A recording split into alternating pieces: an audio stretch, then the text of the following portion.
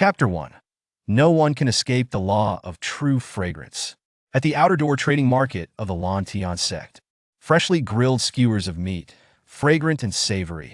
Only one low-grade spirit stone for 20 skewers, what a bargain. The crisp, youthful call of the vendor attracted a throng of cultivators. Do not misunderstand, they were merely curious to see what one would look like when exchanging ordinary food for spirit stones. It was a girl of about 13. Her face small, yet exquisitely delicate, with large, sparkling eyes that radiated joy. She appeared somewhat frail. As the enticing aroma of grilled meat drew more and more onlookers, Ling Yue's smile grew ever brighter. She deftly turned the skewers on the simple grill. The lamb was now cooked, evenly sprinkled with cumin and chili powder.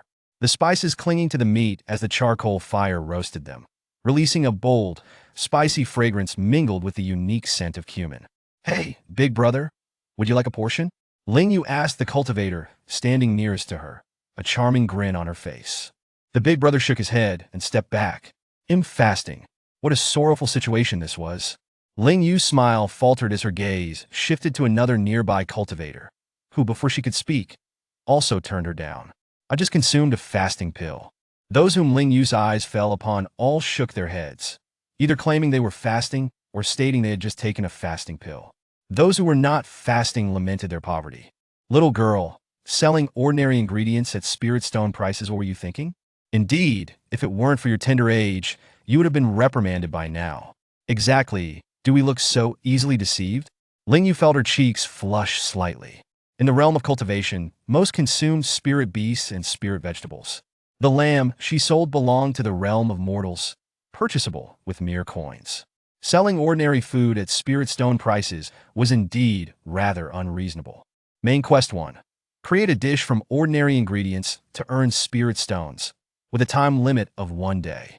Reward: 100 points of spiritual energy, 10 days of lifespan. Punishment: 1 day of lifespan. This was the precise wording of the culinary system. Currently, Ling Yue's lifespan stood at 0. If she failed to complete the task today, she would meet her demise right there. From the system's name and the task it presented, it was not difficult to deduce that its ultimate goal was for her to conquer the realm of cultivation with her culinary skills. She did not resent the task, on the contrary. She was eager to embrace it.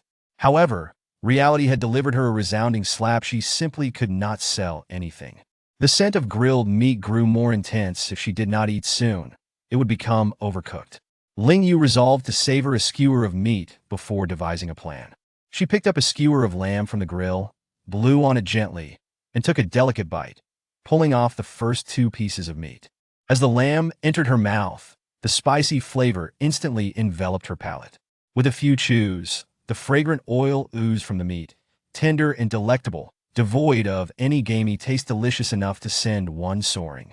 Though the lamb was ordinary, it had thrived in an area rich in spiritual energy since its youth, absorbing plenty of essence, resulting in a taste that surpassed all the lamb she had ever savored in the modern world. If such ordinary ingredients could be so astonishing, how exquisite must the flesh of spirit beasts and demonic creatures be? Ling Yue lost herself in the lamb skewers, devouring 3 in quick succession before pausing.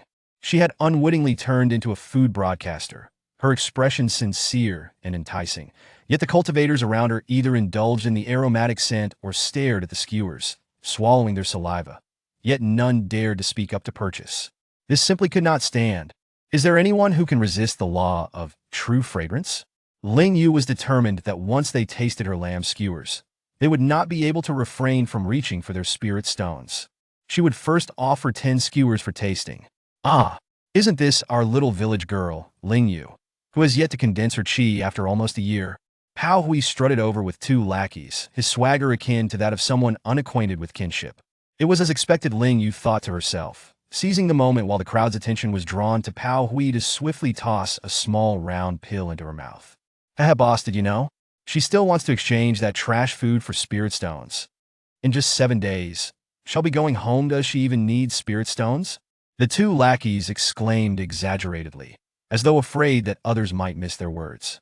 The onlooking cultivators suddenly understood, their gazes towards Ling Yue tinged with disdain and scorn, some even openly mocking her.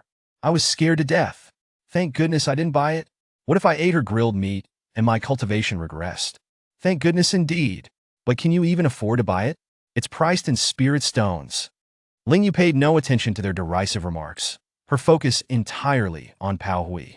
He was the one who knew best why the original owner had failed to condense her qi for an entire year. Had it not been for him constantly humiliating and tormenting her, and for having her father, a minor steward of the outer sect, assign her endless chores, how could she have possibly found the energy to condense her qi amidst the dual torment of body and spirit?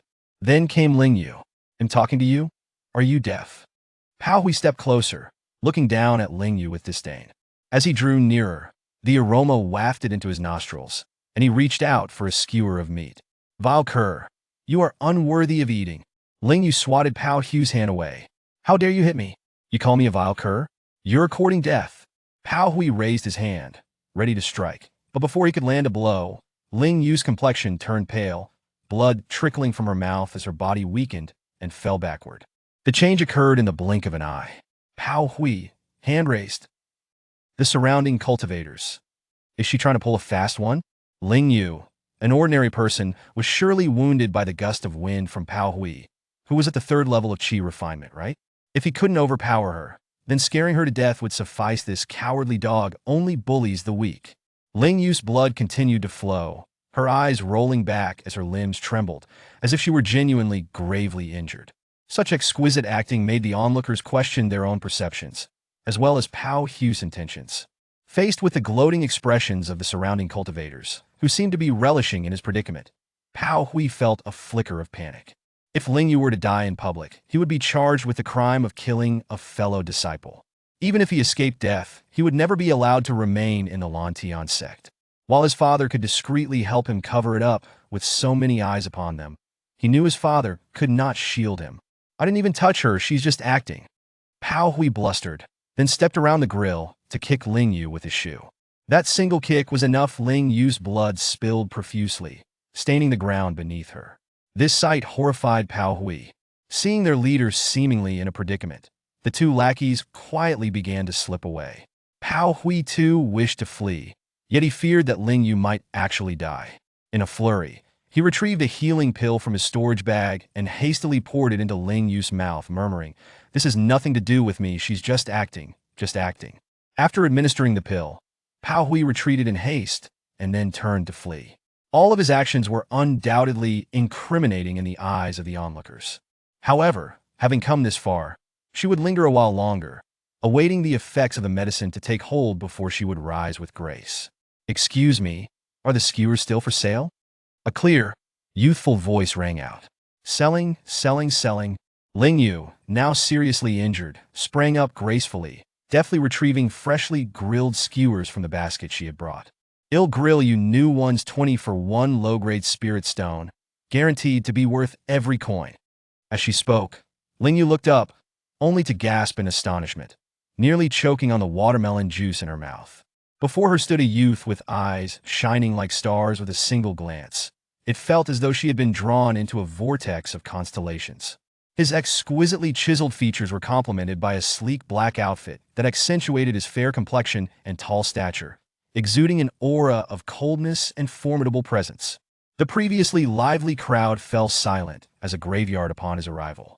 Ling Yue glanced down at herself, clad in dusty, short attire, with her collar stained by watermelon juice, and hurriedly wiped it. The watermelon from the system shop was not only blood red, but also difficult to clean.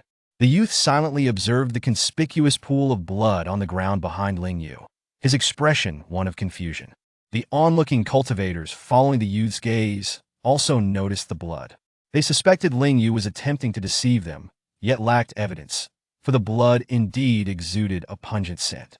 Ling Yue remained remarkably composed. Even if the cultivators were curious enough to check whether her blood was real, she had nothing to fear, never doubt the ability of a top-tier chef to create illusions. Chapter 2. The youth, beautiful in heart and generous in wealth, Mo Juanza, made his appearance at the external gates trading market, and the news of him purchasing delicacies for the renowned glutton of the Lantian sect, Lahi, swept through the market like a tornado.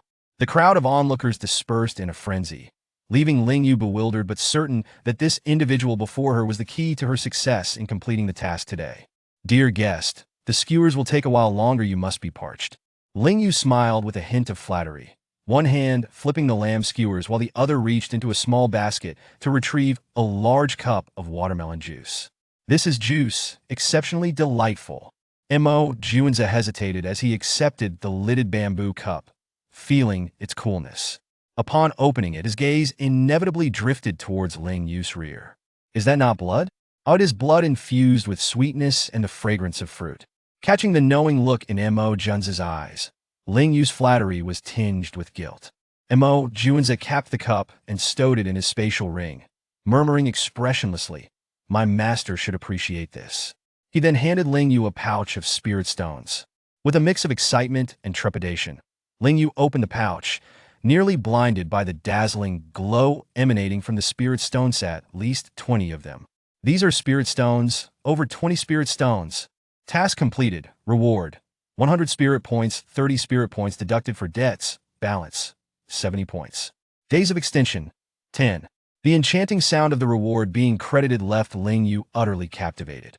Completing a task not only extends her life, but also grants spirit points, which can be used to purchase items in the system's marketplace ranging from various ingredients, spices and seasonings to cooking utensils, cultivation methods, elixirs, magical tools, talismans, formations, and weapons. There is nothing one cannot acquire, provided one has spirit points. Have the outer disciples fallen to such dire straits? Returning to her senses, Ling Yue noticed Mo Junza standing before the grill, his expression difficult to decipher, and instinctively tightened her grip on the pouch of spirit stones, warily asking, "You wouldn't want to back out now, would you?" The meat is already grilling. Backing out is absolutely out of the question. Mo Junza suppressed his indecipherable expression and shook his head, though he had indeed entertained such a thought moments ago. Ling Yue let out a quiet sigh of relief. "Will you also give me the storage bag?" Mo Junza nodded. The youth not only possesses beauty, but also a kind heart. How could another youth, such as Pao Hui, be so malicious and ugly? The more Ling Yue observed Mo Junza, the more he appealed to her. Joyfully, she retrieved the last cup of watermelon juice and handed it to him, then earnestly resumed grilling the meat, determined to seize this opportunity and leave a favorable impression on her benefactor, the life-saving financier. One of the pinnacle delicacies of the barbecue realm, the charcoal-grilled lamb skewers, unleashed a commanding aroma that swiftly overpowered the myriad scents wafting from all directions. "Please enjoy. First I shall grill a few more for you." Ling Yue presented the 20 grilled lamb skewers to Mo Junza, then took out all the remaining raw lamb from the basket, planning to grill it all. After all, the offerings from the youth were far too generous. Merely providing 20 skewers and 2 cups of watermelon juice seemed rather insufficient. Mo Junza frowned slightly, not particularly wishing to eat skewers in the bustling market, yet the irresistible aroma of grilled meat surged into his nostrils, leaving him unable to refuse. Having a master with an insatiable appetite, it was quite normal to indulge in a skewer in the market, wasn't it? Perfectly normal, Mo Junza convinced himself, pulling out a skewer and cautiously savoring it. The flavors of savory, charred, tender meat with a hint of spiciness exploded in his mouth, becoming increasingly delightful with every chew. It was even better than he had imagined. How could such ordinary ingredients be crafted into something so delectable? After finishing a skewer, Mo Junza felt a slight spiciness linger and hesitated before taking a sip of the blood juice. Chilled and sweet, it not only alleviated the spiciness, but also replaced the lingering meat flavor with the rich fragrance of fruit. "Delicious, isn't it?" Ling Yue asked expectantly. "Indeed," Mo Junza replied with restrained nodding. "The blood is quite good."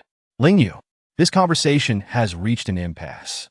After tidying up, she turned and walked towards a neighboring stall selling candied hawthorns, shouting at the hoarse-voiced vendor, "Give me 20 skewers of candied hawthorn." The vendor, having just received a small bag of spirit stones, was overwhelmed with emotion, realizing his efforts had not been in vain. As Mo Junza strolled through the market, he made purchases with a generous flair, living up to the reputation of the renowned prodigal son of the Lantian sect. Upon seeing the patron approach, the vendor of steamed buns quickly donned his most radiant and congenial smile. Just as Mo Junza was about to reach for his pouch of spirit stones, he discovered his low-grade spirit stones had been exhausted. Let's call it a day for purchases. Surely his master would be delighted to see such a bounty of food? The bun vendor nearly wept as he watched Mo Juanza grow distant. Thank you for today. I will prepare many more delectable dishes. If you enjoy them, do seek me out. My name is Ling Yue. Ling Yue handed over the paper bag to Mo Juanza, waving him goodbye with a radiant smile. Mo Juanza nodded, watching as Ling Yue safely exited the trading market before summoning his sword and departing in a swirl of dust, leaving behind vendors who lamented their unvisited stalls. Disciple, I have heard you performed a good deed in the outer gate today. Luhi, upon seeing the approaching youth, felt a pulsing in his temples. Mo Juanza calmly produced a plethora of food items from his spatial ring. Luhi's expression soured had the esteemed sword sovereign of the cultivation world fallen to consuming mundane fare. Master, the skewers and juice are quite good. I have sampled them for you. A large bag of skewers and a cup of juice were extracted and placed before Luhi from the assortment of food. His portion had already been consumed on the way. They were simply too delicious to resist. Luhi regarded him sideways, clearly skeptical. What delicacies had he not tried? Luhi could assert that he had tasted every delectable and repugnant dish across the cultivation world, even the food of mortals.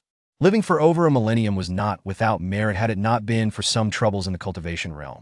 He would have long since transcended to the higher realms to indulge in feasting. Not eating?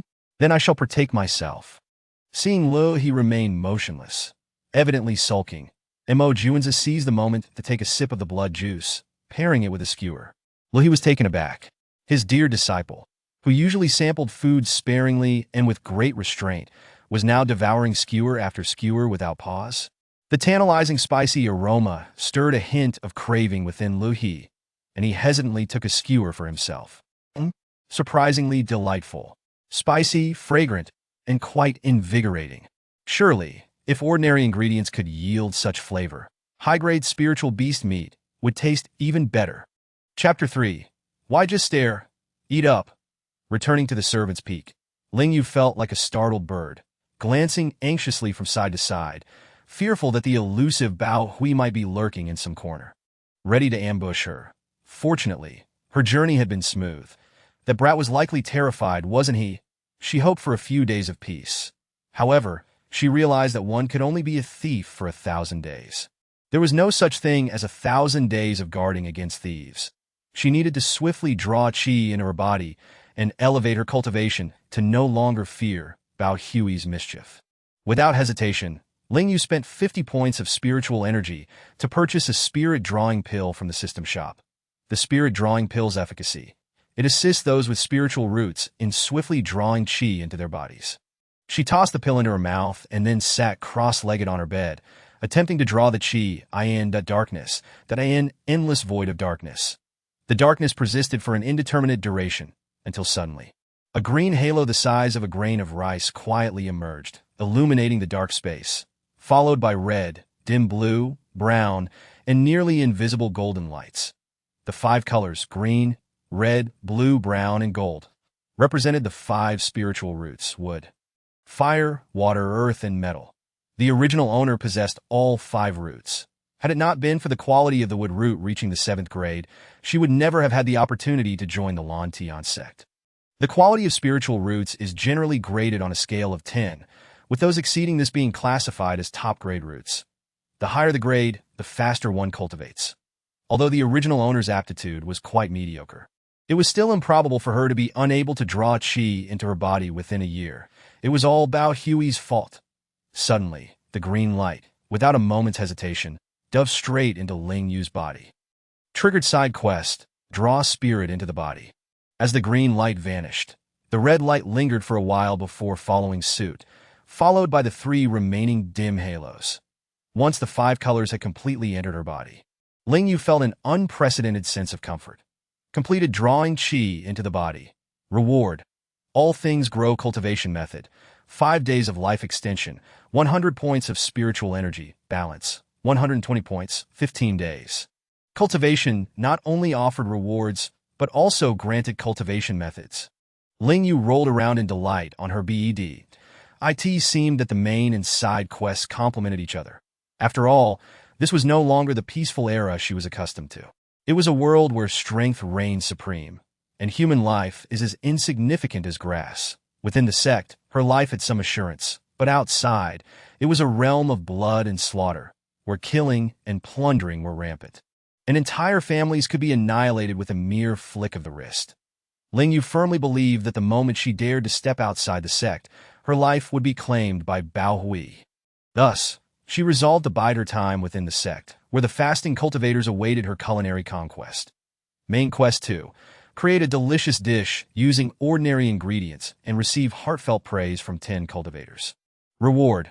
A spiritual chef manual, 300 points of spiritual energy, 20 days of life extension, task deadline, 2 days. Penalty, minus 10 days of life extension. This system truly offers no respite. System.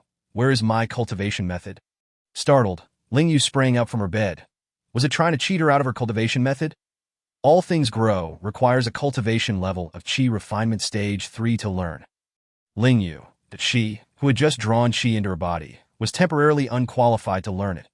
Upon waking early the next morning, Ling Yue immediately sought out the person in charge of promoting registered disciples to formal status and successfully obtained the Jade token, identifying her as an outer disciple. After becoming a formal disciple, assignments would be made based on comprehensive evaluations, and Ling Yue was assigned under Elder Chunxue of the Medicine Refining Peak. However, she chose not to report immediately, but rather pondered how to proceed with her second task. With a quick turn of her thoughts, an idea struck her. Once again, she found herself at the familiar marketplace, with the same recipes and the same crisp, youthful calls of vendors. The difference this time was a new dish. Freshly stir-fried golden beef fried rice was being sold, each bowl priced at a mere 100 coins. Don't miss out as you pass by. Ling Yue tossed the golden fried rice in the iron pan, shouting as she added the cooked beef cubes, diced carrots, and green peas in succession. Then let us add a bit of minced millet pepper. She loved it spicy. The collision of various ingredients, combined with the unique pungency of the pepper, enveloped a corner of the market. Cough, cough, achu, achu. Those passing by and setting up their stalls were driven to sneeze uncontrollably. This scene made Ling Yue anxious. She had heard that cultivators often had fiery tempers and could resort to violence over trivial matters. What if they decided to gang up on her? Her frail frame could not withstand such an onslaught. It was all the fault of the system's quality millet pepper. She had only added a minuscule amount. Little girl, who do you want to poison? A cultivator, his eyes reddened, strode toward her. Ling Yue hastily filled a bowl of fried rice and thrust it toward him. Big brother, don't be angry. This bowl is on the house. Calm down, calm down. After offering that, Ling Yue, like a busy little bee, began her mission of distributing fried rice as an apology. She wasn't timid. She was strategically giving away free food to achieve her task. Sister Fairy, this is for you. Being called a fairy softened the temper of the female cultivator, especially after the spiciness subsided and the beautifully colored rice emitted a fragrant aroma, stirring her desire to eat. Brother, you look particularly manly with those red eyes. Here is a bowl of fried rice for you that I'm too frail to withstand even a slap from you. Ling Yue's timid demeanor made the cultivator, who had been brought to tears by the spice, chuckle. Seeing the cultivators laughing, Ling Yue joined in with a silly grin. The cultivators refrained from retaliating. After all, as she had pointed out, her delicate frame could not endure even a single slap from them. Noticing that the cultivators merely held their bowls with no intention of eating, Ling Yue wiped away non-existent sweat and quickly scraped out the last bit of fried rice from the pan. Testing it herself that a spoonful of fried rice entered her mouth. The rich aroma of eggs enveloped her palate, and as she chewed, the rice grains wrapped in egg yolk released a subtle fragrance. While the beef was tender and the diced carrots and peas sweet, leaving a trace of spiciness on her tongue, Ling Yue's expression of bliss unintentionally drew attention. It's quite delicious, with Ling Yue performing her culinary display with utmost dedication. A brave soul finally couldn't resist taking a bite. This brave individual was the middle-aged cultivator who had been confronted with a bowl to the face. He finished the bowl of fried rice in 3 bites and then took out a jar of wine, drinking heartily to suppress the lingering spiciness. This rice packs a punch. With a slap, a silver ingot landed before Ling Yue. Give me a pot just like the last one. Startled, Ling Yue glanced at her task progress. 110. Joyfully, she chirped, all right. Hey, this task isn't so difficult. Chapter 4. A world where only Ling Yue is injured. The aroma of fried rice wafted through the air once more, causing many cultivators who had been choked by the peppers to retreat. Isn't that the little girl who sold skewers yesterday? Why has she changed her recipe and started charging today? Among the crowd, someone recognized Ling Yue. It's me, brother. Your memory is impressive since we're so faded. How about a bowl of fried rice? Ling Yue remembered this person. He was none other than the big brother from yesterday's stall who had mentioned fasting. The big brother shook his head and retreated. Unwilling to be tempted by food, not only did he back away, but he also chose to vanish into the sea of people. How petty, Ling Yue thought, her head filled with black lines. The second pot of fried rice came out. Ling Yue filled a large bowl to the brim. The middle-aged cultivator stored the rice in his storage bag and swaggered away. Ling Yue initially thought a second customer would come quickly, especially since she had given away dozens of bowls for free earlier. But aside from the previous cultivator, no one else approached. The task progress remained stagnant. She continued to call out, stir-fry, and distribute free samples. Thank you for your kindness, but I'm fasting. This was the phrase Ling Yue heard most often today. She wore a face of despair. Such a fragrant, beautifully colored, and delicious golden beef fried rice was repeatedly rejected. Was it a moral decline or a distortion of humanity? Just as Ling Yue was questioning her existence, an elderly man smiled as he took the fried rice from her hand and began to eat, nodding in approval. Little girl, your skills are commendable. Even ordinary rice can be made so delicious. Task progress 110. Ling Yue cast a blank stare at the elderly man, who was enjoying his meal. But his praise had not increased her task progress to 2. Is it really that delicious? Ling Yue had never seen an elder speak such sincere nonsense. Delicious. After finishing a bowl of fried rice, the old man licked his lips that if only ordinary ingredients could be replaced with higher-grade ones, the taste would surely be even better. Master, she has only just drawn qi into her body. The familiar youthful voice startled Ling Yue as she turned to the side. The boy was not the handsome youth she had seen yesterday, but rather someone with an ordinary face. Disguised. It's me. Facing Ling Yue's puzzled gaze, June readily admitted. Come on, little girl, today I'll treat you. The old man, without a moment's hesitation, lifted Ling Yue and soared into the sky. Ling Yue, enjoying the thrill of flying, felt anything but exhilarated. Instead, she was particularly anxious, fearing that the old man might lose his grip or that her coarse linen robe might suddenly unravel, causing her to plummet to her demise. In an instant, Ling Yue found herself at the top of a mountain. The white-haired elder transformed before her into a strikingly handsome young man with sword-like brows and starry eyes. See, I don't look bad, do I? The handsome man raised an eyebrow. Ling Yue nodded earnestly. Not just good, but exceptionally handsome. The young man, pleased by Ling Yue's honesty, immediately took out a bag of spirit stones and offered them to her, generously stating, "This is your reward. If you grill well, there's more." So, he captured her just to grill meat. Ling Yue felt a whirlwind of emotions when someone affirmed her culinary skills just as she was drowning in self-doubt. How could she not feel conflicted? Master, the skewers are ready. Can I leave now? The maiden's voice was imbued with a sense of grievance.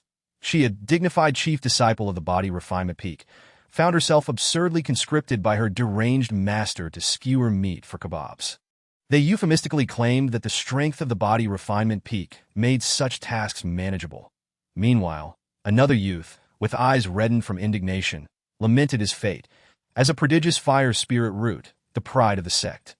He was reduced to the role of a cook. Who could he turn to for justice? His master.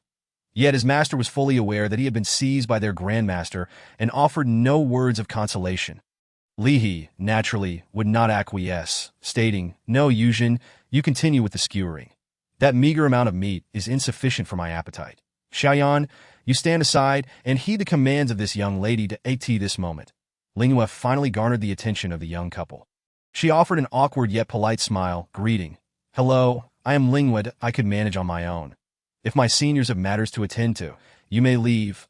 Ordinary fire cannot adequately cook spirit beast meat.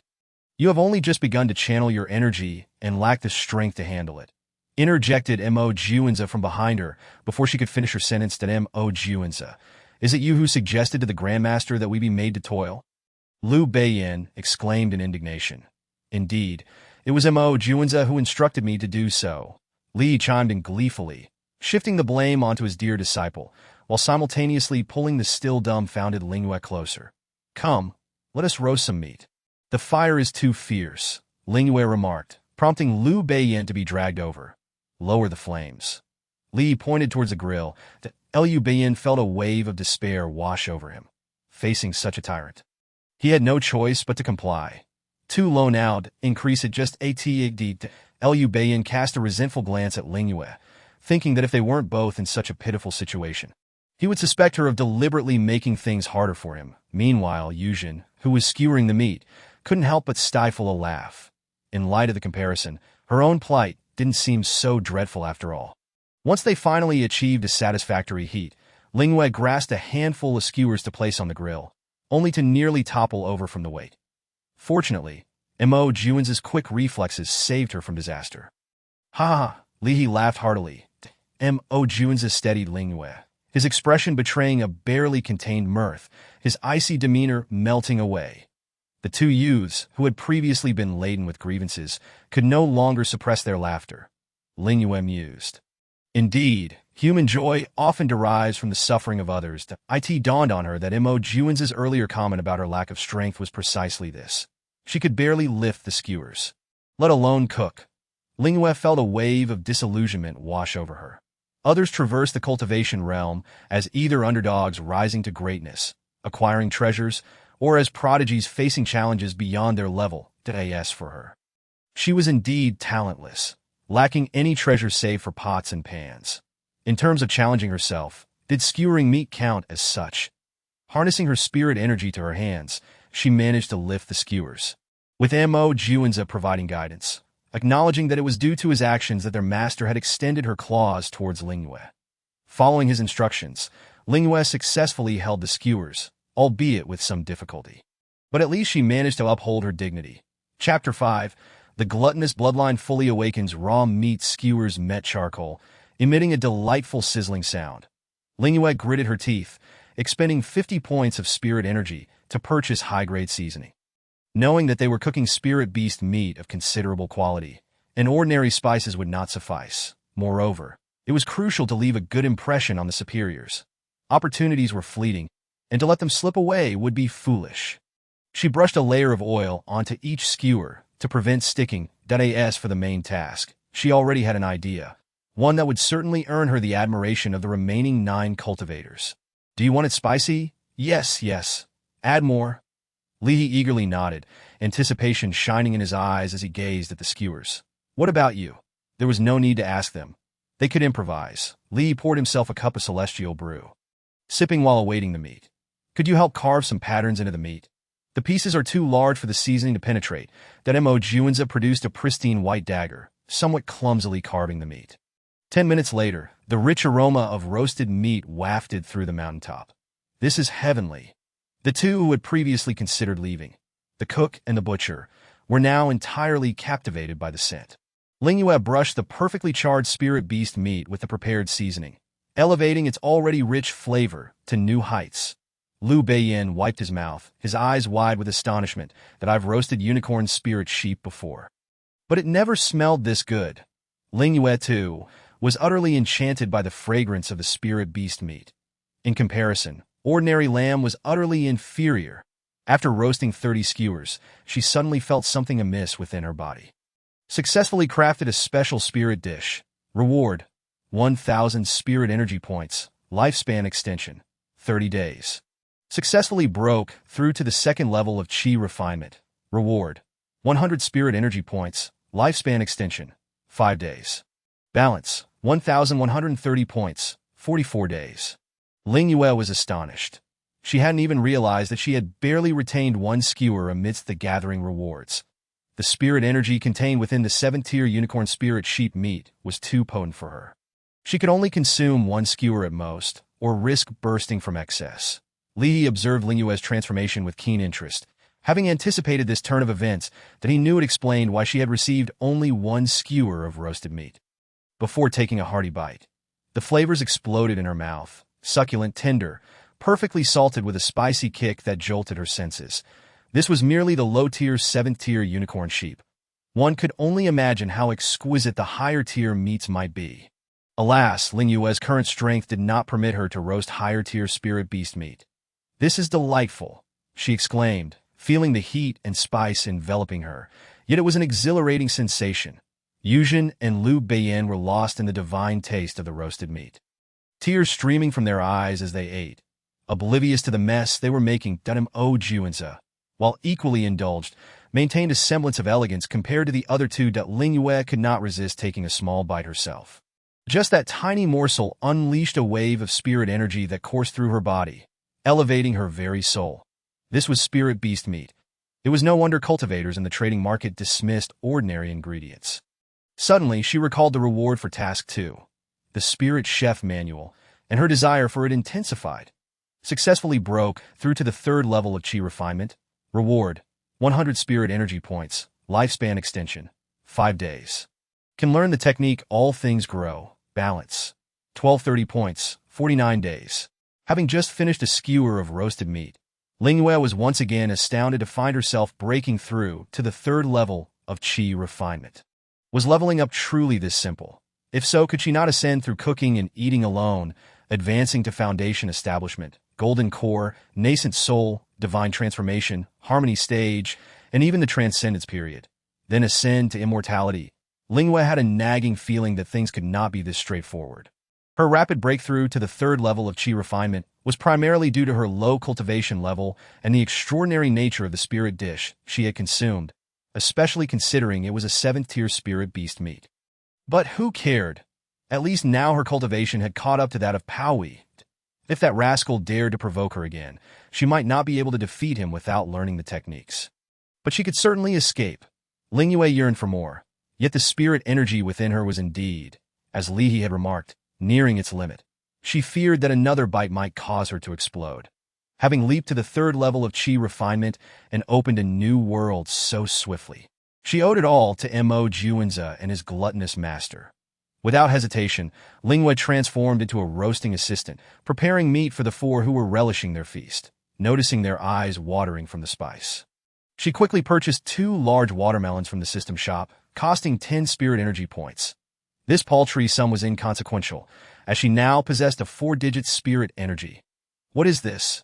Mo Juanza immediately noticed the 2 colossal green spheres. Isn't this the upgraded version of blood? Ling Yue, who prided herself on not being infatuated, nearly faltered. With a swift motion, she cleaved the watermelon in half, the deep red flesh releasing a sweet fragrance. So this is what it looks like. Mo Juanza recalled the dense, sweet flavor of watermelon juice and felt a surge of anticipation. Ling Yue handed the largest piece to the youth, stating, "This is also delicious. It can alleviate the spiciness. Upon hearing, it could counteract the heat." Yuzhen eagerly seized a piece and began to devour. "It's so sweet and juicy. What spirit fruit is this? I've never tasted it before." Watermelon juice smeared across Yuzhen's face, making her look both adorable and pitiful. Yet her rough manner of eating instantly obliterated that charm. It seemed that in the realm of cultivation, there were no unattractive individuals, with the exception of that rascal Paui. Ling Yue couldn't help but drag Paui's name through the mud once more. This isn't a spirit fruit. It's an ordinary fruit called watermelon, and it tastes even better when chilled. Ling Yue offered a brief explanation. While watermelon was not a spirit fruit, it was cultivated in areas rich in spirit energy, thus qualifying as a semi-spirit fruit, according to the system shop's description. This is quite good. Li He alternated bites of watermelon and skewers, his gaze drifting towards the quietly indulging Mo Juanza. "Did you hear that? Obedient disciple. It's even better when chilled." Mo Juanza hesitated, then fell silent. Suddenly, Ling Yue noticed that the watermelon she was eating had inexplicably turned icy. Is this a portable ice maker, faced with Ling Yue's sparkling eyes? Mo Juanza opted to avert his gaze, using ice spirit energy to chill food. Are you an ice spirit root? He's both an ice and wind dual spirit root. Did you not know? Liu Beiyan regarded Ling Yue as though she were a curiosity. And wind, can that be used for drying? Ling Yue's eyes sparkled with newfound interest as she looked at Mo Juanza, who felt a sense of foreboding as he was scrutinized. Perhaps it was just her imagination? Chapter 6. Will she one day become this powerful? A green tome unfurled in her mind, and at the moment it opened, her consciousness was drawn into a desolate world that as far as the eye could see. There was nothing but endless yellow sand. Just as Ling Yue found herself in a state of bewilderment, a woman with an indistinct visage appeared amidst the arid landscape. The woman, her back turned towards Ling Yue, scattered a handful of seeds, then formed intricate hand gestures while proclaiming loudly, "Break the ground." One by one, tender green shoots erupted from the sand. "Grow." Following her second command, the seedlings burgeoned rapidly, transforming a small portion of the desert into a verdant forest. Wherever the woman tread, the wasteland metamorphosed into lush greenery. Mountains rose from the earth, and a single drop of water transformed into lakes and rivers. Ling Yue, a mere observer of the spectacle, found herself at a loss for words to express the profound shock she felt. The woman stood before a flowing river, deep in contemplation, and after a moment's pause, she extended her hand, revealing a clutch of fish eggs.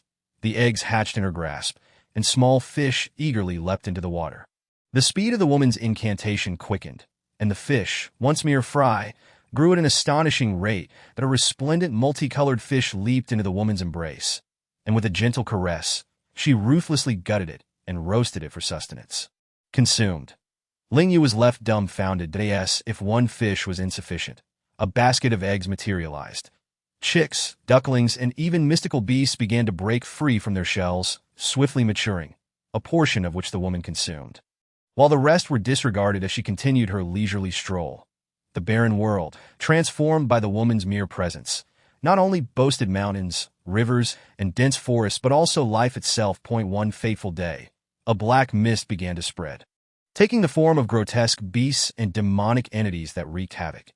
Ascending to the skies, the woman formed seals with her hands, and the once harmless trees, weeds, and docile fish seemed to be imbued with power. Growing wildly, towering trees morphed into weapons, attacking the demons, while thick vines strangled every invader. Great fish leaped into the air to devour the monsters, and shape-shifting beasts spewed flames, igniting the black mist. The world changed color. Suddenly, the scene froze, and Ling Yue's consciousness was expelled. Upon emerging, she found herself drenched in sweat. This technique was formidable. She must learn it. The moment this thought crossed her mind, the world within the all things grow technique vanished, replaced by a torrent of dense text flooding into Ling Yue's mind. After digesting the technique, her once fervent heart cooled rapidly.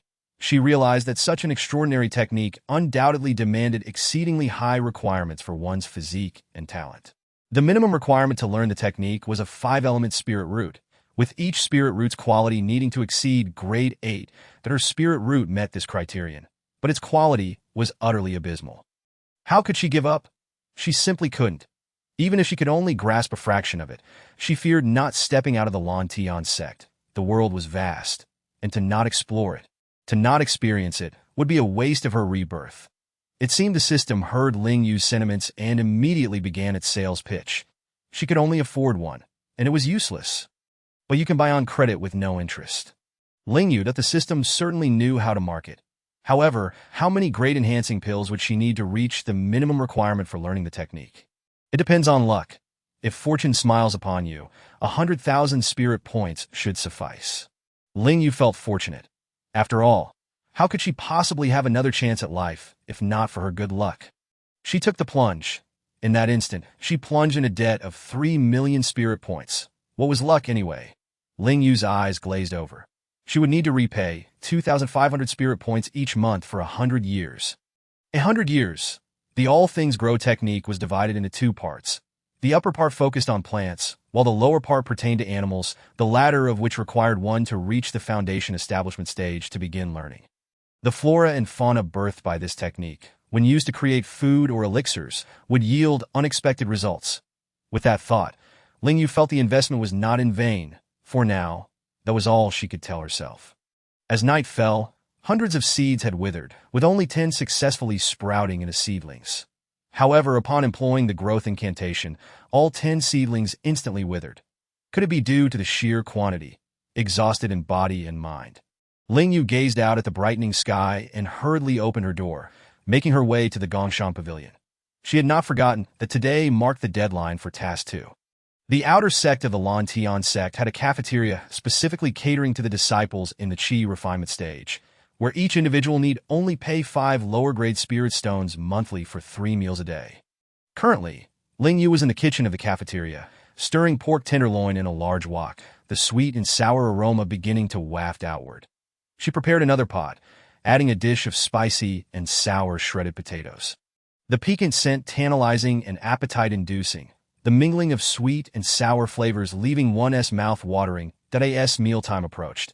Ling Yue placed the prepared sweet and sour pork and spicy shredded potatoes on the serving table.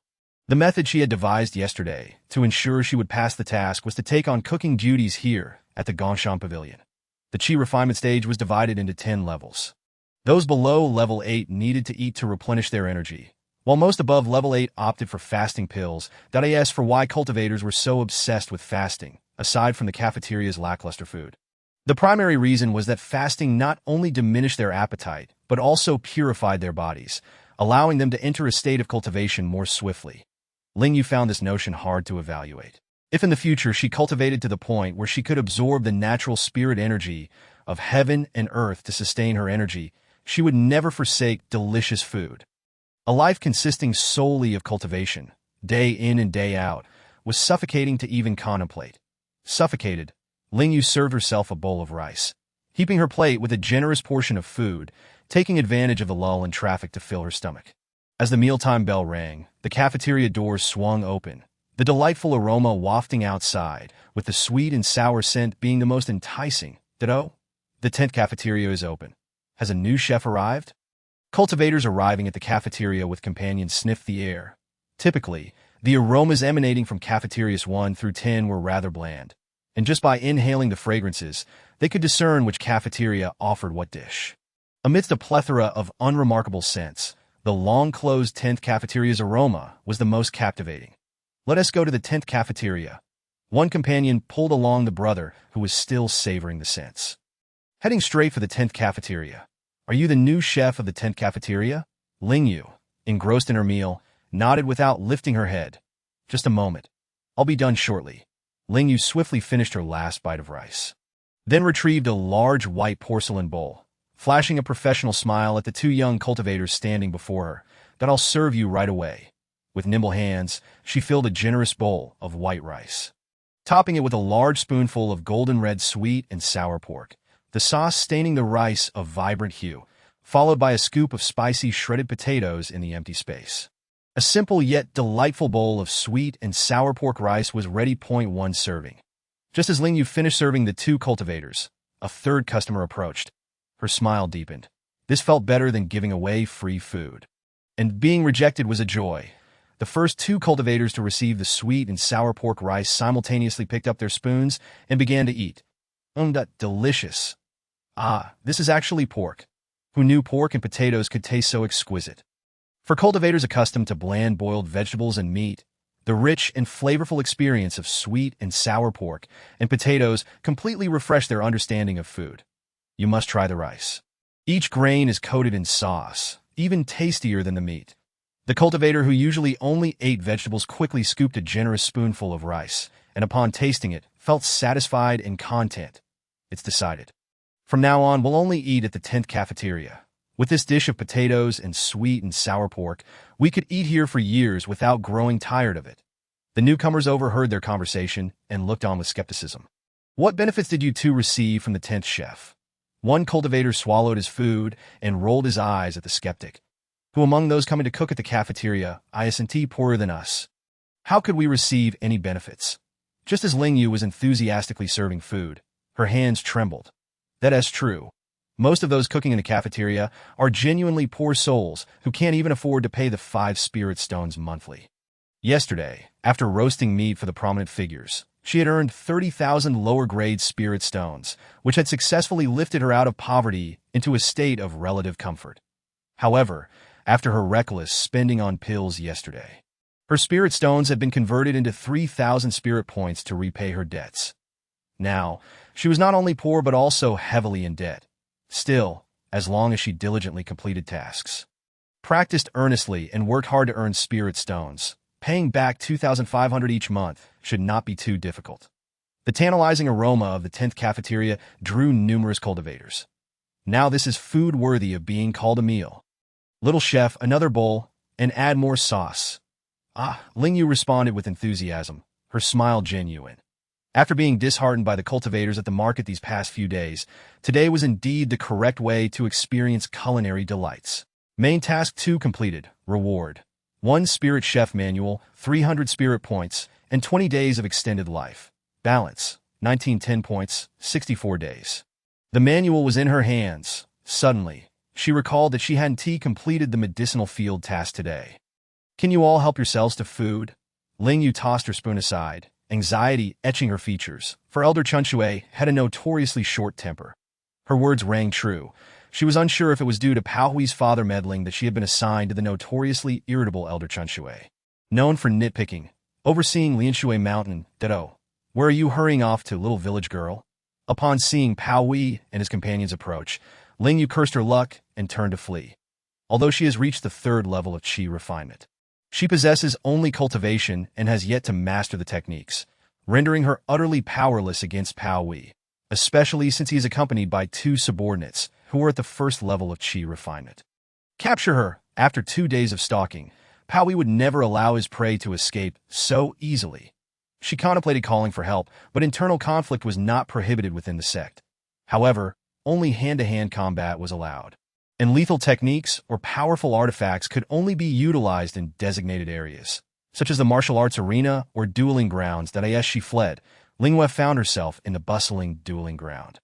Engaging in a duel was out of the question.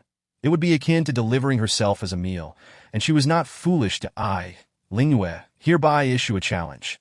1 month from now, I shall engage in a life-and-death battle with Pao Hui, a disciple of the outer sect of the Xiangfa Peak. Ling Yue shouted at the towering life-and-death monument beside the dueling ground, for it was the only entity that could offer her protection. If captured by Pao Hui, she would undoubtedly suffer a brutal beating, perhaps even death, given that she was merely a nameless cultivator with no backing or strength. Should she perish, as long as the matter was handled discreetly, no one would investigate further. Pao Hui, do you dare to accept my challenge? Ling Yue feigned calmness, raising her chin defiantly at Pao Hui, despite the turmoil within her. How could Pao Hui pass up an opportunity to kill Ling Yue openly?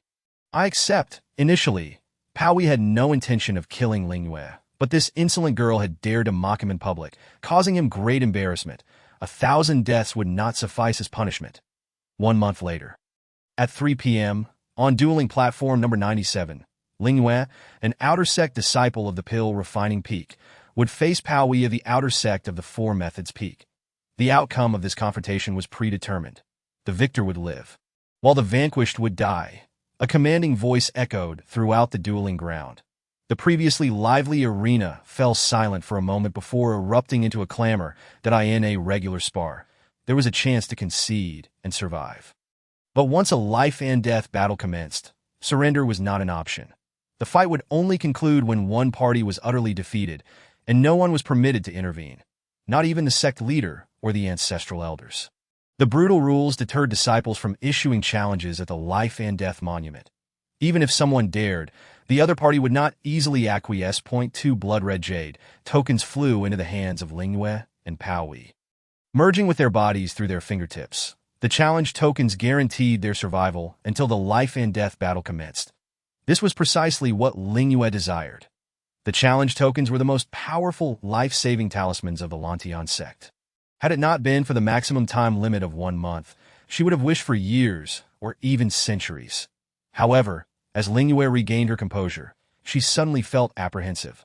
She could slaughter chickens, ducks, and fish without a second thought, but taking a human life. Ling Yue glanced at Pao Hui. The ugly boy who had relentlessly pursued her just moments ago now ignored her entirely, his expression betraying barely concealed excitement as he hurried away. Did he believe her fate was sealed? Pao Hui indeed thought so.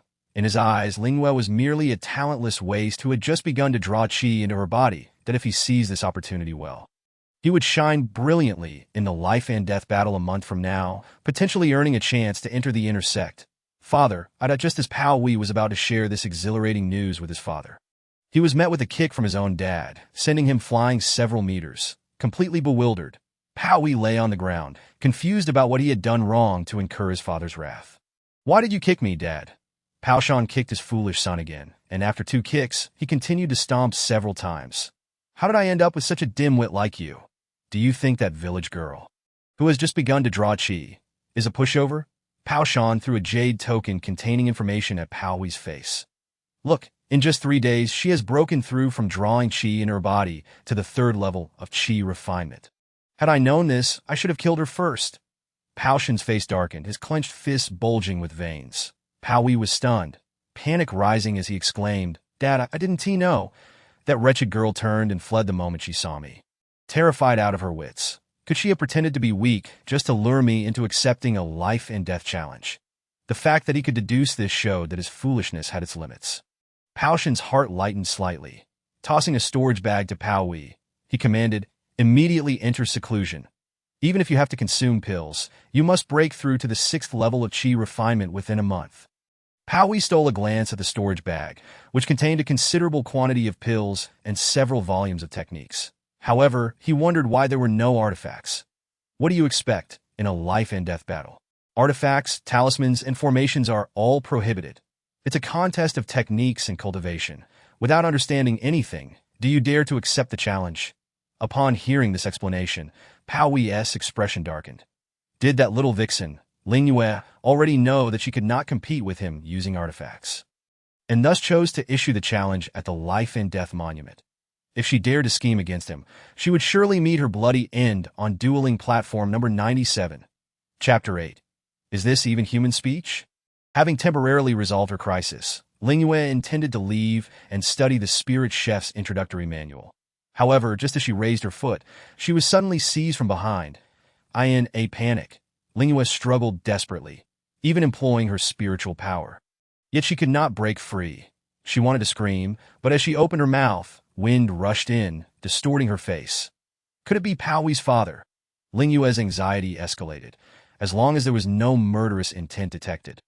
The challenge token would remain dormant, that if she failed to appear at the dueling platform on time, the life-and-death monument would deem it a violation, causing the life-saving talisman within her to transform into a death talisman, exploding her into a million pieces, leaving not even a trace behind. That it was over. She was still too novice. Ling Yue felt utterly despondent that, oh wait, she still had the system. Even if she was trapped, she could use artifacts to escape. If her spiritual energy was insufficient, she could go into debt. After all, if Pao Shan dared to kill her, he would perish too. With this thought, Ling Yue stopped struggling. Why did she stop? A familiar voice rang out above her. Ling Yue, who had been thrown to the ground, lifted her eyelids to meet a cherubic face. It was Yuzhen. All her worries had been for naught. She had merely been seized by an acquaintance. You have quite the audacity. Daring to issue a challenge at the life-and-death monument while only at the 3rd level of qi refinement. Yuzhen lifted Ling Yue off the ground, allowing her to lean against a stone, and then with a swift motion, she slapped Ling Yue's shoulder, praising, well done. Your senior sister, have also issued many life-and-death challenges, but unfortunately, none of those cowards dared to accept. Ling Yue nearly coughed up her innards from the force of the slap. You are too frail for this, Yuzhen declared. Given your exceptional grilled meat, combined with such courage, I shall take it upon myself to train you, ensuring you can last longer on the dueling platform. Is this even human speech? Ling Yue found herself at a loss, unsure whether to feel grateful or sorrowful. Even Yuzhen believed she was no match for Pao Wei. Well, from the current perspective, she indeed was not. Senior sister Yuzhen, you are truly kind. Ling Yue's eyes glistened with tears, uncertain whether it was from gratitude or the fear of her fate a month from now. Yuzhen chuckled, and then retrieved a cow the size of a small mountain from her spatial ring. As soon as the bovine appeared, the two petite figures were instantly engulfed. Upon seeing the weight of this spiritual cow, Ling Yue's mouth twitched. However, she was indeed hungry, that in no matter. Food was the priority, upon entering the back mountain. Mo Juanzo was first greeted by a robust and rich aroma of meat, followed by a fragrant blend of spiciness and numbness. Upon entering, he beheld two busy figures, when Ling Yue spotted Mo Juanzo. Her eyes lit up momentarily, before she once again donned a playful expression, her bashful demeanor tinged with a hint of embarrassment. Pointing at the freshly prepared hot pot base, she said, Uncle Mo, could you help me cool this down and solidify it? Yuzhen had mentioned that 10,000 fire emergencies referred to this. Mo Juan's entire body radiated a chilling aura. Had it been their first encounter, Ling Yue would have never dared to make such a request, but Mo Juan's, despite appearing aloof, was a kind-hearted youth. Moreover, they were now considered meal companions. Did I want to let you do this for free? I'll treat you to beef hot pot. Although he was unsure what beef hot pot was, that Mo Juanza pursed his lips, and the hot pot base began to visibly solidify. Ling Yue joyfully packed the solidified hot pot base into her storage bag, leaving a small portion aside. Given the preference of cultivators for lighter flavors, they would likely prefer a broth made from beef bones, while the heavier, spicier variants suited her perfectly. Uncle Mo, I must tell you. While Yuzhen diligently tended to the spiritual cow, she rapidly narrated Ling Yue's exploits of the day, her tone filled with admiration that made Ling Yue, the protagonist, blush with embarrassment. Then, Yuzhen shifted the conversation. Aren't you able to freely enter the scripture repository? Why don't you fetch a few higher-level techniques for junior sister Ling? Ling Yue was moved, realizing that Yuzhen had called Mo Juanza over because of her.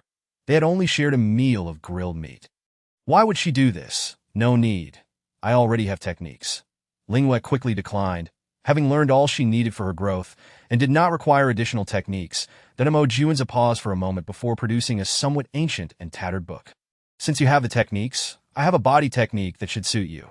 Yuzhen casually took a look and immediately gasped, Earth-level body technique, 5 elements ethereal technique. Fearing that Mo Juanza might change his mind, Yuzhen hurriedly shoved the body technique into Ling Yue's arms. Quick, take it. Fortunately, she was not of the 5 elements spiritual root and was not cultivating a light-footed style. Otherwise, she would have snatched it and fled without a second thought, leaving Ling Yue in the dust. Earth level. In the realm of cultivation, techniques were divided into 4 major tiers: heaven, earth, profound, and yellow, with heaven being the highest and earth the second highest. The most affordable foundational techniques in the system all cost at least 1 million spiritual energy points. And the heavenly tier techniques are even more exorbitant, valued at over 10 million spiritual energy points. Her ability to promote the growth of all things is not available for purchase in the mall and is likely ranked above the heavenly tier. Fortunately, it was a gift from the system. Otherwise, it would be unattainable for her in this lifetime. Did I really receive it? Ling Yue inquired tentatively. She hesitated to accept such a generous gift. Mo Juanza nodded, stating, it would be of no use to me. Hurry and accept it. Within a month, you should be able to grasp at least the basics. Even just the basics should enable you to handle that cannon fodder. Yuzhen said while pounding the beef, which had turned to paste. She wondered if this concoction could still be consumed after being beaten into such a state. Ling Yue did not press the matter further. At worst, she would be available whenever needed and would certainly not forget them when there was delicious food to share. Although she felt somewhat weak at the moment, it did not signify her future potential. Mo Juanza and Yuzhen certainly had discernment. With this thought, Ling Yue's burdens dissipated, and her attention shifted to the hot pot. The hot pot was quite simple. Yuzhen had already cut the meat according to her specifications. The beef bone broth was fragrant, and the spicy broth was boiling. Ling Yue pressed the prepared meat paste down with a hollow spoon, dropping beef balls into the 2 bubbling pots that Yuzhen and Mo Juanza each held chopsticks in one hand and a dipping sauce bowl in the other. Looking bewildered. How do we eat? The former asked first. Ling Yue used the communal chopsticks to pick up a large portion of thinly sliced snowflake beef, dipped it into the beef bone broth until it changed color, and then placed it into Yuzhen's dipping sauce bowl. Then Mo Juanza's gaze held a hint of resentment as he wondered why he was not served first. Understanding the look in Mo Juanza's eyes, Ling Yue chuckled and dipped another piece of meat, placing it into Mo Juanza's bowl, which dispelled his resentful expression. That Yuzhen stuffed a large portion of beef slices into her mouth, exclaiming, wow, hot, hot, hot, but incredibly delicious. Without needing Ling Yue's guidance, she dumped the entire plate of beef slices into the pot. Mo Juanza discreetly observed Ling Yue, mimicking her actions as he dipped his beef slices into the sauce, gently blowing on it before devouring it in one bite. The 2 of them squinted in unison. The beef was tender and slightly hot, with the sauce providing a rich flavor and a hint of spiciness. As they chewed, bits of fatty beef released fragrant oil, and the robust aroma combined with the hearty broth exploded in their mouths. The tranquil mountainside was enveloped by the enticing scent of the hot pot. The 3 of them indulged in their meal, completely oblivious to the 2 figures standing behind them. Well, Mo Juanza was aware, but chose to ignore them. His gaze fixated on Ling Yue, who was blushing from the spicy broth. Was it truly that delicious? He cautiously picked up a piece of meat, deciding to give it a try. I'll give it a shot too. Yuzhen exclaimed, transferring all the beef from the spicy pot into her bowl without blowing on it. Shoving it in her mouth so quickly that Ling Yue had no time to stop her. It's so hot and spicy, my tongue feels numb. Am I poisoned? Though she exclaimed this, Yuzhen was unwilling to spit it out. Opting instead to chew as soon as she did, tears streamed down her face. A combination of numbness, spiciness, and fragrance overwhelming her senses. Chapter 9. They all have masters. Except for her, Juanza stared at the beef he had fished out from the spicy pot. His chopsticks unmoving. Ling Yue wore a look of schadenfreude. Shu. You can't possibly be afraid to eat. Can you? Yuzhen fanned the flames that Juanza didn't he even spare Yuzhen a glance. How could he possibly be afraid? The moment the beef entered his mouth, his brows furrowed tightly, his eyes slightly reddening as his tongue went numb and his face turned a rosy hue from the spiciness. Just as Ling Yue turned to stifle a laugh, she caught sight of the two figures standing behind her and jumped up in fright. That Luhi, master ancestor. What brings you here? Luhi huffed disdainfully, directly dragging his unfilial disciple away and taking his seat. Ling Yue quickly understood the situation and hurriedly fetched 2 dipping sauce bowls. Although she was unsure who the other person was, anyone who could be with Luhi was undoubtedly a big shot. Juanza, whose position was usurped, seemed unbothered, calmly producing 2 chairs. Master. You also came? Yuzhen exclaimed, her mouth stuffed with beef, her speech muddled, tears streaming down her face as she hastily pulled over the chair Juanza had just brought out. Quickly sit down, master. This meat is absolutely delicious. It turned out to be Yuzhen's master, the head of the body refining peak, Xiongqil. Ling Yue felt a pang of envy. She too desired a master. Once the towering Xiongqil sat down, Ling Yue felt a wave of intimidation wash over her, but nonetheless mustered the courage to offer him a dipping sauce bowl, only to be met with a swift rejection. I am in seclusion. Xiongqil shook his head, pushing the dipping sauce bowl away. You refuse my offering. Each of you has cultivated to the point of losing your minds, willing to forsake the pleasures of the world. Yet your cultivation still pales in comparison to mine. Luhi, who was merely a step away from ascension, precisely critiqued Xiongqil, who was only at the mid-stage of integration. Could it be that the true essence of cultivation was derived from food? Luhi's words struck a chord with Ling Yue, making her feel a sense of kinship. Master ancestor, you must try this. Ling Yue continuously placed handmade beef balls into Luhi's bowl, freshly cooked and tender from Yuzhen's relentless pounding. Surely they would be delicious. All right, I'll give it a try. He picked one up and placed it whole into his mouth. Thus, Luhi experienced the burst of flavor as the beef danced in his mouth. Incredible. He looked at Ling Yue with curiosity, then popped another beef ball into his mouth, his eyes filled with delight and confusion. Logically, the spiritual energy provided by low-tier spiritual beef should be minimal, yet the 2 beef balls he had just eaten delivered double the energy compared to the beef slices he had consumed. What is the matter? Is it not good? Ling Yue felt a surge of anxiety under his scrutinizing gaze. It's specially processed. Luhi pointed at the beef ball. No, Yuzhen, who had been responsible for pounding the beef, shook her head. All right. Luhi beamed. Ling Yue, never forsake the joys of food. Those who abstain will never comprehend the benefits that food brings. Even without those benefits, Ling Yue would never give up. Her love for food transcended life itself. I shall never. Ling Yue shook her head. It's delicious. After savoring a beef ball, Juanza found himself utterly enamored with the burst of flavor. My goodness, how can beef be this delicious after being pounded? Yuzhen stuffed one beef ball after another into her mouth, only chewing once she had filled her cheeks.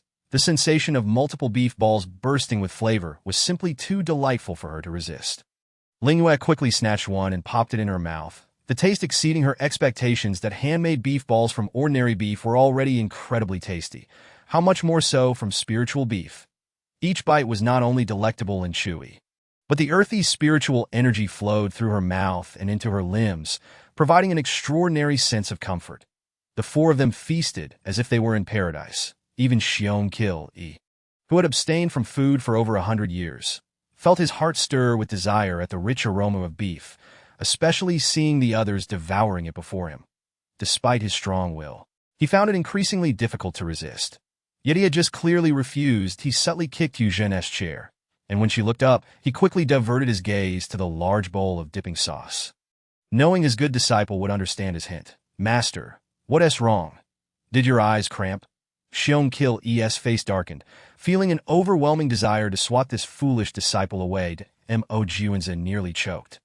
While Luhi was outright coughing, but even that could not stop him from mocking. Your master isn't having eye cramps? He's just craving. The revelation caused Xiong's bronze skin to darken further. It was Ling Yue who came to his aid, offering her dipping sauce bowl to him. Master Xiong, you should try this. Yu Jun, no longer dazed, flatteringly piled meat and beef balls into her beloved master's bowl. Insisting, Master, eat more. It's unbelievably delicious. Satisfied, Xiong he no longer cared about being the subject of Luhi's ridicule. His thick skin allowed him to endure, with a large piece of beef in his mouth. His body, which had been dormant for hundreds of years, seemed to awaken. Your name is Ling Yue. Ling Yue nodded. You don't have a master yet. I have a good relationship with the head of the pill refining peak. This implied that if everyone enjoyed the meal today, she might just gain a master.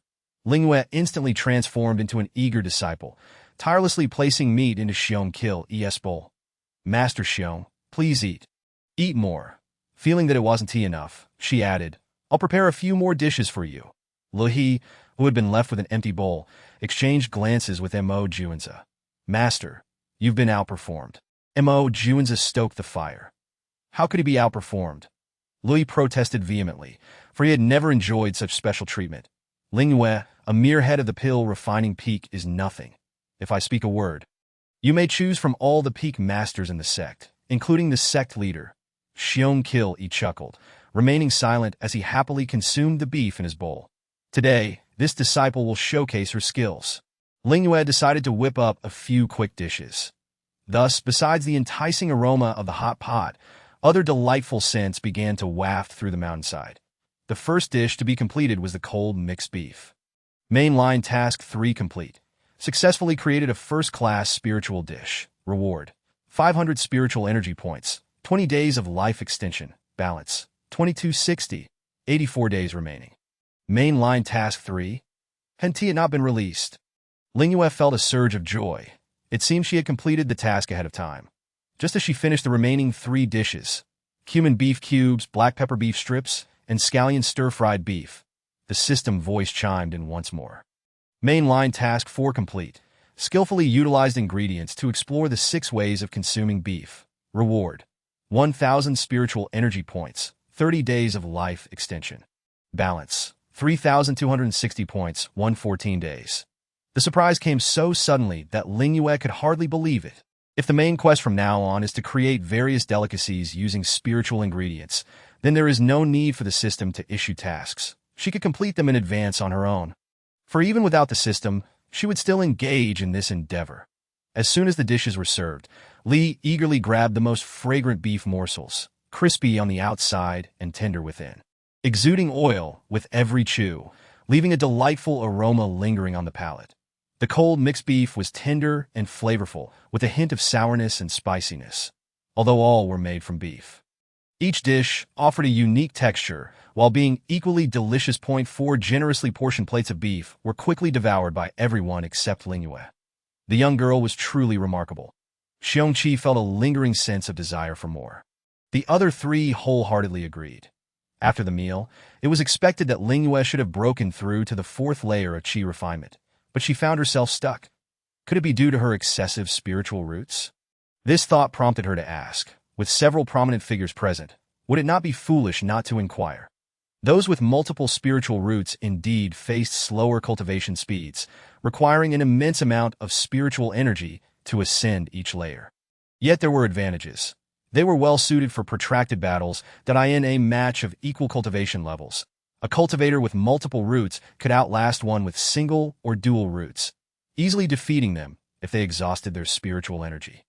As Li spoke, he cast a glance at Mo Juanza replied, Let me see your spiritual roots. Ling Yue did not hide anything, extending her hand honestly, for whether she would have a master depended on this moment. A strange aura spread through her body, dissipating in an instant. Old Xiong, take a look. Xiongqi, slightly perplexed, was taken aback after examining Ling Yue's spiritual roots. Point 5 roots were not uncommon, but all exceeding grade 8 was indeed extraordinary. Isolated, they were akin to a prodigious talent, but combined, they were exceedingly formidable. Yet, Master, what happened to junior sister Ling? Yu Jin, noticing the two prominent figures, fell silent, grew anxious that if her aptitude were too poor, wouldn't she be walking to her doom on the dueling platform in a month? Ling Yue felt a sense of foreboding. Her talent is exceptional, a once-in-a-century, no, a once-in-a-millennium occurrence. Xiongqi's expression was complex. Indeed, while other cultivators might require 3 to 5 gathering spirit pills to advance from the 3rd to the 4th layer, Ling Yue would likely need over 50 gathering spirit pills assist cultivators in accelerating the absorption of surrounding spiritual energy, thus facilitating their advancement. Does this mean that a Qi refinement cultivator could ascend a small tier with 5,000 low-grade spiritual stones, while Ling Yue would require over 50,000?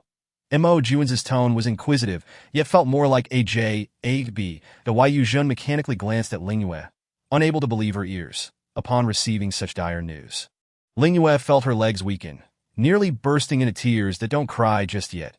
Li chuckled at Ling Yue's dismayed expression. The peak master of the alchemy peak has an abundance of pills and spiritual stones. She will surely cherish you as her disciple.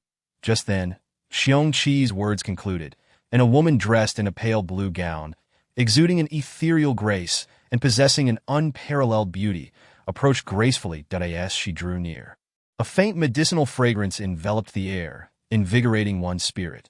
Chapter 10. What kind of great spiritual beast are you? Master, please allow your disciple to pay respects. Before Qingyin could greet Li, the clever Ling Yue promptly knelt with a resounding thud, sincerely bowing her head. The sound was painful to hear. With her forehead pressed to the ground, Ling Yue already wore a mask of anguish. The atmosphere grew tense. Ling Yue sensed that all eyes in the room were fixated upon her. Was her kneeling not proper? Anxious thoughts swirled within her. It was her first time kneeling to someone, and naturally, she was inexperienced. Heaven knew how long she had mentally prepared herself to take this step. Yet in pursuit of a formidable ally, she was willing to sacrifice. Qing, look how earnest little you is. Why not hasten to let her rise? Though Li He wore a beaming smile, Qingyun understood that today, she must accept Ling Yue as her disciple. Far from angered, Qingyun felt curiosity. A disciple simultaneously recommended by both the ancestor and Xiongqi must possess exceptional qualities. Xiongqi gazed at Ling Yue with a hint of reluctance. Had the body refinement peak been able to accommodate this golden beast, he would have undoubtedly taken her in. Rise. Qingyun gently assisted Ling Yue to her feet. Ling Yue felt an intangible force lift her, as a gentle aura flowed into her body, causing her with spiritual energy to become exceptionally lively. Qingyun furrowed her brow, her expression one of surprise. Your wood spiritual root is actually devouring my wood spiritual energy. Ling Yue wished to explain that it was unintentional. She could not currently control her frenzied wood spiritual root. I am curious to see how much it can consume. An unceasing stream of wood spiritual energy was funneled into Ling Yue's body as Qingyun and the wood spiritual root engaged in a feeding frenzy. One nourishing, the other voraciously consuming, from dusk until deep into the night. Li He and the others remained, enjoying hot pot, while watching with great interest that it was only at dawn that Ling Yue's wood spiritual root ceased its consumption, leaving her feeling as though she had just indulged in a sumptuous feast, her spirits soaring with vitality. Successfully broke through to the 4th layer of Qi refinement, rewarded with 500 points of spiritual energy. Extending lifespan by 10 days, balance, 3,760 points, 123 days. Qingyun regarded Ling Yue's expression as if observing a formidable spiritual beast. To achieve a breakthrough to the 4th layer of Qi refinement with only 1/10 of the spiritual energy required in the initial stage of merging paths. How could one still be smiling? Li He and the ancestors' words struck hard and fast, causing Ling Yue's smile to freeze. For an average cultivator, a breakthrough to at least the 7th or 8th layer was expected. Xiongqi added. Under normal circumstances, the bright smile that had adorned Ling Yue's face was soon replaced with sorrow, especially upon witnessing Qingyun's expression of disbelief, deepening her despair. Master, I vow to cultivate with 100-fold effort in the future. ensuring you never regret taking me as your disciple, and I shall make you proud." Ling Yue swore earnestly that a thunderclap echoed in the sky, startling Ling Yue. Goodness! How could she forget that one should not make vows lightly in the realm of cultivation? Failing to fulfill a vow would invite divine retribution. Qing Yuan chuckled, and with that smile, flowers bloomed in abundance across the mountains, transforming the landscape into a sea of blossoms in Ling Yue's eyes, her master appearing as a celestial maiden amidst the floral expanse. If you can survive the life and death battle in a month and rank among the top 20 in the subsequent sect competition, only then will you qualify to become my personal disciple. For now, I shall accept you as a registered disciple of the Alchemy Peak." Qingyan tossed Ling Yue a green jade token, inclined her head slightly to Lihe, and swiftly vanished. The requirements were indeed stringent. Yet to become a personal disciple, one must demonstrate real skill. Ling Yue clutched the jade token tightly, determined to strive forward that, of course, she would not forget her original aspirations. Culinary delights and the pursuit of strength were not mutually exclusive. After spending merely 2 days at Lianshui Mountain, Ling Yue moved again, this time to the main peak of the Alchemy Peak, where the scent of medicinal herbs was markedly richer. The inner disciples bustling about exuded a far superior energy compared to those of the outer sect. With a bright smile, she was about to enter when she was halted. "Hey, you from the outer sect, this place is not for you."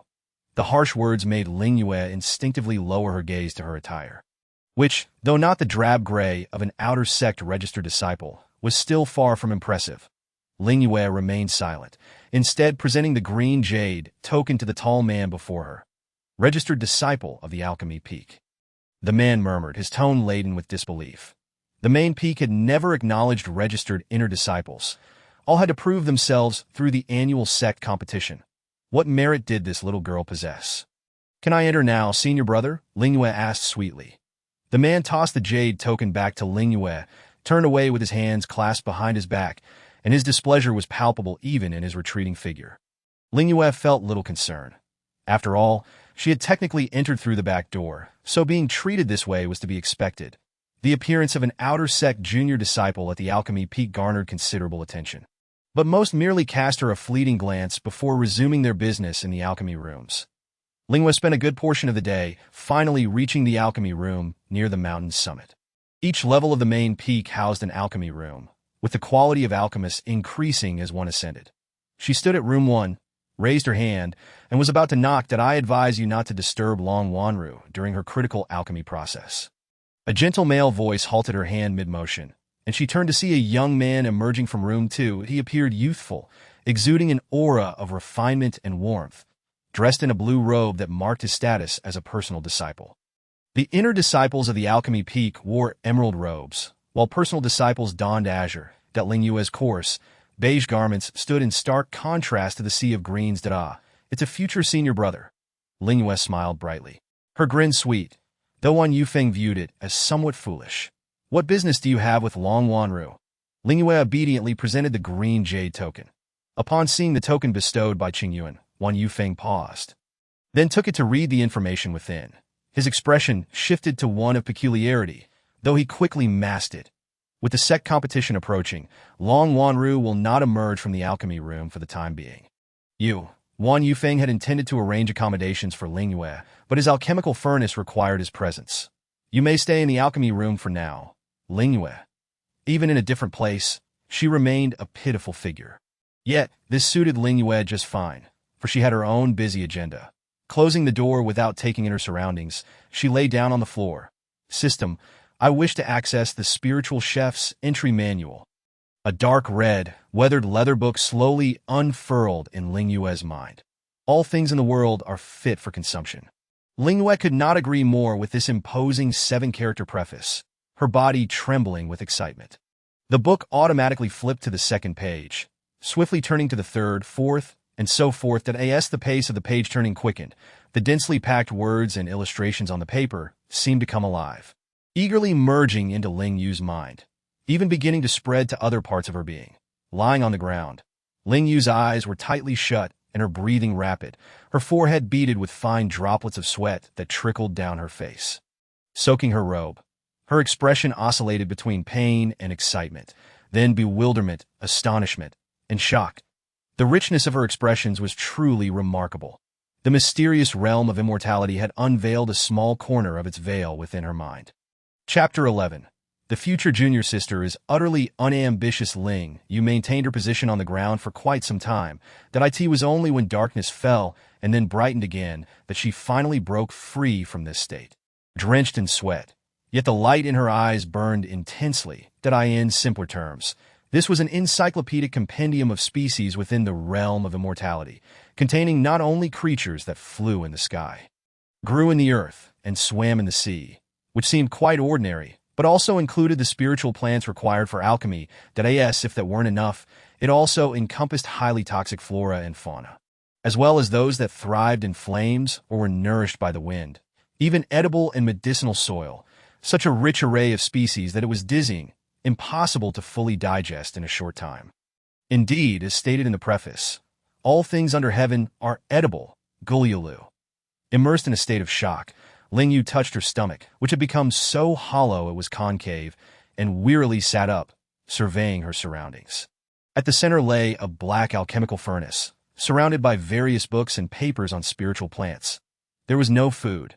What could be quickly and easily made to eat? An egg pancake, without hesitation. Ling Yue took out her cooking utensils and ingredients from her storage pouch. On the table, there were not only eggs and flour, but also leftover beef and carrots from her earlier market stall. Soon, she would stir-fry the carrots and beef for filling, wrapping it all in the egg pancake to eat. The water spirit root could address the lack of water, and the fire spirit root directly solved the problem of igniting a fire. Having multiple spirit roots certainly had its advantages. As the egg batter was poured into the frying pan, the delightful aroma of the eggs permeated the room, wafting through the cracks of the wooden door and mingling with the continuous fragrance of alchemy from outside. Wan Yufeng stepped out from the alchemy chamber and, faintly, caught a scent that was distinctly different from the fragrance of medicinal herbs, prompting him to follow the aroma to the door of room 3. Knock, knock, knock. Just as the knocking sound echoed, Ling Yue was stuffing her mouth with the egg and beef wrap, the rich egg aroma accompanied by a subtle hint of wheat, its texture smooth yet firm. While the beef filling was tender and juicy, infused with the sweetness of carrots, creating a rich flavor that made her wish she could swallow her tongue along with it. Truly, it was a masterpiece of her own making. With her cheeks puffed out like a hamster, she opened the door, hastily chewing and swallowing the food in her mouth upon seeing Wan Yufeng. "Senior brother, have you eaten?" As if there were not enough. The books on spiritual plants and the ordinary alchemical formulas had clearly not been perused, and these were highly sought-after items outside the sect. How could she not seize the opportunity to study them? This future junior sister was utterly lacking in ambition. Did she not know that registered disciples could be expelled from the main peak at any time? Ling Yue, of course, was oblivious to Wan Yufeng's thoughts. Following his gaze, she noticed what lay behind him and, feeling guilty, instinctively took a bite of the half-eaten egg and beef wrap in her hand. "Senior brother, I'll tidy this place up shortly. Please don't be angry. Such a learning opportunity, and you only use it to explore food?" Wan Yufeng's words were casual, yet Ling Yue could distinctly sense his displeasure. Not only was he frustrated that she had made a mess of the place, but he was also upset that she did not cherish this opportunity to learn. With a life-and-death battle imminent, she simply didn't have the luxury of time to study alchemy. Just as Ling Yue was about to explain, Wan Yufeng turned and left without giving her a chance. Feeling wronged, innocent, and pitiable, Ling Yue finished the wrap in her hand and rolled another one. Once she was full, she still needed to study the growth of all things and delve into the Miaoju that Mo Juanza had gifted her. She had no desire to waste time going to the cafeteria for a meal. A fasting pill? No, only delicious food could motivate her to learn. Mainline Task 5. Reasonably utilize spiritual plants to create a special spirit food that can restore spiritual energy. Requirements: delicious and effective enough to reach the initial second tier of the Gathering Spirit Pill, with a time limit of 5 days. Reward: 2,000 spirit energy points, 50 years of life extension. Penalty: minus 3,000 spirit energy points, 60 days. Pills are categorized into 4 levels: initial, intermediate, advanced, and exceptional, each of which is further divided into 5 sublevels, with higher levels yielding better effects. She was merely a novice. Ling Yue nearly dropped the wrap she was holding upon reading the high requirements with a time limit. The penalties were excessively harsh. Was the previous task merely an adaptation period for beginners? Where were you? Mo Juanza's voice resonated from the transmission jade stone hanging at Ling Yue's waist. I will explain the Miao Ju to you. Could Ling Yue refuse? She simply could not. At that moment, she wished she could split herself into four, one to study the growth of all things, another to learn the Miao Ju, one to research special first-tier spirit food, and yet another to meditate and cultivate. I am in room 3. The cultivation technique was important, but the agility technique was equally crucial. Mo Juanza was swift. Just as Ling Yue finished tidying up, he had already arrived. Without further ado, he lifted her onto a sword that was completely snow-white and enveloped in swirling white mist. Hovering in mid-air, it resembled a large, sword-shaped milk ice cream that if the Xianbing demigod sword knew it was being referred to as milk ice cream, it would surely throw Ling Yue off. Fortunately, it was unaware. The two made their way to the back mountain, and without needing Mo Juanza to speak, Ling Yue took out the tattered Miao Ju that looked as if it would crumble at a touch, along with 3 egg and beef rolls as a bonus. You haven't eaten yet, have you? Mo Juanza nodded, not holding back, and calmly accepted the plate.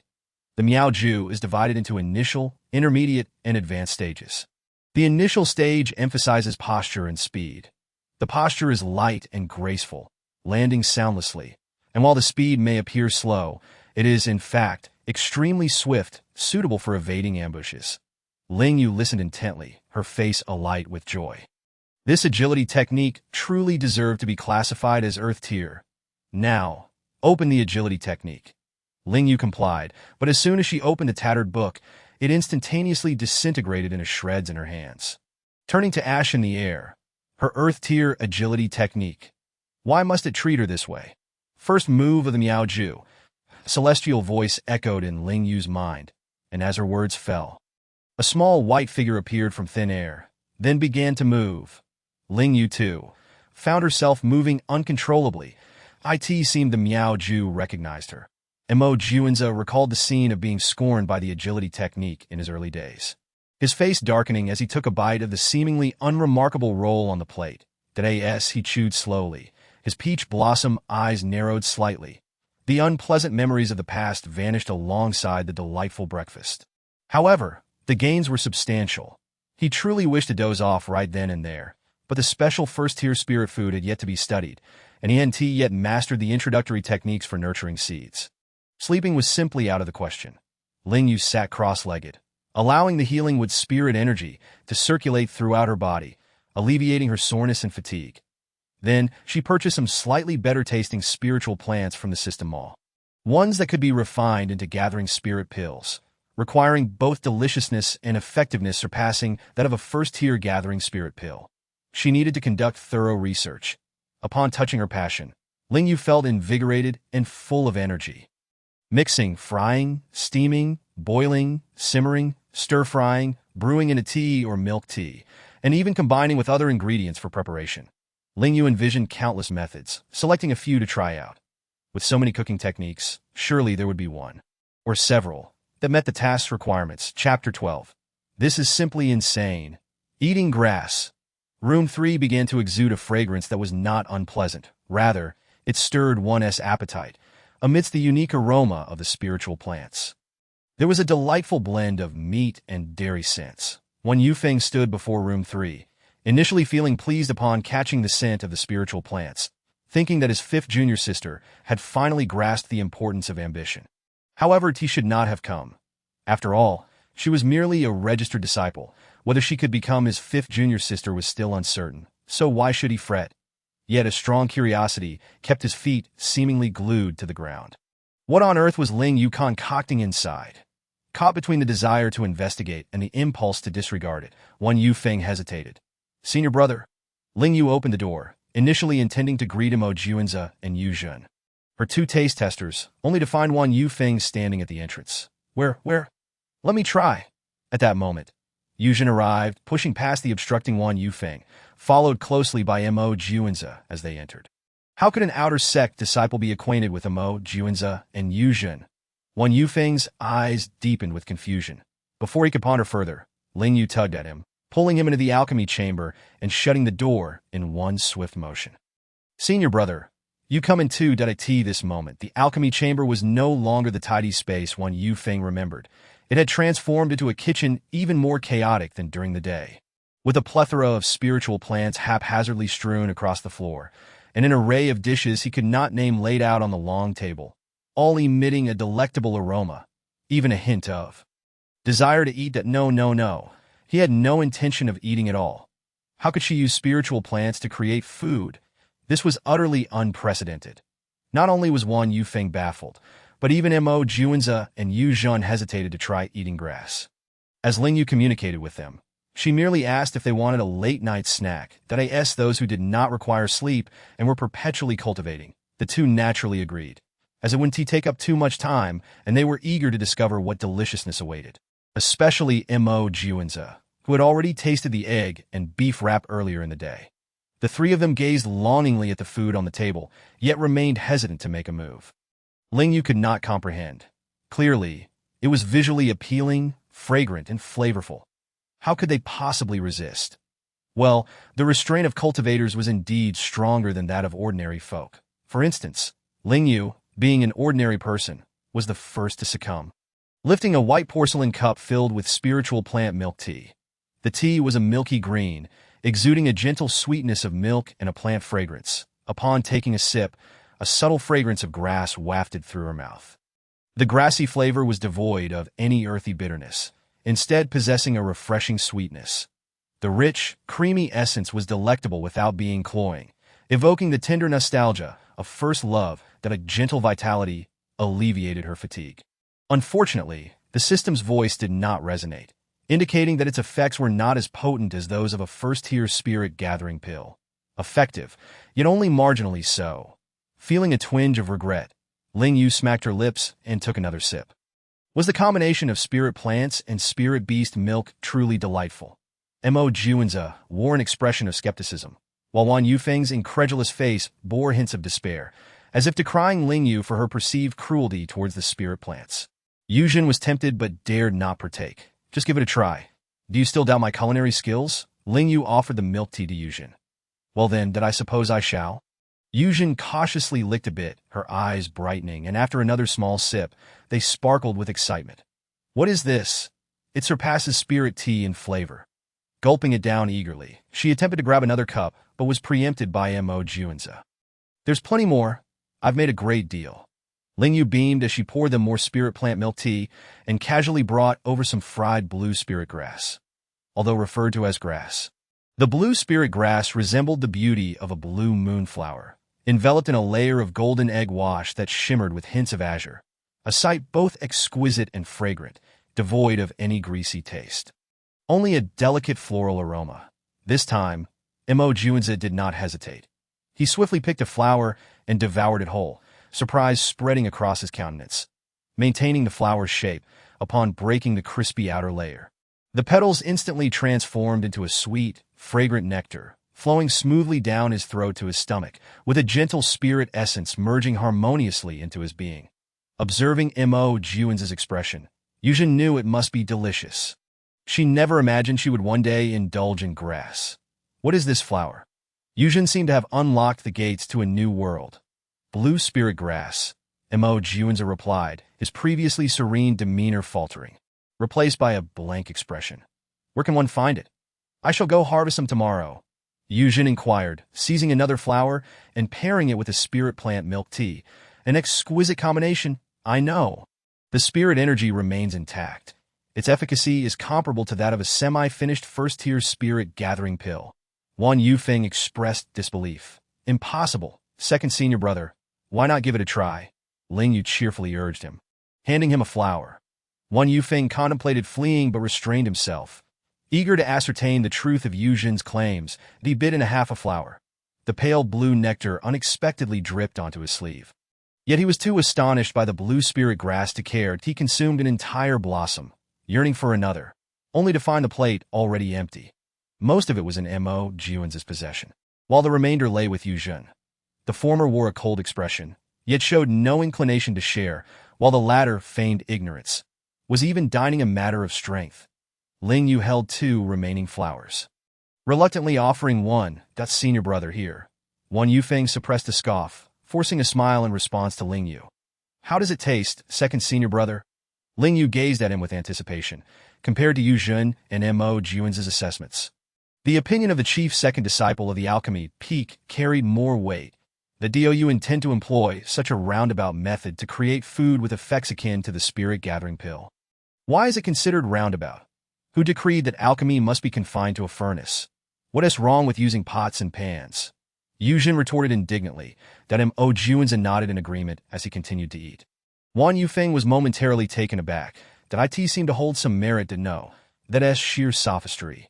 Wan Yufeng stormed off in frustration. Ling Yue pursued him, only to find the space outside empty. Your idea is commendable. Do not mind his opinion, that Mo Juan's implication suggested she should oppose the Alchemy Peak's members. As the chief second disciple of the Alchemy Peak, he could not accept the transformation of spirit plants into food. And surely other inner disciples would be even less accepting. The days of being a pariah seemed to draw ever closer for Ling Yue. Indeed, junior sister, I shall protect you henceforth. Oh, what is this?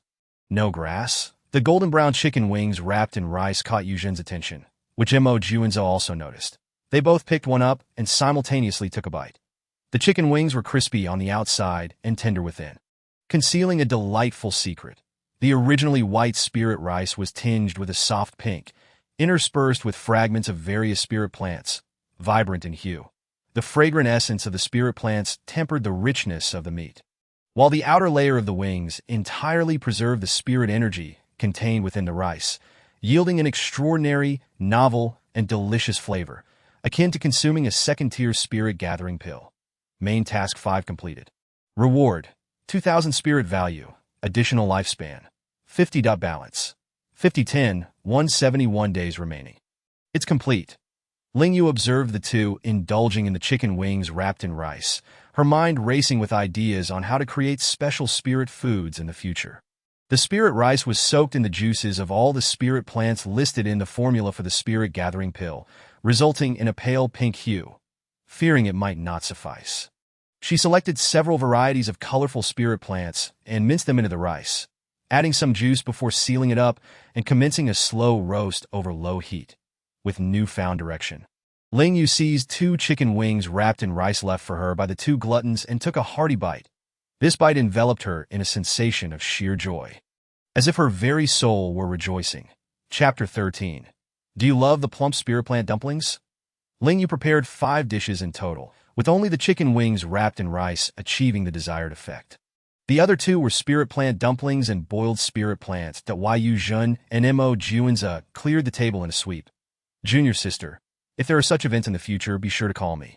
I am at your service. Yu Jun proclaimed, contentedly burping to me too. Mo Juanza chimed in. Ling Yue nodded, acknowledging that she could only rely on Yu Jun and Mo Juanza. Aren't you going out to train?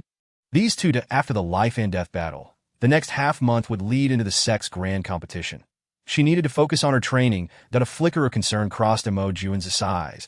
That I'll come check on you every day. Ling Yue. That did he think she would slack off without supervision, with life at stake? How could she possibly be negligent? 1,000 words condensed into 2. Thank you that I in a few days. I'll have fellow disciples of the same rank come daily to spar with you. Yu Jun joyfully declared. Did that mean she would be subjected to daily beatings by disciples of the body refinement peak? Ling Yue lamented the grim days ahead, but her heart swelled with gratitude. After the 2 departed, Ling Yue retrieved several bags of seeds and commenced germination.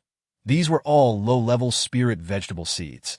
If utilized properly, they could become her weapons. While diligently studying the germination method, the outer sect cafeteria task token she had previously received vibrated, reminding her it was time to report for duty.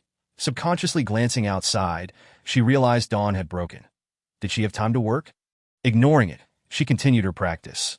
Unbeknownst to her, many cultivators were gathered outside the outer sect's 10th cafeteria. What is going on? Is the 10th cafeteria closed again? It just opened yesterday, and already it's shut down. How unreasonable. What are we supposed to do? Aren't there other cafeterias open? A cultivator sighed, turning towards the neighboring cafeteria. However, after having tasted the culinary delights prepared by Ling Yue, how could they stomach the bland fare of mere salt and oil? Had they not come to the 10th cafeteria, they would not be haunted by the memory of the sweet and sour pork rice, making other cafeteria offerings seem utterly unpalatable, akin to a punishment. Yet, what could they do? That young girl. All they knew was that she was from the outer sect. They didn't even know her name, nor where to find her. Disappointed, a group of cultivators returned home. Ling Yue continued her germination practice until her spirit energy was entirely depleted, halting her efforts. This time, she made progress compared to her last attempt, managing not only to germinate seedlings, but also to grow them slightly larger. Continuing further was unrealistic without spirit energy. She couldn't afford to waste them here, not in this place. Ling Yue recalled the method that indicated consuming plants or animals' birth through the method of all things growth would yield unexpected effects. Then shall I give it a try? Ling Yue snapped off a young lettuce seedling and placed it in her mouth. Perhaps due to its immaturity, the taste was merely crisper and sweeter than ordinary lettuce. With only a faint hint of spirit energy, nothing unexpected. Just yesterday, she had prepared dumpling skins, which came in white, blue, green, and golden hues, made from the juices of spirit plants mixed into the dough. Time to make dumplings. Long Wanru finished her alchemical work, opened the door, and took a deep breath, only to find that, as usual, the aromatic fragrance of elixirs was mingled with other scents, certainly not the fragrance of spirit plants. Hearing the commotion from the first alchemy room, Wan Yufeng hurried out. Senior sister, you've emerged from seclusion? At that moment, Wan Yufeng found himself at a loss for words to describe Ling Yue. A named disciple. Long Wanru's one serious demeanor mirrored the confusion that had previously crossed Wan Yufeng's face. As Ling Yue joyfully devoured her dumplings, she heard a knock at the door, and an ominous premonition arose. Aside from Wan Yufeng, it was unlikely that Mo Juanza and Yu Zhen would come at this hour. Ling Yue glanced at the dumplings still frying in the pan and those steaming in the steamer, with various spirit plants scattered about, unable to tidy up immediately. Well, it's not the end of the world. She opened the door, only to find Wan Yufeng standing there. With him was a young woman clad in the attire of a direct disciple, her alluring features overshadowed by an expression of sternness. Long Wanru, a fifth-tier alchemist from the Alchemy Peak in the early stages of golden core cultivation, renowned for her diligence, the alchemist is categorized into 10 ranks, with those above the 5th rank being highly esteemed grand alchemists in the realm of cultivation. Although this profession possesses limited martial prowess, it is undeniably affluent. Senior sister, second brother, please come in swiftly. Ling Yue donned a poised smile and stepped aside, inadvertently revealing the chaotic scene behind her. Wan Yufeng wore an expression that suggested he had anticipated this. Long Wanru, initially stern-faced, began to emanate an aura of coldness. Ling Yue weakly explained, "It's about to burn." Indeed, a whiff of charred fragrance wafted through the air. Ling Yue hurriedly extinguished the flames, salvaging a large pot of fried dumplings. Senior sister, have you eaten?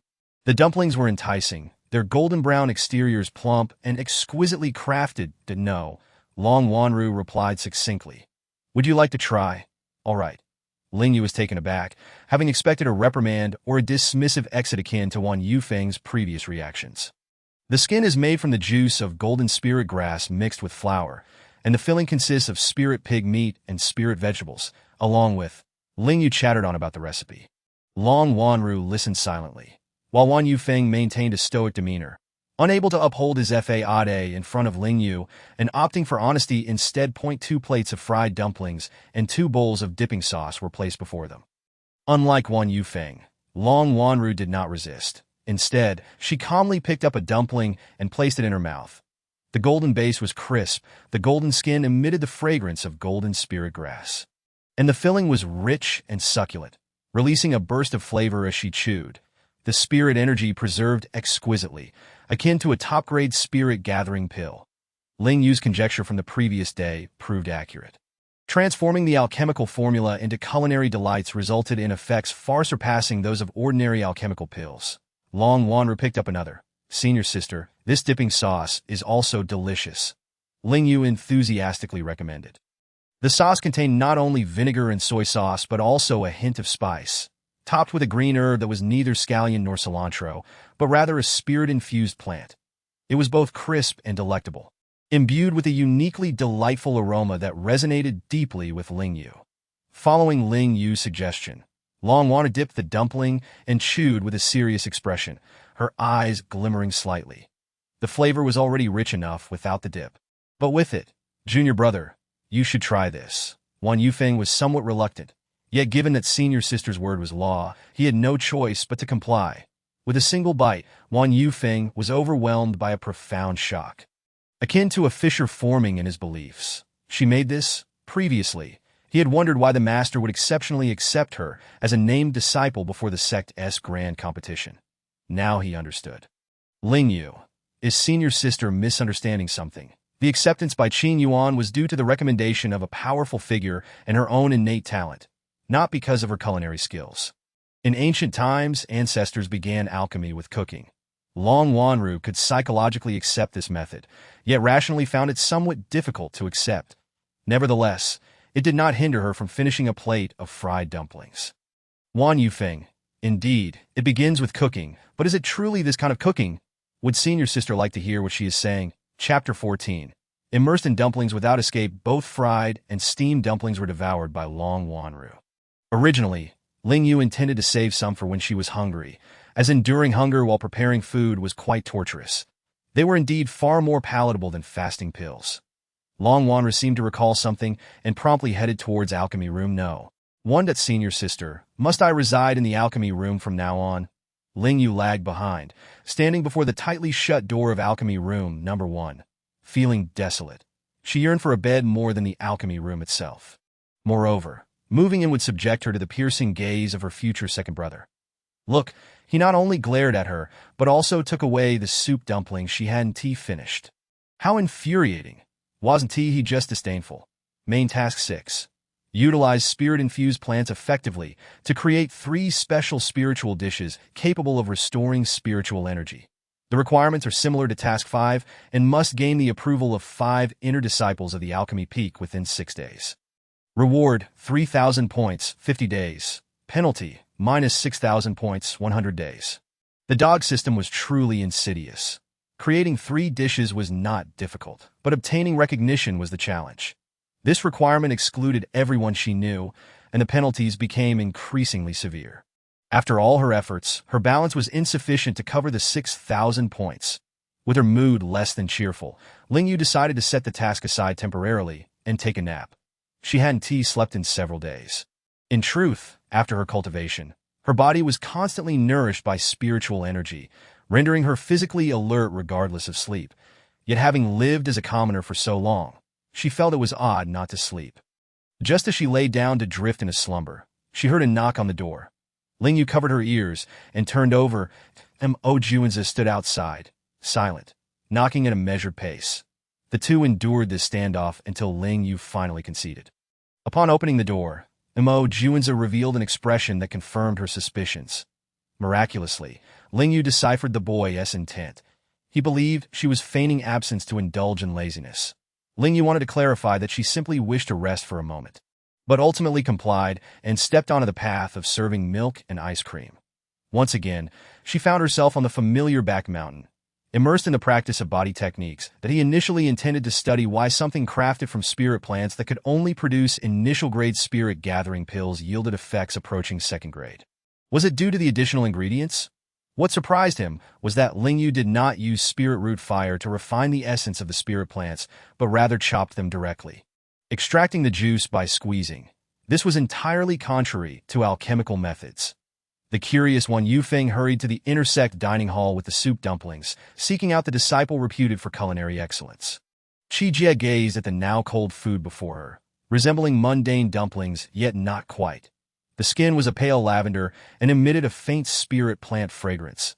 The wrapping method was distinct, and the dumplings in the bowl appeared exquisite and plump. She observed Wan Yufeng, who was eager for knowledge, firing questions one after another. This person was nothing like the rumors suggested, while he was indeed studious. His focus seemed misguided.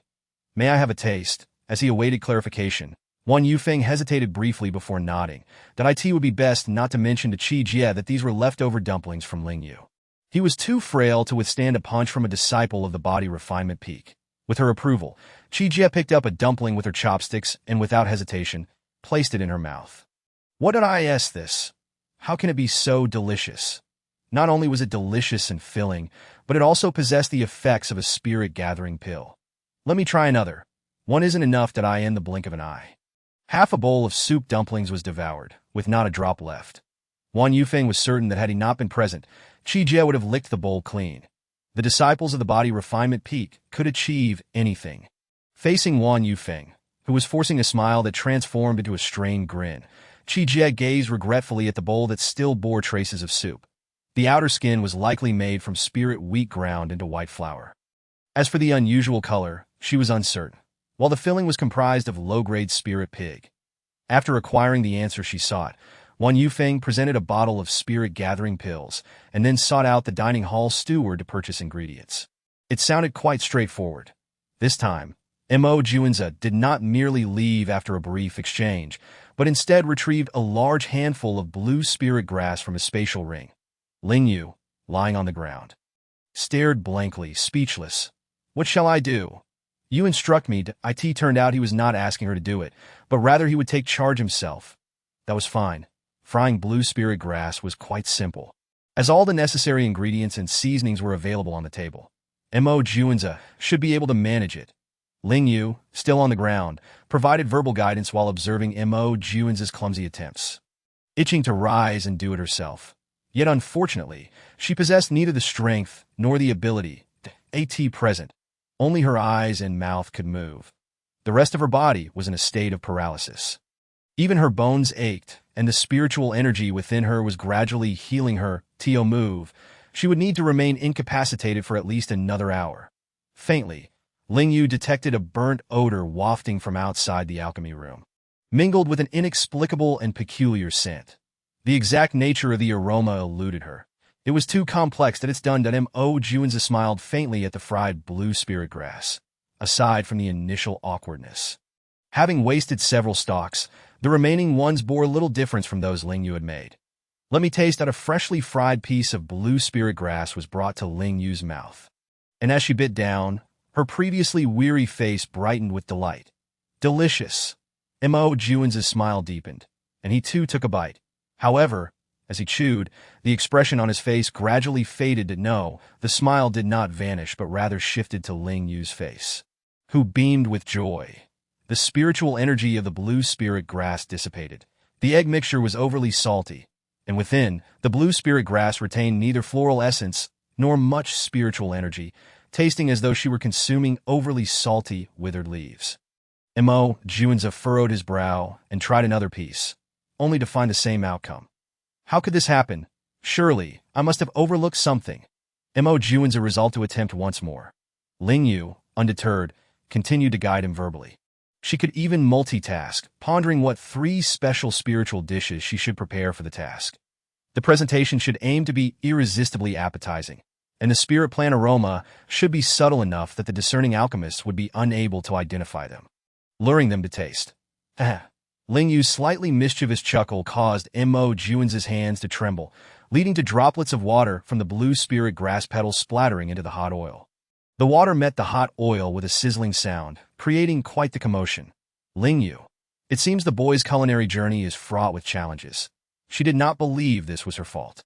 Chapter 15. What kind of misfortune has she brought upon herself? Ling Yue held little hope for Mo Juanza's novice cooking skills, contemplating which 3 types of special spiritual dishes she could create once she regained mobility. Yesterday's chicken wings wrapped in rice were utterly insufficient. Yet according to the system's nature, what has been done undoubtedly does not count. Ling Yue has temporarily abandoned the thought of making them again. After all, it's just chicken, and there are countless ways to prepare it. As for Mo Juanza, Long Wanru stood before the open door of alchemy room number 3, her expression one of utter disbelief. What on earth is this fellow doing? Is he cooking? Senior sister, watch your step. Ling Yue shouted from her prone position, narrowly averting a potential trampling incident. How could one overlook a grown person sprawled in the center? Mo Juanza. How did you notice? Ling Yue shook her head. She can shake her head now. That means the time for her to move is drawing near. That he didn't strike me. I merely exhausted my spiritual energy, Ling Yue lamented, her expression akin to that of a long-lost relative. Senior sister, do you have any elixirs to help me recover quickly? Or perhaps something to eat? I do. Long Wanru produced a small porcelain white vial, pouring out colorful elixirs and stuffing them into Ling Yue's mouth. quickly covering her lips to prevent her from spitting them out. The mingling flavors of sweet, sour, bitter, spicy, salty, and astringent filled Ling Yue's mouth, and she understood Long Wanru's intention. It was to prevent her from regurgitating. Ling Yue wept, truly wept, without a trace of theatrics. What sins had she committed to endure such torment twice? Though the flavor was not particularly delightful, the quality was commendable, sufficient to replenish her spiritual energy. Long Wanru explained earnestly. This was inspired by the dumplings I had in the morning that I thought the flavors of elixirs were indeed too monotonous. So I created a variety of spirit-gathering pills. Still unable to move. As Long Wanru spoke, she attempted to feed Ling Yue another bizarre-flavored spirit-gathering pill, causing Ling Yue to sit up in fright, shaking her head in terror. That I can move. I can move now. Thank you, senior sister. Ling Yue felt a mix of bitterness in her heart, her mouth even more so, and she needed something sweet to recover. Just as this thought crossed her mind, Mo Juanza timely offered her a beautifully fried blue spirit herb. Do I have to eat this? Ling Yue grimaced. That I've tried it. It's fine, significantly better than before, Mo Juanza replied with earnest sincerity. Ling Yue believed him, but as soon as the blue spirit herb entered her mouth, the boy dropped all pretense, revealing a triumphant expression.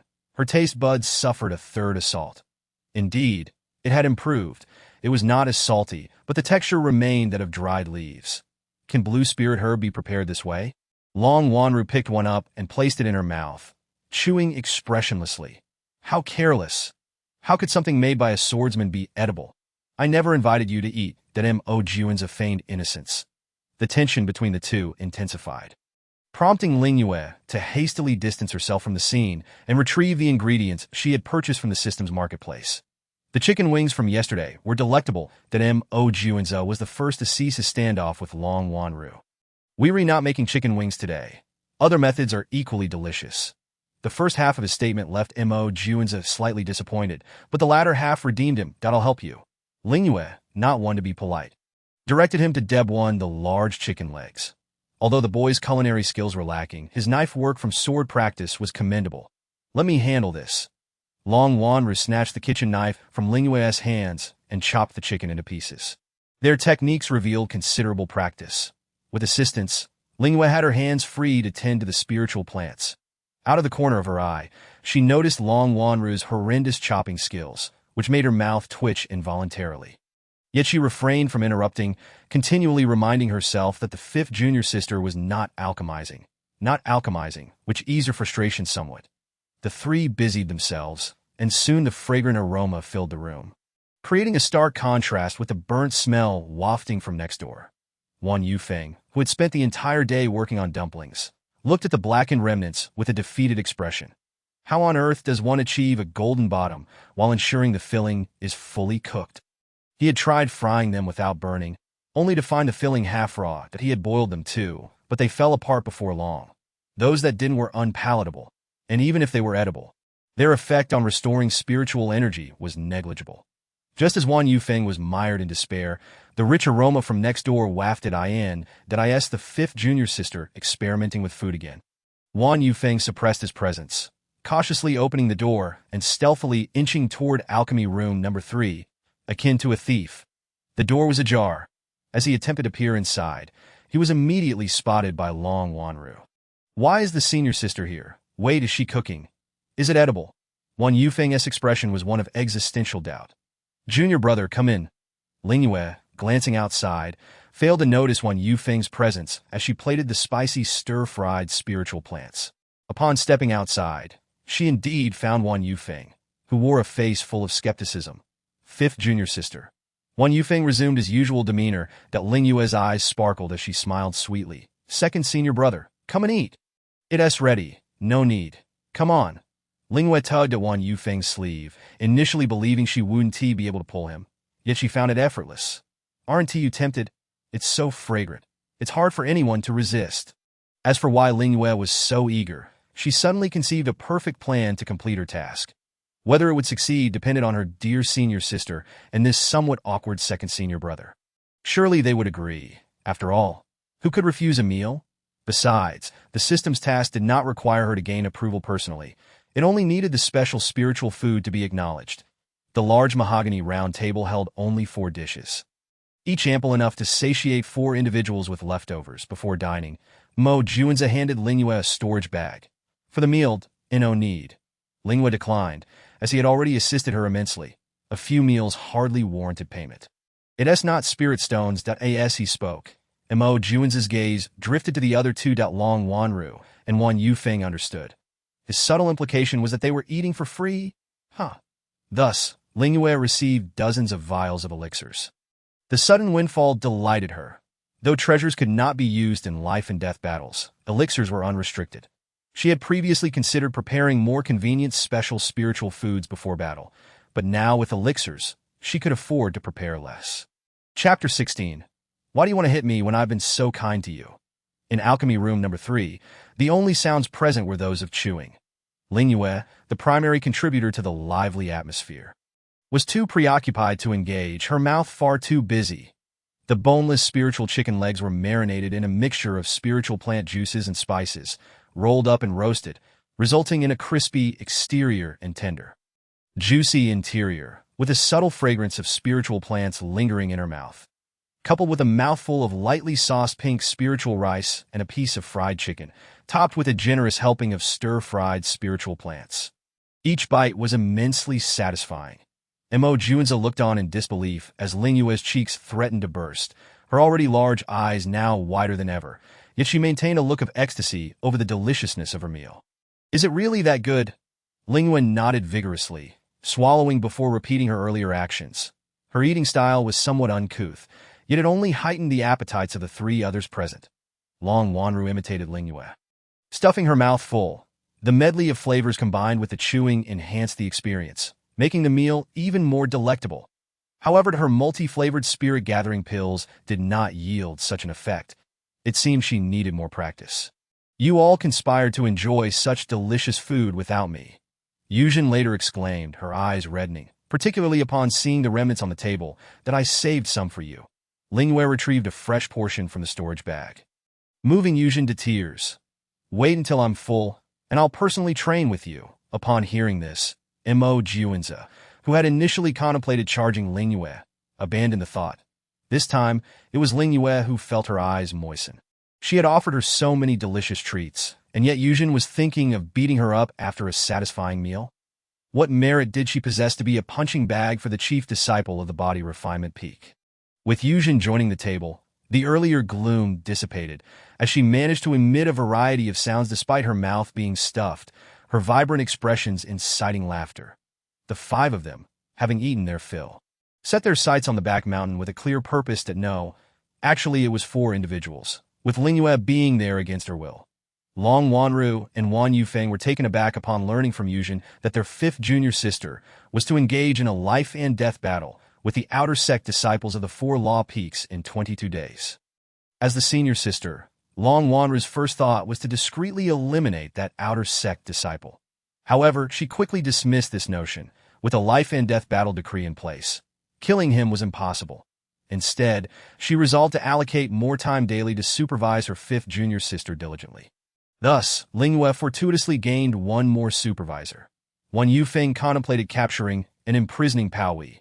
When the time came, there would be no need for him to act, as Pao Hui would succumb to fear and perish.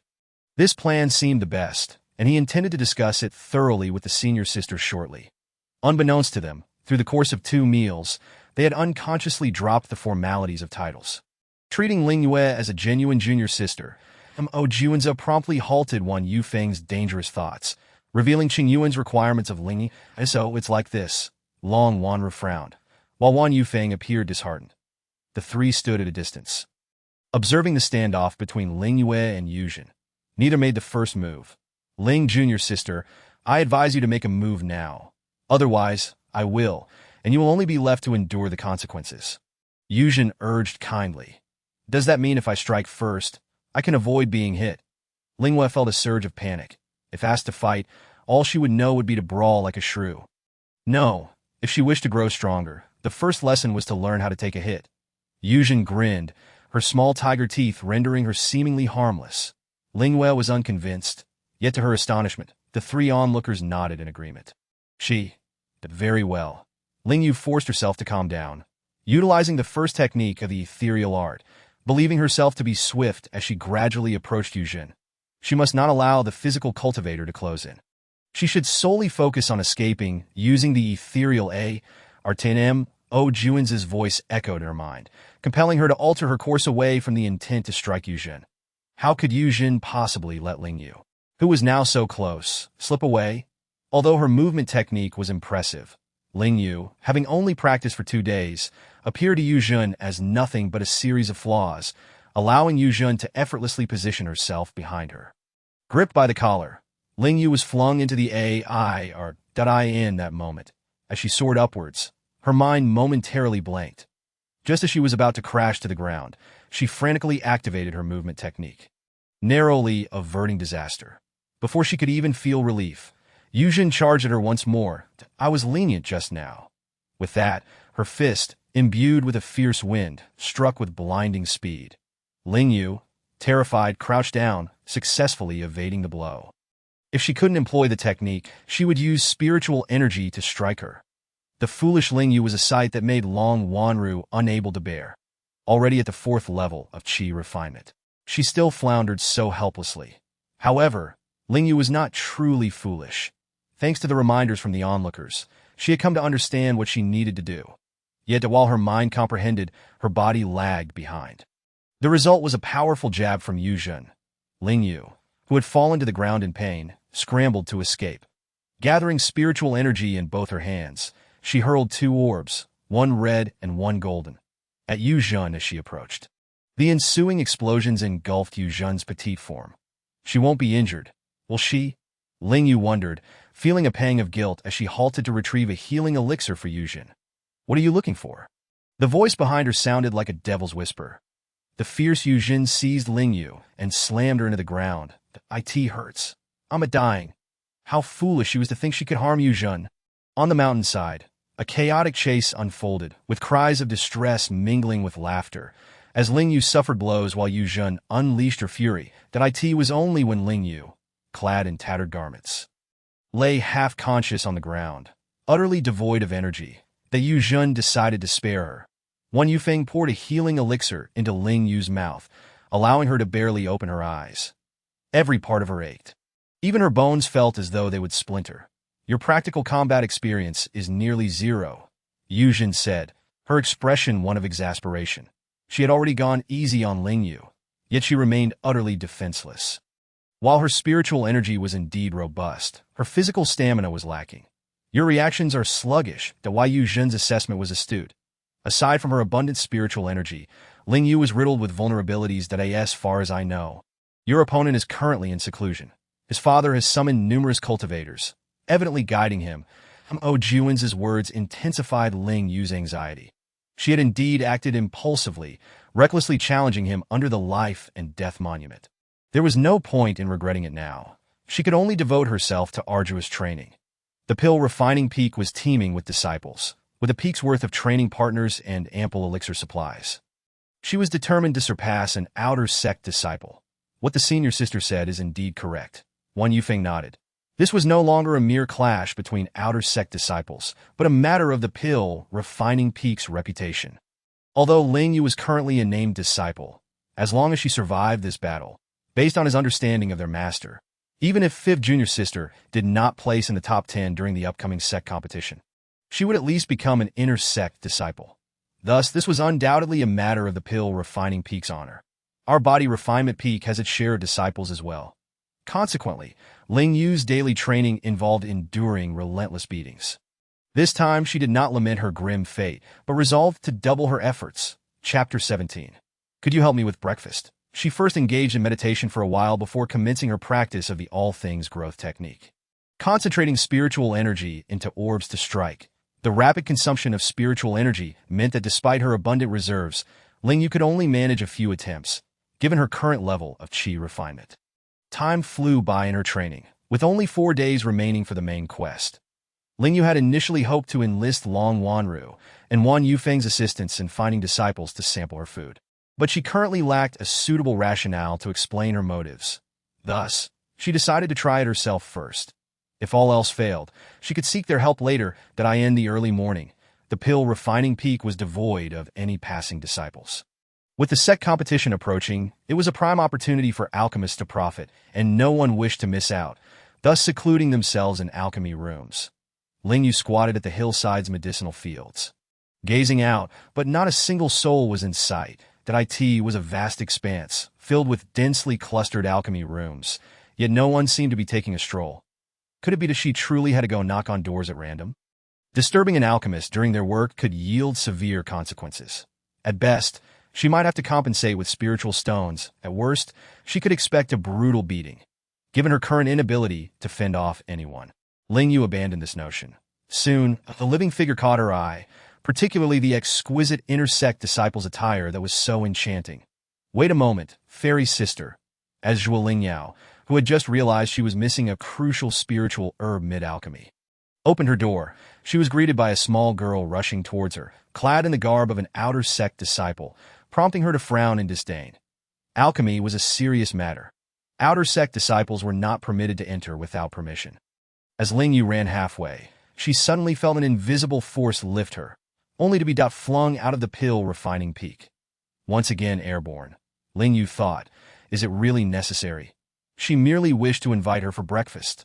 Feeling like crying without tears, she was grateful for her numerous experiences being tossed by Yu Zhen in various positions, which allowed her to land safely. Though she had touched down, it was right outside the pill refining peak. She would have to climb back up again. Why must I gain the recognition of the pill refining peak disciples? Oh, mischievous system. Can't I seek help from disciples of other peaks? Ling Yue's competitive spirit flared. She was determined to find 5 taste testers on her own today.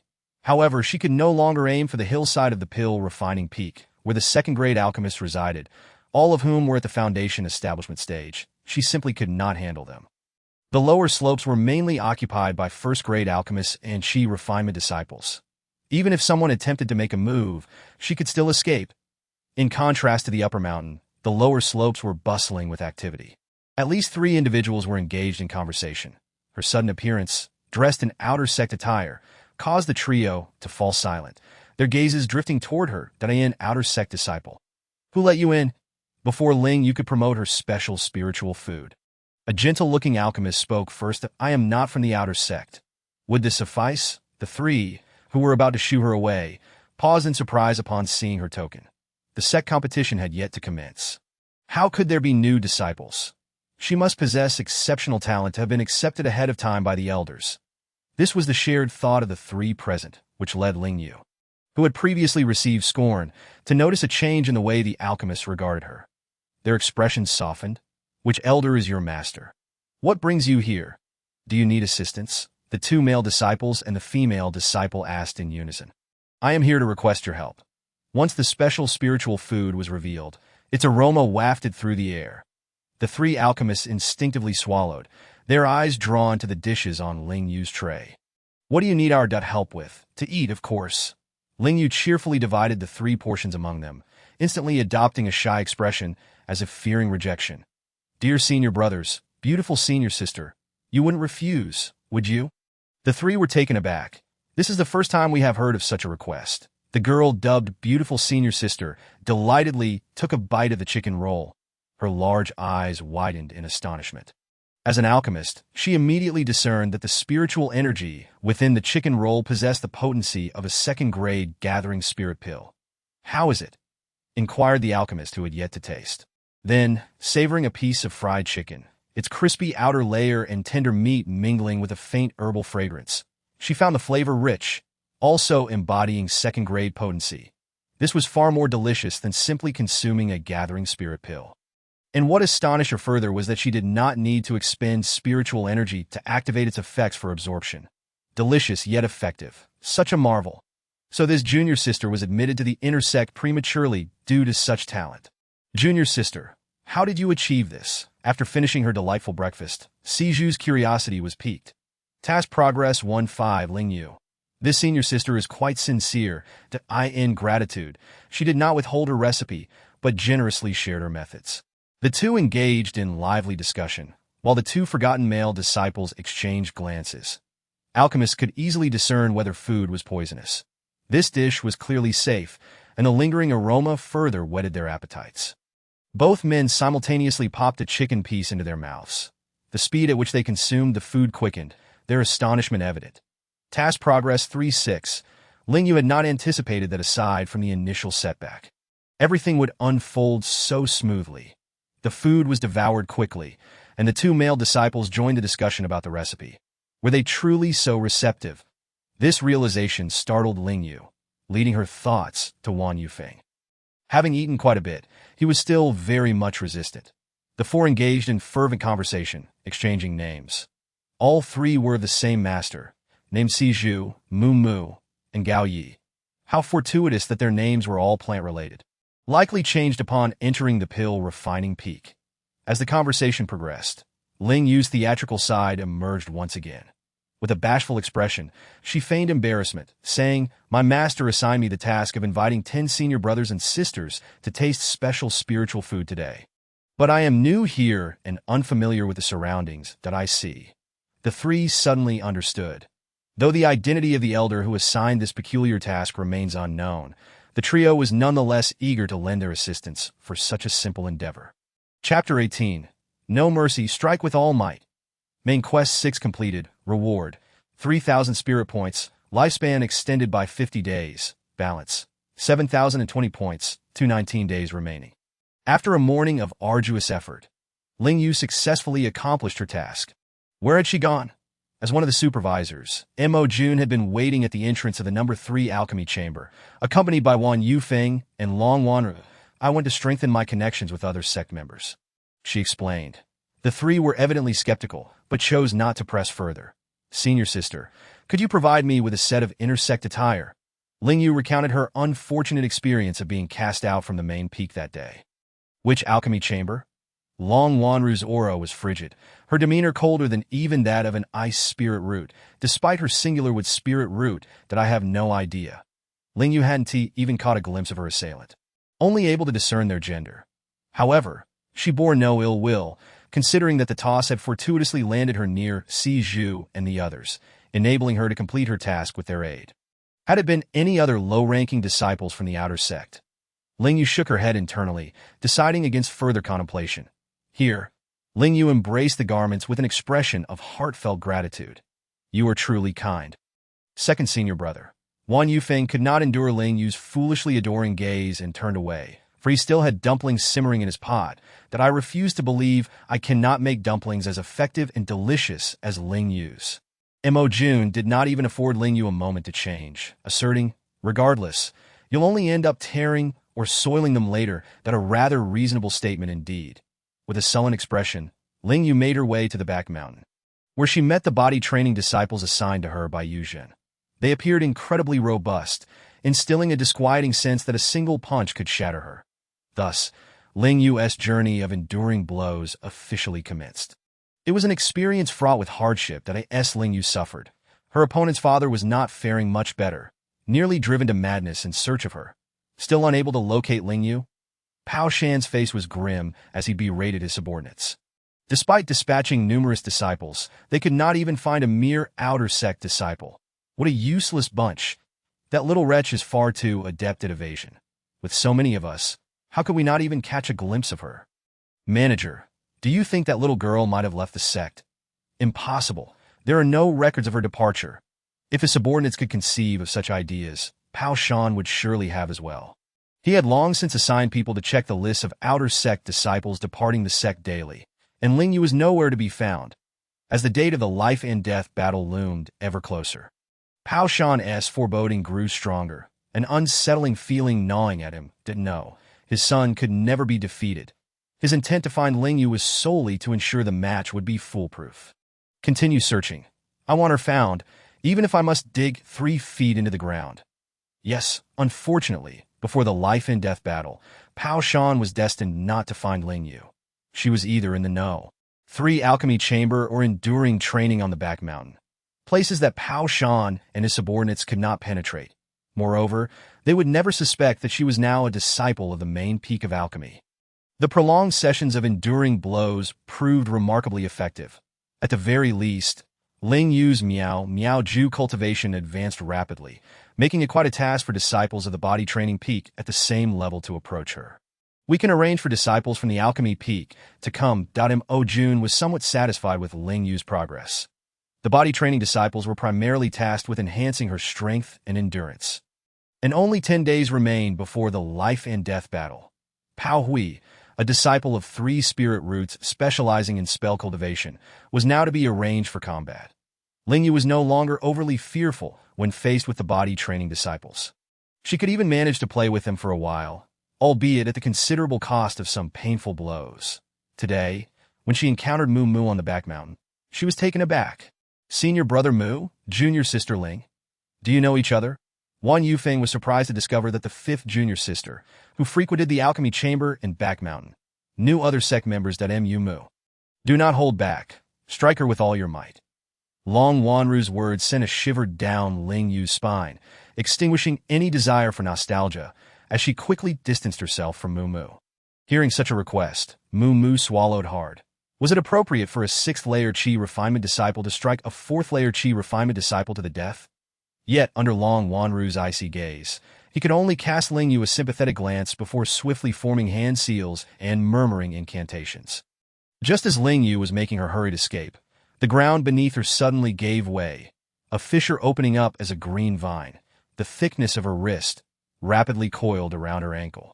Attempting to drag her into the abyss that in her first battle against a spell cultivator, Ling Yue lacked the composure she had exhibited against body cultivators. She clung desperately to the ground, kicking fiercely at the vine with her other foot. But the more she struggled, the tighter the vine constricted, and to make matters worse, it sprouted fine thorns that pierced her skin painfully, leaving her in a daze. Senior brother Mu is too ruthless. Taking a deep breath, Ling Yue attempted to wield a kitchen knife to hack at the vine, but to no avail. What to do? Her consciousness was fading.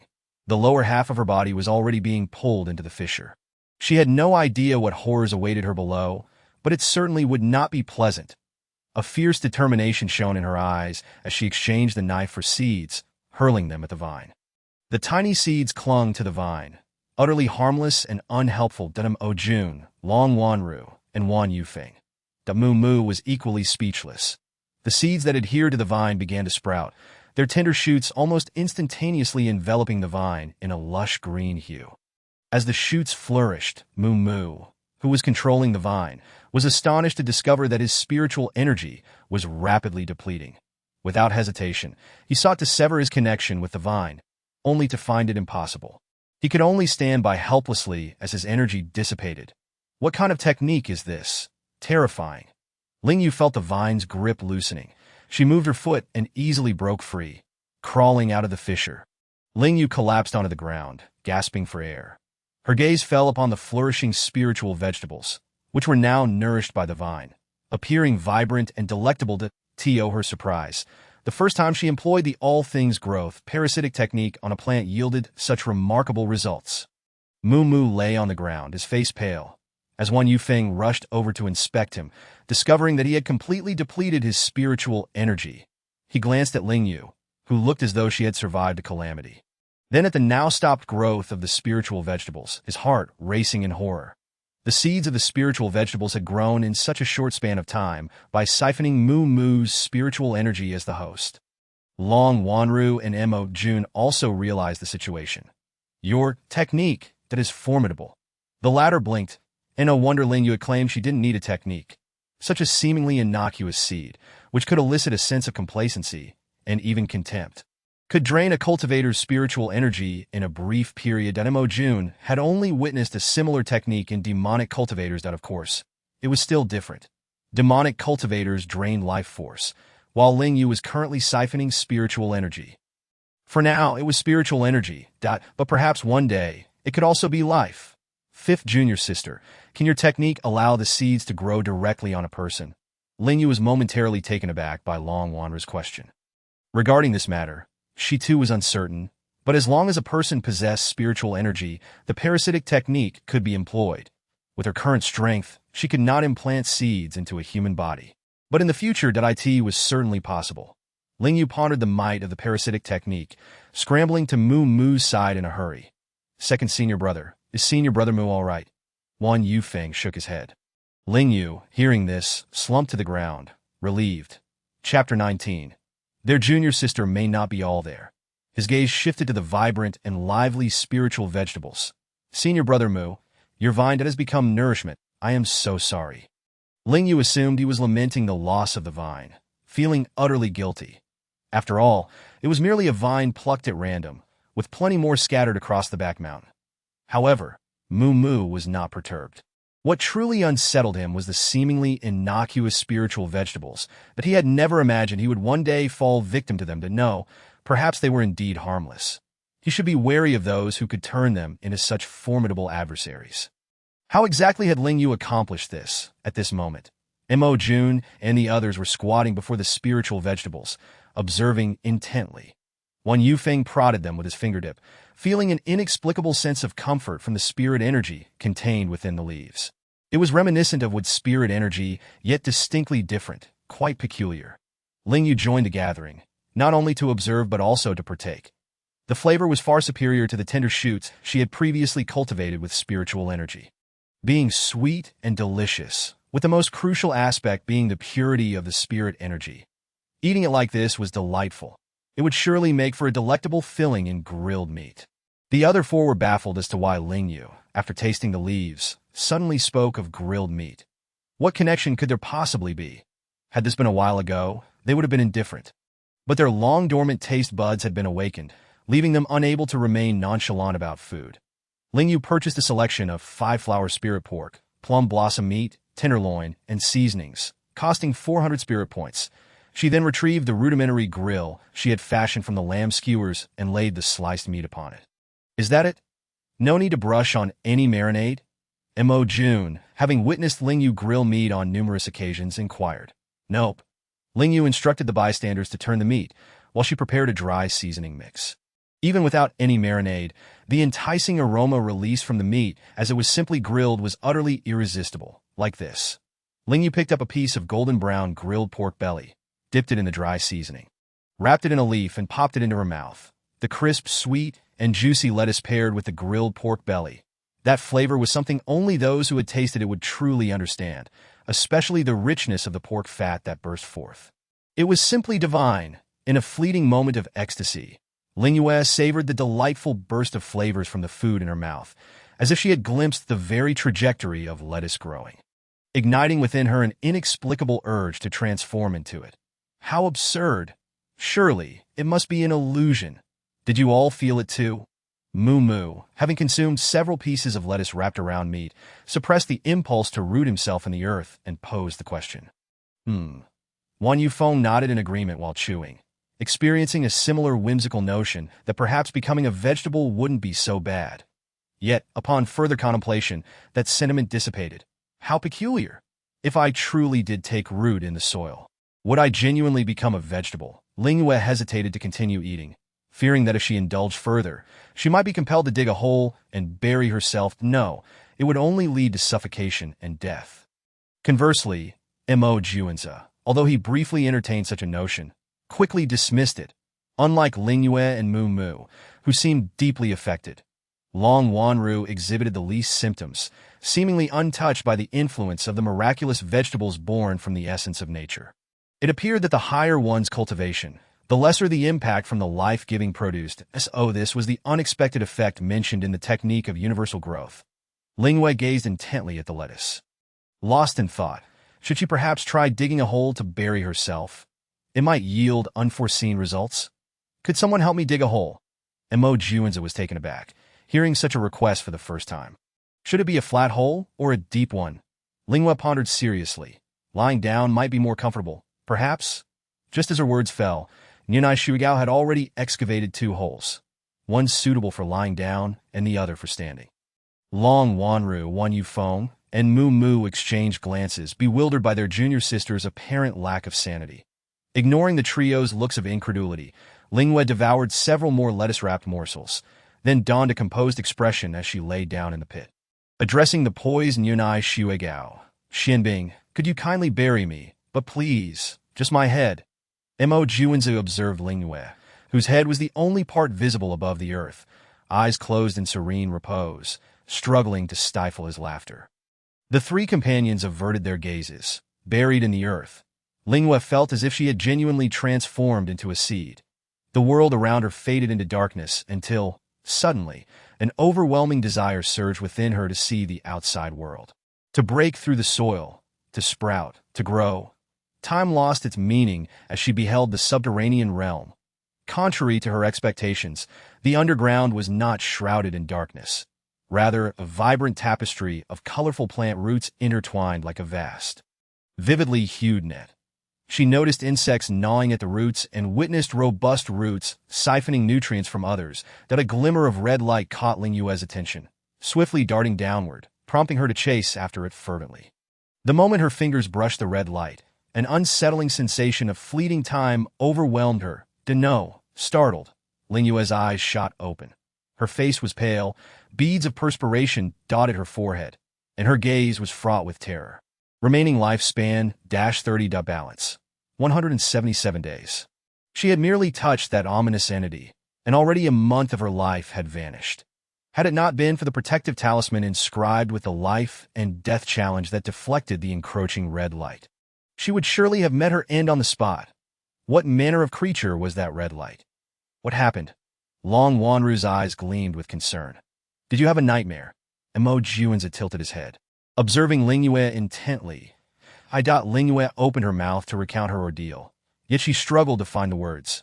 How could she explain that she had truly become a seed, discovering a red light underground that could siphon the essence of life? Indeed, it felt like a nightmare, one where she was besieged by disciples from the body refinement peak. That was undeniably a nightmare. One Yu Feng relished in her misfortune. If his days lacked joy, merely observing Ling Yue's plight on the back mountain could brighten his mood for an entire day. Her thoughts continually drifted back to the red light. She hoped it had not taken note of her. With the talisman in her possession, would its expiration signal her demise? There was a possibility. Ling Yue dared not gamble. She clutched the communication jade stone and transmitted a message to Juanza. She needed to inform Luhi Laozu. Such entities that drain life force typically represent malevolence or demonic forces. Juanza escorted Ling Yue before Luhi Laozu. Master, please help me. Ling Yue clung desperately to Luhi Laozu's leg, her pent-up anxiety finally finding an outlet. She regretted her curiosity. Not only had she literally dug a pit for herself, but she had also lost a month of her life, exacerbating her already limited remaining days. Both Luhi and Juanza exchanged glances, perplexed by this unexpected display. Was she feigning fear in the face of an impending life-and-death battle? Chapter 20. If only she could lie down and cultivate. Luhi shook off Ling Yue's grasp, while Juanza gently lifted her and placed her on a chair, under the scrutiny of two pairs of eyes. Ling Yue wiped her tears and began recounting her experience. Initially wearing a smile, Luhi grew increasingly serious as Ling Yue spoke, while Juanza's brows knitted tightly. Master, could it be something from the forbidden area on the back mountain? The back mountain harbored a forbidden zone. Ling Yue was taken aback. Was it a prison for evil cultivators or demonic beings? Fear not. Your life is secure. With the assurance from the formidable figure, Ling Yue beamed. Luhi also restored his smile, yet once Ling Yue departed, his expression turned cold, and he crushed the cup in his hand, scattering the shards to the wind. Tonight, refrain from cultivating. Consume this and sleep well. Thank you. Ling Yue accepted graciously, her fragile heart undeniably wounded that a pill radiating a faint blue glow lay in the palm of her hand, clearly of considerable value. However, she ultimately chose not to consume it, storing it safely before lying down. It had been ages since she enjoyed a proper rest. Her previous experience on the back mountain hardly counted. Anticipating nightmares or insomnia, she found herself drifting into a deep slumber without the aid of the calming spirit pill. Upon awakening, she felt rejuvenated. What was a mere month of life? It could be earned back. With 9 days remaining until the life-and-death battle, the system seemed unusually benevolent, as the mainline Task 7 had yet to be announced. Was it allowing her to focus on her cultivation? Ling Yue settled into a meditative posture, 5 luminous orbs of spiritual energy encircling her, which she absorbed one by one. Whether due to her transformation into a seed, drawing energy from the earth, or the consumption of the miraculous vegetables, she was on the verge of breaking through to the 5th level of qi refinement. Ling Yue leaned towards the former theory, Cultivating while lying down was undoubtedly more enjoyable than sitting cross-legged, provided it did not cost her life. Perhaps next time, she should choose a different location to recline. Once immersed in her cultivation state, Ling Yue lost track of time. After a casual bite to eat, she resumed her practice, convinced that another day's effort would surely lead to a breakthrough. The two supervisors, aware of Ling Yue's focused cultivation, refrained from interrupting her. Given Ling Yue's self-discipline, Mo Juanza redirected his attention to Lu He. After patiently waiting for 2 days, he finally found an opportunity. "Master, where have you been? What? Aren't you usually eager to avoid my presence?" Lu He shot a sidelong glance, raising his chin as he passed by Mo Juanza. He was well aware of what his disciple wished to inquire, yet he remained silent. What could they do about it? "Hey," Mo Juanza, who saw through Lu He's thoughts, wore an indifferent expression. "Master, I have a spiritual vegetable that can transform Ling Yue's thoughts into seeds. Aren't you curious?" Fearing Lu He would doubt him, Mo Juanza produced a glistening leaf of water spirit vegetable. That Lu He halted, snatched the leaf, and fled. That Mo Juanza chuckled. "Master, that leaf is merely an ordinary spirit vegetable leaf." "Lu, that you little rascal, you dare to mock me." It had been a while since he had given his disciple a proper lesson, and it was time for him to learn a lesson. Consequently, Mo Juanza received a beating that he was tossed to the ground like a rag doll, and the space ring on his finger was taken, along with all the food, including the spiritual vegetables. "You little rascal. You think you can challenge me?" Mo Juanza. That not a chance. He felt no sympathy for his disciple, who had been reduced to such a state that Mo Juanza swallowed a healing pill and gazed toward the back mountain. It seemed that beyond the forbidden area, other secrets lay hidden, secrets that were beyond his current capabilities to handle, that if he could divulge them, Master would not keep them from him. However, the more he refrained from speaking, the more curious he became. "I have broken through and made a feast. Come quickly." Just as Mo Juanza was about to venture deeper into the back mountain, Ling Yue's voice from the communication stone halted him. He glanced down at his tattered attire and bruised face, pondering how he could face anyone. Perhaps it was best to let it go. As he contemplated this, he donned a disguise and changed into a clean robe before proceeding. "Why aren't you using your own face?" Ling Yue inquired, her curiosity piqued upon seeing his common visage. "Because my own face is not presentable at the moment." The Wei Yujin pointed at Mo Juanza and burst into laughter. He must have been beaten by the master. The master has a penchant for landing blows on faces. Mo Juanza. Have you managed to evade the fate of being beaten? Ling Yue finally understood why they mentioned that to grow stronger, one must first endure beatings. There was no escaping that fate. Wan Yufeng recalled his own past, where he too was often left with no unscathed spot, all thanks to the quiet girl beside him. "Long Wanru, junior brother, your dumplings. Senior sister, please eat more. This is delicious. And so is that." Wan Yufeng hastily interrupted Long Wanru, eagerly serving her food. He felt embarrassed that it had taken him a full half-month to create dumplings that matched Ling Yue's quality. Admitting such a thing would be humiliating. Upon hearing the word dumplings, Ling Yue cast a curious glance at Wan Yufeng. "Second brother, do you want to eat dumplings?" Ling Yue did not prepare dumplings today. The table was adorned with an array of home-style dishes. She harbored a desire to create something special with spirit ingredients. But alas, spirit plants were more expensive than spirit vegetables that I have no appetite. "What is this? It is quite delicious." Wan Yufeng pointed at the eggplant, attempting to divert the conversation. Long Wanru cast a sidelong glance at her prideful junior brother, curious to see when he would be capable of making a proper dumpling. Ling Yue began to introduce the home-style dishes in succession. Braised fish, sweet and sour ribs, boiled meat slices, crispy chicken wings, minced eggplant, scrambled eggs with tomatoes, garlic vegetable hearts, and chicken soup with mushrooms, with spirit rice as the staple. "Sister Yu, is Brother Lu not at the sect?" As Ling Yue ate, memories of being summoned by the ancestor Li He to serve as a cook for Liu Beiyin surfaced. That he is not here. He has left the sect to pick up his junior brothers and sisters. A group of people jostled for position, reveling in the camaraderie. Time flew by, and tomorrow marked the day of the life and death battle. Ling Yue felt a tumult of emotions, unable to concentrate on her training or focus on her cultivation methods. The thought that tomorrow might either spell the end for Pao Wei or for her ignited anxiety and an unsettling fear of combat within her. For someone who had lived in an era of peace since childhood, the prospect of wielding a butcher's knife for her own survival was utterly disconcerting. Over the past month, she had continuously sought to comfort and hypnotize herself. Yet in the end, knock, knock, knock.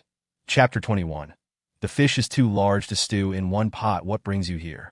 Upon opening the door, Ling Yue couldn't help but chuckle upon seeing the injuries on Mo Juan's face. That it looked worse than when she had been beaten. How could Ancestor Lihi inflict such harm on a face that elicited both human and divine outrage? Why not change your appearance? Mo Juan cast a wistful glance at Ling Yue. Would you prefer to spar or enjoy a midnight snack? A spar? Ling Yue shook her head while retreating, having heard that sword cultivators were even more ruthless than body cultivators. Their strikes destined to draw blood. She still had to participate in the life-and-death battle tomorrow. What do you wish to eat? Given her lack of focus on cultivation, perhaps a meal could lift her spirits. Mo Juanza retrieved a lively silver fish from his storage ring. The fish was so large it could not fit in a single pot. The braised fish from earlier was indeed delightful. However, Mo Juanza was not merely driven by appetite. He surmised that Ling Yue would be unable to focus on her training tonight, and thus caught this spirit fish to divert her attention. As for the disguise he had removed from his face, well, he simply did not wish to wear it anymore. Let us eat braised fish. No, let us have grilled fish. Such a large fish would be cumbersome to grill. And moreover, two people could hardly finish it, if to alleviate Ling Yue's worries. The doors to the alchemy rooms opened simultaneously, releasing a rich aroma of medicinal herbs, accompanied by Long Wanru and Wan Yufeng. Sister Master, Brother Two, thank you. Ling Yue moved, embraced Long Wanru. Taken by surprise, Long Wanru's body stiffened at the sudden hug, instinctively pushing away, but before she could react, Ling Yue released her and hugged Wan Yufeng instead. Wan Yufeng was momentarily dumbfounded. What a lack of decorum from the fifth junior sister. And thank you to you as well. Ling Yue was generous in her gratitude, not sparing even Mo Juanza. He was taken aback, his face showing signs of increased warmth. Ling Yue was considerate, releasing each embrace without granting them a chance to decline. That in just a month, she felt incredibly fortunate to have met them. Even if she were to meet an untimely end on the dueling platform tomorrow, it would not have been in vain. Why are you all standing around idly? Upon arriving, Yuzhen found the four of them in silence, with a lively spirit fish bouncing on the ground. This fish looks somewhat familiar. Following closely behind Yuzhen, Liu Beiyin finally recognized the shimmering silver fish under the moonlight. Isn't this the pet fish raised by my master? Mo Juanza. How could you steal the snow silver fish raised by my master? Ling Yue was astonished that Mo Juanza would resort to such measures for a midnight snack. So what if I took one? I doubt you won't eat it later. Liu Beiyin. But why wouldn't he eat? After all, he was not the one who stole it. Even if the truth came to light, Mo Juanza would bear the brunt of the blame. Had I known you brought the snow silver fish, I wouldn't have gone after the unicorn sheep. Yuzhen lamented. Ling Yue. Why does this feel like a last supper? With the uncertainty of tomorrow's life and death battle, Ling Yue did not hesitate to expend her spirit energy. Purchasing ample seasonings for grilling fish and spirit vegetables to serve as a base, alongside a 1.5-meter grilling stove. The system marketplace truly had everything. The grilling stove resembled modern ones but still bore slight differences, befitting this era. Thus, its use did not seem out of place. When Ling Yue unveiled the grilling stove, the others were left speechless. Liu Beiyin, as the chief disciple of the refining peak, immediately lit up upon seeing the metal. Though he merely touched it briefly before sneering that it's made of iron. Besides its peculiar design, it offers little else of value. Fifth junior sister, what is this for? For grilling fish, of course. Ling Yue left no idle hands. Those washing vegetables washed, and those preparing fish prepared, as everyone was directed into a flurry of activity. Once again, Liu Beiyin found himself as the cook, his face darkened. But you also possess fire affinity. My fire cannot compare to Brother Liu's. Ling Yue replied with a smile, knowing that with such a large fish, if she were to grill it, they likely wouldn't eat until the wee hours. With Liu Beiyin on the job, they would be able to feast in just an hour. Ling Yue set the pot, bringing forth the spicy hot pot base she had prepared earlier, that in no time. A fragrant blend of spices mingled with the aroma of grilled fish wafted through the refining peak. An hour later, the silver snow fish, grilled to a golden crisp and wafting with the scent of cumin, was placed atop the grill laden with spirit vegetables. Brother Liu, add some fire here, Ling Yue commanded her cook. Under the watchful eyes of the others, the cook, though reluctant, added fire to the stove. Ling Yue poured the sought-ed hot pot base over the fish, as the temperature of the grilling stove rose.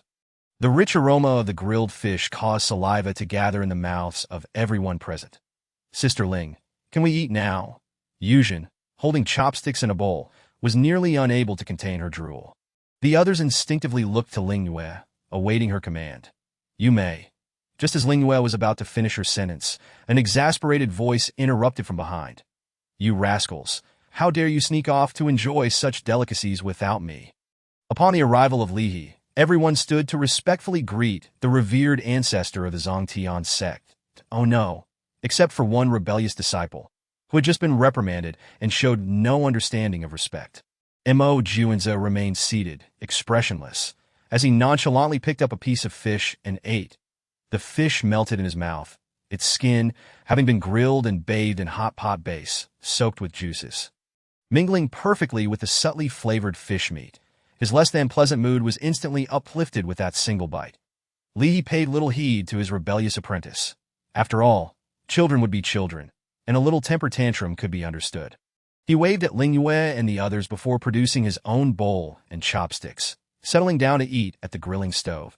This fish is incredibly fresh. After taking a bite, Li He's expression became euphoric. In contrast to Li He's presence, Long Wanru and Wan Yufeng felt somewhat restrained, but Ling Yue, Yuzhen, and Liu Beiyin had no such concerns, indulging in the grilled fish heartily as they savored the spirit vegetables beneath. Yuzhen and Liu Beiyin transformed into curious children. What is this? It's clearly vegetarian, yet it has a meaty texture, so soft and delicious. This vegetarian dish is so crunchy and flavorful. That is potato, that is bean sprouts, Ling Yue explained as she ate. The mildly spiced fish, dipped in the sauce, became extraordinarily delectable. How wonderful! Li He marveled, as the cool moonlight enveloped the refining peak, the smoky warmth of the grilled fish dispelling the chill of the night. Ling Yue's anxious heart began to ease. Chapter 22. I advise you to struggle a bit. The midnight feast continued until the moon set and the sun began to rise. The golden light cast a warm glow over each individual clutching their full bellies. The delightful meal had soothed Ling Yue's restless spirit. Over the past month, she had hardly slept, putting in more effort than during college entrance exams. For the life-and-death battle, all she needed was to give it her all. Fifth junior sister, you should rest first. I will call you when the time comes. Long Wanru's previously cold gaze softened. The remaining five sat outside, the atmosphere heavy with silence. Without Ling Yue, it was unlikely that they would have enjoyed such a harmonious night together. Is there truly no way for the ancestor to intervene in the life-and-death battle? Yuzhen's tone was filled with melancholy. Of course, but the cost would be immense. Paui must have exited his seclusion by now. Right? We should go capture him. The moment Liu Baiyin's words left his mouth, they garnered Yuzhen's approval, and even Long Wanru seemed somewhat tempted. With 2 hours remaining until the appointed time, there was certainly enough time. I trust fifth junior sister. Wan Yufeng had indeed considered such a plan before, having even devised a strategy. They just needed Paui. However, recalling the efforts fifth junior sister had exerted over the past month, it would be unreasonable for her to be unable to defeat even an outer sect disciple. They seem to have overestimated that individual. You all must be afraid of not being able to enjoy the spirit dishes prepared by fifth junior sister in the future. Wan Yufeng felt he had uncovered the truth. Otherwise, why would they come to supervise her daily or send disciples to accompany Ling Yue in her training? They all wished for her survival, to join them in the sect's grand competition, to grow stronger together, and to explore the wonders of the cultivation world. We are not so superficial. Yuzhen shot Wan Yufeng a glare, and Mo Jun gazed at the sun, now fully revealed, and he too placed his trust in Ling Yue. At this moment his opponent, the reclusive Pao Hui, emerged from a month-long seclusion. Father, I have reached the 7th level of qi refining. Pao Hui exclaimed excitedly as he rushed to Pao Shan's side, his face radiating confidence. Excellent, Pao Shan responded with paternal pride, patting his son's shoulder. 7th level of qi refining. While that Ling Yue is merely at the 4th level, my son is destined to win. The dueling platform of the Lantian sect buzzed with an extraordinary fervor today. Cultivators gathered in small groups, their sights set on the number 97 dueling platform. This life-and-death battle had generated considerable buzz within the sect, making it nearly impossible to remain unaware. Where's our main character? Hasn't he arrived yet? There's still half an hour left. Why not focus on cultivation? This remark elicited uproarious laughter from the cultivators. The life-and-death battle between two outer sect disciples in the Qi refining stage was unlikely to be particularly intense. Yet they admired the courage of the participants, thus choosing to attend for the spectacle. Pao Hui, one of the main characters, arrived first at the number 97 dueling platform that as he approached, a faint red glow enveloped him, drawing him into the arena. Outer sect disciple Pao Hui of the Fourth Law Peak has entered. The authoritative voice of the life and death monument resonated throughout the dueling arena. Standing on the platform, Pao Hui surveyed the audience below, reveling in a sense of superiority. This life and death conflict attracted not only numerous cultivators, but also several esteemed elders of the sect. Unbeknownst to anyone, 3 influential figures were seated above the clouds. And coincidentally, Ling Yue was acquainted with all 3. Hey, Ling Yue is in danger. That Pao brat has reached the 7th level of Qi refining, Lu He remarked gleefully, casting a glance at the composed Qing Yuan. It's merely a matter of accumulating cultivation with gathering spirit pills. Does the ancestor not believe in Ling Yue? Qing Yuan replied with a gentle smile. Sitting nearby, Xiongqi recalled the disciples who had been pulled by Yu Zhun to spar with Ling Yue, one of whom was also at the 7th level of Qi refining and had initially been toyed with. He peered through the clouds and immediately spotted the foolish disciple, walking alongside today's second main character. As Ling Yue and her companions approached the dueling arena, they were taken aback by the sheer number of spectators. Well, it was only Ling Yue who was truly astonished. With merely a tea's worth of time remaining until noon, the audience began to speculate about Ling Yue's delayed arrival. Where is the other one? Is she perhaps too afraid to fight? Not necessarily fear. Perhaps she has been captured by our capable Pao manager? Indeed, it's possible. After all, not a single one of those outer sect disciples has a good father. Pao Shan wore a grim expression as he sat in the spectator stands that he wanted to capture her. But that little wretch was exceptionally good at hiding. Even with so many subordinates, he could not locate her. Amidst the murmurs of the crowd, Ling Yue, like Pao Hui, was ushered onto the number 97 dueling platform. Unlike the inner sect disciples of the Alchemy Peak, she wore a coarse beige robe of the outer sect. 5th level of Qi refining? Pao Hui easily discerned Ling Yue's cultivation level, his disdain nearly overflowing. Little village girl, why not just take your own life to spare yourself further suffering before death? What level are you at? Ling Yue inquired curiously, unable to gauge Pao Hui's power. 7th level.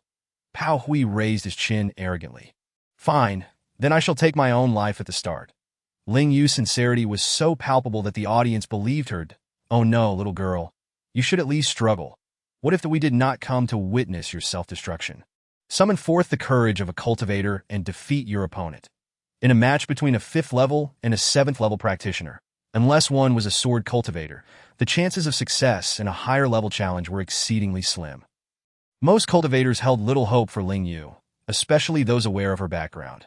No master, no powerful father, no resources. That it was evident that her month-long struggle to advance from the 3rd to the 5th level had been arduous. Yet it was clearly insufficient. Even before the duel commenced, many cultivators began to leave the scene, unable to bear the thought of the delicate Ling Yue being mercilessly tormented to death by Pao Hui. Those familiar with Pao Hui's character, a disciple of the Servant Peak, looked at Ling Yue with pity. Perhaps self-destruction was indeed a viable option. With just 2 minutes remaining before the duel began, it would be disingenuous to claim Ling Yue was not nervous. Her outward calm was merely a fade. Moreover, she was uncertain if it was a reaction stemming from the original body's instincts. But upon seeing Pao Hui, she felt an overwhelming surge of fear, even an impulse to flee. Fortunately, she managed to suppress it. Reassuring thoughts circulated in her mind, gradually dispelling the negativity. Was it only by defeating Pao Hui that the original owner could find peace? Ling Yue's gaze grew resolute. Ling Yue, outer sect disciple of the Alchemy Peak, versus Pao Hui, outer sect disciple of the Fourth Law Peak. Commence. The echoes of the life and death monument declaring the start had yet to fade when a massive fireball hurtled toward Ling Yue's forehead, the surrounding air distorting from the intense heat. Chapter 23. I wonder how long you can struggle. Don't just stand there. Counterattack. Dodge. The spectators below were more agitated than Ling Yue, shouting for her to retaliate or evade. Some believed she was too frightened to move, rendering her incapable of launching a counterattack. Little did they know, their voices did not reach the number 97 dueling platform. Ling Yue remained still, not out of fear, but because the fireball appeared to be moving in slow motion, that a mere sidestep would suffice to avoid it. Yet she chose not to. A small fireball materialized in her hand, and without hesitation, she hurled it toward the larger fireball. Simultaneously, a handful of seeds rolled to Pao Hui's feet, unnoticed by him or the audience, akin to mere dust.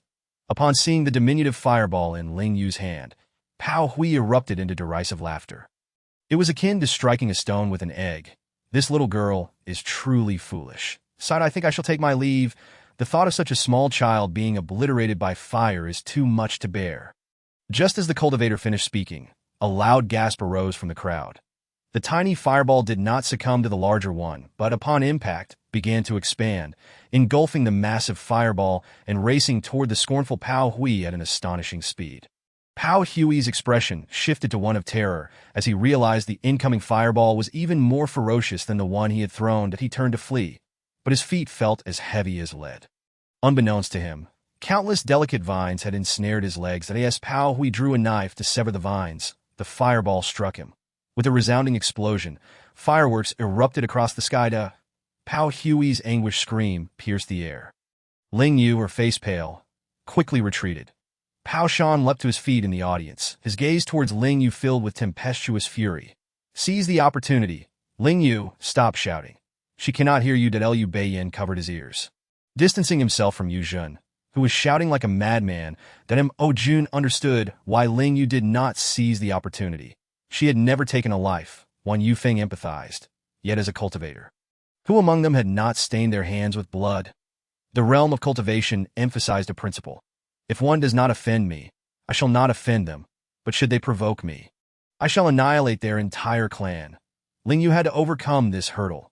Ultimately, Ling Yue did not grasp the opportunity, allowing Pao Hui to emerge from the inferno. As he walked, he formed seals with both hands, murmuring incantations. That a blue ice light rose from beneath his feet.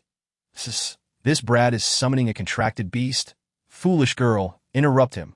Even knowing the duel participants could not hear, the audience continued to shout, their expressions a mix of frustration and disappointment. Given her already lower cultivation level than Pao Hui's, she should have taken advantage of his injury to eliminate him, yet she chose to retreat. Now he was summoning a contracted beast, and she did nothing to stop him. The audience longed to pry open Ling Yue's mind to see what thoughts lay within. An ice blue, two-headed giant serpent slithered up from the ground, its presence chilling the air. A three-tiered, two-headed snake, and of the rare ice attribute. It appeared the Pao family had made a significant investment this time. A disheveled Pao Hui leaped onto one of the snake's heads, pointing menacingly at Ling Yue. Tear her apart. The two fearsome heads unleashed ice-blue flames toward Ling Yue, while the serpent's long tail lashed out at her. Ling Yue remained calm, skillfully employing the ethereal technique to evade the attacks. "I wonder how long you can struggle, freeze." With Pao Hui successfully casting his immobilization technique, Ling Yue found her body locked in place, facing the gaping maw of the abyss that could swallow her whole. She tilted her head back, her pupils constricting, unable to dispel the immobilization in time before being entirely consumed by the giant serpent. It was over. Liu Beiyin slumped back in his chair, closing his eyes. This sentiment echoed in the minds of many cultivators. Not yet finished. The life and death monument remained silent. Long Wanru clenched her fist within her voluminous robes, unwilling to believe that her fifth junior sister, after so much training, could meet her demise in the jaws of the two-headed serpent. Pao Hui stood atop the snake's head, laughing maniacally. "Life and death monument. Announce my victory already." The life and death monument remained silent, indicating that Ling Yue, swallowed whole, still drew breath. It seemed they would wait until she had truly perished before declaring the final victor. A majority of cultivators shook their heads and sighed, departing the scene. How could a delicate and frail, fifth-level practitioner of the law possibly escape from the belly of a two-headed serpent? Body cultivators and sword cultivators might have a chance. Of course, if the life and death battle permitted the use of magical artifacts, formation discs, and talismans, her chances of escape would be significantly higher. Alas, The dazzling fireball engulfing technique and Ling Yue's light and graceful form were thus buried within the serpent's belly. Mo Jun waited. The three influential figures above the clouds also waited. Some cultivators hoping for a miracle to unfold continued to wait, until that a trembling, tender shoot emerged from the serpent's back. Mo Jun involuntarily curled the corners of his mouth. He knew that the ever-silent Ling Yue, who never complained despite her beatings, would surely not give up. Soon, the tender green shoots spread at an astonishing pace. The two-headed snake was now overgrown with grass. This revelation left the audience in disbelief. The two-headed snake, which had previously shown no signs of distress, suddenly let out a loud cry, its body writhing and scraping against the ground in a desperate attempt to rid itself of the young sprouts sprouting from its flesh. Pao Hui was suddenly thrown to the ground by the contract beast, bewildered, until he widened his eyes at the sight of his own beast covered in verdant sprouts. What on earth is happening? This was the collective thought of everyone present, including the elders from both the inner and outer sects who had come to witness the spectacle. Even Qing Yuan gasped softly. What kind of technique is this?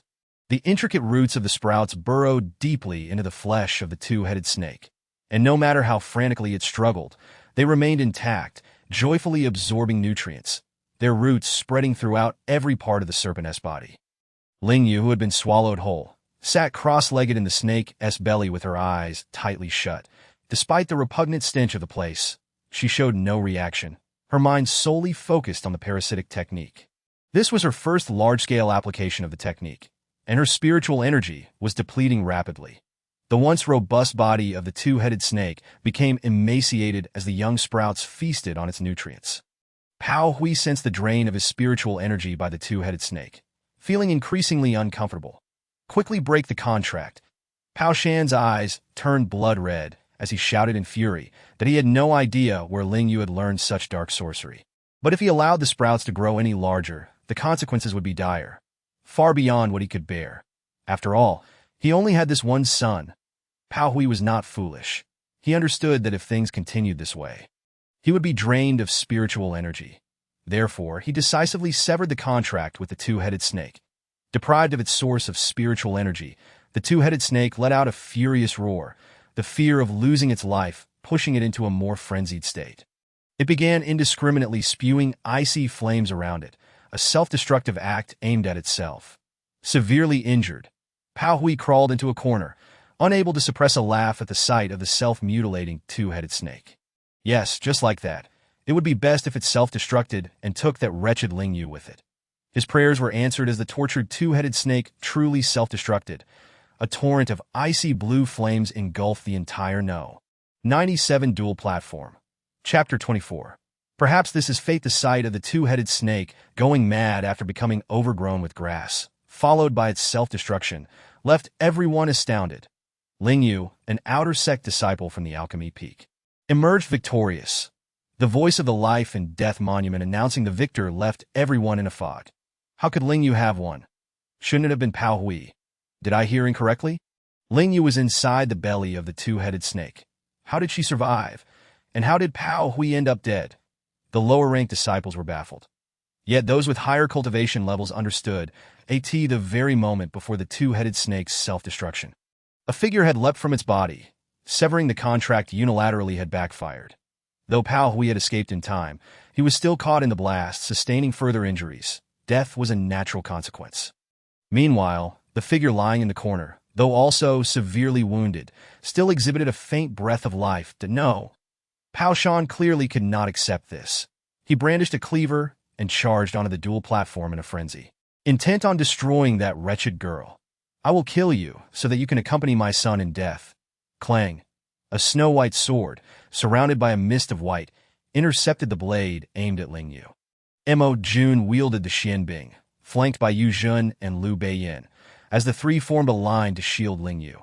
Their expressions were devoid of emotion, which Pao Shan instinctively interpreted as provocation. He pursued them. Wan Yufeng, smiling as if basking in springtime, spoke words that pierced through Pao Shan's heart like a sharp blade. The Wei Yuzhen lowered her head, her shoulders trembling. She couldn't believe how venomous Wan Yufeng's words were. Mo Jun glanced at the scene before turning to leave. Pao Guan, you know how your son died, and my junior sister survived merely by chance. Perhaps this is destiny. The three statements from Wan Yufeng darkened Pao Shan's expression further. However, he regained his composure. Wan Yufeng openly informed him that Ling Yue was now under the protection of the main peak. If he dared to act, their Pao family. Indeed, it was my son who was outmatched. Pao Shan gritted his teeth and left in a huff. Pao Hui's remains were taken away by his family to this moment. Many people lingered beneath the number 97 dual platform, discussing the departing prodigies of the sect. Wasn't he that Ling Yue just an outer sect disciple? How could she possibly know those individuals? Who knows, some felt envy, others bitterness, and still others jealousy, their eyes reddening. Clearly a waste, unable to even draw in chi for a year. What right did she have to receive such an opportunity? Those who thought this way were former acquaintances of the original host. Yet at this moment, the envied protagonist lay quietly in bed, her exposed skin burned to varying degrees, aside from her still ragged breaths. Her condition was dire. When would she awaken? June inquired of Long Wandered. I don't know, but considering her intelligence, it was fortunate that she managed to ingest numerous medicinal pills before losing consciousness. Otherwise, the final outcome would have been mutual destruction. Long Wanru shook her head. Wan Yufeng, his expression anxious, rushed into the alchemy chamber, followed by a poison master and a physician. Aside from alchemists, the alchemy peak also housed physicians and poison masters. The latter were skilled in the use of toxins, making them formidable cultivators within the alchemy peak. For disciples lacking the talent for alchemy, they would choose to become physicians or poison masters. What is the situation? Yu Jun, who had arrived a moment too late, looked at the tightly shut doors of the alchemy chamber with worry. She wanted die. Long Wanru's face was solemn. Ling Yue had sustained severe internal and external injuries and had also been poisoned by the two-headed snake. If she could die within the alchemy peak, then this place would no longer need to exist. Yu Jun exclaimed bitterly. She was asking whether Ling Yue was dead or alive. The five of them waited in silence outside the door, unsure of how long had passed, when sounds finally emerged from within. The poison master and the physician exited. The poison has been cleared and the external wounds treated. As for the internal injuries, she will need about 10 days to half a month to recuperate. But she should awaken by tomorrow. Jun felt a weight lift from his heart. Hopefully, after this ordeal, Ling Yue will act with more decisiveness in the future. Though it was said she would awaken tomorrow. Ling Yue opened her eyes in the middle of the night. She stared blankly at the unfamiliar ceiling, attempting to turn her head, only to discover that any movement sent waves of pain coursing through her body. Hiss! Pao Hui! Oh no! That two-headed snake was merciless, so merciless that it wanted to take her down with it. As memories of that battle flooded back, Ling Yue felt an overwhelming regret. Next time, she must not hesitate, or she would be the one to perish. Are you awake? A sudden voice startled Ling Yue, senior sister. After a long silence, Ling Yue's throat felt dry. Just as she spoke, a cool medicinal pill slid down her throat and into her stomach. Run the technique. Absorb the medicinal power. Long Wanru wasted no words. Ling Yue complied, but as she began to circulate her technique, her internal organs and bones felt as if they were being pricked by countless needles. If it were only that, she could have endured, but soon the wounds felt as if salt was being rubbed into them, doubling her pain. Unable to withstand it, she let out a muffled groan. What wrong? What wrong? Wan Yufeng rushed into the alchemy chamber in a flurry that it hurts. Tears streamed down Ling Yue's face.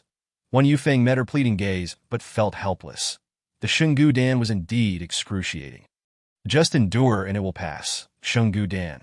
A first-grade healing medicine, remarkably effective for treating internal injuries, but its drawback is the unbearable pain. Ling Yue. That she felt she could still hold on a little longer. Is there a way to alleviate the pain? The pain relief pill is ineffective against Shungu Dan hence. The number 3 alchemy chamber was intermittently filled with piercing screams, interspersed with cries, truly enough to make the listener's soul tremble and the hearer shed tears in retreat. Wan Yufeng, unable to maintain his composure like Long Wanru, discreetly slipped away. Before long, he returned with a steaming bowl of colorful dumplings. Fifth junior sister, look at the spirit plant dumplings I made. Would you like to try some? Wan Yufeng presented the bowl to Ling Yue with pride. This time, he had succeeded brilliantly. Bound and gagged, Ling Yue. But did she look like someone who could taste anything right now? Wan Yufeng sheepishly laughed. realizing that fifth junior sister was indeed not in a position to enjoy them. Then I will save them for you. Just endure for half an hour, and the medicinal effects will wear off. Ling Yue felt despair at the thought of enduring another hour of pain. She understood why she had been restrained. It was to prevent her from harming herself in her agony, even though she had managed to scream somewhat restrainedly earlier. Now, what was there to endure?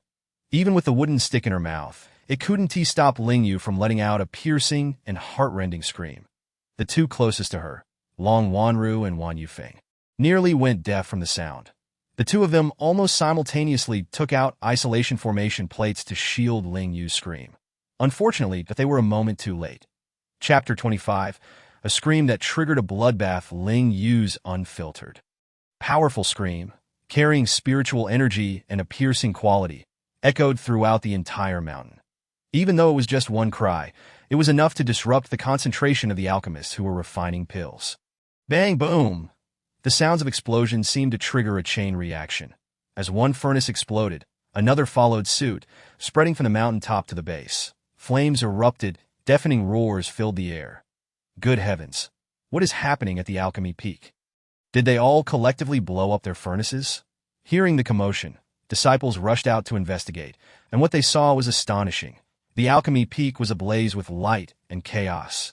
Who was that shouting just now? Make sure to hide well, or I'll hunt you down. Alas, my soon-to-be concocted body-tempering elixir has been utterly ruined. What is a mere body-tempering elixir compared to the foundational elixir I labored over for 7 days?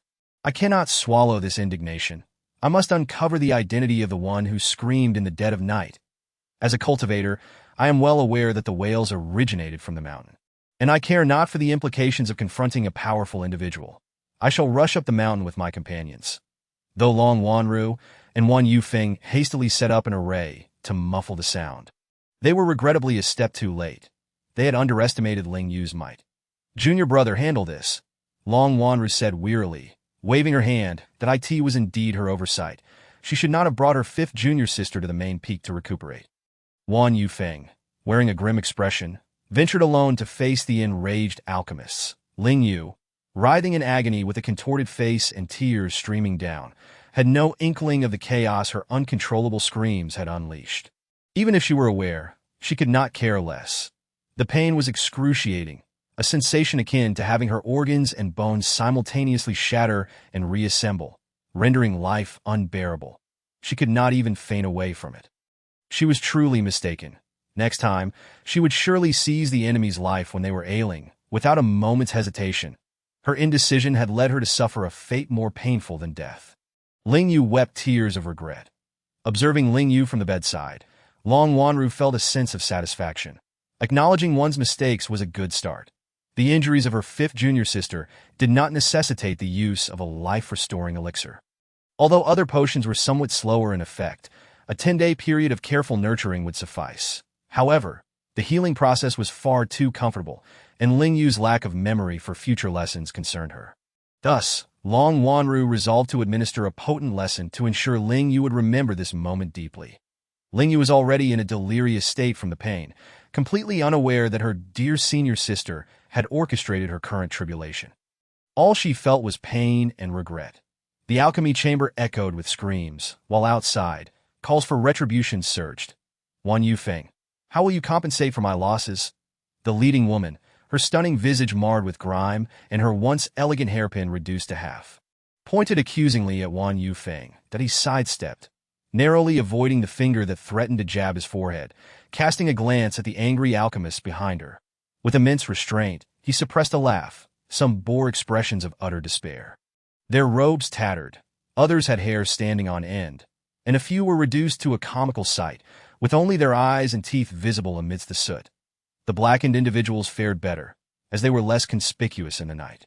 Meanwhile, others, adorned in vibrant colors due to their spiritual plants, appeared both ridiculous and disheveled. Wan Yufeng maintained his composure, but the newly arrived Yu Jun could not contain herself, her hearty laughter ringing through the main peak. This inadvertently shifted the anger directed at Wan Yufeng toward herself.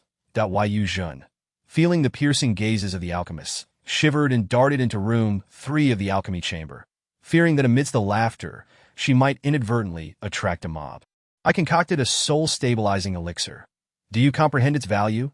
The leading woman extended her hand toward one Yufeng. 10,000 mid-grade spiritual stones. One Yufeng chuckled in disbelief. Ling Yue, you are merely a fourth-grade alchemist. And yet you dare tell me you are refining a sixth-grade elixir. Had Ling Yue been present, she would have recognized the voice of the woman who had callously cast her down the mountain as her second senior brother's audacious counterpart. Do my affairs concern you? Ling Yue toyed with her hair, knowing full well that as a fourth-grade alchemist, she would not be rattled by a scream. However, since a gullible target had emerged to shoulder the blame, it would be remiss not to extort a little. Wan Yufeng was acutely aware of Ling Yue's intentions to exploit the situation. After all, the masters Qing Yuan and her mentor had been sworn rivals, causing their disciples to harbor some enmity against one another. Wan Yufeng calmly bypassed Ling Yue, approaching the other disciples. Please write down your names and losses for me. Compensation will be arranged by tomorrow.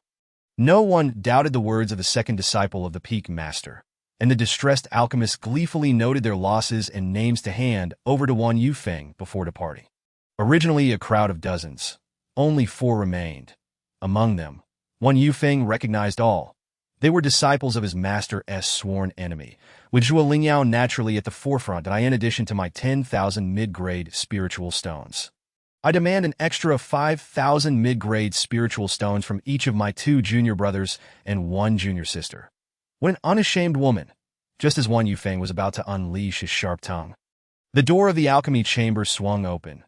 Long Wanru swiftly appeared before Ling Yue, delivering a resounding slap that echoed loudly in the stillness of the night, that a slap devoid of spiritual power. Its harm minimal, yet its insult profound. Long Wanru. Ling Yue covered half her face, her eyes bloodshot, conjuring a talisman that she flung at Long Wanru as if discarding scrap paper.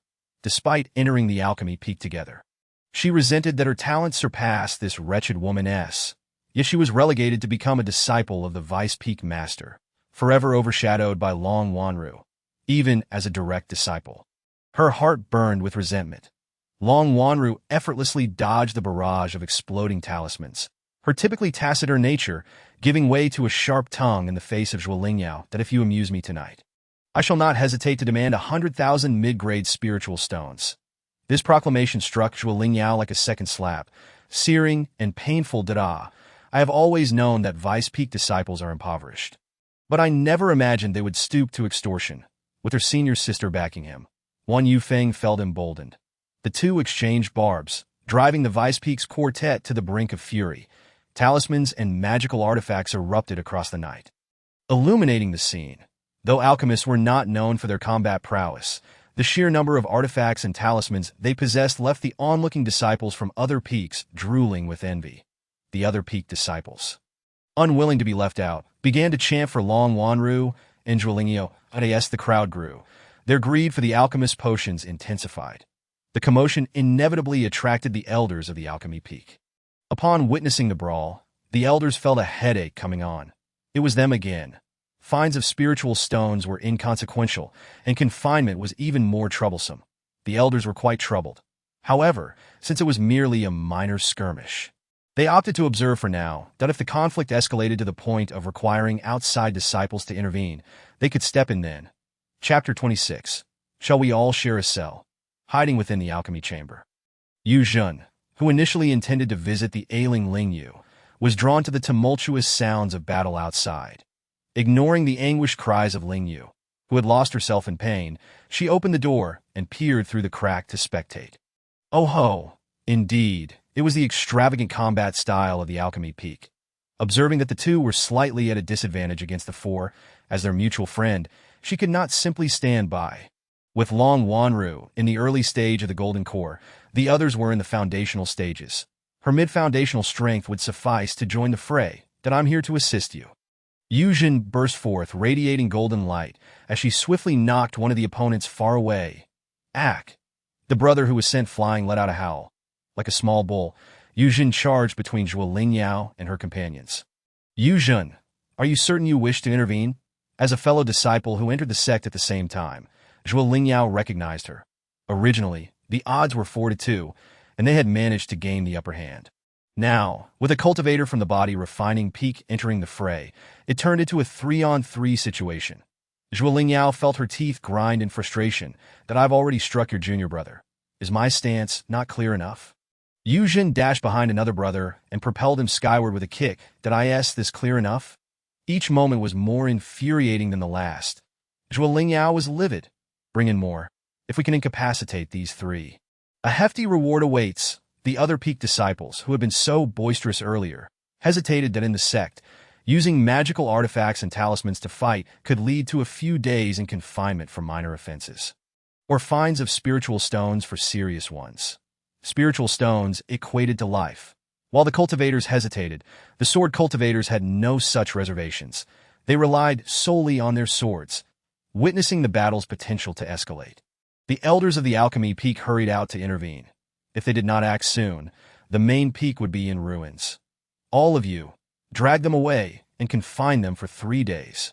With the eldest elderess decree, Yu Jun, Long Wanru, Wan Yufeng, Ling Yue, and the still uninvolved reinforcements were all seized and taken away to serve their time in confinement.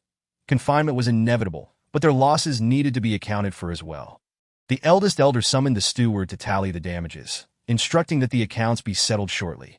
Just as Mo Juanza overheard the accounting process, he asked, "Where are my senior sisters?" The alchemy chamber had been surrounded by a sound-dampening array, preventing any noise from escaping and blocking out the commotion from outside.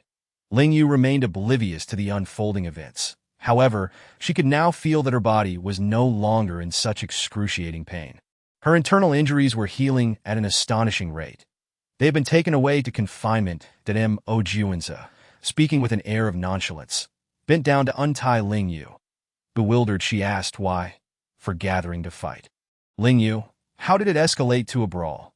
Mo Juanza produced a healing elixir and offered it to the dazed Ling Yue, explaining, it's merely 3 days. There's no need for concern. Having consumed the medicine and endured a night of torment from the life-restoring elixir, Ling Yue lacked the strength to inquire further, her eyelids growing heavy with fatigue. Ling Yue slept for an entire day and night. Upon awakening, she sat up in bed, feeling the abundant spiritual energy coursing through her body. Her external injuries remained, but were beginning to heal and scab over.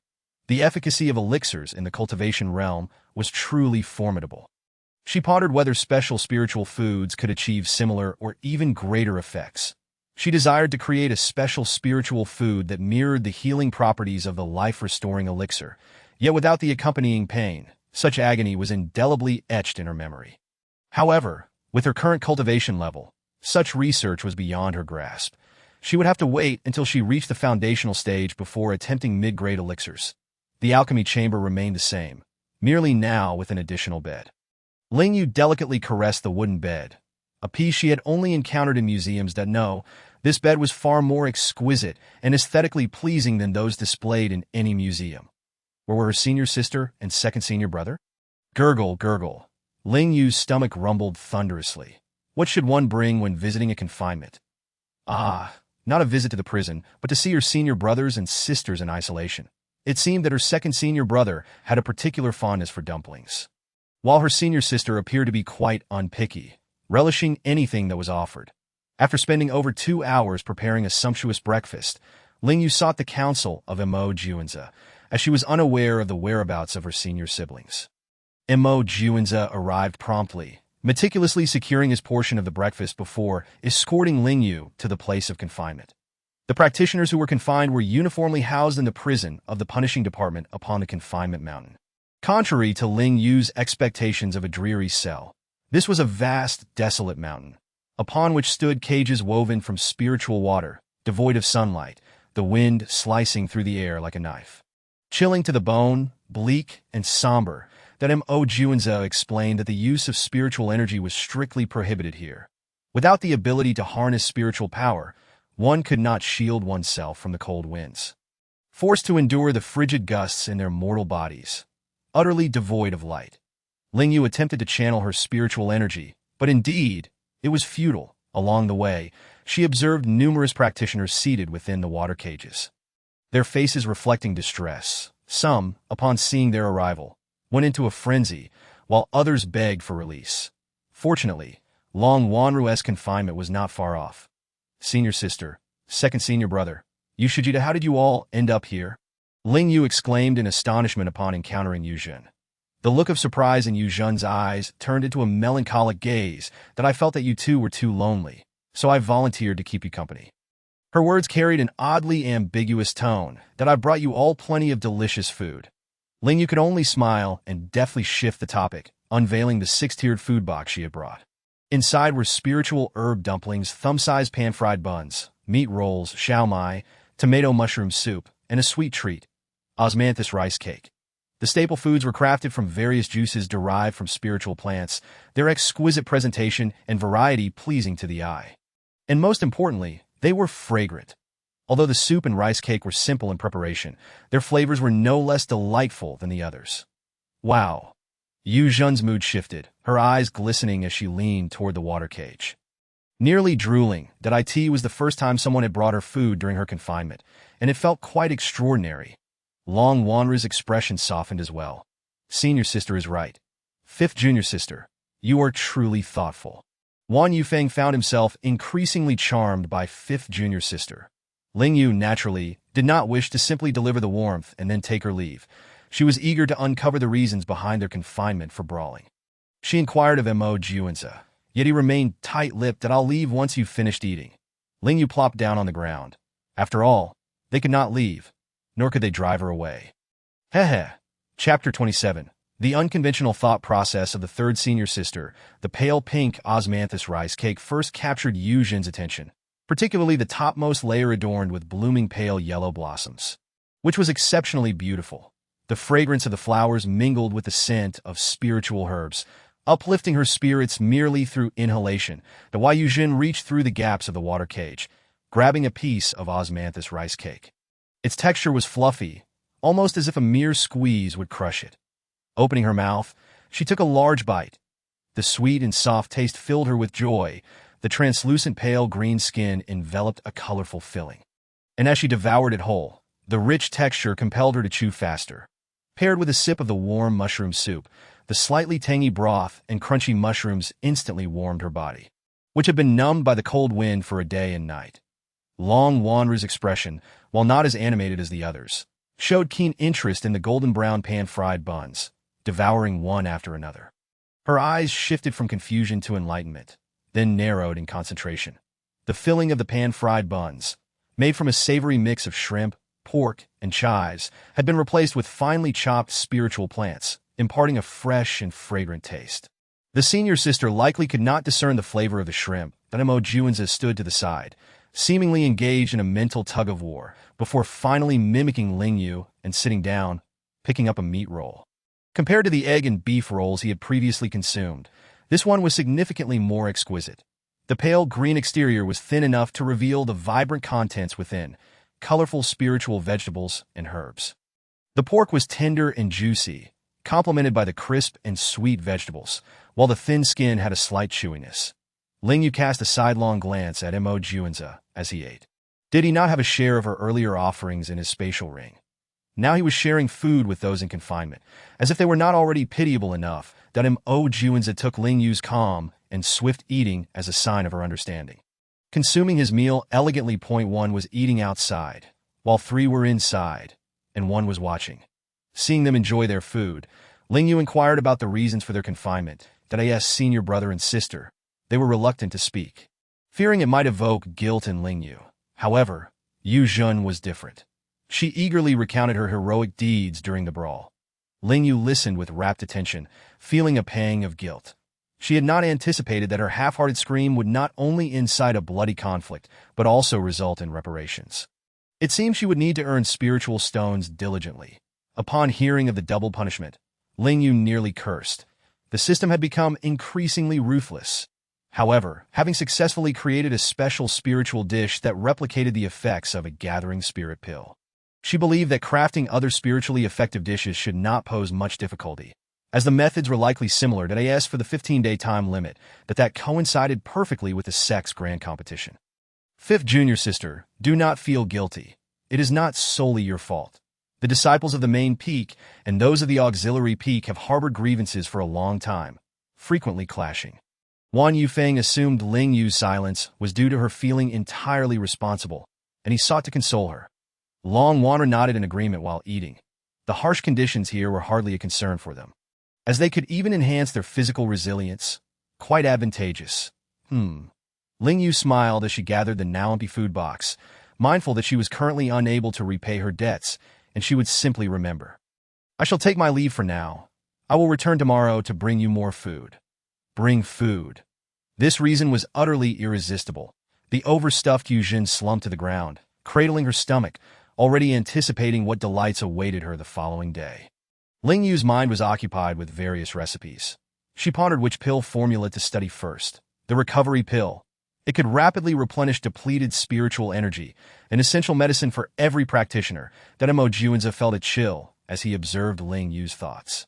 The Xianbing swiftly retreated into his dantian, that he had long suspected that she had ulterior motives toward him, and he felt a sense of urgency to exit the premises, with Xuanbing's mutual understanding. Mo Juanza was at a loss for how to express his feelings. Ling Yu's gaze toward the sword was already unsettling, and now her gaze toward him was equally disconcerting. Would you like to have ice cream? Ling Yue gazed at the bright sun overhead. Such weather was ideal for enjoying ice cream. The death of Pao Hui had not unsettled her. After all, she had not personally dealt the fatal blow. The boy had been killed by her contracted beast. This line of thought lightened her mood, even bringing her joy. Ice cream? The term was somewhat foreign to Mo Juanza. Yet upon hearing about food, his desire to leave waned, regardless of Xuanbing's urging from within his dantian. Mo Juanza remained indifferent. With the ice cream maker left behind, Ling Yue hurriedly procured the necessary ingredients and began her preparations. The method for making ice cream was not complicated, and ice cream was similarly simple. Ling Yue decided to create spiritual plant ice cream and multi-flavored spiritual fruit ice cream. What am I to do? Mo Juanza observed Ling Yue bustling about, feeling somewhat useless. Just help wash the fruits and spiritual plants. The milk heating in the large pot emitted a rich, creamy aroma, filling the room with a sweet scent that enveloped everyone in comfort. Ding Lulu stood before her alchemy room, repeatedly confirming that it was indeed room 3. But gazing at the youthful figures within made her feel uncertain. Resisting the sweet aroma wafting toward her, countless conspiracy theories flooded her mind. The most terrifying scenario was that during her absence, the deputy peak master led her disciples to massacre their sect, and her alchemy room had been usurped. The mere thought sent a chilling wave through Ding Lulu, freezing her very insides. Should she hide now, before being discovered, and return for vengeance once she had grown stronger? No, she could not wait any longer. She would confront them now, starting with the youths in her alchemy room. Chapter 28. Has she been expelled from the sect? Mo Juanza's expression was dark, his cold gaze fixed on Ling Yue. Ling Yue rubbed her arms, covered in goosebumps from the chill, offering a forced smile that if it weren't for your help, all of this would have been in vain. She spoke cautiously, fearful that the young man might lose his temper and inadvertently unleash his ice spiritual root, ruining the painstakingly prepared ice cream and desserts. That Mo Juanza remained displeased until Ling Yue scooped a spoonful of mango ice cream and offered it to him. You should try this. Suppressing the heat rising to his cheeks, Mo Juanza composed himself and took the spoon from Ling Yue's hand, tasting it. That single bite made him realize that perhaps being treated as an ice-making tool wasn't entirely unacceptable after all. Having placated the young man, Ling Yue excitedly extracted a small, icy replica of Xianbing from a mold that resembled the spirit, presenting it to Mo Juanza as if showcasing a treasure. Look, doesn't it resemble a mini version of Xianbing? Not at all. It has no patterns, Mo Juanza retorted, glancing at the Xianbing in his dantian, which, aside from lacking patterns, was otherwise quite similar. Ling Yue took a bite. It was refreshingly sweet, brimming with the essence of milk. This one is delicious too. And so, Xianbing could only watch as the pair enjoyed their treats, blissfully unaware of the joy they derived from consuming it. Ling Yue had prepared only a few flavors today. Aside from the milk flavor, the ice cream consisted of merely 3 types of spirit plant flavors, one of which was a vibrant green, reminiscent of the jade hairpin adorning the head of a young woman standing before the alchemy gate. Clad in the robes of a direct disciple, this gentle-looking lady must be her 3rd senior sister, right? 3rd senior sister, Ling Yue tentatively called out. Ding Lioli was taken aback. What had she just been called? 3rd senior sister. Had the master taken on another disciple? But why was her alchemy chamber assigned to the fifth junior sister? Had she been expelled from the sect without her knowledge? Overcome with emotion, Ding Lioli began to cry, unable to bear the discomfort of standing. She sat down on the threshold, weeping.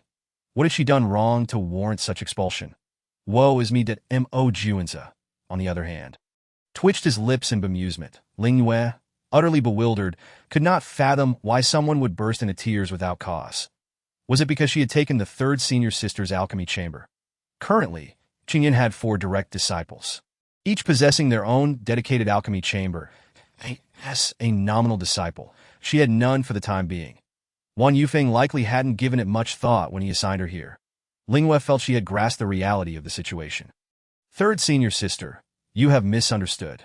With Ling Yue's explanation, Ding Lioli's tears began to subside. Did I ask what you say true? Indeed, it is that Mo Juanza chimed in, taking a bite of the strawberry-flavored spirit plant ice cream, delighting in its novel taste. Third senior sister, would you like some? Noticing Ding Lioli's unwavering gaze on the ice cream in Mo Juanza's hand, she offered her a box. The box was crafted from wood, intricately carved with various spirit plant designs, perfectly complementing the vibrant colors of the ice cream, both classic and aesthetically pleasing, without a hint of discordance. The system's marketplace was simply too convenient. How beautiful! Ding Lioli was instantly captivated by the visual appeal of the ice cream within the box. The small box contained 3 colors, pale purple, pink, and golden yellow, emanating a frosty mist, with a milky fragrance wafting close up. That this made from purple spirit grass? She inquired, pointing at the pale purple ice cream. Ling Yue nodded, showcasing the other spirit plant flavors she had prepared. Can we really eat it like this? Ding Lioli gazed in bewilderment at Mo Juanza, who had already finished 1 box and was reaching for another. You take it. I will eat it in front of you. Did Mo Juanza search around, but found nothing resembling what Ding Lioli held. Only 1 other flavor available. Naturally, Ding Lioli would not share, and she made a gesture that belied her gentle demeanor. Without even using a spoon, she bent down to lick a bite. That Mo Juanza. That Ling Yue was dumbfounded. Realizing her blunder, Ding Lioli's face flushed as she hurriedly stood up from the threshold. But I'll go check on the eldest senior sister and the second senior brother. Before leaving, she took several boxes of ice cream with her. You can stay at my place. That Mo Juanza recalled his long-neglected residence. It would be perfectly fine for Ling Yue to stay there. After some contemplation, Ling Yue declined, reasoning that she could simply cultivate at the entrance for the night, as the eldest senior sister would emerge the following day. While Ling Yue grappled with her predicament, on the other side, Ding Lioli carried local specialties to visit the elder siblings who were confined at She passed by Zhuo Lingyao's water prison. She kicked it. Zhuo Lingyao, who had been meditating, opened her eyes to see a swiftly retreating azure figure. Ding Lioli, the disciples of Qingyuan are increasingly intolerable. Zhuo Lingyao's hand clenched tightly around the water prison's bars, her veins bulging. Just wait, during the sex competition, our vice peak will surely trample the main peak's disciples. Look, I brought you all a special treat. It's delicious. Ding Lioli cheerfully revealed the ice cream. That in such a bone-chilling environment, consuming something icy that should be quite delightful. Just as Ding Lioli contemplated this, her body stiffened.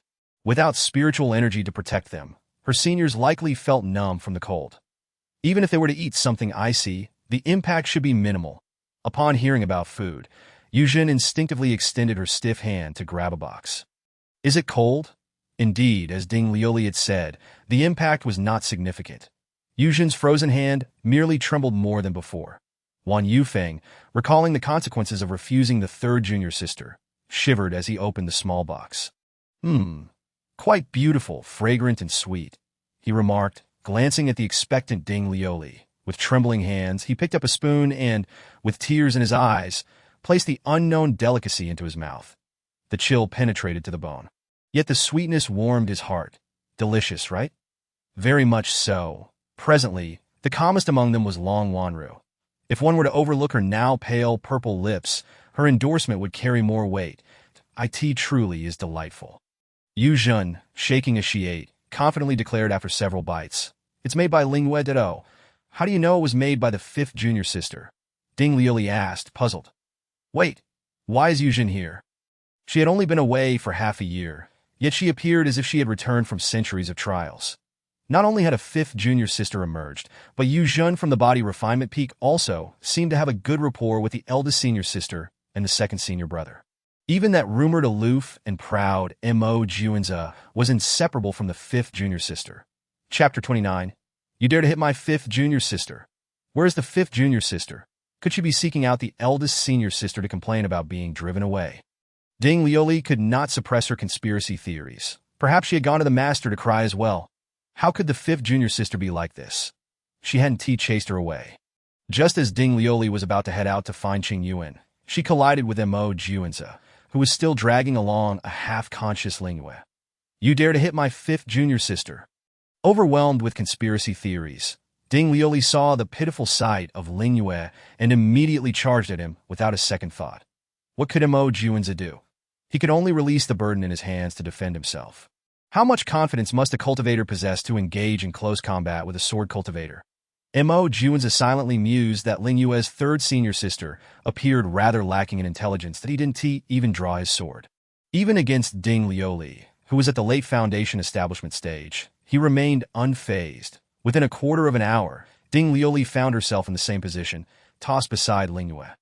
The dazed Ling Yue awoke to find herself face to face with a teary-eyed Ding Lioli. Little Mo Juanza, just wait. Ding Lioli glared at Mo Juanza with red-rimmed eyes that Mo Juanza and Ling Yue, the third senior sister. I wasn't struck by Mo Juanza. I'd simply exhausted my spiritual energy practicing movement techniques. Realizing Ding Lioli had misunderstood, Ling Yue explained, finding this third senior sister rather endearing, that I see mute. Is it so difficult to explain? Does he not know that alchemists are delicate and cannot take a beating? How could he be so ruthless? Mo Juanza found humor in Ding Lioli's accusatory stance. Was she not given a chance to explain? Look at him still smiling. He must be mocking us, lying on the ground. With only her mouth free, Ding Lioli speculated about Mo Juanza with the utmost malice. Ling Yue glanced at the youth. He was indeed smiling, but could the third senior sister be certain he was mocking her and not merely smirking? I am leaving to Mo Juanza had no desire to engage with the pair of sisters.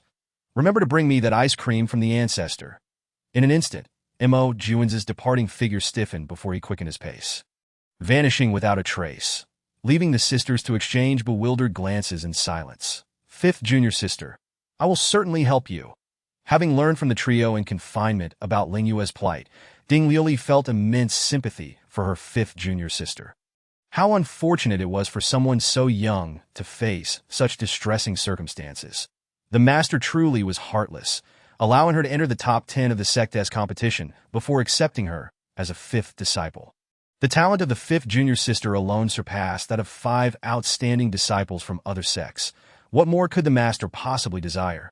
Under Ding Lioli's affectionate gaze, Ling Yue felt an overwhelming chill.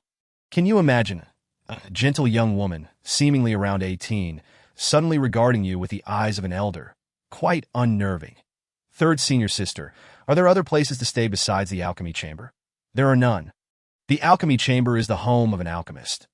The master only arranged alchemy chambers for them to focus on their craft, while other alchemists clearly had their own residences. Ding Lioli's gaze toward Ling Yue grew even more compassionate. Before officially becoming a direct disciple, this pitiable fifth junior sister was like a floating weed, without a stable home. Ling Yue felt utterly despondent. Had she known, she would have accepted Mo Juanza's offer to stay. If she weren't on a mission, she would have been fine residing in the medicinal fields, but she still needed to study special spiritual cuisine, and Ding Lioli would surely not appreciate having her alchemy chamber turned into a kitchen. If the roles were reversed, she too would be reluctant to convert her kitchen into an alchemy chamber. Fifth junior sister, I heard from the second senior brother that you can cook delicious dishes using spirit plants while retaining their medicinal properties. Could you teach me? Ding Lioli exclaimed excitedly, sitting up with sparkling eyes. You can use my alchemy chamber as much as you want. Thus, Ding Lioli unilaterally decided for Ling Yue and happily lay back down. The two spent the night lying straight at the entrance of the alchemy chamber. At dawn, Ding Lioli eagerly pulled the still dreaming Ling Yue into the alchemy chamber, filled with enthusiasm for learning. The sight of the alchemy chamber instantly roused the groggy Ling Yue. Third senior sister is quite affluent. The room was filled with a plethora of jade boxes, each corresponding to spirit plants of intermediate level or above. Spirit plants were classified as initial, intermediate, advanced, exceptional, sentient, shape-shifting, and divine plants. Sentient refers to spirit plants that possess wisdom. Shape-shifting, plants that have cultivated to a certain level and successfully passed the lightning tribulation, allowing them to transform into human form. Shinji, merely a seed, yet endowed with wisdom. Capable of transforming at will. Each divine plant possesses a formidable power, cultivates at an astonishing pace, and requires no tribulation to transcend. Does such a powerful divine plant truly exist in this world? Ling Yue is uncertain. Her knowledge of these botanical wonders stems solely from the Spirit Chef Manual. Third senior sister, I am currently unable to handle mid-tier spiritual plants, even if I am tempted. I cannot recklessly attempt to use these precious spiritual plants to create dishes. Even if I wish to, my abilities do not permit it. It is best to start steadily with low-tier spiritual plants. You handle it. Ding Lulu anticipated Ling Yue's response, having already devised a strategy that is not putting someone in a difficult position. Third senior sister, I am unfamiliar with these spiritual plants and have no knowledge of their effects or flavors. Ling Yue activated her teaching mode. Ding Lulu was left dumbfounded. How could this be more challenging than alchemy? Should she just give up?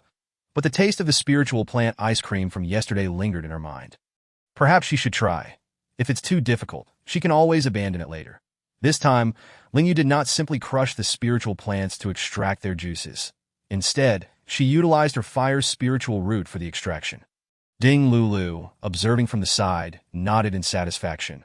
This was indeed the correct approach for an alchemist. The second senior brother was utterly slandering the fifth junior sister. He claimed she preferred to boil spiritual plants indiscriminately, to chop them into pieces to use as spiritual vegetables, and that she even smashed them with a stick to extract the essence without using her fire root. Hearing this left her in shock. Now, witnessing it firsthand, the reality was entirely different from what the second senior brother had described. He was undoubtedly envious of the fifth junior sister's talent. Hence, he sought to tarnish her reputation. Chapter 30, Enemies Meet. First exchange of barbs. Ling Yue spent half an hour successfully extracting the essences of 36 varieties of spiritual plants, each carefully contained in their respective vessels. The colorful spiritual essences were a visual delight. She attempted to mix the essences of the same hue, moving so swiftly that Ding Lulu barely had time to intervene. Bang! The mixture seemed to trigger some chemical reaction, splattering Ling Yue's face with the liquid. Fifth junior sister, how could you be so foolish? Ling Yue, with a befuddled expression, wiped the essence from her face and hair. She indeed felt a bit silly. Some essences could blend, while others required special spiritual plants to facilitate their combination. Perhaps she had not fully awakened yet, and failed to anticipate this outcome. However, she was not concocting elixirs. She was intending to create edible treats. Perhaps she could craft rainbow lollipops, layering each essence with a thin coat of sugar syrup to prevent any reactions. Ding Lulu, observing the industrious Ling Yue and inhaling the sweet, milky aroma in the air, recalled the ice cream and wondered if the fifth junior sister intended to make ice cream again today. She was filled with anticipation. Yet contrary to Ding Liolio's expectations, there was no ice cream. Third senior sister, could you please try this lollipop?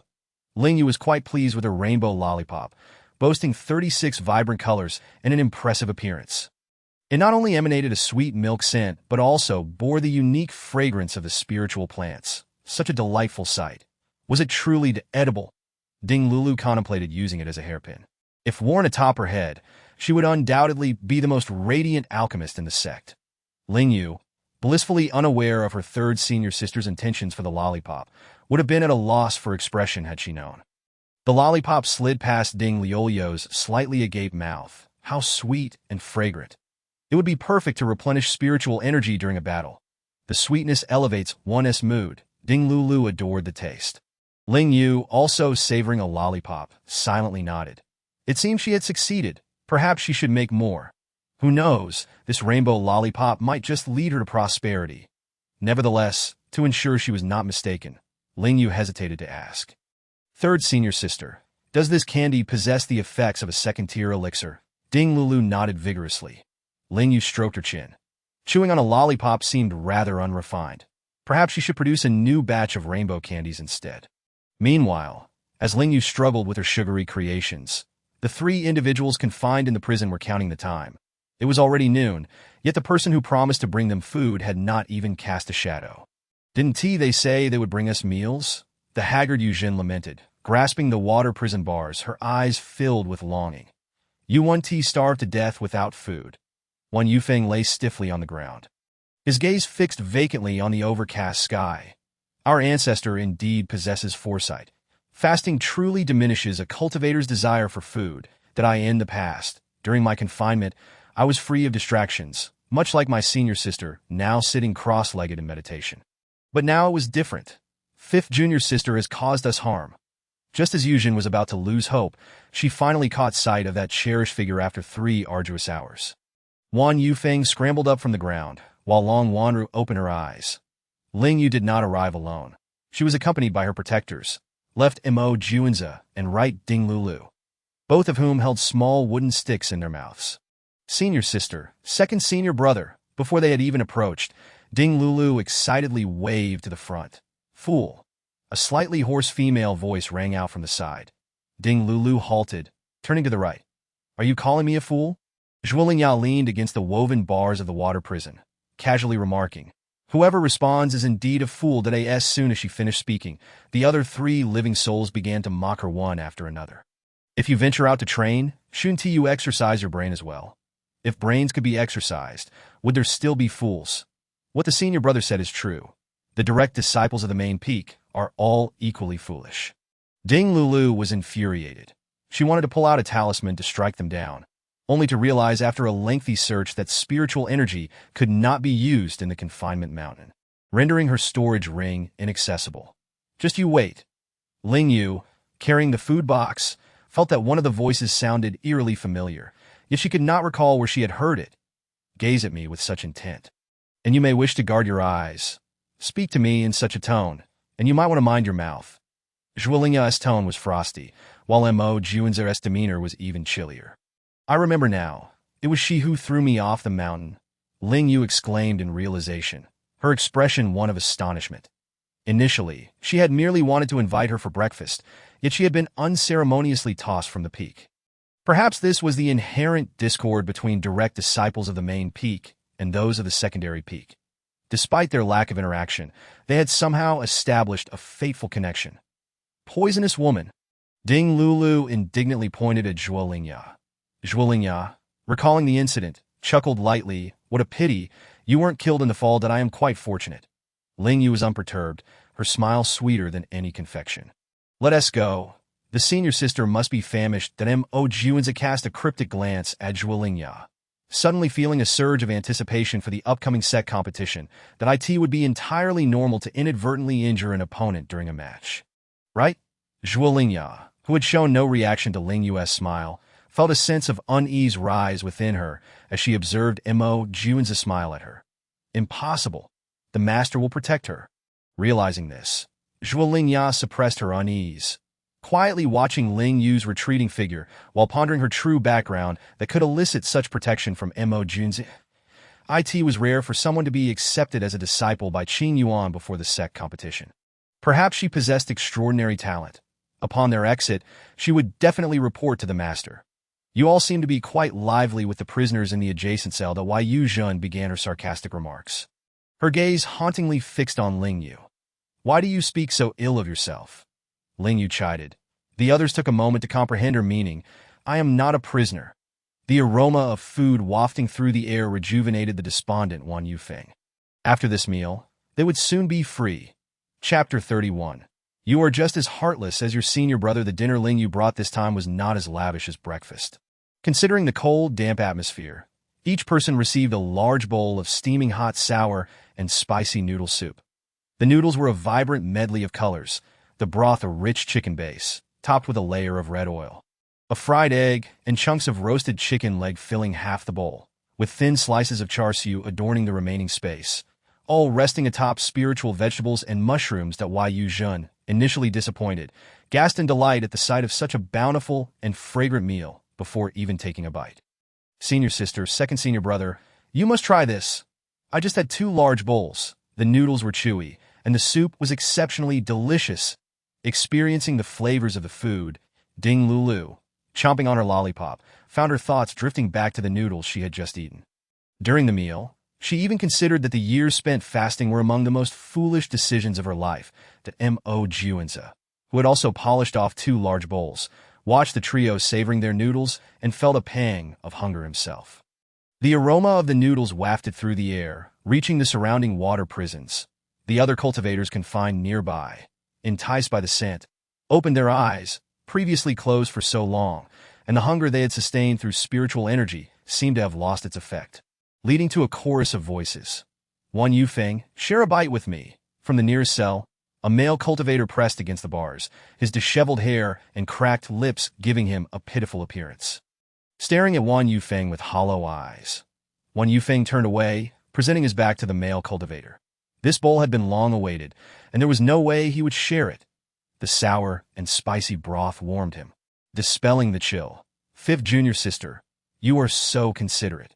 Wan Yufeng nearly shed tears. Long Wanru regarded her immature second junior brother with a rare smile. Ling Yue turned her attention to the male cultivator, whose intense gaze was filled with longing for the food. And with a flick of her eyes, she approached him. Most of the disciples confined here were imprisoned for fighting, so they posed little danger. Here you go. What? Food, sweet. What is this? You are as unscrupulous as your senior brother. Bring me 100 pieces and settle the bill later. Junior sister, don't give it to him. This rascal often defaults on his debts. Although Wan Yufeng was unaware of their conversation, upon hearing the mention of settling the bill, his innate instincts were awakened, prompting him to intervene. Wan Yufeng, don't slander me. Have you not borrowed enough of my array plates? It turns out he is an array master. Truly, one should not judge by appearances. I didn't bring that many. I can only give you 3 for now. Ling Yue indeed had not brought much, as the remainder needed to be shared with the other disciples imprisoned here.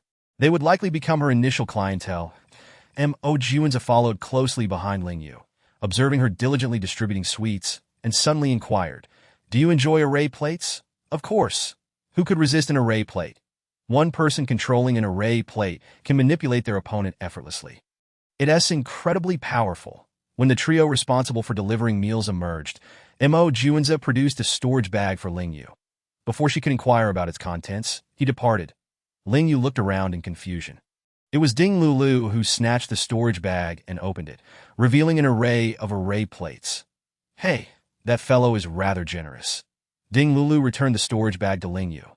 Keep it safe. ULL need it for the sex grand competition. Ling Yue sighed inwardly. It seemed her aspirations to repay her debts were far from realization. Upon returning, Ling Yue did not idle. She began exploring recipes for other unique delicacies, envisioning a lucrative outcome. The greatest advantage of cultivation is that one can maintain a clear mind without sleep. Surrounded by an array of exquisite dishes, Ding Lulu felt an overwhelming sense of happiness. The novelty of the food was far more enjoyable than alchemy. Long Wanru and Wan Yufeng had yet to arrive at the alchemy room when they were first assailed by the enticing aromas of food. Fifth junior sister, what delicious creations are you concocting? Wan Yufeng had shed his genteel facade in Ling Yue's presence, transformed into a glutton, immediately scouring for food upon entry. Long Wanru followed closely behind. Astonished by the plethora of culinary delights before her, in less than 3 short hours apart, fifth junior sister had managed to prepare such an abundance of delectable items. Upon seeing the two, Ling Yue set down her spatula and invited them to sample her creations. While many were indeed failed attempts, they were still quite palatable, despite lacking the expected medicinal effects. Wan Yufeng's eyes were fixed on an unassuming pancake engulfed by flames. This was Ling Yue's floral spirit pancake, filled with petals and spirit plant ingredients. Though she lacked an oven, her ability to control the fire allowed her to bake pancakes with ease. Not only had she crafted floral spirit pancakes, but also spirit plant pastries, spirit plant cakes, and spirit plant sticky rice rolls. Additionally, she prepared meat dumplings, hand-pulled beef, roasted chicken legs, fried chicken wings, and fried ribs, all using various methods to incorporate spirit plants into the ingredients. She also concocted numerous spirit plant beverages. Naturally, a significant portion of the food remained unfinished, as it was impossible for her to complete everything alone in just one afternoon. Ding Lulu finally witnessed Ling Yue's unorthodox method of handling spirit plants and realized she had misjudged her second senior brother. Why make so much? Wan Yufeng was taken aback. ISNT the grand sec competition approaching. Watching the competition alone is rather dull. It's much more enjoyable to eat while watching. Long Wanru found Ling Yue's explanation amusing. She seemed to foresee that this year's sec competition might be quite different with 5th junior sister's involvement. Heavens, 5th junior sister, are those flowers picked from the back mountain? Wan Yufeng was utterly captivated by the floral spirit pancake upon taking a bite. His mouth was filled with a fragrant floral essence, complemented by the fresh aroma of plants, and the outer layer was perfectly flaky. How many more surprises could 5th junior sister possibly have in store for him? Hito was still struggling to make spirit plant dumplings. Long Wanru's gaze was drawn to the lotus-shaped pastries freshly retrieved from the oil. Though they had been small round balls before being dropped in, they now floated like blooming water lilies, each one adorned with a stunning array of colors. Emerald petals with golden centers, soft lavender petals with ivory centers, and even petals of various colors. They were so beautiful that Long Wanru hesitated to eat them. Chapter 32. The joys and sorrows between people are not communicable. Ling Yue was immensely satisfied with the freshly made lotus pastries. She had quite the artistic flair, as evidenced by the subtle transformation in her stern senior sister's expression. Senior sister, do try some. Throughout the afternoon, Ling Yue and Ding Lulu had been indulging, and now that they had willing taste testers at hand, how could they pass up the opportunity? Wan Yufeng, feeling ignored, uncharacteristically picked up one of the freshly made lotus pastries, which was still hot, gently blowing on it before taking a hearty bite under the watchful eyes of the three. Crack. The crisp petals crumbled to the ground. The center is so soft and glutinous. Just when he thought the floral spirit pancake was a delightful surprise, the lotus pastry took the astonishment to another level. How had 5th junior sister managed to so flawlessly blend the alchemical recipes in her culinary creations? After finishing one lotus pastry, Long Wanru felt inexplicably elated. Just as she was about to take a second, her communication stone vibrated. Come here. The voice instinctively straightened Ling Yue's posture. It was the voice of her future master. Long Wanru turned to leave, but was halted by Ling Yue. Senior sister, wait. Ling Yue opened her food box and hurriedly filled it with delicacies. Had she known where Qing Yuan was, she would have been delivering food daily to establish her presence. Now that there was an opportunity and thoughtfully prepared pastries, was it unacceptable to take advantage of this chance? Master probably cannot eat so much. Ding Lulu watched as the delicacies vanished before her eyes. Her heart aching. Moreover, their master, who had been abstaining from food for hundreds of years, might not even consume it. Taking so much was a waste. Long Wanru and Wan Yufeng shared her sentiments. The former stopped Ling Yue from stuffing more pastries into the food box and removed half of the contents before departing. As they exited, they encountered Mo Juanza and Elder Lihi. Elder Lihi completely disregarded Long Wanru's opportunity to pay her respects and vanished in the blink of an eye. Xiao Yu, you finally remembered the ancestor. Lihi's eyes brimmed with tears as he grabbed the most eye-catching lotus pastry and stuffed the entire thing into his mouth. The entirety of it. Lihi moved so swiftly that Ling Yue barely registered how he managed to fit it all in. As he chewed the flour, he quickly realized something was amiss. Unlike the previous food that only provided spiritual energy, this had medicinal effects. Incredible! After finishing one flour, Lihi reached for the nearby floral pancake. This time biting off half instead of the whole. The sweet and fragrant filling was utterly irresistible. This little girl is truly a treasure. Lihi reveled in his meal, Mo Juanza, having known Ling Yue the longest and sampled her culinary creations most frequently, was witnessing her exquisite pastries for the first time. Not only were they visually stunning, but they were also incredibly delicious. Upon receiving Ling Yue's message, Yujin rushed over, but she was still a moment too late compared to Mo Juanza. She lamented that she should have come directly to this place instead of lingering at the closed-off mountain. No, perhaps it would be better to reside here altogether. Ling Yue had invited everyone she knew today, not only to have them as taste testers but also to celebrate her survival. Surviving was not solely her achievement. It was also theirs. She had already perfected the recipes for the energy and speed-enhancing pills, but had yet to begin the production. This spirit plant milk tea is delicious. Yu Jun had tasted milk tea before, but today's flavor was entirely different. A sip of milk tea paired with a bite of pastry was simply exquisite. Lihi, initially dismissive of the vibrant liquid, was swayed by Yu Jun's words and observed the other juniors enjoying it. So he decided to try a cup of the golden red milk tea. Hey, His mouth was filled with the fragrance of plants, the rich flavor of milk, and a hint of sweetness. Extremely friendly for an elder. Watching the pastries and milk tea vanish at an alarming rate. Ling Yue smirked mischievously, casting a binding spell on everyone, then swiftly gathering all the food into his storage ring before tossing Ling Yue another storage ring. I have matters to attend to. I must take my leave. Shameless, despicable, excessive. This was the collective sentiment of everyone present, aside from Ling Yue, who was the only one blissfully oblivious. Just a single storage ring was worth millions of spirit stones, not to mention the treasures and spirit stones contained within. It was impossible not to bring Ling Yue along. Ling Yue would never agree. Stop crying. We can always make more. Ling Yue's radiant smile only deepened the sorrow of Yu Jun and Ding Lulu. They knew that similar events would inevitably recur. Although they were not poor in comparison to the elder, they felt like beggars. There was simply no competition. Even if their financial resources rivaled Ling Yue's, their strength was lacking. And if they were bound next time, they would similarly be unable to escape. That to be both wealthy and powerful was imperative. Mo Juanza vowed silently. Wan Yufeng shared the same thoughts as Mo Juanza. Energized, Ling Yue resolved to continue crafting her unique spirit foods. Uncertain whether Master has indulged in pastries, Qing Yuan remains quietly attentive as Long Wanru recounts the deeds of the named disciple, Ling Yue, over the past month. Upon hearing mention of food with medicinal properties, she interjects with a question.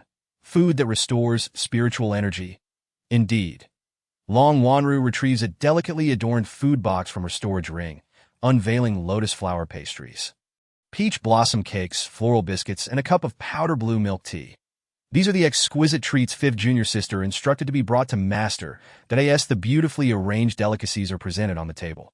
Qingyuan smiles and praises the craftsmanship, though she shows no intention of partaking. Since Master appears disinterested, the disciple shall gladly accept them instead. Qing muses that this truly the same first disciple she recognizes. One whose sole focus is alchemy and possesses no desires for anything else. She sets the pastries aside. Long Wanru reflects. Perhaps she has been too eager, inadvertently revealing her intentions to Master. Chapter 33. Who among the ordinary would consume dirt? Qing Yuan smiles gently. Yet Long Wanru finds her smile somewhat intimidating. It seems you have quite the fondness for the dishes prepared by Ling Yue. Indeed. Qing Yuan, accustomed to her taciturn disciple, picks up a colorful lotus flower pastry. Examining it in her palm and inhaling its fragrance. How intriguing. Master has indeed tasted it. Long Wanru is taken aback. After savoring a petal, Qing Yuan's gaze shifts to the center of the flower, a small, round orb, capable of blending 36 colors. She tastes it. Sandy, soft, sweet, fragrant. Savoring?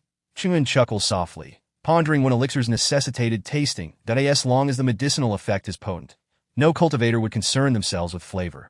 Long Wanru watches in astonishment as Qing Yuan devours a colorful lotus flower pastry and takes a sip of milk tea, followed by a small bite of a peach blossom cake. The pastries on the table vanish at a leisurely yet rapid pace. Master has finished them all. She has consumed everything. A hint of sorrow flickers in Long Wanru's eyes. Knowing Ling Yue's nature, she would certainly share delicious offerings with Yu Jun and the others. Having been away for so long, the pastries must have been devoured by them. Had she known, alas, what can one do about foreknowledge? Qing Yuan, surprised by her own gluttony, initially intended only a light sampling, yet found herself unable to stop. Could it be that her future fifth junior disciple possesses some hidden poison? She senses that the main peak may become markedly different because of Ling Yue. In just a month, this first disciple, who was once solely devoted to alchemy, has undergone a noticeable transformation to Mo Juanza, and the others gather around the table, gazing into the distance, upon spotting her figure. Their eyes gleam brightly in the night that Liu Beiyin, who has not tasted a morsel, is nearly driven to madness by the bombardment of delectable food. Ling Yue presents the final dish of freshly fried shredded beef. What a pity. Today, she has prepared so much, yet only completed 2/3 of her task, still needing to perfect the special delicacies for the speed-enhancing elixir. This is because one of its main ingredients is fenkita, genuine earth. While consuming grass may not be too outrageous, as spiritual plants are considered grass, and can indeed be delicious, who among the ordinary would eat dirt? Without this primary ingredient, any food produced may be tasty, but it would lack the effects of the speed-enhancing elixir. No wonder the system has given her so many days. The final recipe must be the most challenging. What are you pondering? Ling Yue, lost in thought, sits down, but I'm contemplating the recipes. I produced quite a few failed products today. Failed products? The others present disagree with Ling Yue's assessment. Everything looks and smells utterly irresistible. Senior sister, has Master eaten the pastries? Long Wanra nods. Yes, Master has praised your skill and thoughtfulness. Ling Yue, feeling rejuvenated by Long Wanra's words, is thrilled not only that Master has eaten, but also that she received compliments. Her presence has been acknowledged successfully. Which are the failed products? Anything without medicinal effects qualifies as a failed product.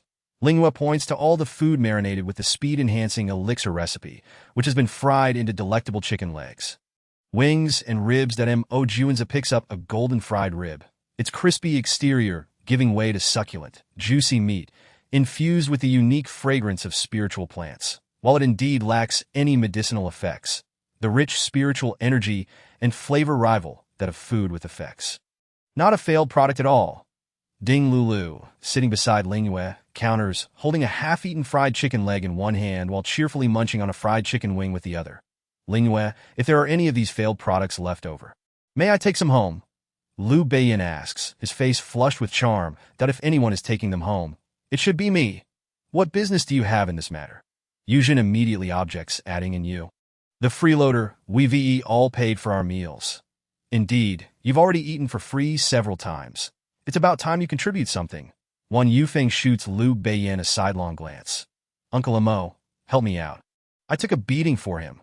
How is it that Mo Juanza, who pilfered the fish, is the one who gets punished? Brother Lu, did you really get beaten? Lu Beiyin rolls up his sleeve, revealing bruises on his arm. Ling Yue gasps in shock. With such visible injuries, the unseen ones must be far worse. How tragic. The instigator, Mo Juanza, silently offers Lu Beiyin a chicken wing. Didn't I return 3 pieces? Why is he still getting beaten? Puffed. Ha! Yujin bursts into loud laughter, and Ding Lulu follows suit, with Ling Yue unable to contain her amusement. Only Long Wanra manages to maintain her composure. After her laughter subsides, Ling Yue begins to pack the food. After all, she has prepared a great deal, and the 7 of them would not be able to consume it all. Lu Beiyin, visibly moved, accepts the food box. Senior sister Ling Yue, you are truly kind, unlike others who only know how to laugh. You possess a heart. Rest assured, I will help you procure a few treasures from Master. That's exactly what I needed to hear.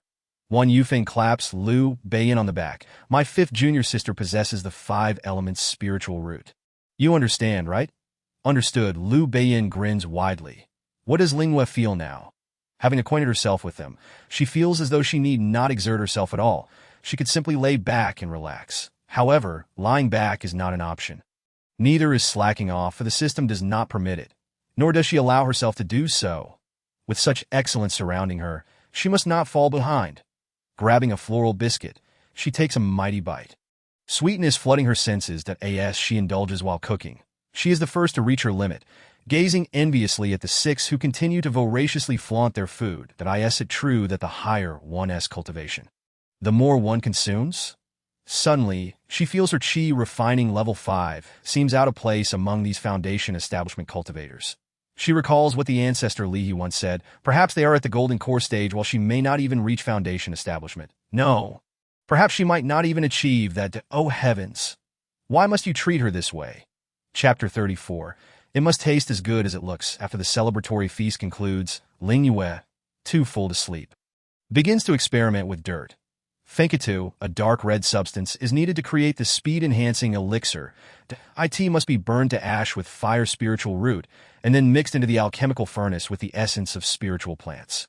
Ling Yue tastes a pinch of the ash, grimacing from the bitterness that overwhelms her senses. Rinsing her mouth with water fails to erase the bitterness.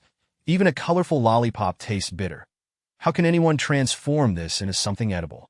Is it possible that this task will fail due to the speed-enhancing elixir? Absolutely not. Failure would mean she too must face the earth, a punishment far too severe.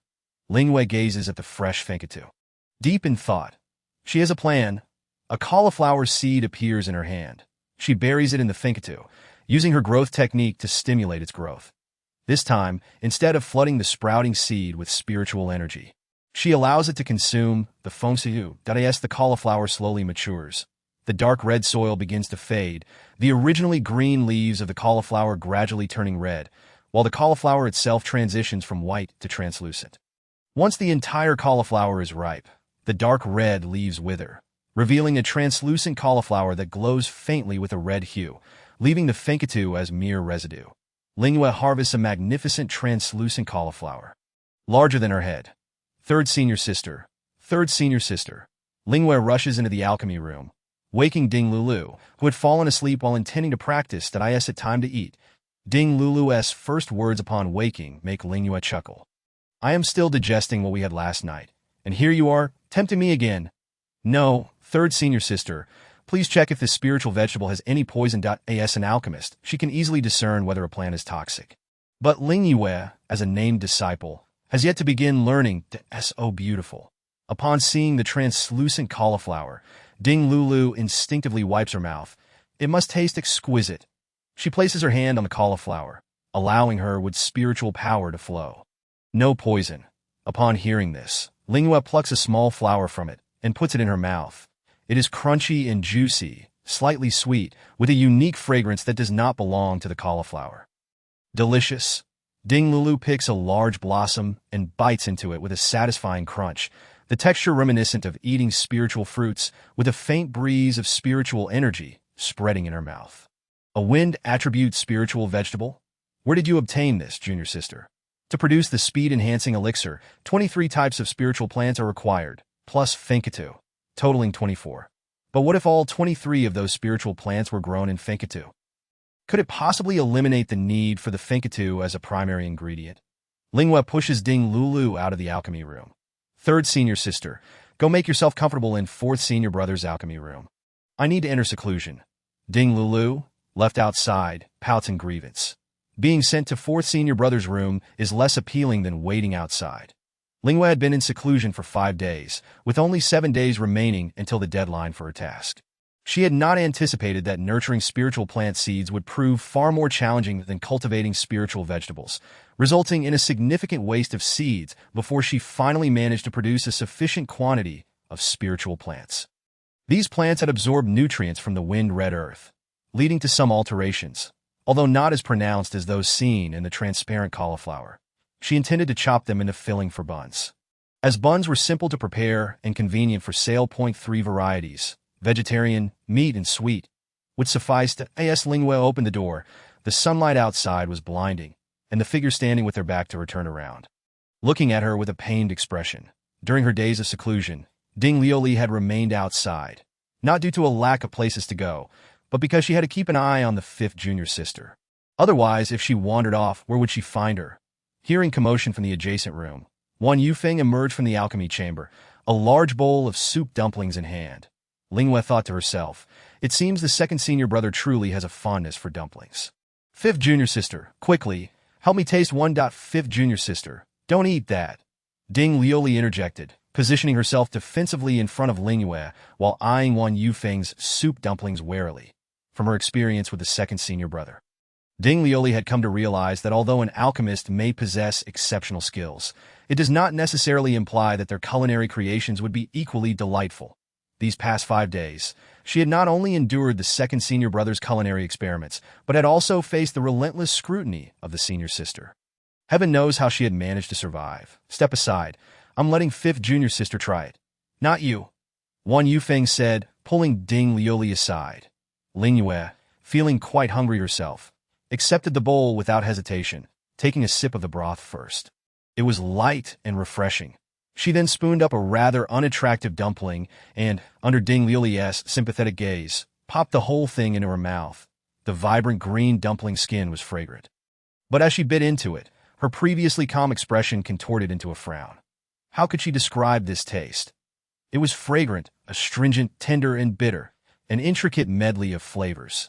2nd senior brother, did you forget to eliminate the bitterness from the spiritual plants? Is there still bitterness to remove? Wan Yufeng replied, bewildered, as he recalled watching 5th junior sister prepare the spiritual plant dumplings without any apparent preparation.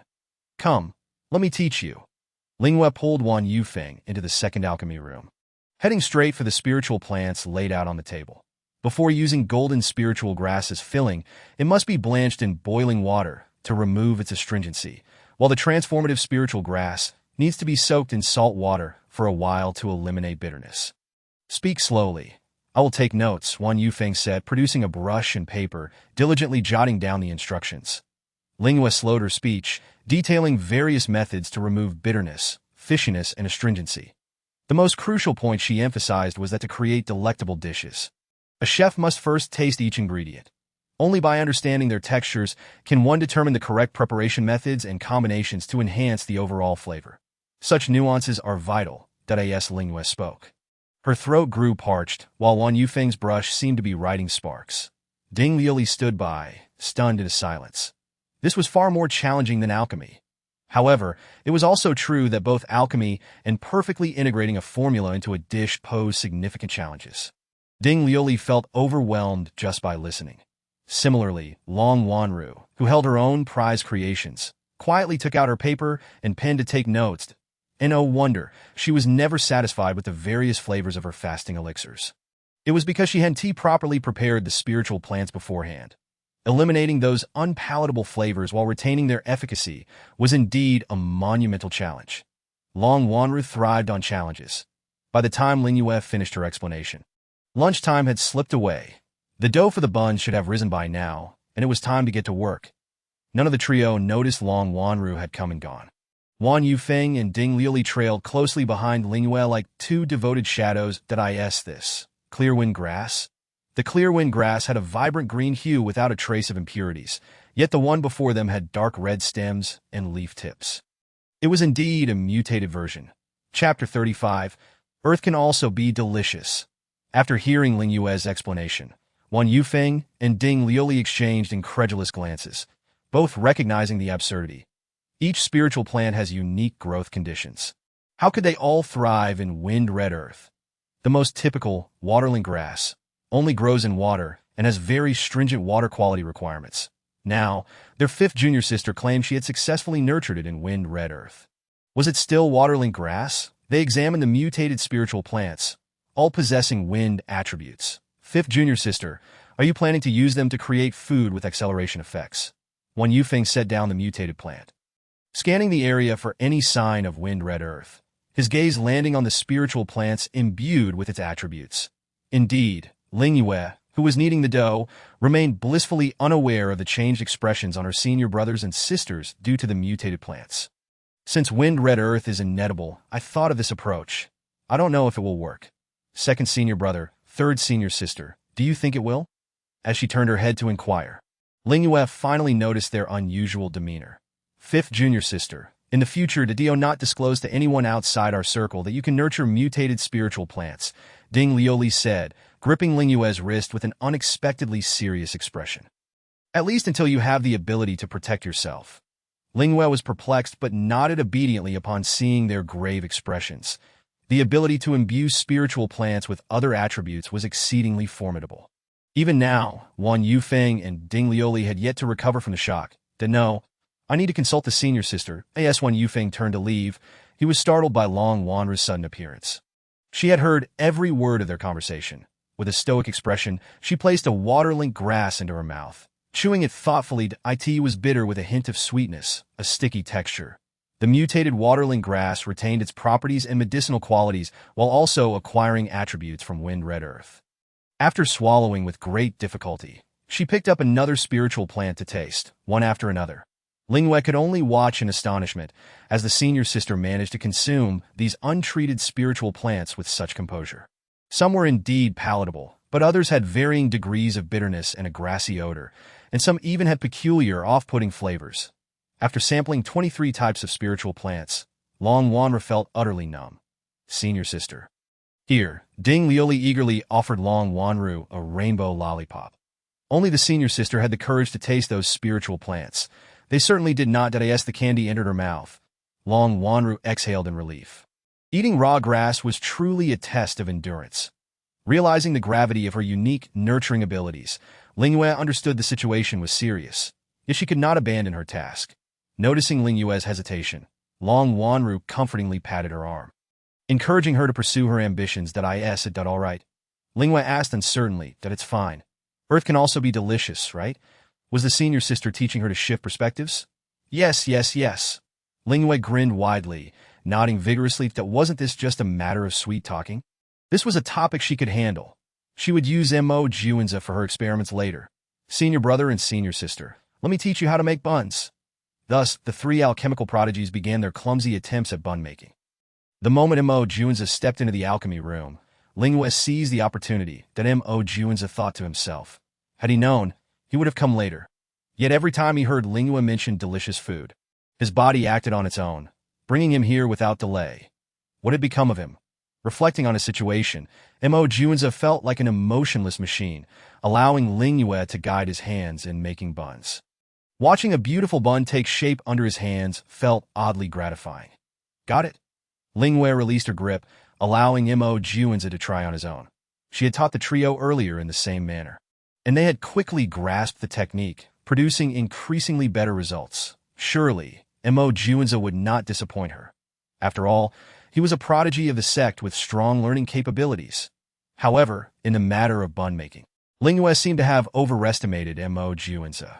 Without her assistance, he gazed at the ugly bun in his hands and compared it to the beautiful ones made in collaboration with the others. The disparity was glaring. Discreetly tossing the failed attempt into his spatial ring to erase all traces, he picked up another piece of dough, this time observing Wan Yufeng, who was diligently wrapping buns. So that's how it is. The concept clicked in his mind, but his hands I can pretend I didn't see that. Long Wanru stopped Mo Juanza from attempting to dispose of the evidence again, caught in the gaze of four eyes. Mo Juanza felt the weight of their scrutiny. Haha, so foolish. Can't even wrap a bun properly. Ding Lioli seized the opportunity to mock him, remembering their previous altercation. Even if the bun was ruined, he could always use another piece of dough. This time, Mo Juanza remained focused, meticulously noting the steps. Ling Yue guided him halfway through before letting him take over. A bun adorned with beautiful pleats lay in the palm of his hand, and he smiled, his lips pressed together.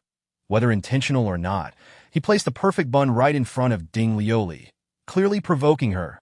Ding Lioli, recognizing the challenge, was not mistaken in her conspiracy theories. Mo Juanza was indeed taunting her. Childish, Wan Yufeng muttered under his breath. The buns in the steamer began to emit a fragrant aroma of wheat and the delicate scent of spiritual plants. Ling Yue poured cups of freshly made soy milk for those busy wrapping buns. Then, she picked up her own cup and offered it to the young man, adding, I see that I it better with ice. Having already taken a sip of the warm soy milk, Ding Lioli found the comforting taste of the drink delightful. It rivaled even the multi-flavored spiritual plant milk tea. Please add some ice for me, too. 4 cups were raised simultaneously before Mo Juanza, who felt a wave of melancholy wash over him.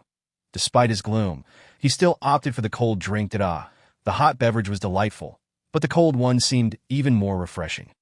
Wan Yufeng smacked his lips, while Ling Yue, calculating the time, arranged the freshly steamed buns on the table. Today's dinner was rather simple, consisting solely of buns and soy milk. However, with 6 varieties of fillings, 2 vegetarian, 2 meat, and 2 sweet. One could deem it quite lavish, couldn't they? Ling Yue hadn't forgotten the purpose of Mo Juanza's visit, diligently serving him buns and persistently urging him to eat. The others remained still, silently observing Mo Juanza. A sense of unease settled over him. Surely, they weren't intending to use him as a test subject for some potion. Were they? Adhering to the principle of remaining passive unless provoked. Mo Juanza refrained from eating. Ling Yu's smile faltered as she asked, Senior sister, second senior brother, third senior sister, why aren't you eating? Long Wanru quietly picked up a vegetarian bun and took a bite. The soft outer skin and the fragrant, delicate filling enveloped her palate, and as she swallowed, a gentle wind of tribute swirled within her dantian, igniting an ephemeral desire to dance with the breeze. Chapter 36. Since I can't slack off, I shall outdo them. Upon successfully crafting a basic rare spirit food, reward, 5,000 spiritual energy points, lifespan extension, 50 days, balance, 18,370,300 days. Rare spirit food? Plants cultivated using growth techniques from the essence of all things transformed into spirit food are termed rare spirit food. Senior sister, do you feel anything unusual right now? Yes, Long Wanra nodded, recalling the fleeting odd sensation she had experienced, though it was likely mild due to the low-tier spirit plant. She looked forward to the day when fifth junior sister would be able to handle mid-tier and higher spirit plants. Mo Juanzu observed that Long Wanru had no adverse reactions after eating a bun, which allowed him to relax and take a bite himself. Sweet. Upon closer inspection, he realized it was the dark filling he had previously scoffed at. This was black sesame filling. Though dark, it was undeniably fragrant and sweet, wasn't it? Mo Juanzu nodded silently. Did you detect any other flavors? The youth shook his head. The bun was sweet, yet not cloying, leaving a lingering aroma in his mouth. After consuming it, he felt the wind's spiritual energy within him stir to life. Did you not taste the earthiness? Mo Juanzu was taken aback. Could this filling be made from dirt? No wonder it appeared so dark. Haha, he genuinely believed it was made from soil. Ding Lulu laughed until tears nearly streamed down her face. Ling Yue joined in the laughter, finding the scene adorably foolish. Mo Juanzu. So it's not actually made from dirt. After finishing the sweet bun, he picked up another as he bit into it. The juices burst forth. The pork was tender and juicy, while the translucent spirit vegetables were both crisp and sweet. And the bun skin was soft and fragrant. Compared to the sweet variety, he found himself preferring the meat filling. The wind's spiritual energy in his body became even more vibrant. Ling Yue felt it was a waste to have these few foundation and golden core disciples sample her rare buns. So she packed all the freshly made buns into a food box, holding one while walking and eating that I will go deliver buns to the other seniors. First on her mind were Siju, Mu Mu, and Gao Yi. What are you delivering? Your third senior sister won't have enough to eat. Ding Lulu chased after her, but she couldn't even catch a glimpse of Ling Yue's figure.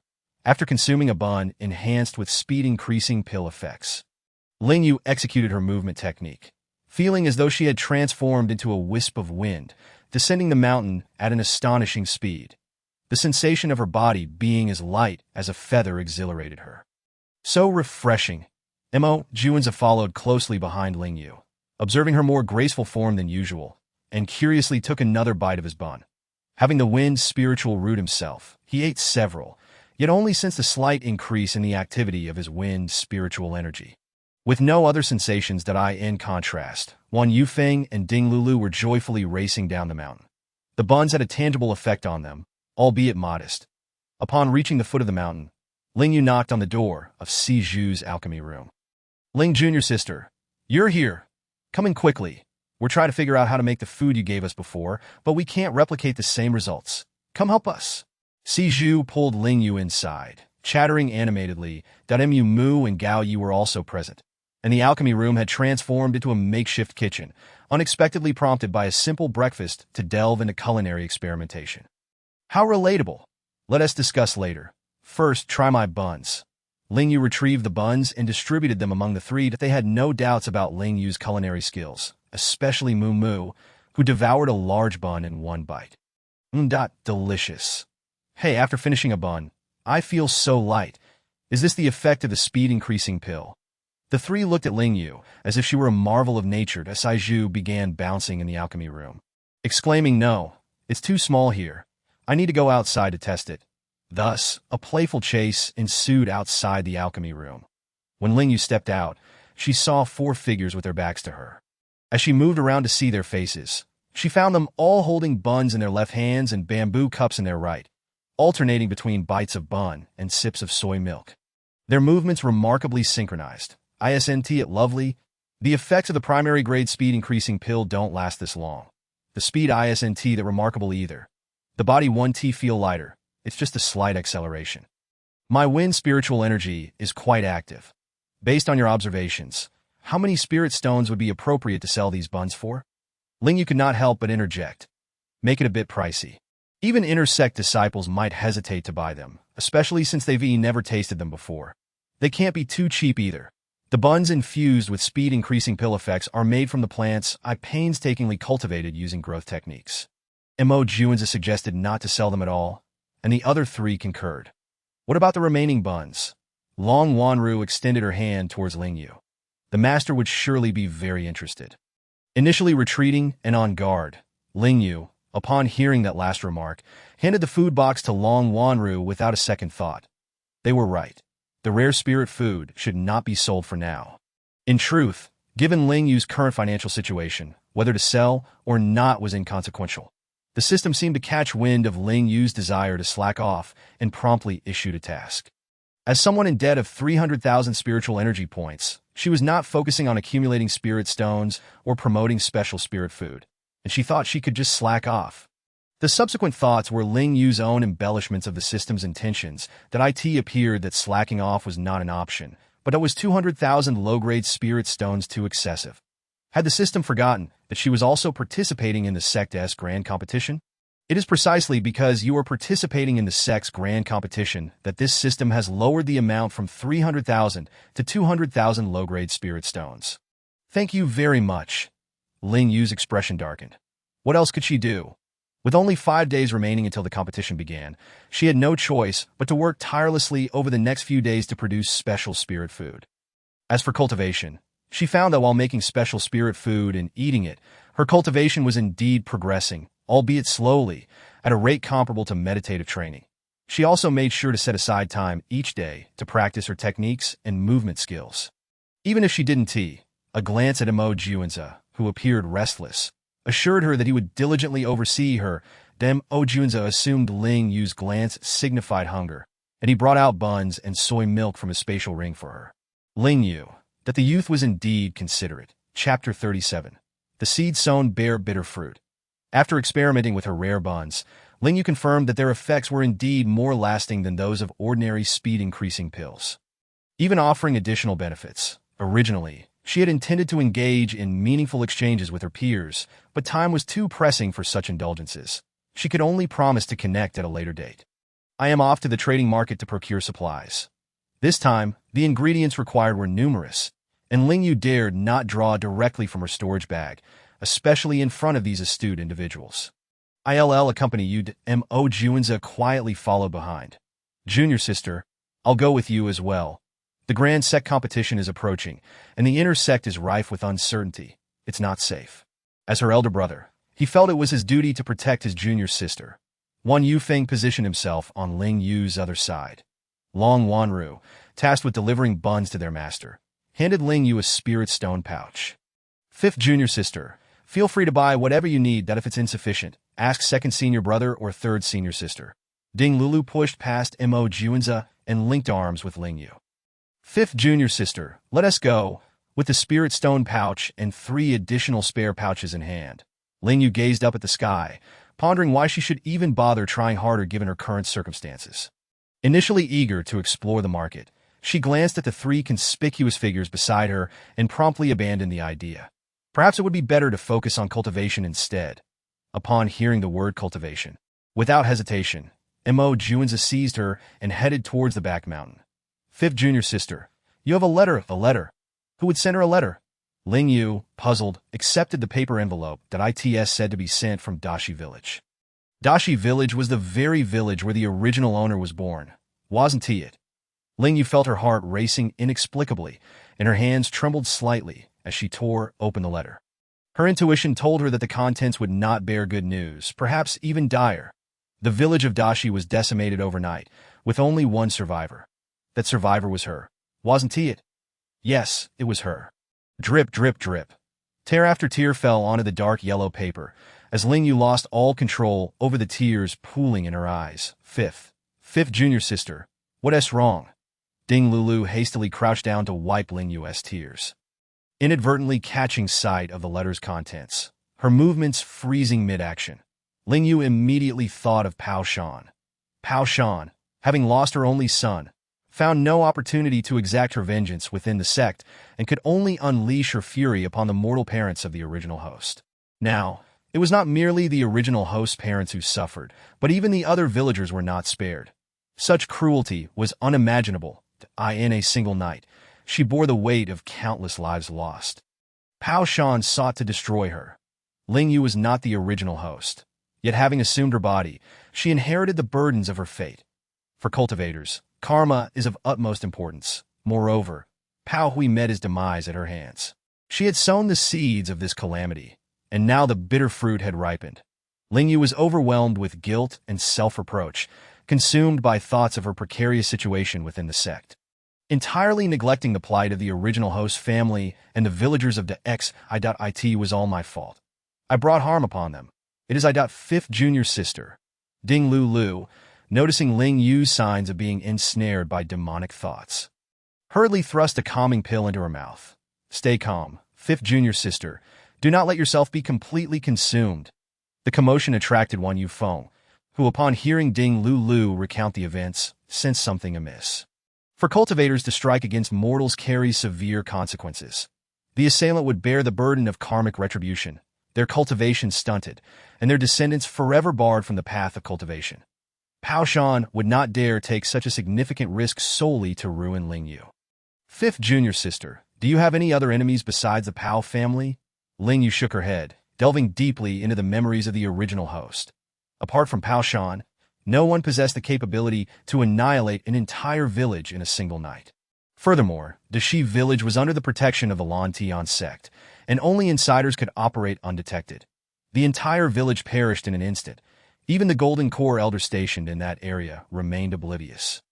The assailant's cultivation must have exceeded the nascent soul stage, yet the Pao family could not possibly summon a nascent soul cultivator. When did you arrive, senior sister? No. How did you know? Ding Lu's questions mirrored Ling Yue's own. The Pao family. I have always had disciples keeping watch. Long Wan Ro gently ruffled Ling Yue's hair with concern. The Ling family suffered the most tragic fates, their home ransacked, clearly searching for something. Perhaps not merely searching for an object, but for a person.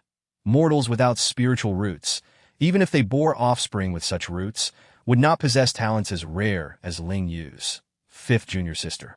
What you must do now is grow stronger. Do not think of rushing to Dashi village to retrieve your parents' remains. The elders of the sect will bring back their ashes. Caught in her thoughts, Ling Yue stared blankly at Long Wan Ro. The only thing she could do, the only way to comfort herself, was to collect the bodies and bow in reverence, even if she bore no responsibility. She still remembered how the entire village rejoiced and took pride when the original host was brought to the Lan Tian sect. Was senior sister afraid that this lone survivor would walk into a trap? I understand now, senior sister. Ling Yue nodded obediently. With her cultivation at the 5th level of Qi refining, a sneeze from a nascent soul cultivator could spell her doom. She would refrain from courting death for the time being. However, she would uncover who had wrought destruction upon Dashi village. And when the time came, blood would repay blood. Perhaps this was a more fitting way to bring peace to the souls of the entire village than merely collecting their remains and bowing. Ling Yue clenched her hands into fists hidden within her sleeves, her gaze turning resolute and fierce. Wiping away her tears, she rose from the ground, retrieved ingredients, and began crafting special spiritual food. Only through busying herself could she stave off thoughts of that tragic event. Fifth junior sister, I will help you. Ding Lu and Wan Yufeng busied themselves with washing vegetables and chopping meat. Long Wan Ro sighed softly as she departed, hoping fifth junior sister could find some peace of mind. The alchemy room was too quiet, prompting Ding Lu to attempt to spark a conversation. Didn't he say he'd arrive in a couple of days? Wan Yufeng's eager response earned him a pointed glare from Ding Lu. Fifth junior sister, are you not curious about what your fourth senior brother is like? Ling Yue had been quite curious before, but now her interest waned. What does fourth senior brother like to eat? I can prepare something for him, to eat. Ding Lu faltered that he is practicing fasting. Doesn't he like food? No, not exactly. He is a bit unpredictable in temperament, but he's good to his fellow disciples. Just doesn't care for alchemy. Much like you. Wan Yufeng stammered through his explanation, struggling to find any redeeming qualities in this senior brother. Ling Yue, who had previously been disinterested, felt her curiosity piqued once more. Chapter 38. Ling Yue. Labeled as a simpleton. The third alchemy room was perpetually filled with enticing aromas, leaving passing alchemists bewildered. The recent peculiar atmosphere on the main peak had spread even to the mountaintop, where the scent of food lingered. One might mistakenly believe a canteen had opened, as anticipation built for the upcoming sect competition. Ling Yue had prepared an abundance of special spiritual food to sell, though the prospect of earning 200,000 low-grade spirit stones seemed far-fetched unless through extortion. Fifth junior sister, when we enter the secret realm, remain calm, hide and observe at first, and do not easily trust other disciples. Remember, you are competitors, and be wary of the alchemists from the secondary peak. Do not fall into their traps. To ensure Ling Yue remembered the disciples from the secondary peak, Ding Lulu had diligently sketched portraits of those to be wary of over the past few days. Ling Yue was touched and earnestly memorized the faces. With her warnings given, Ding Lulu departed. The foundation establishment and Qi refining stages were not in the same secret realm. The sect competition was not the one-on-one battles Ling Yue had envisioned in the martial arena, but rather a grueling task set within a perilous secret realm for all Qi refining disciples who signed up. The tasks historically involved locating herbs and slaying beast demons for their cores. But this year, changes were rumored. The specifics would only be revealed upon entry to prevent cheating among disciples. Ling Yue's emotions were a mix of excitement, anxiety, and a touch of fear. Even the set competition could be deadly. Of course, as long as she promptly shattered the transmission Jade Talisman, she would be teleported out of the secret realm immediately. Yet there were instances where one found themselves in a crisis without the opportunity to react. Upon arriving at the Qi refining secret realm's teleportation site, inner and outer disciples gathered in throngs, creating a spectacular scene that it seemed nearly impossible to carve a bloody path through such a multitude. No. It was a hellish challenge. The confidence Ling Yue once held began to wane. After all, she was merely at the 5th level of Qi refining. Do not overthink. Just do your best, Long Wan Ro, who had accompanied Ling Yue, reassured her. She too was to participate in the sect competition, but her golden core competition would not commence for another half-month. Senior sister, where is 4th senior brother? Ling Yue had hoped to see her utterly unremarkable senior brother before the competition began. Yet she had not encountered him at all. She even prepared a gift for their meeting. He should be at the entrance to the Foundation Establishment's secret realm. Right? Ling Yue did not speak, as Long Wan Ro momentarily struggled to recall this junior brother. Could you help me deliver this to him? Long Wan Ro hesitated before accepting the food box. Ling Junior Sister, Ling Junior Sister. Si Zhu rushed excitedly towards Ling Yue. Before he could reach her, Ling Yue watched in horror as Si Zhu was abruptly pulled into the secret realm mid-stride. Following that, it seemed as though countless invisible hands seized the surrounding disciples, dragging them in without a moment's notice. Goodness, there was no time for psychological preparation at all. Ling Yue, witnessing this grand spectacle for the first time, widened her eyes in astonishment. Before long, she felt her body being hurled into the air, causing her to shut her eyes tightly in fear. Upon opening them, she was greeted by the sight of a colossal tree, her body hurtling towards its trunk. Ling Yue. But this was utterly disregarding human life. What if she were crushed on impact? Ling Yue's predicament was relatively fortunate. Some unlucky disciples were ejected before they even hit the ground, instinctively shattering the Jade Talisman in a panic, experiencing what it meant to end before even beginning. Those teleported out were deemed eliminated. Others found themselves cast into fiery pits or the gaping jaws of monstrous beasts. At the onset, 1/5 of the participants were eliminated, making for an intense competition. Just as Ling Yue was about to collide with the tree trunk, she twisted in midair, grazing the tree and landing face-first on the ground. Ouch! Nearly disfigured, Ling Yue rubbed her nose and leaned against the tree in pain. Numerous airborne participants remained, and it would likely be some time before the task details were announced. Hopefully, the tasks would not be overly difficult. Bang! Suddenly, a body fell beside her. Not a corpse, but a person, causing Ling Yue to bolt in fright. Hey, why are you running? Come help your senior brother. Ling Yue was not foolish. How could she assist when she hadn't even seen what he looked like? As she sprinted away, she activated the Miao Miao Ju, terrified of being pursued, da Pu Dan. But the master's discernment has worsened over the years. What kind of 5th junior sister is this? Her courage is smaller than dust. Through the Tong Tian mirror, Qing Yuan gazed at his 4th disciple appearing in the Qi refining secret realm, his expression darkening da. His cultivation has regressed due to being bested by someone. Long Wan Ro recounted the facts. Upon learning the reason, Qing Yuan's already sour expression turned even more so, wishing he could personally send this 4th disciple back to be reincarnated. After enduring the tribulation to successfully reach the Foundation Establishment stage, he had foolishly risked his life, resulting in a regression that amusing. Qing Yuan turned to Xiong Qi Lu with a soft smile. The burly Xiong Qi Lu quickly shook his head. It was not funny. Merely hard to suppress laughter. Long Wan Ro watched as Ling Yue distanced herself from her brother, a smile of relief gracing her face that it was best if she kept her distance from this unfortunate soul. Otherwise, she too might be drawn into misfortune. Ling Yue did not hear the voice of her senior sister. After running to what she believed was a safe distance, she paused. The mission had yet to be issued. And feeling bored, Ling Yue began to observe her surroundings, desolate and uninhabited. No people, no plants, no demonic beasts, nothing at all. Had she inadvertently wandered into a forbidden zone? Ling Yue swallowed hard, attempting to retrace her steps in the direction she had come from. But after running for a while, she found herself still in the same spot. What on earth? A deceptive barrier. The mere thought sent shivers down her spine. She extended her hand forward, praying for perhaps a thin, translucent membrane. If she could ascertain it was a formation, that would simplify matters. Yet after feeling around, she found nothing that it was said that if one encountered a deceptive barrier, simply closing one's eyes and running headlong would lead one out. Ling Yue resolved to give it a try. Qing Yuan face-bombed. Her future fifth disciple seemed rather dim-witted that I forgot to inform her about the illusions within the secret realm. Long Wanru twitched her lips. While Xiong Kil couldn't help but chuckle, his chest rising and falling with laughter. Through the celestial mirror, Ling Yue appeared like a little fool, running in circles around a tree, her previous attempts to touch the air appearing exceedingly comical. His laughter drew the attention of the other peak masters, some gazing skyward while others focused on the ground, but none dared to look at Qing Yuan. One small madcap was already troublesome enough.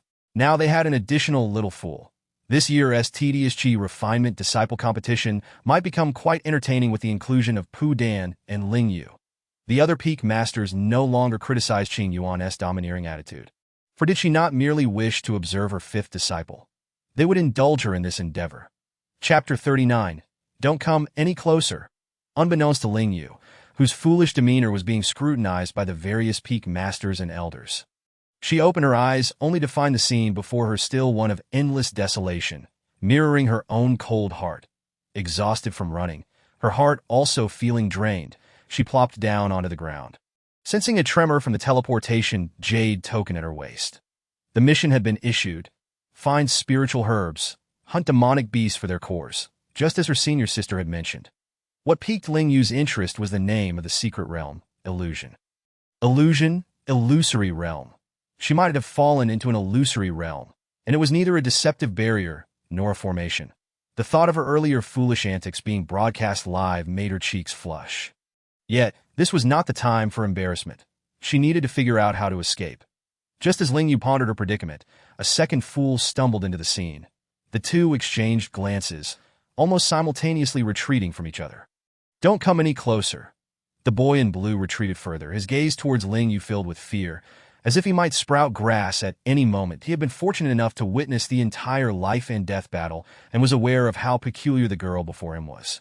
Unable to discern the boy's cultivation level, Ling Yue thought, this kid's cultivation is higher than mine, yet he fears me as if I were a ghost. How absurd! Is this your doing? Ling Yue wanted to laugh. And indeed, she did that. It truly is your doing. The boy in blue, filled with indignation, contemplated striking out, but hesitated at the thought of Ling Yue's strange powers. Let me go, or don't blame me for seizing your jade token. Each jade token corresponded to a participating disciple. No matter who shattered it, the owner would be teleported away, a tactic to reduce competition. Understanding the rules, Ling Yue appeared calm, though she had no idea why the boy was so terrified of her. As long as she didn't show fear, she would prevail. You can also shatter your teleportation jade token and leave that I'm not an idiot. The boy in blue, wary of Ling Yue, pulled out his teleportation jade token to examine it. As he stated, he was indeed no fool.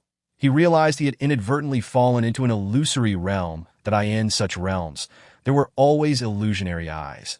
As long as one could locate them, escape was possible. Ling Yue, the little fool, must surely not know how to exit, likely unaware of what the illusionary eyes even are. Ling Yue was indeed oblivious. She had initially hoped for assistance from the boy, clad in intersect robes and possessing a higher cultivation, but now he flitted about like a headless fly, achieving nothing. Relying on others was less dependable than relying on oneself. Jiang Ziqian had been observing Ling Yue and, upon seeing her produce a handful of seeds, leaped back 3 paces in alarm. Ling Yue glanced at the seeds in her palm and then at the boy's exaggerated reaction, finally grasping what he feared.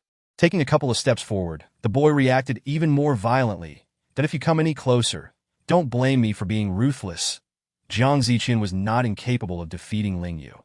He simply deemed it imprudent to engage in a life-and-death struggle so early in the competition. Needing to conserve his energy, Ling Yue halted her advance. That I can take you out, that he did not believe her. If Ling Yue could escape, how could she have lingered here so long? This boy was truly bothersome. Ling Yue was unwilling to continue their stalemate and swiftly threw a binding talisman at him. Bind. The binding talisman crafted by Mo Juanza could easily restrain cultivators at the 5th level of qi refinement and above. Jiang Ziqian. For good measure, Ling Yue activated a small defensive array, which also originated from Mo Juanza. Upon learning that he was not only a sword cultivator, but also an array master and talisman master, Ling Yue was both shocked and envious. How could the disparity between individuals be so vast? Ling Yue's cautiousness earned her the approval of the spectators outside the celestial mirror, yet the peak master of the 4 laws peak wore a dark expression. A 7th level qi refinement law cultivator utterly cowed by a 5th level cultivator and now easily restrained. How humiliating! The peak master of the 4 laws peak turned to observe the other disciples in the celestial mirror. Have you taught Ling Yue how to break illusions? She seems to possess a method. Long Wanru shook her head honestly. With merely half a month to train, her 5th junior sister had to focus on cultivation, learn movement techniques, and study culinary delights in her spare time. When would she have the energy to learn about breaking illusions? Ling Yue crouched down, took out a small shovel, and began digging a hole, burying several seeds within before covering them up. Once this was done, she sat cross-legged, forming seals with her hands and murmuring incantations. Was she attempting to cultivate tender sprouts to break through the toxic illusion? Xiongqiu, he found his own words amusing. To in a toxic illusion, where no living being could exist, how could she successfully cultivate anything? Even if something did sprout, it would be of no help in breaking the illusion. The elder beside him shook his head. His words were valid. Even Qing Yuan and Long Wanru internally agreed that their future 5th disciple was engaging in futile efforts. Why do you alchemists only take an interest in fools? The atmosphere had remained relatively harmonious until a sharp voice broke in. What could possibly compare to your secondary peak, which can only accept those deemed unworthy by the main body? Qing Yuan smiled gently. Her tone mild you. The vice peak master, Lu He, felt his face flush crimson, a storm brewing in his eyes. Enough of your bickering. Look, Xiongqiu, he pointed at Ling Yue in the mirror, initially believing she had successfully cultivated tender sprouts in the toxic illusion. The reality was otherwise. She was merely heading in the direction of the illusionary eye. Was something guiding her? Seeds. Everyone recalled the few seeds Ling Yue had buried. The esteemed figures were not mistaken. Ling Yue was indeed allowing the seeds to guide her, and she had successfully cultivated tender sprouts, albeit they were growing downward, invisible to those outside. Inside, Jiang Ziqian, bound by the talisman, could not see them either. He only saw Ling Yue, after completing her spell, rising confidently and walking toward a direction from which he could no longer see her. Didn't you say you would take me out? It was over. Bound by the talisman, he could not even shatter his teleportation jade token. Was he to remain here until the first round of the competition concluded? How infuriating! Was this not akin to those unfortunate disciples who were eliminated before the competition even began? Chapter 40. You've lost a lot of blood. Allow me to escort you. Had Ling Yue escaped the toxic secret realm? Certainly not. At that moment, she was busy digging into the ground with a little shovel. Following the guidance of the tender sprouts, she kept walking. Midway through, the sprouts suddenly became energetic, as if they had discovered a treasure, abruptly changing direction. Ling Yue had no choice but to follow, through the tender sprouts. She saw them entwined around a pitch-black little stone, drawing nourishment from it, instantly piquing her interest. Perhaps it was indeed a treasure. Thus, the scene of her digging into the earth came to be. The ground was remarkably hard. Fearful of harming the little black stone, she opted to use the small shovel instead of her spiritual power. Unbeknownst to her, perhaps due to her earlier experience of burying herself, she was able to extend her spiritual sense to the plants she had cultivated, perceiving the world through their eyes. She had struck it. Ling Yue lifted the small black stone to know it resembled a black seed. Before she could examine it closely, A beam of black light whisked the seed away that a robber had burrowed underground and made a hasty escape. The spiritual sense Ling Yue had placed on the tender toxic grass seedlings vanished. What to do when one's own child betrays and runs away with the goods? Couldn't he have taken her out first before fleeing? Ling Yue thought expressionlessly. Forget it. Just one betrayal among many. She had plenty of offspring. But what exactly was that black seed? This time, relying on her own offspring, Ling Yue successfully exited the illusion. As for the boy in blue. Who was he? She did not know. Ling Yue was there, before she could breathe in the fresh air and embrace the warm sun. A slightly familiar voice sounded to her left. Without further thought, her first instinct was to turn and run. Unfortunately, she was a step too late. She found herself surrounded, two of whom that had once been the lackeys of Pao Hui. Upon seeing these two individuals, Ling Yue felt an uncanny sense of deja vu. A young girl. Hand over your storage bag. That a disreputable monk leered at Ling Yue with a repulsive gaze, scrutinizing her from head to toe. Did I in your dreams that Ling Yue's expression turned frosty, though she may appear timid. It did not indicate she was easily intimidated. 5 individuals with only one at the 6th level of Qi refining. She could effortlessly crush them with her talismans. Here comes my move, Celestial Maiden Scattering Flowers. 5 ice attribute explosive talismans flew in different directions, and Ling Yue turned on her heels to flee, stuffing precious buns into her mouth as she ran. Boom! 5 white ice flowers erupted simultaneously, creating a visual feast.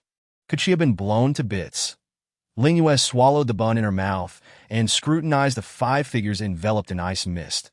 The 5 were frozen in various postures, and after a moment's hesitation, Ling Yue finished her remaining buns and approached to investigate. As she drew near, 5 pairs of agile yet sinister eyes fixated on her. It seems you have sustained severe internal injuries and have been spitting blood. Allow me to escort you on your journey.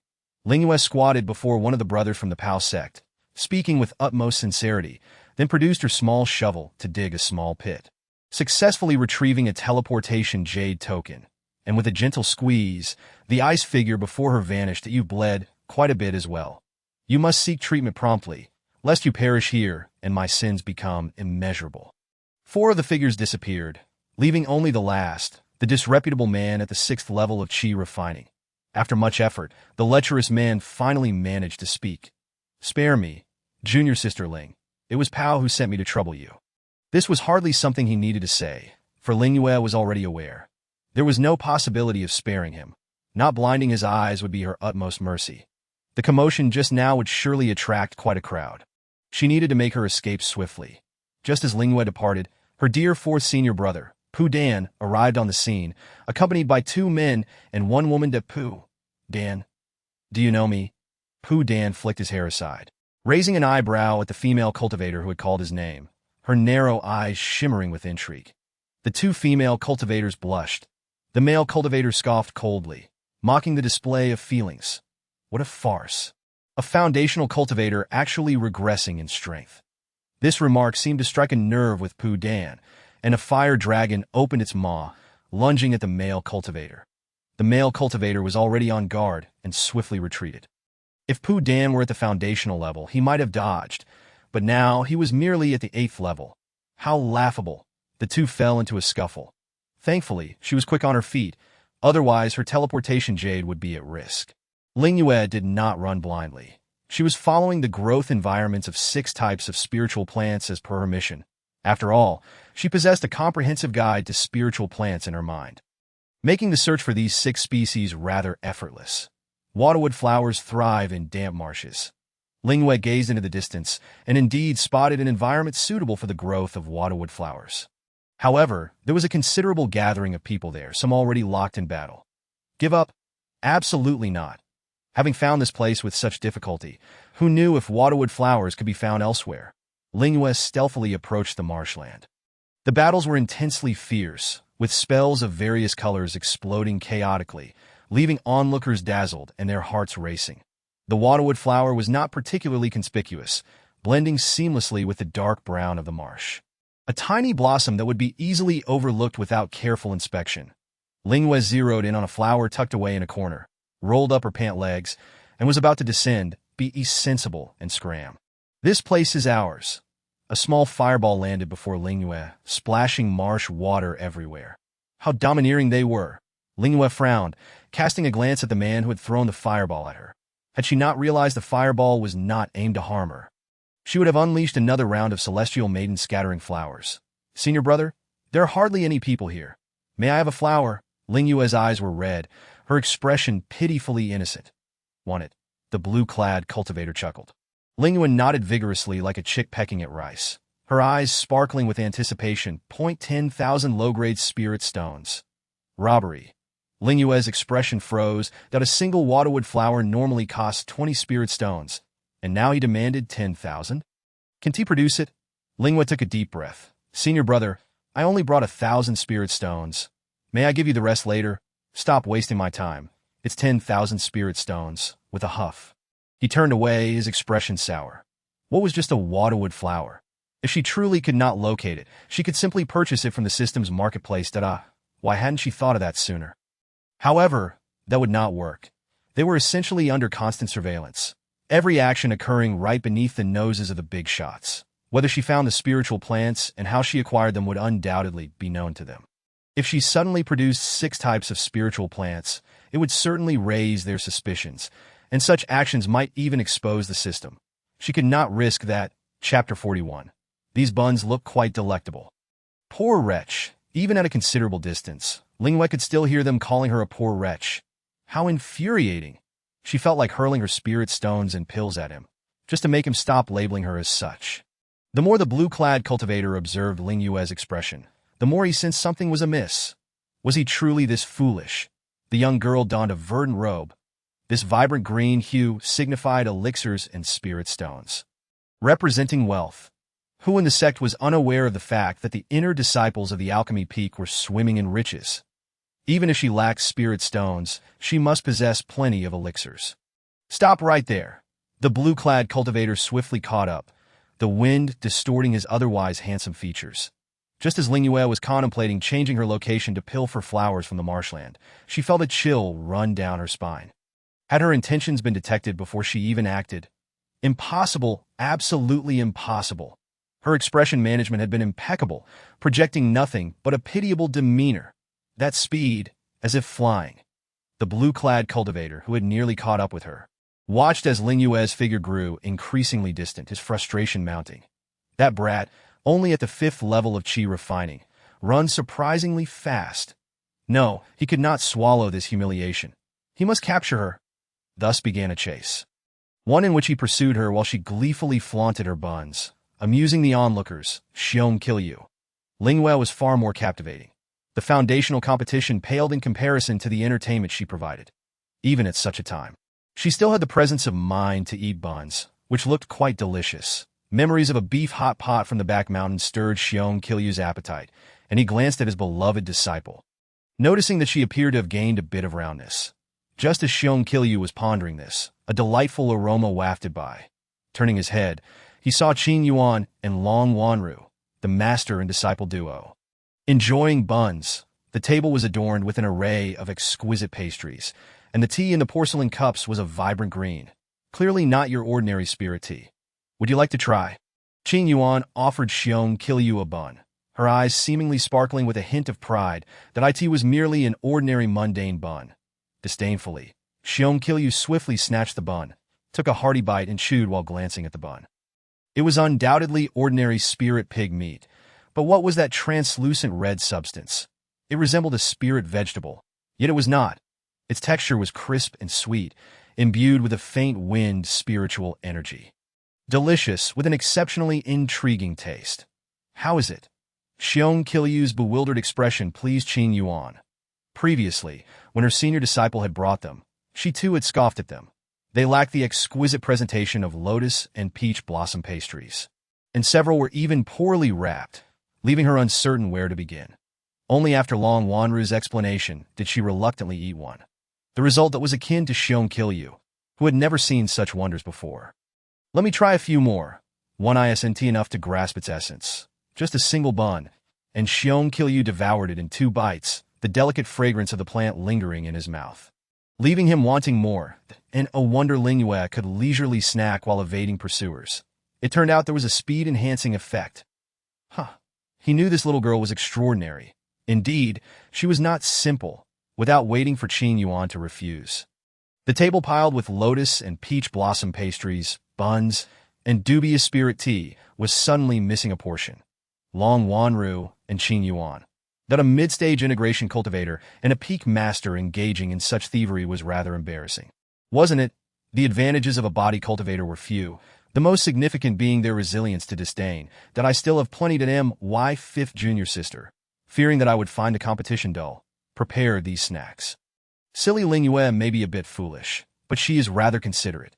Xiong Qiu, a practitioner of fasting, had become quite the glutton ever since breaking his fasting seal, welcoming any food Ling Yue prepared. He had sampled some from Yujin, who had pilfered them.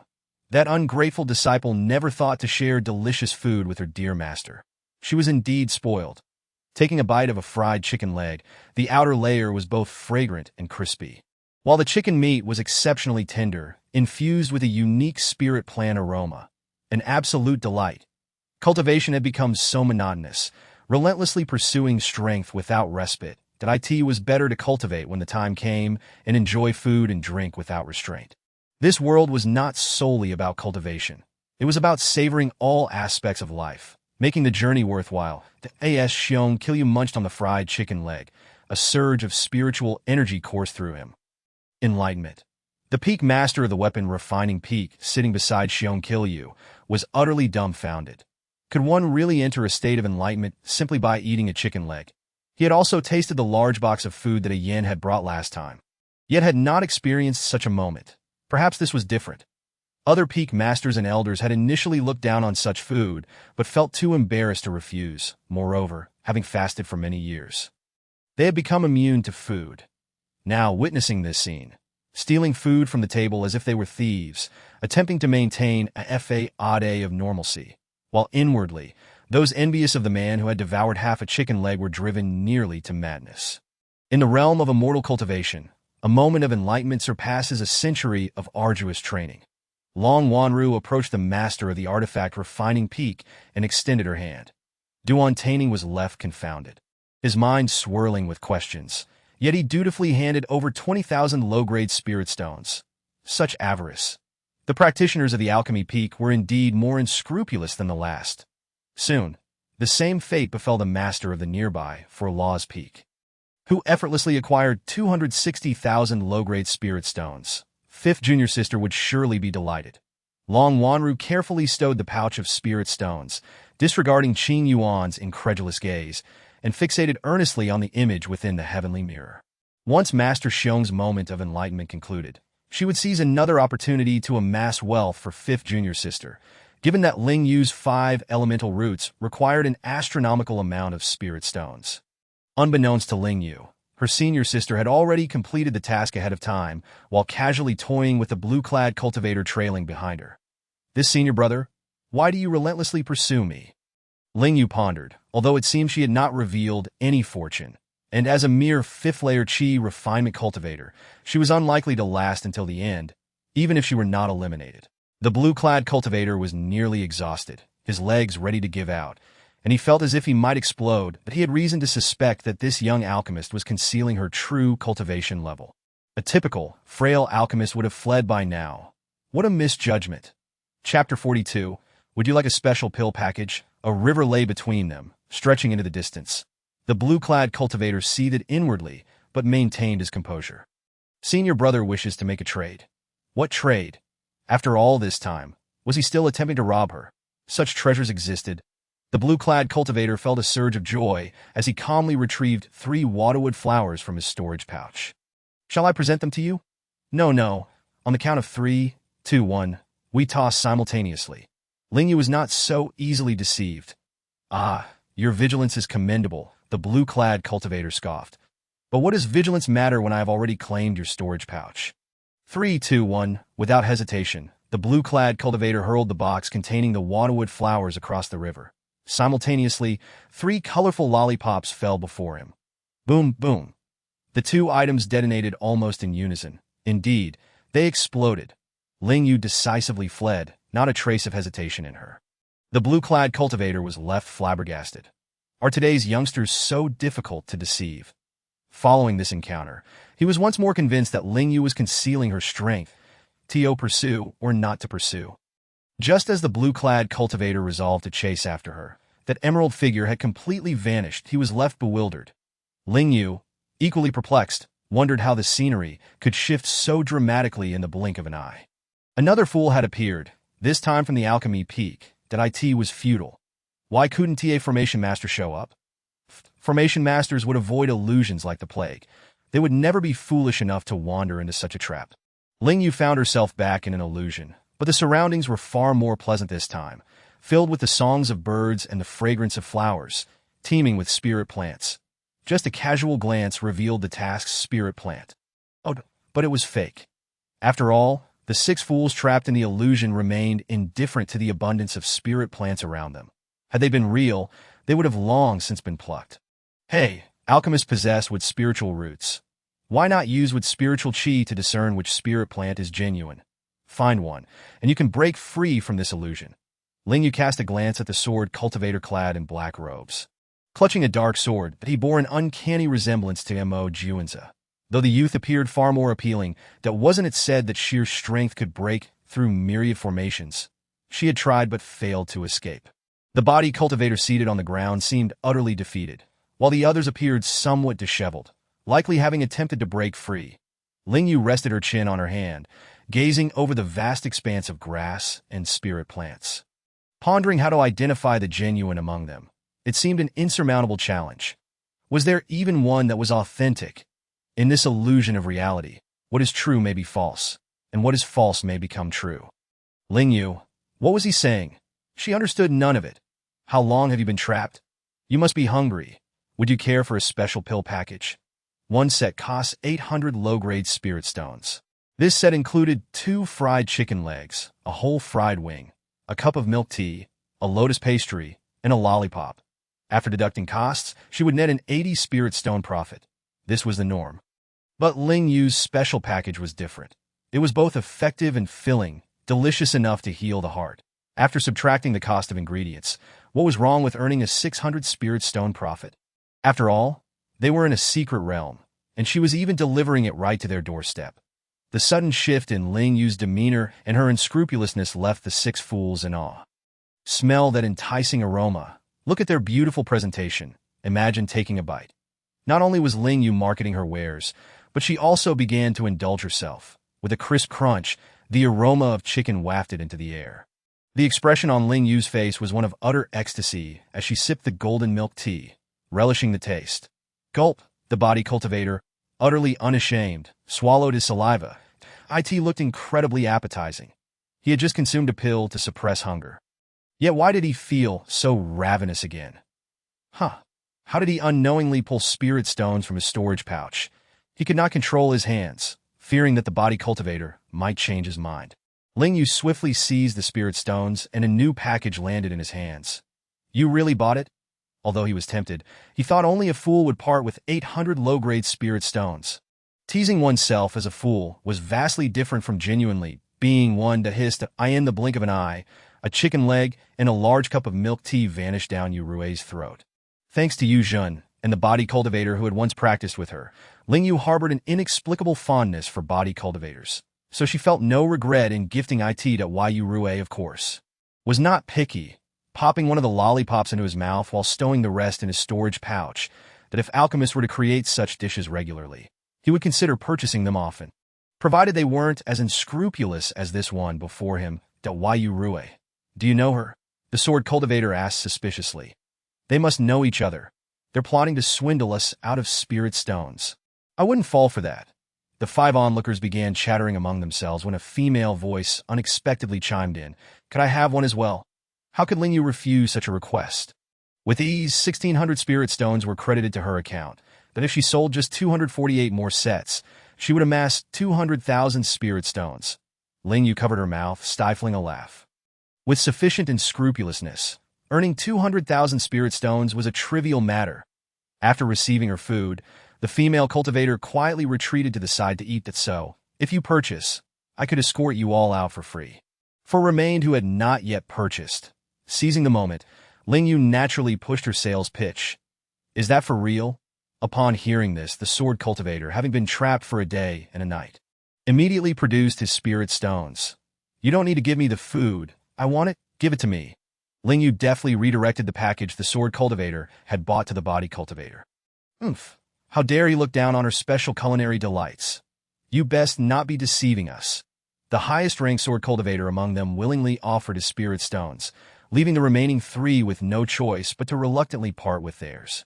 Do you 3 want a package? Yu Rui's eyes sparkled with anticipation, hoping they would refuse. Unfortunately, fate did not align with his wishes. The 3 did not decline. Instead, they accepted with disdain. Chapter 43, Never have I heard such unreasonable demands. The 6 fools and the onlookers were all curious as to how Ling Yue would escape the illusion of reality. Primarily, it was her resolute demeanor that instilled confidence in others. Long Wanru remained unaware that her 5th junior sister could break the illusion. Perhaps it was the teachings of Mo Juanza that had prepared her. As a formation master, Mo Juanza should have shared insights on how to dismantle lower-tier formations. Long Wanru held a higher opinion of Mo Juanza than he deserved. He hadn't even considered explaining formations, and the elusive technique had already caused Ling Yue considerable distress. Ling Yue leisurely approached the task spirit plant she had spotted upon entering. Her action nearly provoked the 4 who had been compelled to part with 800 spirit stones to strike her. They had already attempted to pluck the twilight flower, but regardless of who it was, the moment their hands touched the flower's branches, it would instantly vanish, only to reappear moments later. Their hands were ineffective. So they resorted to using wooden sticks, magical tools, and even swords, yet to no avail. Junior sister, that flower is fake, Yu Rui cautioned. True and false, false and true. Is that not what you said? Ling Yue firmly believed that the twilight flower was genuine. She reached out to pluck it, while the 6 onlookers regarded her with incredulity. Return the stones. They had thought she possessed some skill, only to discover she was merely a spirit stone swindler. A sword was drawn, blocking Ling Yue's attempt to grasp the flower, that a talisman was thrust between the 2, granting her permission to pluck it. Ling Yue was utterly astonished. Her 2nd customer was the one who intervened. Yes, let the junior sister pluck it. Yu Rui was a beat slow to react, but was evidently on Ling Yue's side. 3 against 4. It was a tenuous balance. The repercussions of violence would be dire. Ling Yue took a step back. That I can refund your spirit stones, but I want to take you along for the fun. Indeed, she would not. The 2nd customer, though taciturn, was surrounded by talismans. Should anyone dare to act, her talismans would detonate. A body cultivator, a talisman master, and a slightly unscrupulous alchemist combined. The 4 were not intimidated, but they feared that a brawl might invite more fools to take advantage of them.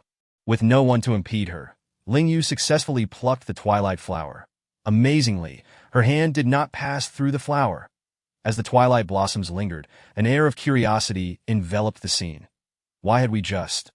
The 6 foolish ones were bewildered, grappling with the inconsistency of their treatment. The twilight flowers, resembling wisps of white mist, lay serenely in Ling Yue's palm. With the flower plucked, the illusion began to shift. The verdant hills gradually transformed into a sea of white fog, which coalesced into a white serpent, sprouting 6 delicate wings akin to the twilight grass in Ling Yue's grasp. The 7 fools exchanged glances between the twilight grass and the approaching 6-winged white serpent. Thank you for bringing me along. The sword cultivator taunted Ling Yue before charging ahead with his sword. No need for thanks. Ling Yue pursed her lips, unaware that plucking the flower would summon a serpent. The 6-winged white serpent coldly fixated on the rushing figure of the small, dark-skinned man, dismissing the sword that came slashing toward it, unwilling even to evade. The sword successfully cleaved through the serpent, which dissolved into a waft of white mist. However, the sword cultivator's moment of triumph was fleeting as the mist transformed into 2 6-winged serpents. The onlooking 6 fools gasped, "Heavens, are they not merely insignificant cultivators in the chi refinement stage? How could they possibly contend with such formidable beasts? Stop slashing, run." One male cultivator seized his companion and turned to flee. Having barely managed to deal with one, the emergence of a second was dire. If the sword cultivator had any sense, he would heed their warning. Yet a sword followed another, and in the blink of an eye, the 2 6-winged serpents multiplied into 8, their illusory forms overwhelming the realm. Sensing the impending doom, Ling Yue grasped Yue and the talisman master, exerting all her strength to flee. Yet, how could two legs outrun three pairs of wings? One serpent's tail effortlessly coiled around the trailing female talisman master, lifting her, and consequently Ling Yue and Yue, into the air. Let go. The female talisman master struggled to free herself from Ling Yue's grip while hurling talisman papers at the six-winged white serpent. As the serpent's tail slackened, the trio plummeted to the ground, landing with a resounding thud, leaving three deep impressions in the earth.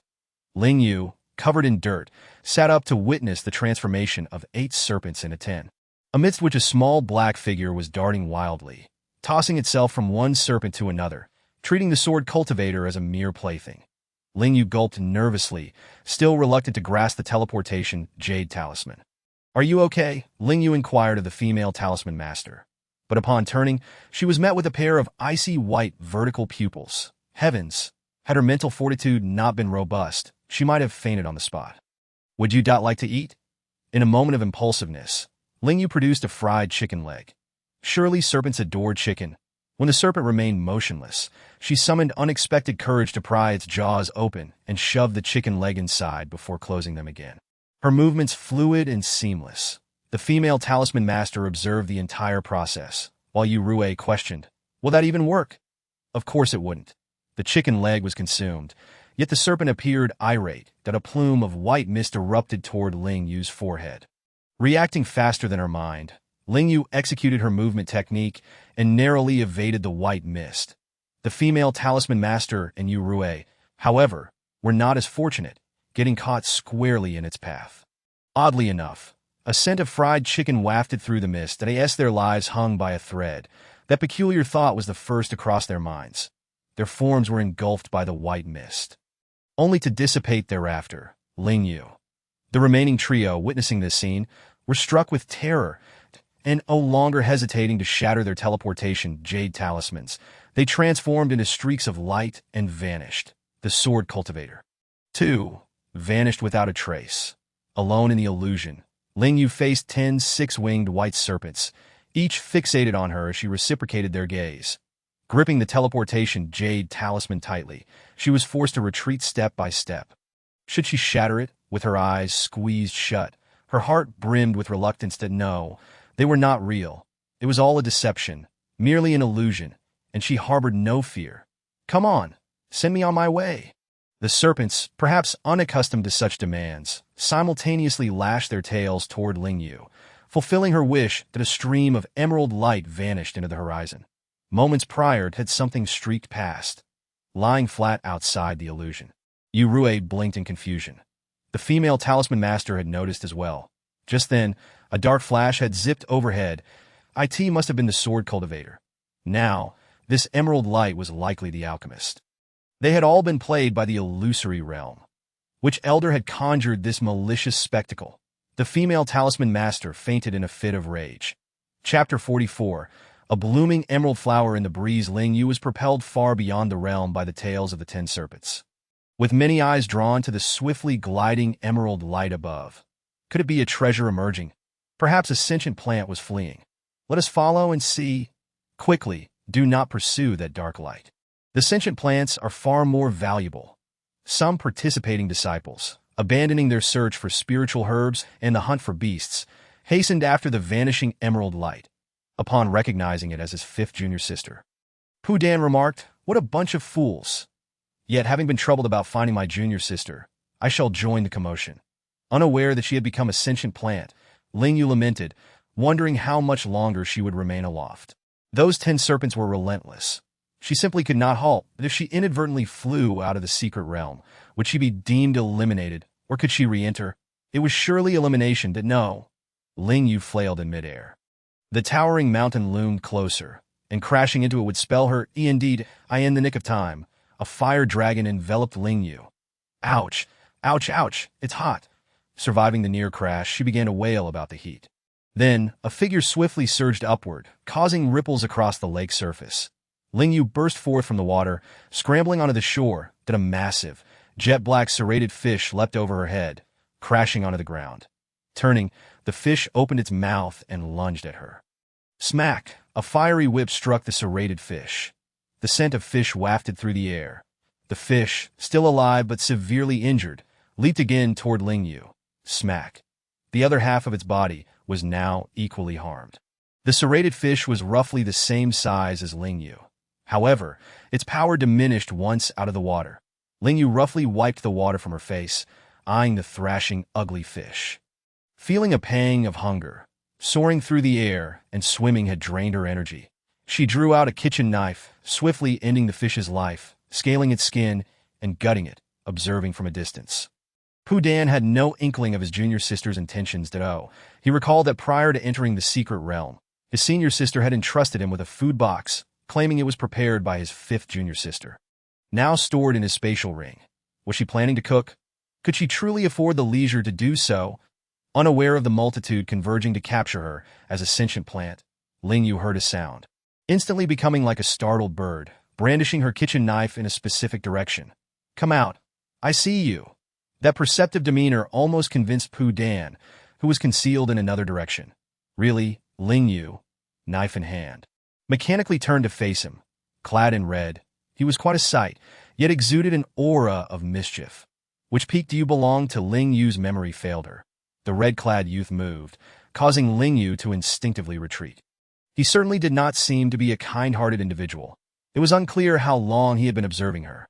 "You are the one who saved me midway and then tossed me into the lake, aren't you?" Although posed as a question, Ling Yue's assertion was unwavering.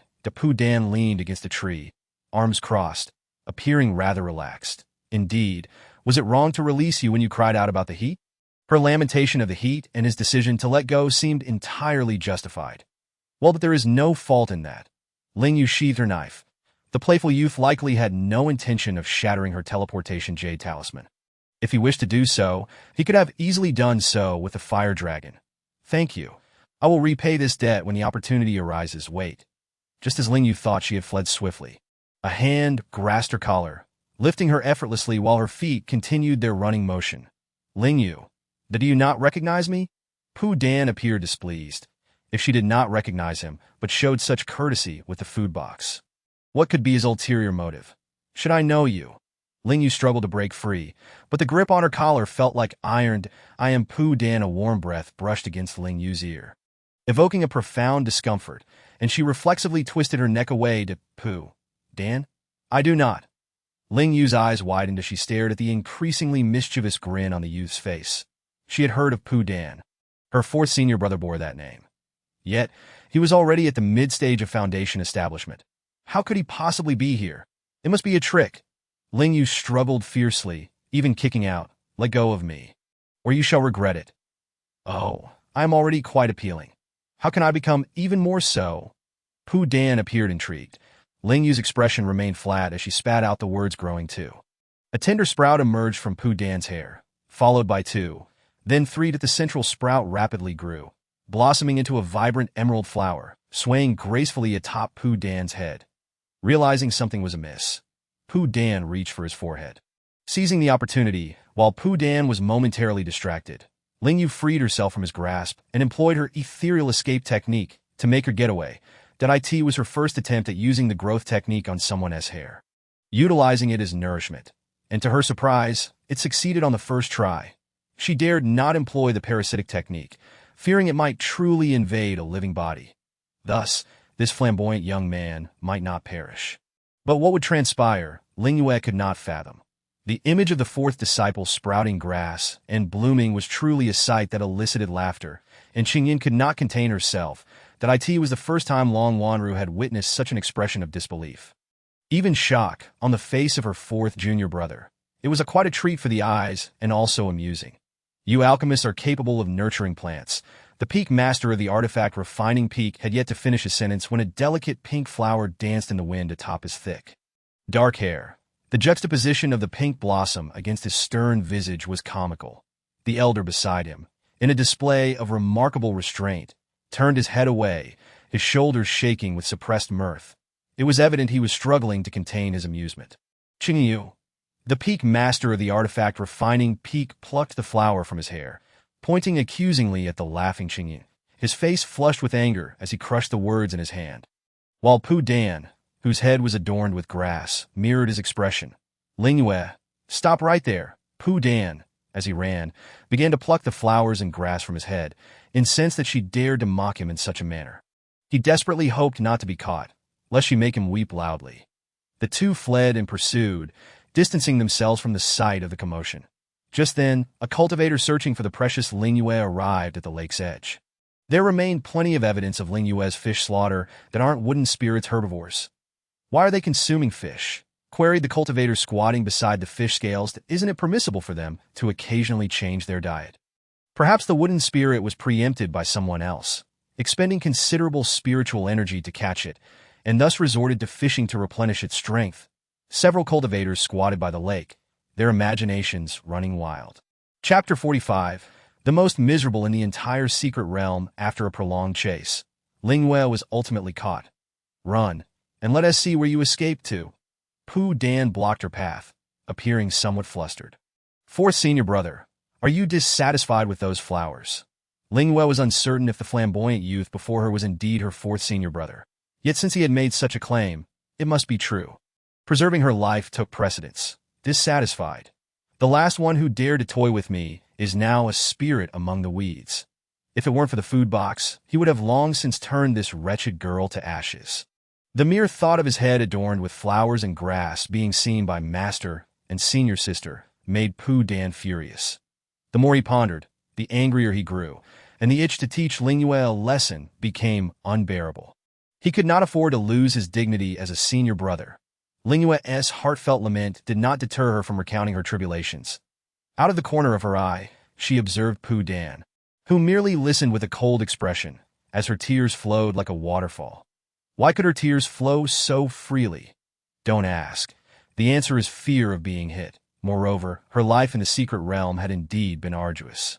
It was either fleeing or traversing the path to illusions. Within just 5 days, she had entered 2 illusions. Heaven knows how terrified she was of stumbling into another illusion while running. With this thought, despair washed over Ling Yue, and her weeping grew more sincere. Painting herself as the most miserable being in the entire secret realm, it was truly a scene that evoked tears, while the listeners found it amusing. The sound of Pu Dan's laughter struck Ling Yue's ears as exceedingly jarring, almost unbearable. Despite her dire circumstances, how could he still laugh so heartily? He must be a counterfeit fourth senior brother. For reasons unknown, upon hearing Ling Yue's woeful tales, Pu Dan suddenly found himself no longer angry. The more tragic her stories, the more joy he derived from them, his face nearly splitting with laughter. How pitiful! Could you perhaps refrain from laughing so gleefully while uttering such words of pity? Ling Yue wiped away her tears and fell silent. Indeed, one's joy often rests upon the suffering of others, especially hers. Fourth senior brother, how did you end up in the Qi refining realm's secret realm? Pu Dan's smile vanished in an instant. How could he possibly disclose to this foolish girl that he had regressed in cultivation and was thus compelled to come here? Master is concerned for you. Hence he commanded me, the most exceptional fourth disciple, to lower my cultivation to protect you. Bah! Anyone who believes that is a fool. Of course, the not-so-foolish Ling Yue did not believe him. Yet through her efforts, the flamboyant youth had set aside his murderous intent, which was a stroke of great fortune. Let us go. Where to? Ling Yue's heart was filled with reluctance. Fourth senior brother, I might be a burden to you. Enough nonsense. Pu Dan's eyes glinted fiercely, scaring Ling Yue into hastening her pace to catch up. Fourth senior brother, where are you taking me? I've offended quite a few people. I truly may bring you trouble. Ling Yue believed she could still salvage the situation. Hence her self-deprecating remarks continued. All right, that is indeed the truth. Stinky girl, so you were hiding here. It was as if fate conspired against her. A blue figure raced towards them like a manic dog. It was not a blue-robed cultivator, but rather that a blue-clad youth, the very boy she had immobilized in the first secret realm. Unexpectedly, he had emerged. Ling Yue's immediate reaction was to flee. What are you running for? Pu Dan disapproved of Ling Yue's cowardly demeanor of fleeing at the sight of others. Could she not learn from his boldness in confronting them? Once again seized by her collar, Ling Yue found herself at a loss for words. Oh right. She now had a faux senior brother. Why should both of them fear the blue-clad youth? Seeing Ling Yue, who was poised to flee, suddenly halt, The blue-robed cultivator momentarily hesitated, but upon catching sight of the garishly dressed figure in red, he turned without a hint of hesitation to its that lunatic from the alchemy peak. Anyone who crosses paths with him is doomed. In this instance, he need not lift a finger, for Ling Yue was already in peril. The delighted blue-clad youth dashed with remarkable speed. However, why did the surrounding scenery seem to stagnate? Aren't you searching for my junior sister? Pu Dan, gripping one in each hand, handed Ling Yue over to the blue-clad youth. Here, the two exchanged glances, then turned their eyes towards Pu Dan, who was enjoying the spectacle. Fourth senior brother, put me down. Having grown this far without ever being lifted, Ling Yue felt utterly humiliated to be hoisted twice in a single day. At 13 years old and standing at a height of 1.5 meters, her stature was completely normal. Was it simply because she was a head shorter than Pu Dan that he found it amusing? Did she not care about her dignity? Without warning, Pu Dan released Ling Yue, and fortunately, she was prepared, avoiding embarrassment in front of the audience. What do you want with me? Regaining her composure, Ling Yue stood defiantly before the blue-clad youth, attempting to project an air of superiority despite being a head shorter, glaring down her nose at him. Jiang Ziqian rolled his eyes, dismissing her with disdain. Looking to play with you? Play in the illusions? Ling Yue, with her adorably youthful face, donned an unsightly grin that made the two boys wince. Pu Dan promptly smacked her on the head, scolding, "Do not smile like that. It's truly unattractive." Ling Yue. Suddenly, she longed for her dear master sister, as well as her two senior brothers. None of them had ever laid a finger on her, gurgle. The two boys turned their gaze to Ling Yue's stomach simultaneously. "That I'm so hungry." Ling Yue, unwilling to part with her 248 special set meals, especially the rare buns, which were intended for emergencies, squatted down, clutching her belly, and pitifully asked, "Fourth senior brother, may I roast a fish? Didn't your three senior sisters give you any fasting pills?" One of the three senior sisters included Wan Yufeng. "Did they?" "They did, but I don't want to eat fasting pills. I want real food," Pu Dan scoffed, tossing Jiang Ziqian aside while wiping his hands as if he had just handled something filthy. Jiang Ziqian seethed with anger, but ultimately held back. It was not that he lacked courage, but rather that this pair of senior siblings, one was a lunatic and the other practiced dark arts, were simply too formidable for him to confront. Ling Yue disregarded Jiang Ziqian, summoning her spiritual root fire to ignite the ground, placing the marinated fish pieces upon it to roast. Not needing to flip them with her hands, the flames would automatically turn the fish pieces with a mere thought. How convenient. As she took out a cup of milk tea, she felt a burning gaze upon her. Glancing at Pu Dan, who was watching her intently, she ingratiatingly offered him the milk tea. "Senior brother, you must be thirsty, right?" "Humph." Little sycophant. Pu Dan accepted the bamboo cup, glanced at the pale purple liquid inside, confirmed it was harmless, and took a small sip. Tastier than spiritual tea." The brother and sister sipped cheerfully, while Jiang Ziqian, the curious youth, watched intently, showing no sign of wanting to leave, especially as the aroma of the roasted fish piqued his appetite. His previously unhungry stomach seemed to awaken.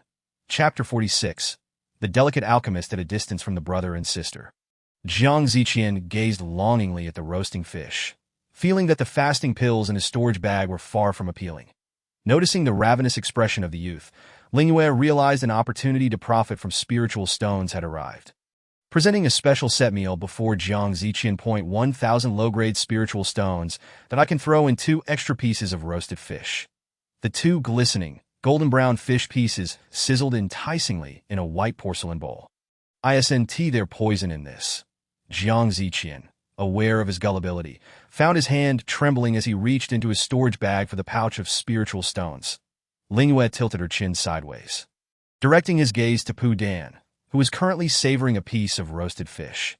The youth felt reassured and reluctantly handed over the spiritual stones to Ling Yue, his expression one of deep sorrow as he did so.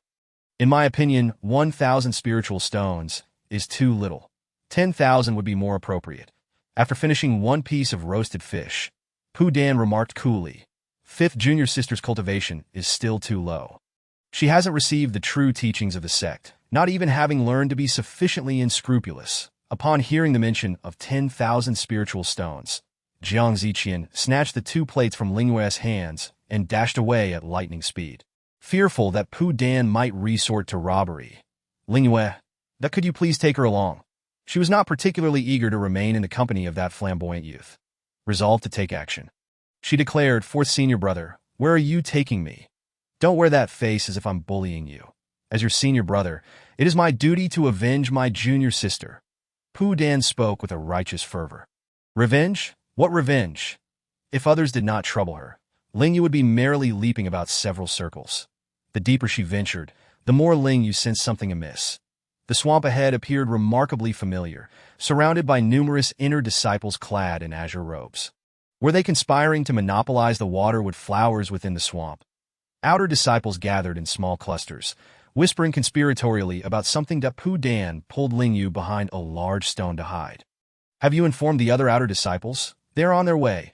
I estimate they will arrive in about half an hour. The inner sect already enjoyed better resources than us outer disciples. And after much anticipation for the sect competition, we could finally enter the secret realm to partake in its benefits, yet they still wish to drain us dry. In just a few words, Ling Yue grasped the outer disciple scheme, that it seemed they were facing the same plight as her. Being extorted, Pu Dan relished such occurrences, eagerly hoping for a skirmish to ensue.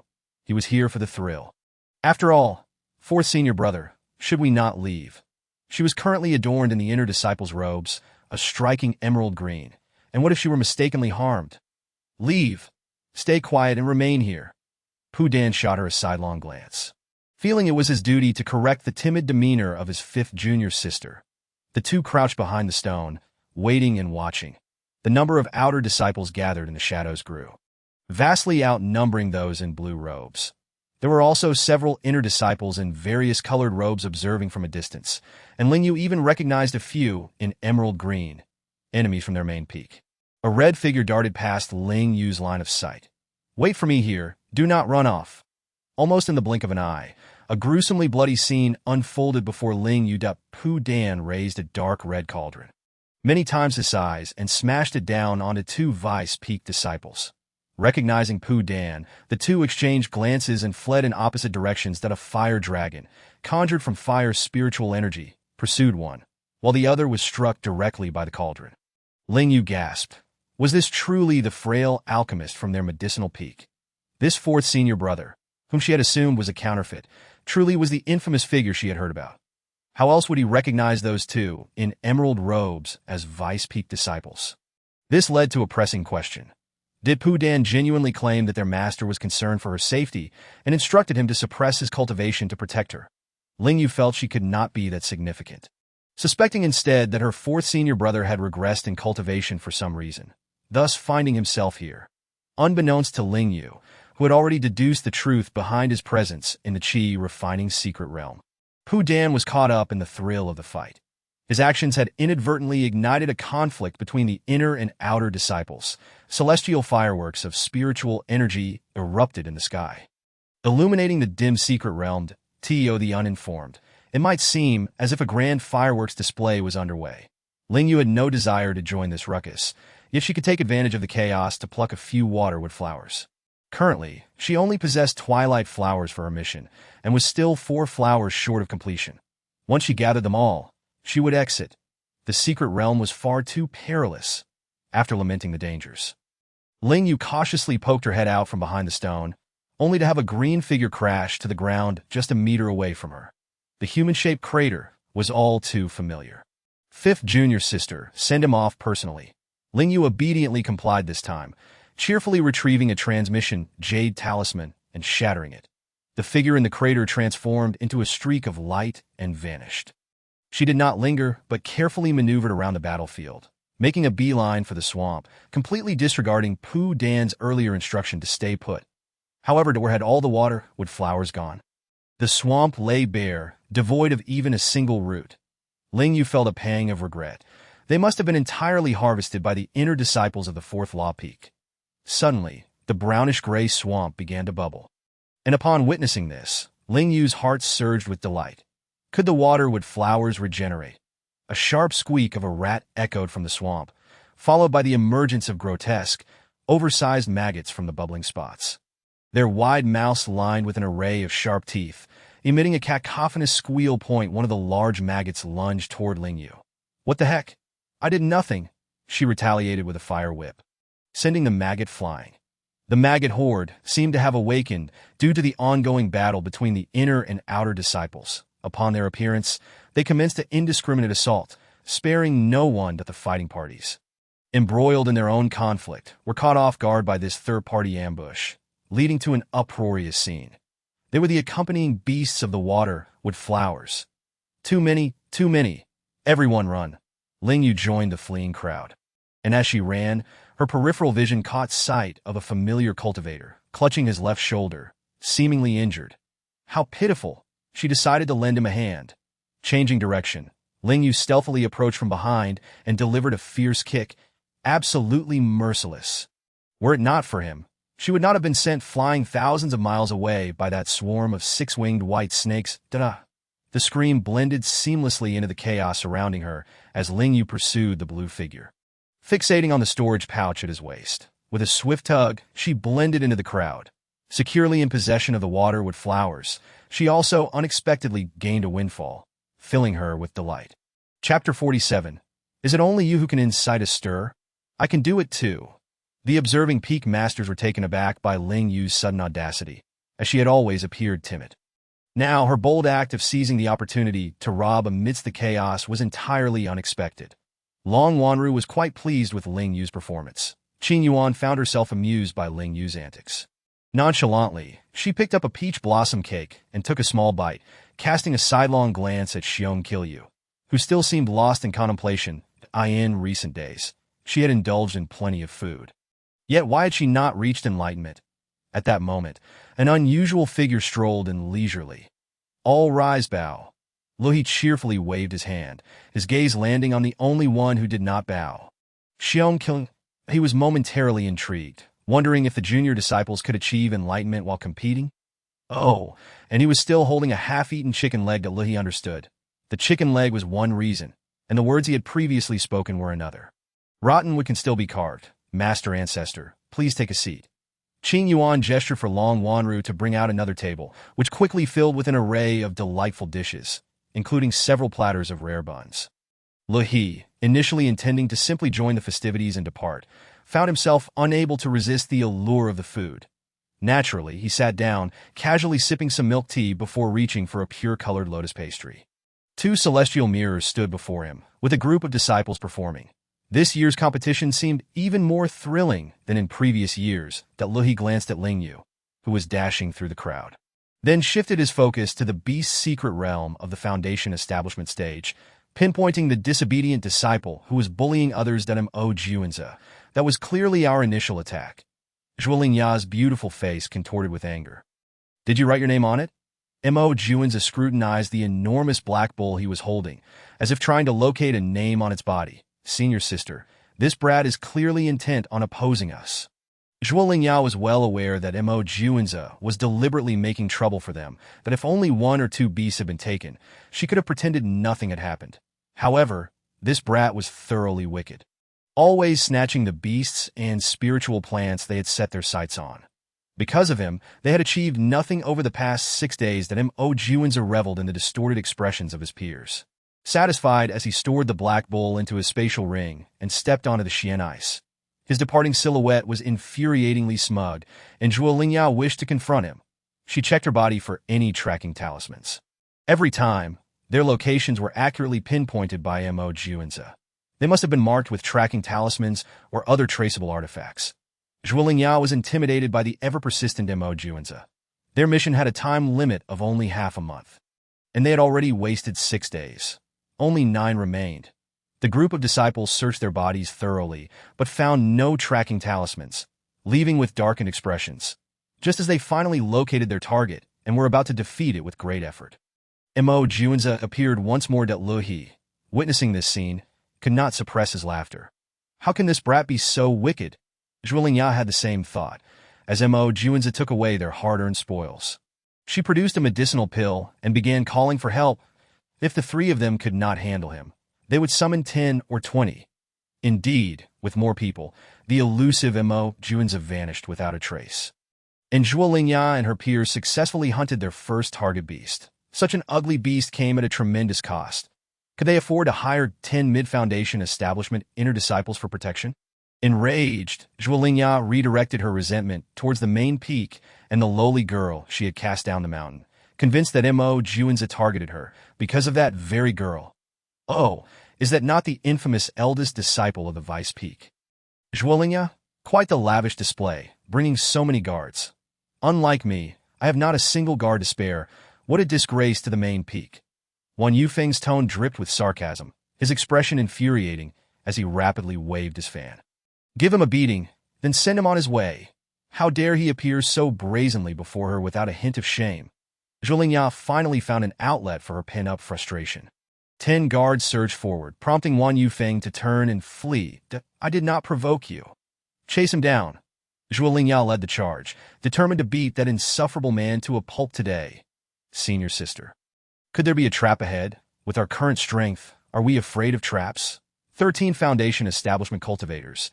Even if traps awaited them ahead, they held no fear. Indeed, it is a trap. 13 individuals found themselves encircled. With Mo Juanza standing resolutely at the center, wearing a pleasant smile directed towards Ling Yue, it is a reunion. Beside him stood Liu Beiyan, Yu Jin, Ding Lulu, along with other distinguished disciples from different peaks. Outnumbering Ling Yue and her companions by 3, that although the numerical disparity was not substantial, the difference in strength was glaringly apparent. The 10 guards were clearly insufficient. Upon witnessing that the encircling members were all reputable figures within the sect, the guards began to reconsider their resolve that we are merely here to collect medicinal pills and assist others. Let us depart at once. One of the spell cultivators tossed the reward he had received to Ling Yue and turned to flee. Did I permit your departure? Yu Jin intercepted the fleeing spell cultivator, her stature modest, yet her presence commanding. The others attempting to escape were similarly halted, and no one dared to make the first move. Wan Yufeng reappeared, a mocking grin plastered across his face. Your Vice Peak is lacking. The guards you hired are inferior to ours at the main peak. Did you not suffer a loss of spirit stones last time? Ling Yue had endured to the brink, and Wan Yufeng's words ignited her fury. She was prepared to risk elimination to tear apart the mouth of this detestable creature. A handful of talismans were hurled towards Wan Yufeng. He swiftly darted behind Mo Juanza, exclaiming, "Protect me." Had he not uttered those 4 words, Mo Juanza might have offered some defense, but now to let Wan Yufeng be obliterated. Mo Juanza's callous departure shattered Wan Yufeng's heart. He resolved to report to his 5th junior sister once outside, vowing never to share any delectable treats with him again. Was it merely talismans? He possessed them too. A frenzy of bombardment ensued, and the battle commenced. This fervent scene reminded Liu He of his former self. Young men ought to be so passionately spirited. In the small-scale skirmish within the myriad beast's secret realm, the chaotic escape of 1,000 individuals from the illusory realm was a sight to behold, leaving the onlooking elders in awe. Chapter 48. A flower so grand, it sprang away. Ling Yue, engaged in a game of chase with the mutated maggots, remained vigilant, swiftly altering her course at the slightest hint of danger. This proved to be a torment for Pu Dan, who was searching for Ling Yue. That wretched girl had been instructed to wait for him in place. As she ran, the night transformed into a frigid, snow-laden landscape. Ling Yue thought to herself, it was evident she had once again entered an illusion. How could she be so unfortunate? Clearly, everyone was fleeing together, yet those nearby had not followed her into this realm. And even the army of mutated maggots had not entered. She was left to face the biting cold alone. Collapsing in the snow, Ling Yue hugged herself tightly. The tranquil, picturesque snow scene seemed to sense an impending visitor. As snowflakes began to fall and the wind picked up, Ling Yue, before she could express her grievances to the heavens, a disturbance arose in the distance. Its entrance mirrored that of the maggot army, sending Ling Yue scrambling to her feet in instinctive flight. What kind of illusion is this? Look, ice-scale flowers, so many of them. We're about to strike it rich, haha. Indeed, the vast expanse of snow was adorned with countless crystalline ice-scale flowers, causing the other entrants into the illusion to frantically rush to pick them, their faces alight with foolish grins. The low-tier ice-scale flowers possess slight hallucinogenic effects, and with such a profusion, their impact was undeniable. It could render one a fool. Observing the vacant smiles on their faces, Ling Yue decided it prudent to find a hiding place and observed that if all was well, she could later emerge to collect some for herself. Under the overwhelming hallucinogenic effects of the ice scale flowers, Ling Yue's immunity drew the ire of Bing Su, the one responsible for the illusion that I in the previous two illusions. This girl had emerged unscathed as well. Could his illusions truly have no effect on her? A mere fifth-layer chi refining disciple, and he could not subdue her. With a flick of his hand, a colossal ice flower slowly emerged amidst the sea of white flowers.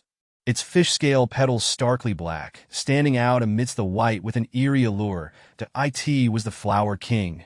The Flower King. It is mine. I discovered it first. The expressions of the disciples, who had previously been grinning foolishly while feverishly picking flowers, turned grotesque, some even resorting to violence for the sake of the Flower King. The black mist began to spread, tainting the falling snowflakes with darkness. The black and white snowflakes fell upon Ling Yue, who was racing away, while the footprint she left behind became obscured by the swirling black and white snow. Ling Yue sensed something attempting to invade her mind and body. Darkness enveloped her vision as she fainted that Luhi was the first to sense something awry. The hallucinogenic illusion had escalated. Was it intent on destroying the disciples within? The smile on Qing Yuan's face turned cold, and her figure vanished from sight. Bing Su, you must be mad. The highest cultivation level among the trapped disciples is merely the 9th layer of qi refining. In response to Qing Yuan's inquiry, Bing Su remained unperturbed, even exuding a hint of innocence that I merely wish to test the potential of your future 5th disciple, and no need for that. Withdraw the Flower King. Too late. Your future disciple that is already. Qing Yuan gazed at the Tongtian mirror, where Ling Yue, having regained consciousness, rose from the ground, bewildered as she surveyed her surroundings. Contrary to what everyone anticipated, her expression bore no trace of malice, instead reflecting a certain foolishness that, oh, my head hurts. Ling Yue rubbed her temples, and upon noticing that the frenzied cultivators had vanished, she realized she was the sole survivor in the illusion. She had no understanding of what transpired after she lost consciousness. The Flower King spun faster, the black mist expanding to nearly envelop the entire icy expanse. Ling Yue, shrouded in the black mist, appeared unfazed, dusting off her clothes and stepping closer to the Flower King. She did not overlook the ice-scale flowers along the way, picking them one by one with a radiant smile and clear-eyed gaze, seemingly unaffected by the Flower King's influence. Impossible. Bing Su could hardly believe what he was witnessing. Qing Yuan smiled in gratitude and sauntered away. Her 5th disciple was indeed extraordinary. Even the Flower King's hallucinogenic effects were ineffective against her. She had struck gold. Soon, she would need to properly thank the ancestor and Xiong Kilyu. Regardless of whether Ling Yue could place within the top 10 of the sect competition, she had already claimed her 5th direct disciple. As Qing Yuan made her entrance, she was met with envious gazes from the other prominent figures. Our 4th law peak does not discriminate. If you do not want her, you can give her to me. The peak master of the 4th law peak chimed in. She is far more suited to us. It was evident to all that Ling Yue might be a once-in-a-millennium broken band body. What is a broken band body? It is a physique immune to all formations, illusions, and restricted areas. How incredibly powerful. Everyone chose their words carefully. Before Qing Yuan could refuse, Luhi interjected with a warning. Though his expression remained nonchalant, all present, the peak masters and elders alike, understood that if this information were to leak from their lips, the consequences would be dire. Indeed, Master Luhi he nibbled slowly on a fried chicken wing and added, Ling Yue would thrive at the alchemy peak. The smile on Qing Yuan's face could not be concealed. With the ancestor's endorsement, who would dare to contend for her disciple? Moreover, whether Ling Yue was genuinely a broken band body remained uncertain. That as Ling Yue drew closer to the Flower King, she would have never dared approach it had she not realized the hallucinogenic effects did not affect her. Now, she could not possibly forfeit the opportunity to claim the Flower King. The Flower King was vast. Standing before it, Ling Yue resembled a minuscule ant, pitifully insignificant. How could she possibly take it away? It would not fit in her storage bag, but she still possessed the spatial ring gifted by Master Luhi. Chop it down? Uproot it. Ling Yue rummaged through her storage bag, yet found no usable magical tools or sharp blades. Only a kitchen knife appeared in Ling Yue's grasp as she attempted to chop at the Flower King. Clang, clang. After just 2 strikes, the kitchen knife shattered into several pieces, leaving no mark on the flower's base. Ling Yue. She had even planned a recipe. You cannot escape. I will not allow it. She switched to an axe, then to large scissors. After all her tools had been rendered useless, Ling Yue felt defeated. System, help! Silently beseeching the system within her heart, a gigantic cleaver, taller than Ling Yue herself, materialized as the knife appeared. The Flower King's black leaves trembled, and its body swiftly shrank, vanishing beneath the snow in an instant. Ling Yue, who had finally lifted the cleaver and was about to strike, stood dumbfounded. It ran away. Such a grand flower has fled. The cleaver fell to the ground, scattering snowflakes, and Ling Yue, covering her face with both hands, wept inconsolably. Renting this knife for 10 minutes cost her 2,000 spirit points. She had suffered a tremendous loss. She had initially believed she was destined for a narrative of the underdog heroine. Given that everyone she knew was a paragon among their peers, it was entirely a misjudgment. The treasure sought by the heroine could not possibly flee. They would come to her instead.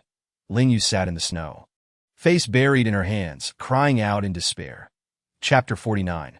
This is the correct approach for a heroine. Ling Yue, who had branded herself as the most unfortunate within the secret realm, now wished to slap herself. How was she unaware of her own potential for misfortune, which seemed to only manifest upon her? The sight of Ling Yue sobbing uncontrollably evoked both sympathy and amusement in Qing Yuan. Give her the Flower King, and I shall offer you a high-tier demon-cleansing pill. The incredulous expression on Bing Su's face reflected the absurdity of Qing Yuan's proposition. Did she truly believe he would part with his precious Flower King for a single pill? 3 pills. The demon-cleansing pill, as its name suggests, aids cultivators above the god transformation stage in dispelling demonic afflictions. Bing Su waited and waited, but no response came from Qing Yuan. Had she grown so weary of conversing with him? 2 pills that he shamelessly continued to haggle. Qing Yin let out a light hum, proclaiming, merely a king of ice-scaled flowers. Though precious, there will always be someone willing to offer it in exchange for elixirs. 1 flower was already a concession. Yet her desire for 2 was nothing more than a whimsical dream. Ultimately, Bing Su conceded, accepting that 1 would suffice, as it was far better than being forcibly seized. Such an act was indeed something Qing Yin could execute without hesitation. The icy illusion began to dissipate, only to reconstitute itself, leaving Ling Yue utterly astounded. Was the intention to trap her here indefinitely? Facing the reformed illusion, which had merely been a cacophony moments before, Ling Yue's eyes brimmed with tears. She thought her plight had reached its nadir. Yet the next moment proved otherwise, that a petite black ice-scale flower timidly emerged from the snow, inching closer to the weeping figure, its movements hesitant and sluggish. Clearly reluctant, the master had sold it for a single elixir, forgetting the vows they had exchanged many years prior, prompting the Flower King to feel a pang of sorrow. Ling Yue, her vision blurred by tears, noticed the little black flower swaying in the cold wind and instinctively recoiled. But why retreat? She was unaffected by the flower's hallucinatory influence. She could simply seize it and prepare a dish. With a sudden leap, Ling Yue grasped the little black flower and yanked it free, roots and all. Was it truly that simple? This was the proper way for a protagonist to act. The icy illusion shattered like a broken mirror, fragment by fragment, disappearing into nothingness. Outside the illusion, daylight flooded in, remnants of the maggot army still evident, surrounded by countless footprints. One could only wonder how many disciples had been eliminated this time. Ling Yue, through misfortune, had found fortune. Though she had unwittingly entered the illusion, her gains were substantial. The mere acquisition of a wisdom-enhancing little black flower and its progeny made the endeavor worthwhile. Her storage pouch was not only filled with waterwood flowers, but also numerous spirit stones. Most importantly, she had escaped from Pu Dan, 5th junior sister. What are you smiling about? The flamboyant voice startled Ling Yue, her body stiffening. Her smile freezing in place as she turned to face Pu Dan, her expression transformed into a foolish grin, laced with surprise. 4th senior brother, have you been waiting here for me? Was the secret realm enjoyable? Ling Yue's lips twitched as she nodded, her smile radiant as sunlight. Indeed, it was immensely enjoyable. Then she subtly observed Pu Dan, whose attire was somewhat disheveled, a stray blade of grass wedged in his hair. It seemed this fellow had also been dragged into the secret realm. and it appeared he had endured quite a bit. The two unfortunate souls, together, did not find a silver lining. Rather, their calamities compounded. Thus, as they set out in search of task-related spirit plants and demon beasts, they had encountered a tide of beasts. Run! There are so many demon beasts. Heavens, will this year's set competition claim our lives? Not only do we face illusions at every turn, but also a beast tide. Ah, brothers, I'm out this year. I'm leaving. A flurry of figures like shooting stars zipped past Ling Yue. The ground trembled ominously, causing her body to involuntarily shudder. Had it been anything else, she would have turned and fled without a moment's hesitation. But these were demon beasts, fresh ingredients presented on a platter. Why not pursue them? Pu Dan questioned, astonished. Fourth senior brother, then I want to take a look. The longing in Ling Yue's eyes prompted Pu Dan to regard her with newfound respect. The former sought to obtain ingredients without expenditure, while the latter yearned for a swift kill. Their intentions aligned seamlessly. Amidst the panicked throng, two conspicuous figures, one clad in red and the other in green, pressed forward against the tide. Above, creatures spewed fire and venom, while below, crimson-eyed beasts roared skyward, their howls resonating with a soul-shattering ferocity. Some cultivators were struck by venom, shrieking as they shattered their teleportation jade talismans, while others ignited into flames yet refused to abandon the competition. The talismans instinctively teleporting individuals away upon sensing their imminent demise. The cacophony of screams, shrieks, and exploding incantations nearly drove Ling Yue to flee if the Secret Realms competition was so brutal with protective teleportation talismans. How much more merciless would the realm outside be? Pu Dan, however, was not as contemplative as Ling Yue. Facing the beast tide exhilarated him. He conjured a fiery sword and plunged headlong into the fray. Ling Yue, suppressing her fear, summoned a fire whip, gracefully leaping atop a wild boar's head, then springing forth to ensnare a black and white bird spewing venom. One of their target demon beasts, the bird, ensnared by the fire whip, flapped desperately, its beak unleashing a torrent of venom that Ling Yue's petite form swung precariously in the air.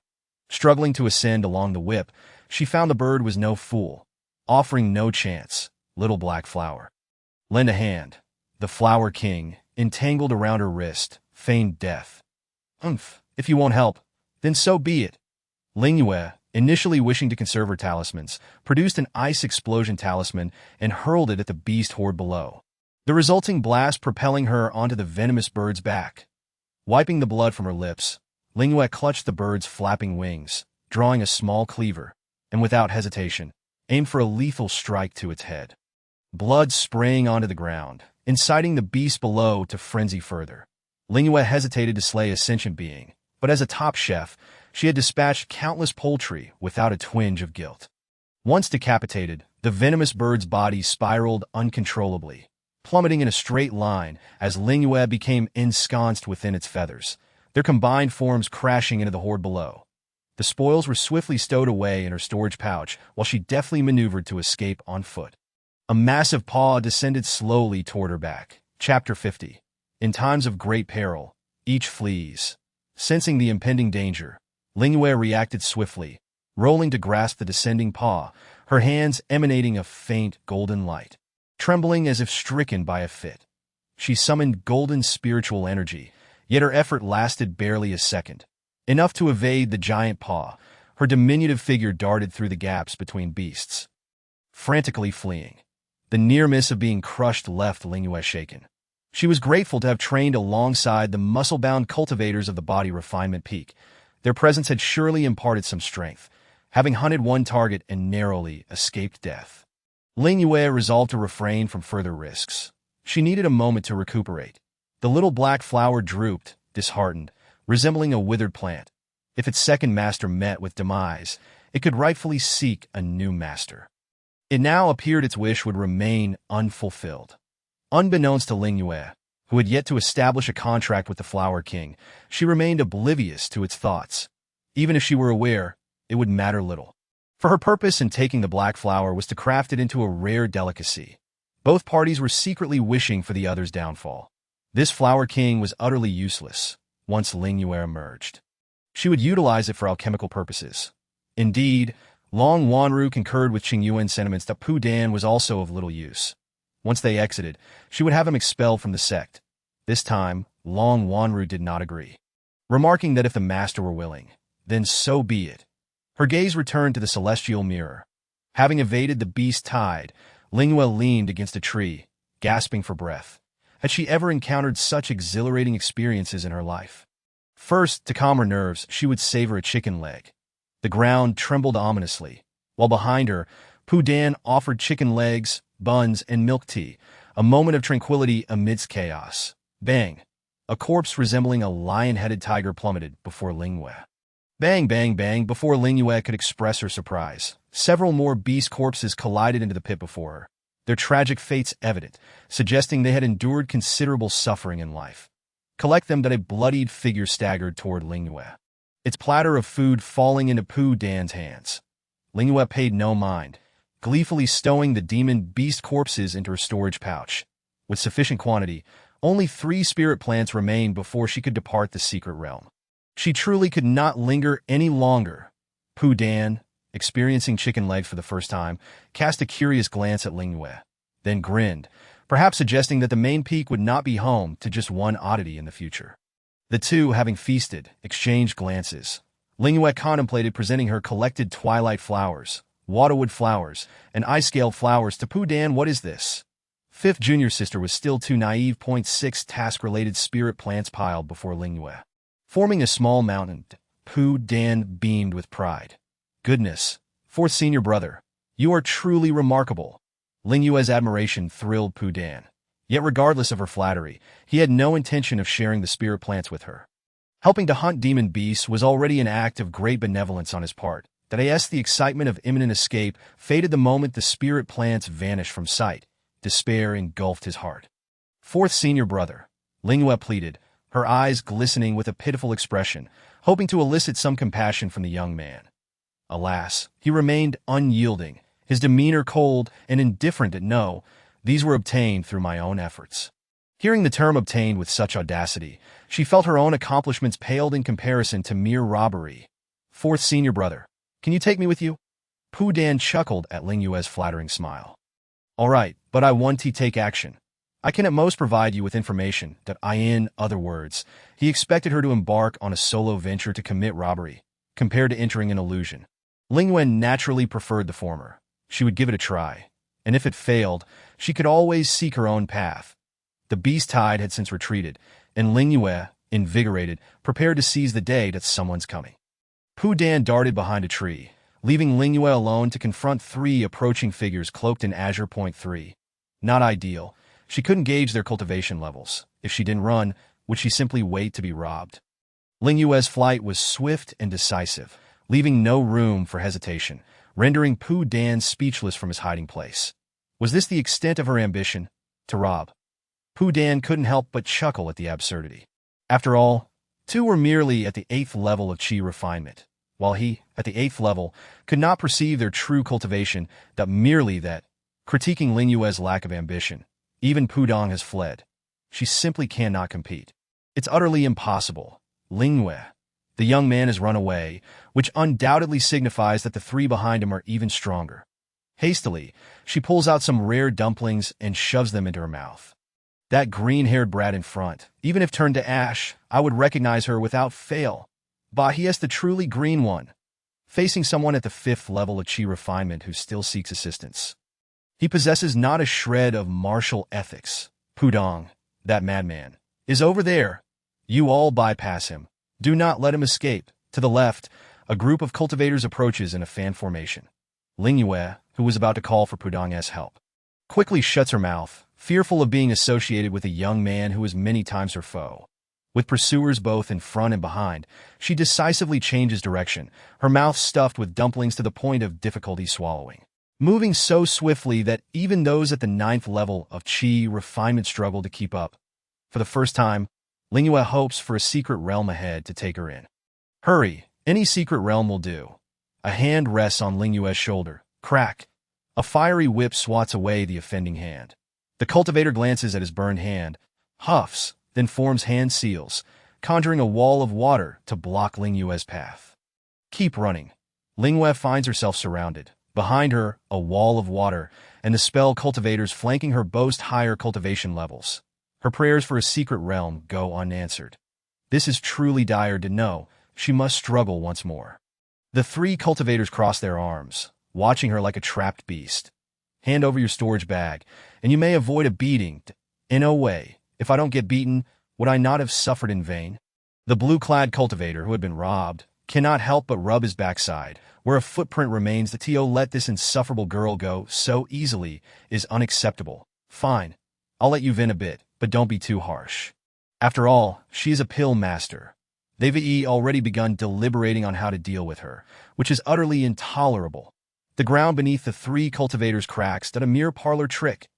The trio leaps from the fissure, only to be ensnared by three vines that attempt to drag them back down. Ling Yue, multitasking fervently, is sweating profusely, unaware that the wall of water behind her has morphed into a massive fish head, poised to bite. She throws an array plate at the water fish head, enveloping herself in a transparent shield. Quite a treasure trove she possesses. The cultivator, who failed to ambush her, retracts the water fish head, kicking away the feeble vines, his greed evident in his eyes that a pill master is indeed one of the wealthiest professions. Who knows what other treasure she may hold? She possesses not just numerous items, but also magical tools capable of dealing with them, though she currently lacks the knowledge to utilize them. Once she studies them thoroughly, she will surely deal with these three. There is no way she will part with her storage bag. It's akin to asking for her life. Chapter 51. Ling Yue's unceasing shenanigans. Why provide a magical artifact without an instruction manual? Ling Yue grumbles inwardly, pausing as she considers retrieving her artifact for study, but halts again. The three bandits are currently squatting in a triangular formation around her. Should she reveal her wealth, they would undoubtedly pounce. Who knows how long her defensive formation can withstand? A low-grade defensive formation might last 3 hours, provided it isn't attack that I advise you to come out. The defensive array will break soon. The spell cultivator murmurs, pressing a hand against the transparent shield as water-blue spiritual energy rapidly spreads, enveloping the entire formation. Break. The resolute expressions in the eyes of the three cause Ling Yue's heart to race, especially when the word break is uttered. The array shakes violently, teetering on the brink of collapse. Could it be that Mo Jun has provided a counterfeit? After a period of tumultuous shaking, the defensive formation gradually stabilizes. The water blue glow crystallizing into ice, before bursting into a mist with a resounding bang. Just as the three prepare to breach the array and capture her, they are met with laughter from Ling Yue, inciting their rage to a boiling point. All three at once. The trio simultaneously cast spells from different angles, water blue, gold, and brown beams converging on a single point. This time, the defensive array does not tremble as violently as before. It seems well prepared, merely shaking gently before returning to calm, not a foundational defensive array. This is simply cheating. The three were expressions of charcoal black fury, their anger palpable. Yet the leader, a 9th-level cultivator, is even more consumed by greed. Who is this little girl? With a foundational defensive array at her disposal, her treasures must far exceed their expectations. No wonder she refuses to surrender her storage bag. The other two are not foolish. They quickly deduce that Ling Yue is a veritable cash cow. The three pairs of greedy eyes make Ling Yue quite uncomfortable. It seems that escaping is temporarily impossible, so she might as well not engage in something else, as they are unlikely to break through anytime soon. The greed in their gazes transforms into disbelief as Ling Yue begins to move. What is she up to? Ling Yue produces cooking utensils and ingredients. Having exhausted considerable stamina and spiritual energy during her escape and skirmish, seizing the opportunity to replenish herself while safe. The vibrant flames melt the base in her pot. Water begins to boil, and the spicy aroma wafts from the defensive formation into the outside world. The three spell cultivators. She dares to cook in front of them, slicing meat, washing the spiritual vegetables with water, spiritual roots. And preparing a dipping sauce, she completes her meal. Sitting cross-legged on the ground, Ling Yue joyfully dips a piece of meat into the pot until it changes color, then into the sauce, savoring a mouthful of meat. Oh, what bliss! The incredulous expressions of the three outside only enhanced the flavor of her hot pot today, and if only she had more time, she would love to taste the beast meat in her storage bag. Perhaps it would surpass the deliciousness of the pork slices in her mouth. Ling Yue's audacious antics not only astonished the three spell cultivators, but also captured the attention of the onlookers outside. Initially, they thought it was outrageous enough to eat amidst captivity, but after filling her belly and tidying up, Ling Yue pulls out a blanket and pillow, lying down. She is actually sleeping in front of them. This is a blatant display of contempt for the three cultivators far superior to her. The crowd outside bursts into laughter while the three inside are seething with rage. This is nothing short of naked disdain.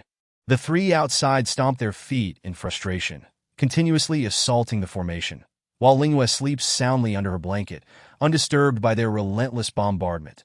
Sleep, is that permissible? Upon opening her eyes, Ling Yue meets a rather grim visage, startling her into instant wakefulness, a smile gracing her lips before she can utter a word. 3 guard stand watch. How could she not sleep well? She even had a lovely dream. Ling Yue stretches, kicks her legs, and performs a cleansing spell, emerging as a clean and lovely young girl once more. The 3 guards are further incensed. During Ling Yue's slumber, they have exhausted numerous methods to breach the formation, yet remain oblivious to which master of formations crafted this particular array. However, calculating the time, the formation is likely to dissolve in about an hour. Just 1 hour. They can afford to wait. But Ling Yue cannot that if she waits for the defensive array to dissolve. She is certain to meet her doom. She must devise a means of escape. Perhaps a celestial dispersal talisman?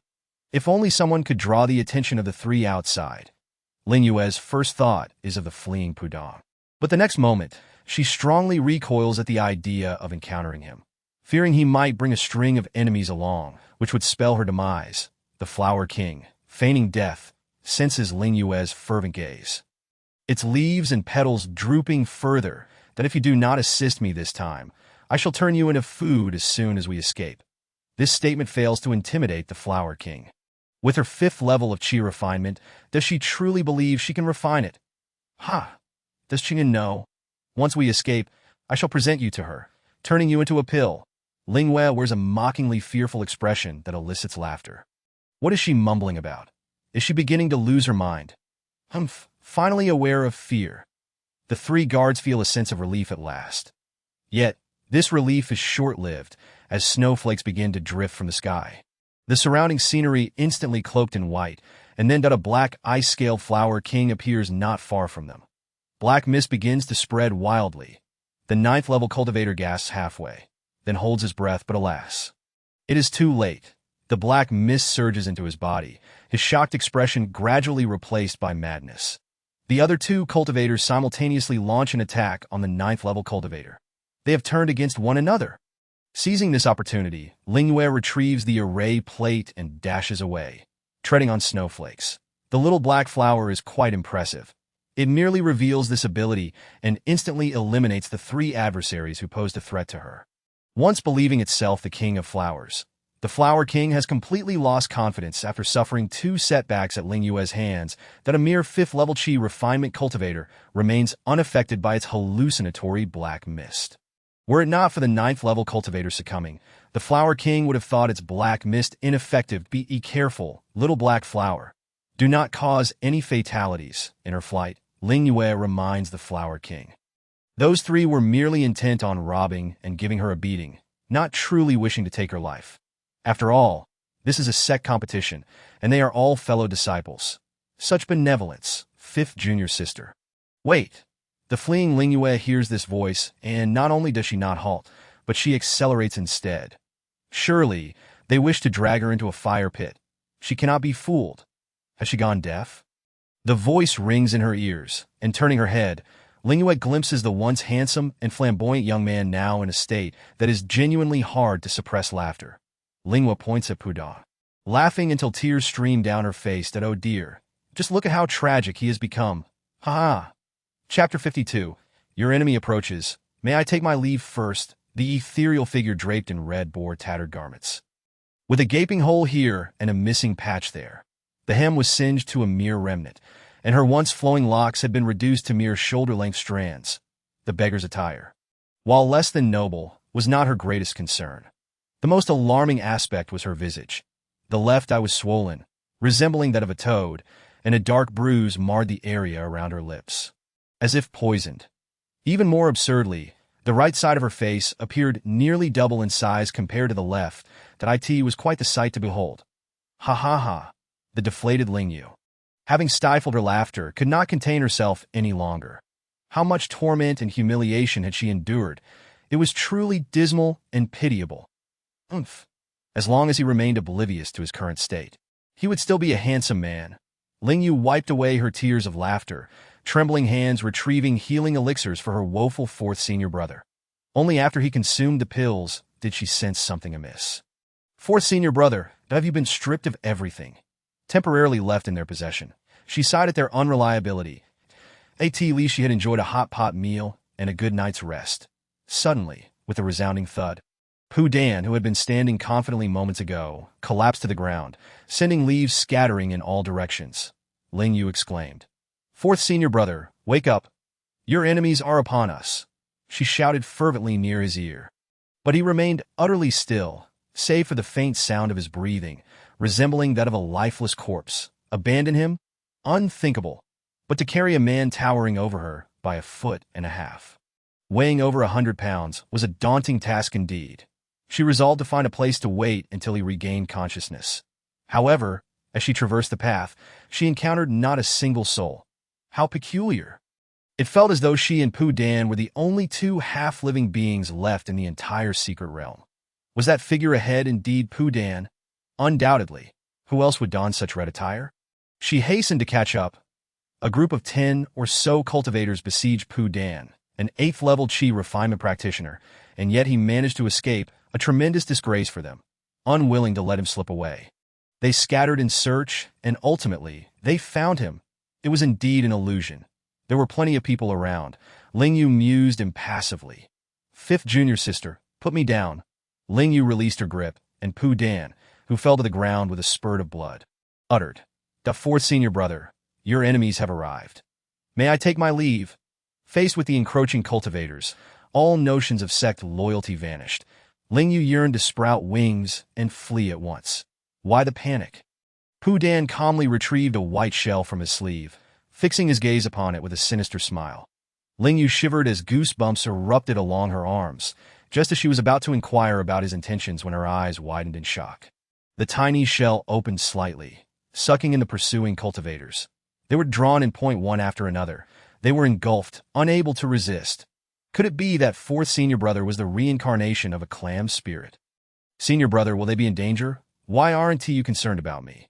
The little shell was strung on a red thread, automatically fastening itself around Ling Yue's neck. "That a gift for you."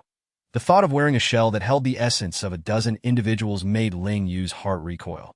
Despite its lightness, she resisted. "Leave it with me.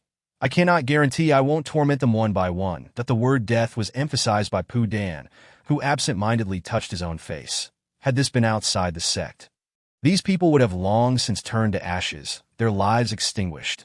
"Then I shall safeguard it for you until we exit, and return it then." Ling Yue had unwavering faith in Pu Dan's words, for he was indeed quite mad. Pu Dan shrugged nonchalantly. What a ghastly predicament. I cannot endure this sticky sensation any longer. Pu Dan, release me. It felt as though something were groping my behind. Who is the vile pervert that dares to emerge? Who dares strike me? Just as Ling Yue was climbing a tree to assess the terrain, she nearly fell at the sounds emanating from the shell. Surely, this shell cannot be alive. "Senior brother, it is alive?" Ling Yue pointed incredulously at the white shell. "It is alive. Do you wish to consume it?" Pu Dan stroked his chin, sipping his milk tea before continuing. "Not out of the question, though if you were to prepare it. It might taste exquisite. To craft a delicacy from such a formidable artifact." Ling Yue could hardly bear the thought. Well, that perhaps there was a slight temptation. But that was not the priority. The pressing matter was that they still required 3 types of spirit plants to escape. Robbery was best left aside. One must conduct oneself with integrity, observing her own fate, and then glancing at Pu Dan, who had yet to regain his composure. She understood the immense repercussions of theft. "Senior brother, let us proceed." Drawing upon her mental repository of culinary knowledge, Ling Yue was aware of the locations of the remaining 3 task-related spirit plants. Though they were unfortunate, they were also fortunate. The environment conducive to the growth of thorny bramble was nearby, merely a 30-minute walk away. This moment, Pu Dan longed for a flying artifact. Ling Yue too yearned for one. Flying artifacts required cultivators to reach the foundation establishment stage for activation, which explained why the time limit for their qi refinement tasks was a month, while that for foundation establishment was merely half a month. The extra half-month was allocated for traversing the terrain in search of task objectives. The two arrived at a dense thicket, the cacophony of roars from the demonic beasts within preventing Ling Yue from finding peace. Yet, recalling that she was a woman who had fought her way through a beast tide, the creatures within posed little threat. Ling Yue's cautious demeanor, taking each step with care, irked Pu Dan. I am already here. What is there to fear? You are unreliable. Ling Yue accidentally voiced her inner thoughts. How am I unreliable? I am being pursued, yet you run faster than I do. I am being hunted, and you vanish without a trace. Ling Yue. That she was only at the 5th level of qi refinement. How could she be expected to willingly march to her own demise? Pu Dan haughtily snorted, determined to prove his reliability by stepping forward to clear the path. Ling Yue was grateful for this. The thorny bramble was scattered throughout the outskirts of the thicket, closely resembling thorns, making it difficult to identify. While Ling Yue was busy navigating the thorns, her ears perked up at the sound of approaching footsteps. Hasty and accompanied by a buzzing noise, the deafening hum indicated that they were drawing ever closer. Ling Yue. Must we disturb the nest of the demonic beast just to find a thorny bramble? Why must you be so reckless? Can't you search quietly like me? Run.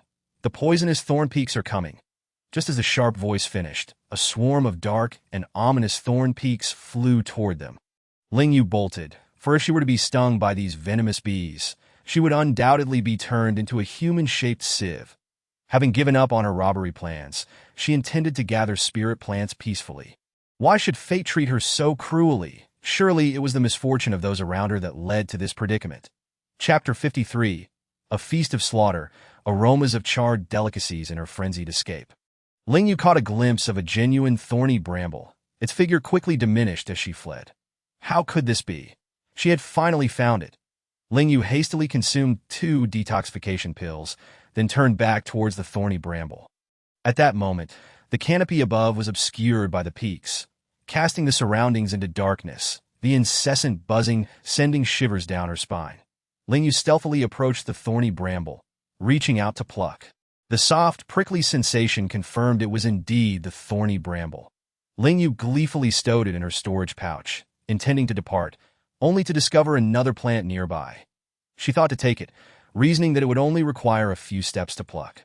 At this moment, she remained unaware of several fist-sized venomous bees that had detached from the group, now soaring towards her as she strained to uproot the thorny bramble, pouring her spiritual energy into her hands.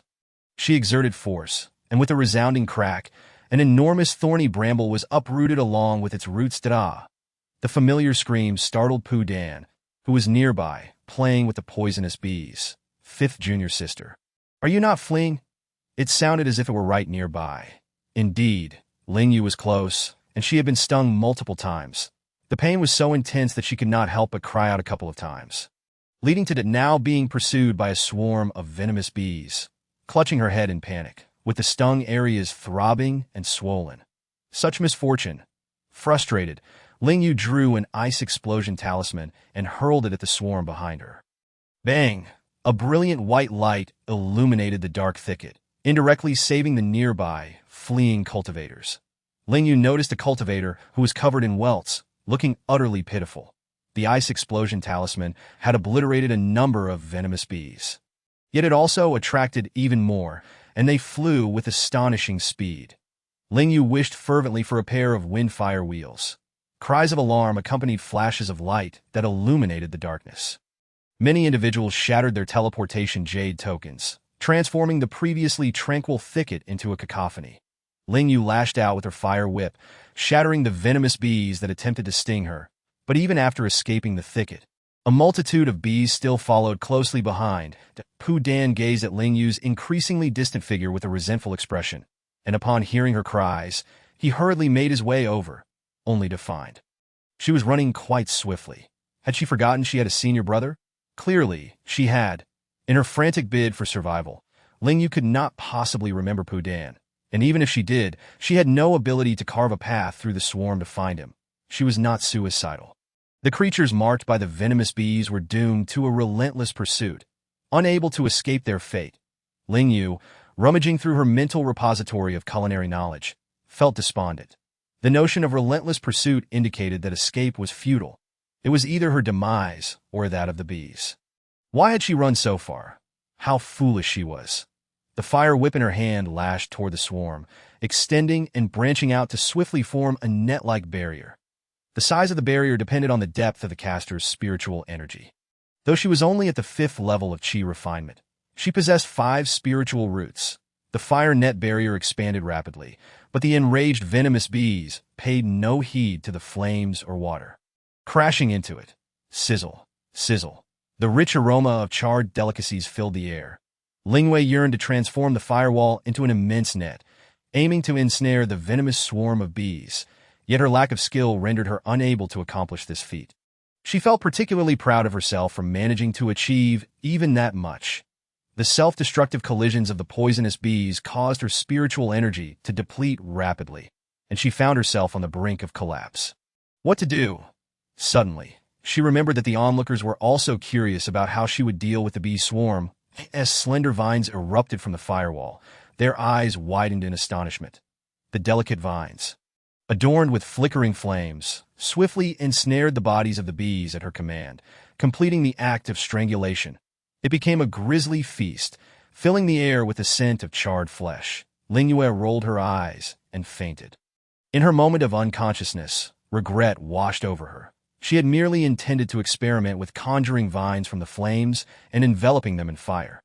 The thought had emerged, and her brain had instinctively set her body into motion. The result was a thorough extermination, yet she had not only exhausted her spiritual energy, but had also drained her physical strength. How foolish. Pudan turned Ling Yue's unconscious form over and couldn't help but chuckle at her silly face covered in swelling. "Serves you right for laughing at me earlier," that he poked at the swollen area, causing the unconscious Ling Yue to grimace in pain. Yet she remained unresponsive. Amused, Pudan poked her again and again, until he finally grew bored and lifted Ling Yue away from the scene. The spell she had just used had indeed inspired Pudan. As a cultivator of both fire and wood elements, he had previously attempted to combine the two, only to find that their elemental properties were antagonistic. It dawned on him that he needed Earth's spiritual energy to mediate the conflict. Much like alchemy, Pudan felt a surge of excitement. Originally intending to continue playing, he decided to leave the secret realm to research how to cultivate his own Earth spiritual root. The white shell around Ling Yue's neck flew into Pudan's hand, and spiritual energy gradually seeped into the shell. In the next moment, a dozen storage bags quickly emerged from the shell's opening. "Pudan, return my storage bags." "Let me out, you madman." You stepped on my foot." Pudan, in a moment of kindness, flicked a foot as delicate as an ant's leg into the mix. The storage bags contained a complete array of task spirit plants. And Pudan took only his share, hanging the rest onto Ling Yue's waist. 2 beams of light were transmitted out of the secret realm. Upon exiting, Pudan hastily tossed the still unconscious Ling Yue to Long Wanru before rushing off. Eager to research the Earth's spiritual root, Qingyuan, observing the unfilial disciple's departure, felt an overwhelming urge to host a grand expulsion ceremony, desiring to kick this troublesome boy out of the sect. Yet upon reflection, she ultimately restrained herself. Ling Yue remained unconscious for 3 days before gradually awakening. She first touched her face, finding the swelling still present, but less painful. She recalled having a long, drawn-out dream, relieved that her appearance had not been marred. Ling Yue exhaled, only to have her breath catch in her throat. Where was her storage bag? It must have been taken by passing cultivators. This was disastrous. Long Wanru. Now what on earth has the 5th junior sister conjured in her mind? One moment she was touching her face. The next she was exhaling in relief. And then she appeared to be questioning her very existence, her expression so varied that it was difficult to refrain from reminding her that she had already been sent out of the secret realm. Ling Yue pondered her existential crisis for a moment before noticing the familiar ceiling above her. She shot up in surprise and, upon seeing Long Wanru standing there, couldn't help but burst into tears. She had failed her mission. It must have been robbed clean by passing cultivators, and her teleportation jade tablet shattered in the process. Senior sister, I didn't complete the task. You did complete it. Ling Yue completed it. She remembered still needing 2 types of spirit plants. Long Wanru simply explained and pointed to the pile of storage bags in the corner of the bed. Life is indeed filled with dramatic ups and downs. Chapter 54. What to do when suddenly upgraded to a group pet. Feeling relieved that she had not been eliminated, Ling Yue broke into a smile. I was terrified. Did the 4th senior brother come out too? Yes. Upon mentioning Putin, Long Wanru clearly lost interest in continuing the conversation. After she departed, Ling Yue sat cross-legged to cultivate. And to her astonishment, she discovered that her cultivation level had risen from the 5th layer to the 6th layer. She had leveled up. Could it be that the earlier massacre had awakened her potential? It seemed that the words of Imo and the others were indeed true. Combat was the fastest way to enhance one's cultivation. From now on, she couldn't just think of fleeing. She needed to engage in battle first. And if she couldn't win, then she could look for an opportunity to escape. Bang, bang, bang. 5th junior sister opened the door, lost in her cultivation. Ling Yue instinctively twitched at the sound. However, she was not an ungrateful person. Were it not for Putin, she would likely have lost not only her storage bag, but also failed to complete her task. Her senior brother had intentionally allowed her to retrieve the storage bags of the cultivators absorbed into the shell, wanting her to gain experience within the secret realm. Surely that was the case. 4th senior brother, did you poke at the swelling on my face while I was unconscious? Ling Yue's first words upon opening the door caught Putin off guard. No, who would poke at such an ugly face? Ling Yue shot him a sideways glance, clearly unconvinced. Yet even if she knew that it was the person before her who had caused her to endure night after night of nightmares, she couldn't confront him and had to pretend she didn't know. What do you want? Something to eat. Putin sat dejectedly on the threshold. For the past few days, he had been researching how to cultivate his own earth's spiritual root with the aid of life-giving pills. It was possible, but the odds were slim that he feared that consuming too much might lead to unwanted spiritual roots, wasting his good talent. He was mad, but not foolish. He understood the balance of risks and benefits clearly. Ling Yue shared part of her supplies with Putin, as now that they were out of the secret realm, she could make more, and she needed to make plenty. Prices in the secret realm were high. But outside, she could only sell them for 300 or 400 spirit stones at most. Misery is contagious, and as Putin wallowed in despair, so did Ling Yue. The two sat at the door frame like emotionless machines, gnawing on chicken legs and sipping milk tea, until Ling Yue's communication stone vibrated, and the voice of Xiong Qilu startled her. What could the head of the Xiong clan want from her? Could it be that Yuzhen encountered trouble in the secret realm? That was impossible. Even if something had happened, they wouldn't seek out her, a mere qi refining disciple. Following the route provided by Xiong Qilu, Ling Yue arrived at a gathering place for the prominent figures. Was this a place she could enter? Clearly not, as she was immediately blocked. Hey, does this little girl think this is some sort of place where anyone can wander in? Hey, why can't we take a look at what happened in the 2 secret realms? Wasn't it said we could watch? It's just covered by a thick veil. The images projected by the Tongtian mirror could only be seen by elders.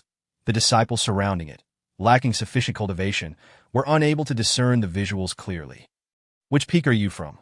The guard elder, having seemingly received prior instructions, glanced at Ling Yue in curiosity before allowing her entry.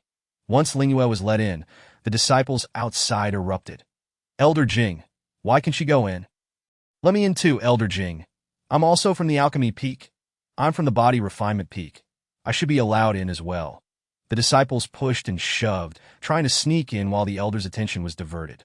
Only to be thrown out one by one, that if you want to enter, have your masters take you in with that. The cultivators fell silent, glaring enviously at the small green figure ahead. Once inside, Ling Yue immediately felt the pressure from the prominent figures, her legs trembling, and she even considered turning to flee. Shall you come? Xiong Qilu, having concluded his epiphany, couldn't help but feel delighted upon seeing Ling Yue. Although he had not yet broken through to the late stage of the integration realm, he was close. Before Ling Yue could move, the small black flower tied to her wrist sprang into action, transforming into a black streak of light and darting into the hands of a cold, aloof man clad in white. The little black flower she had painstakingly captured. Ling Yue's heart ached with tears, yet she forced herself to maintain a facade of indifference, obediently bowing to the prominent figures before approaching Xiong Qilu. Before she could speak, The blurry projection before her gradually became clear, revealing to Mo Juanza and the other disciples in the illusory secret realm. Was this something she was allowed to see? This is a token of gratitude. Ling Yue was bewildered. What token of gratitude? What had she done? This was outright cheating for Ling Yue. Though the other peak lords and elders were displeased at having their disciples used as examples, they could do nothing in the face of the old ancestors' decree. Of course, strong objections would carry weight, but they refrained from voicing them. After all, the young girl had a high probability of being a prohibited body, and receiving special treatment was entirely reasonable. The mere thought that their sect might produce a disciple who disregarded the restrictions of array formation sent the elders into a fervor. This meant she could easily enter the demon realm and access the ascension wells. The discontented gazes of the elders were gradually replaced with warmth. Even the vice master of the alchemy peak found Ling Yue much more likable. Ling Yue felt a chill run down her spine under their scrutinizing gazes, losing all interest in what Xiong Kilyu was saying. Listen closely. With Lu He and the old ancestor present, Ling Yue was no longer afraid of the other prominent figures and began to diligently memorize her opponents. Knowing oneself and knowing the enemy leads to victory in every battle. It must be said that this was a valuable treasure, one that could not be purchased with spirit stones. That Ling Yue's combat prowess was not lacking.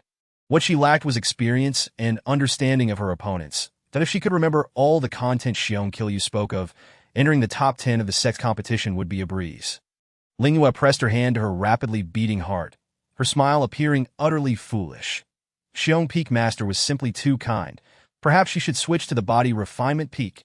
Of course, that thought vanished upon seeing Qingyu. Ling Yue has been out of the secret realm for half a month, and with only 15 days remaining until the closure of the illusory realm, she has the opportunity to observe and understand her opponents at her leisure. She can come and go from the cinema freely, inciting envy among her fellow disciples who can only watch the blurred images from outside.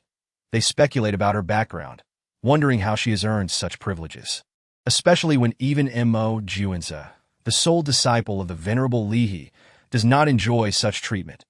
What could possibly justify this? Frustrated, she turns to her peers, who have good relations with her master, seeking answers but finding none.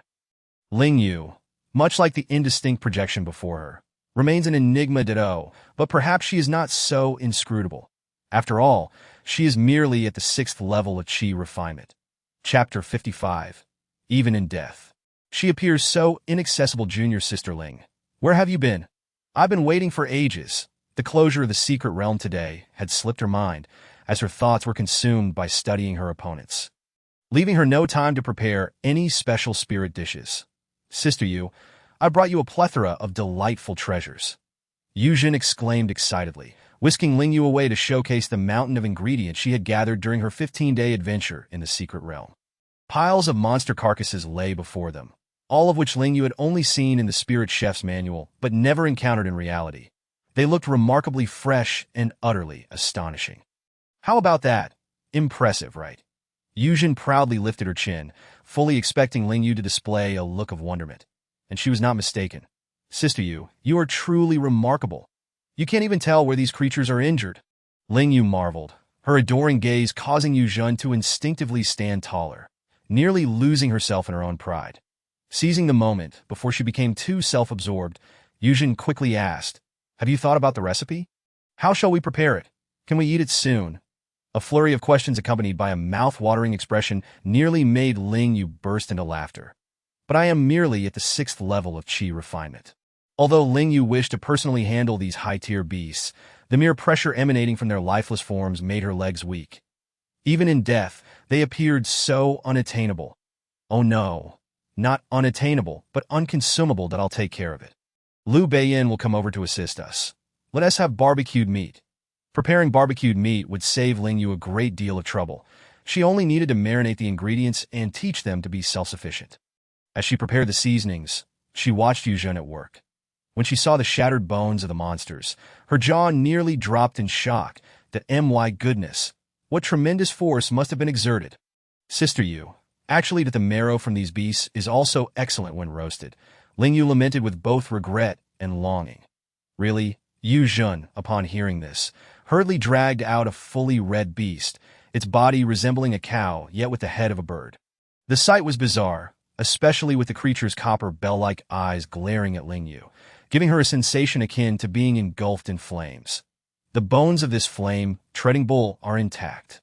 As she spoke, Yuzhen casually ripped off the bird's head and tossed it aside. Just as Ling Yue was about to say something, she was pulled into a corner by Liu Beiyin, who then thrust a small black, 5-layered miniature tower into her hands. This is what I promised you. The 5 Elements Demon Lock Tower. Demon Lock? Ling Yue swallowed hard, her first thought being that it could be used to raise demon beasts and spirit beasts. How wonderful it would be to have fresh supplies. Indeed, it can lock anything. It's quite remarkable. Liu Beiyin spoke with an implication that lingered unspoken. Brother Liu, feel free to express your thoughts that it's just. It is currently incomplete and can only lock low-tier demon beasts. To repair it, some materials are required. Master said that if you can gather the necessary materials, he will personally restore it for you. Liu Beiyin's voice dwindled, revealing his reason for speaking in hushed tones. If the 5 Elements Demon Lock Tower were intact, he would boast about it endlessly. Or rather, he could escape with the tower. What materials? Mo Juan's sudden interjection startled both of them. What materials could possibly be beyond your refining peak's reach? How can a mere chi refiner be tasked with such a search? Ling Yue felt inadvertently belittled by Mo Juan's words. Did this fellow have no tact? Why would it be impossible for her, a chi refiner, to procure them? If she could not find them, she had her system S shop. She could conjure up a fortune to astonish him. Of course, she only thought this that Liu Beiyin shot Mo Juan's a sidelong glance, understanding that he was missing the point. To obtain a powerful artifact without some cost was simply impossible. Even a damaged one would cause a frenzy. He was astounded that Master would even present such an artifact, the complete 5 Elements Demon Lock Tower, a divine tool capable of binding all things in existence. Jing Yao, Shirlu drip that a string of refining materials left Ling Yue utterly bewildered. Stealthily, she accessed her system shop to find names she could remember, only to become overwhelmed. The Jing Yao alone required 3 million spirit points, and gathering all 16 materials would demand nearly 30 million spirit points. Kill her now. Though not a refiner, Mo Juan's recognized some of the material names, while others were entirely foreign, with a few even dating back to ancient times. That is the refining peak now resorting to deceiving people with irreparable artifacts. Liu Beiyin's face flushed at the remark. His hands itched, yet Mo Juan's spoke the truth. The materials required to restore the Demon Lock Tower were all of superior grade or higher. Gathering them was akin to chasing a fantasy. Ling Yue chose not to dwell on the matter too much. She would consider restoration when she had endless spirit points to spare. There are materials available, but no funds. What are you 3 whispering about? Come and help, Yuzhen exclaimed, visibly irritated that while she toiled away, the other 3 were deep in conversation, that a complete skeleton of the flame-treading bull was fully stripped by Yuzhen. The bones still a pale red, the marrow glistening enticingly within. Ling Yue's mouth twitched. If Yuzhen could dismantle a whole bull just because she mentioned that the marrow was delicious, then the next time she spoke of a high-tier beast being tasty. Given Yuzhen's character, she would undoubtedly find a way to obtain it, even if it meant fighting for it. Furthermore, while the marrow was indeed delectable, it was only so for the initial few bites. Ling Yue was uncertain if the others would appreciate it. Cut the bones in half. That as Ling Yue finished speaking, her gaze shifted to Mo Juan's, drawing the attention of Yuzhen and Liu Beiyin as well. Mo Juan's pursed his lips in silence before summoning the Xianbing sword, which, upon hearing it was to be used for cutting bones, vanished into the sky with a swish. The 4 exchanged glances. I'll do it. Ding Lioli, just arriving, rolled up her sleeves and pulled out a large cleaver. Just as she was about to strike, Yuzhen seized it from her, with those little arms and legs. Do you think you can chop this? How rude! Ding Lioli nearly cried out in frustration. What is so good about it? Wan Yufeng looked disdainfully at the bone that had been cleaved in half to reveal the pale, red marrow inside. Isn't the meat delicious? Do you want to eat this instead? The pale, red marrow was indeed a rarity, and Ling Yue found herself curious about its taste. Perhaps it would differ from that of ordinary cow marrow. As the others gathered, a lively barbecue party commenced. The aroma wafted through the mountains, drawing the attention of passing alchemists. What thrilled Yuzhen and Ling Yue most was the successful roasting of the flame-treading bull's marrow. The scent was simply divine. Almost simultaneously, the 2 scooped a spoonful, blew on it, and popped it into their mouths. That it melted instantly, bursting with flavor, and was not oily at all, reminiscent of a fruity jelly with a spicy kick.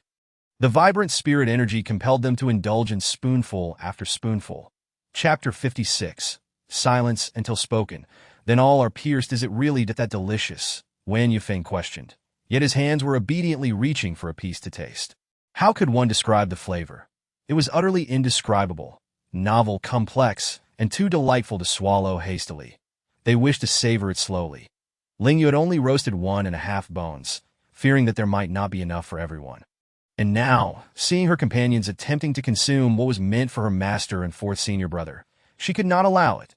Since they were already hosting a barbecue feast, the Bear Peak Master, Qing Yuan Master, and Venerable Lihi, as well as the esteemed figures in the cinema, should not be neglected either. She would send some to them shortly.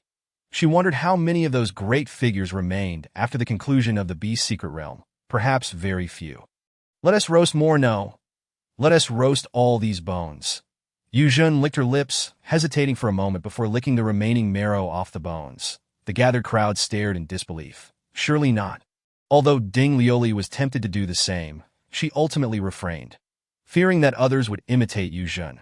Ling Yue quickly placed the marrow on the fire to roast while she grabbed a piece of fatty beast meat to savor. The meat of demon beasts indeed differed from that of spirit beasts. The energy contained within was more intense, and the texture was exceptionally springy, becoming increasingly flavorful with each chew, imbued with a faint essence of spirit fruit.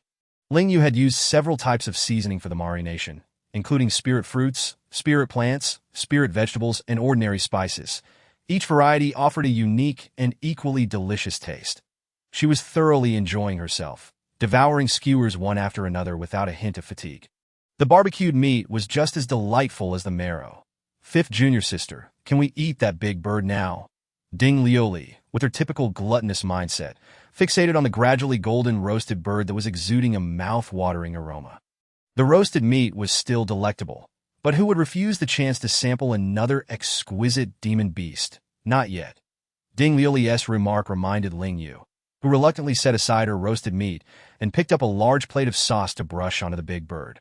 The purple-eyed bird was entirely purple, including its bones, with tender and fresh flesh, though it contained fierce spirit energy, necessitating caution for cultivators below the foundation establishment stage.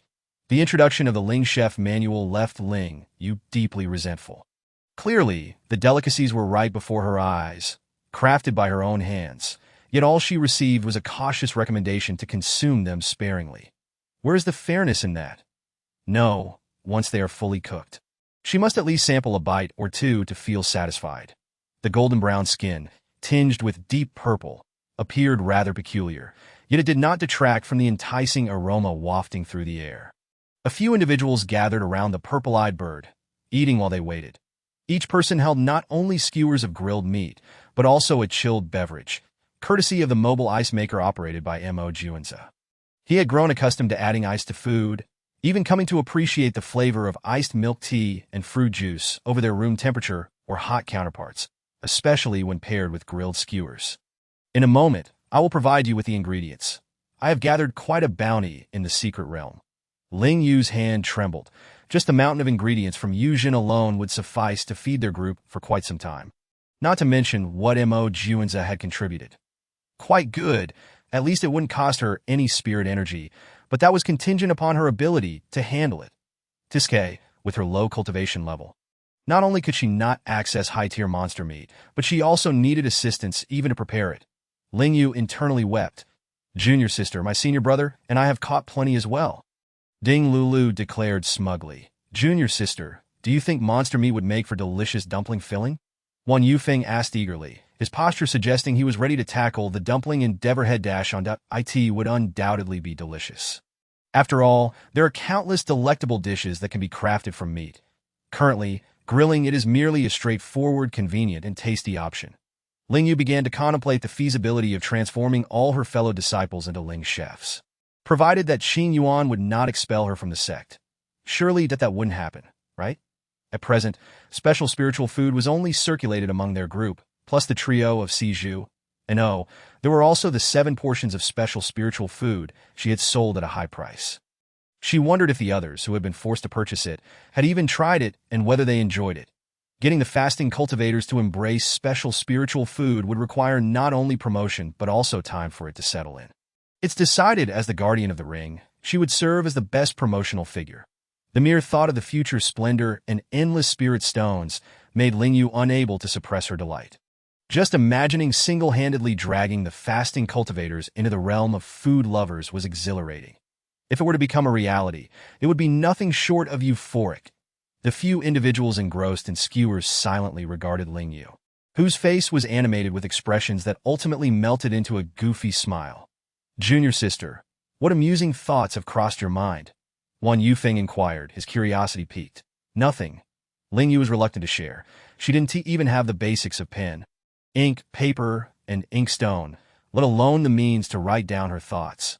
After the competition, Long Wanru quietly joined the skewer-eating ranks, her presence momentarily leaving everyone in a stupor. "Senior sister, do you have a competition today?" Ding Lulu stammered, feeling both guilty and regretful upon seeing Long Wanru nod. She had initially intended to cheer for her senior sister, but had forgotten in the frenzy of eating that it's over. Ling Yue. Oh no. She too had forgotten that Long Wanru had a competition today, and no need to feel guilty. Even if you had gone, you wouldn't have been able to see clearly. This remark pierced the hearts of everyone present. Junzi yearned to retort that he could see clearly, but ultimately remained silent, for it was the truth. Especially for Ling Yue, who would likely struggle to distinguish her senior sister from the stage. "Senior sister, the competition must have been exhausting. Do eat more," Ling Yue said, snatching a large handful of skewers from Wan Yufeng and handing them to Long Wanru, alongside a generous cup of spirit plant milk tea. The grilled purple-eyed bird would be ready soon. The big chicken leg was for her senior sister. Wan Yufeng, with empty hands, felt wrong that it just to bully me. Long Wanru did not refuse, a smile spreading across her eyes. "Then the other chicken leg is mine, right? If you want the other chicken leg, earn it." Yujin stood up, exuding an air of provocation. "Despite being a head shorter than Pu Dan, I heard your cultivation has regressed to the 8th layer of qi refining." Liu Beiyin feigned shock, covering his mouth, though the glee in his eyes betrayed him. "Who did this?" Juanza inquired with curiosity that Pu Dan's face darkened. Among them, it seemed only Ling Yue was a match for him. And he snorted coldly. "Junior sister, if it weren't for me, your admirable and handsome fourth senior brother, you would still be trapped in the illusionary secret realm. That much is true, but if the bird is senior sister Yue's, let us give her the bird legs, shall we? In fact, the bird wings are even tastier." "Then I don't want the bird legs. I want the bird wings. Both of them are mine." Upon hearing this, Yujin quickly changed her tune, instantly convinced that Ling Yue would not deceive her. Thus, a brewing conflict was effortlessly diffused by Ling Yue. Chapter 57. Another world where only she has hurt. The intense aroma emanating from a perfectly roasted purple-eyed bird captured the attention of the alchemists in the nearby alchemy chamber. While they had often encountered the rich scent of delectable food before, this time it was more enticing than ever, distracting them from their alchemical pursuits. Ling Yue beamed at the alchemists gazing from a distance and whispered to Yujin, "May I slice some of this to share with our fellow disciples?" The purple-eyed bird was substantial. The 7 of them could scarcely finish it, and the 2 of them, being in the qi refining stage, could only sample a few pieces. She could spare some of the bird legs for her 4th senior brother, but she feared he might explode from overeating. That why Yujin readily agreed. The 2 wings, longer and thicker than hers, would surely fill her up, especially with the various flavored skewers available. With her approval, Ling Yue sprinkled the prepared spices onto the purple-eyed bird, and as the spices heated, their fragrance wafted for miles. The crowd was entranced. Ding Lulu discreetly wiped the drool from the corner of her mouth and tugged at Ling Yue, her eyes nearly shimmering with desire. One alchemist discerned the presence of spirit plant aromas in the fragrance and gasped in surprise. Huanling grass, bitter in taste, yet rich in spirit energy, combined with the tempestuous wind spirit energy of the purple-eyed bird, consuming it could lead to an explosion. But is it truly safe to eat when combined? And there's also the ice scale flower? The alchemists gathered to discuss and analyze the fragrant aroma floating through the air. But the more they debated, the more speechless they became, concluding that such a concoction could not possibly be edible. Perhaps it can be eaten. Have you all lost your ability to discern the bitter notes of the spirit plants? Just then, Ling Yue approached with chunks of grilled purple-eyed bird, followed closely by Ding Lulu, who was reluctantly gnawing on a sizable piece of roasted bird meat. My fifth junior sister has brought this for you to taste. That a large platter of uniformly cut purple bird meat was neatly arranged, its enticing aroma causing the previously skeptical alchemist to swallow instinctively. The fifth disciple of the sect leader. A few alchemists regarded Ling Yue with curiosity, one of whom picked up the smallest piece with chopsticks and placed it in his mouth. Upon tasting it, he was utterly astonished. The crispy outer skin enveloped succulent, tender bird meat, and the juices carried a gentle spirit energy and wind spirit energy that was utterly delightful. Within the experience was an indescribable sense of happiness, a feeling akin to soaring through the sky as a purple-eyed bird, creating a profound and extraordinary sensation that left the alchemist speechless after finishing a piece. How is it? Not tasty, another person inquired, casting a sideways glance at Ding Lulu, who was lost in enjoyment. Delicious. This is the epitome of culinary delight. Coming back to his senses, the alchemist smacked his lips and awkwardly asked Ling Yue, "Junior sister Ling, could you please share how you managed to eliminate the bitter taste of the spirit plants while preserving their medicinal properties? And why did the ice scale flour mix in without nullifying the efficacy of the medicine?" The dish was both delectable and astonishingly effective. Was the ice scale flour the catalyst that allowed these two formulas to combine? Thank you, junior sister Ling, for providing such inspiration. The alchemist who had spoken swiftly snatched several pieces of roasted bird meat and dashed off to the alchemy chamber. The entire platter of roasted bird was soon emptied, and the alchemists who had gathered there, lost in thought, began to express their gratitude as they hurried into the alchemy chamber to seclude themselves. Ling Yue was baffled, but Ding Lulu understood. If the roasted bird meat hadn't been so delicious, she too would have wanted to retreat immediately to study how to merge 2, or even 3 or 4 formulas to create a new medicine. Perhaps the key lay in the other non-spirit plant spices, or possibly the purple-eyed bird itself, or even the individual who prepared it.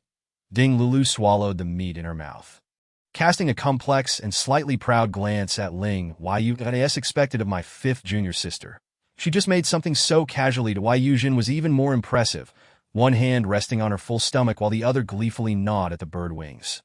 The strongest contenders were undoubtedly Mo Juanza and Long Wanru, both of whom held skewers in their left hands and chicken pieces in their right, their expressions unwavering, savoring every bite at a steady pace.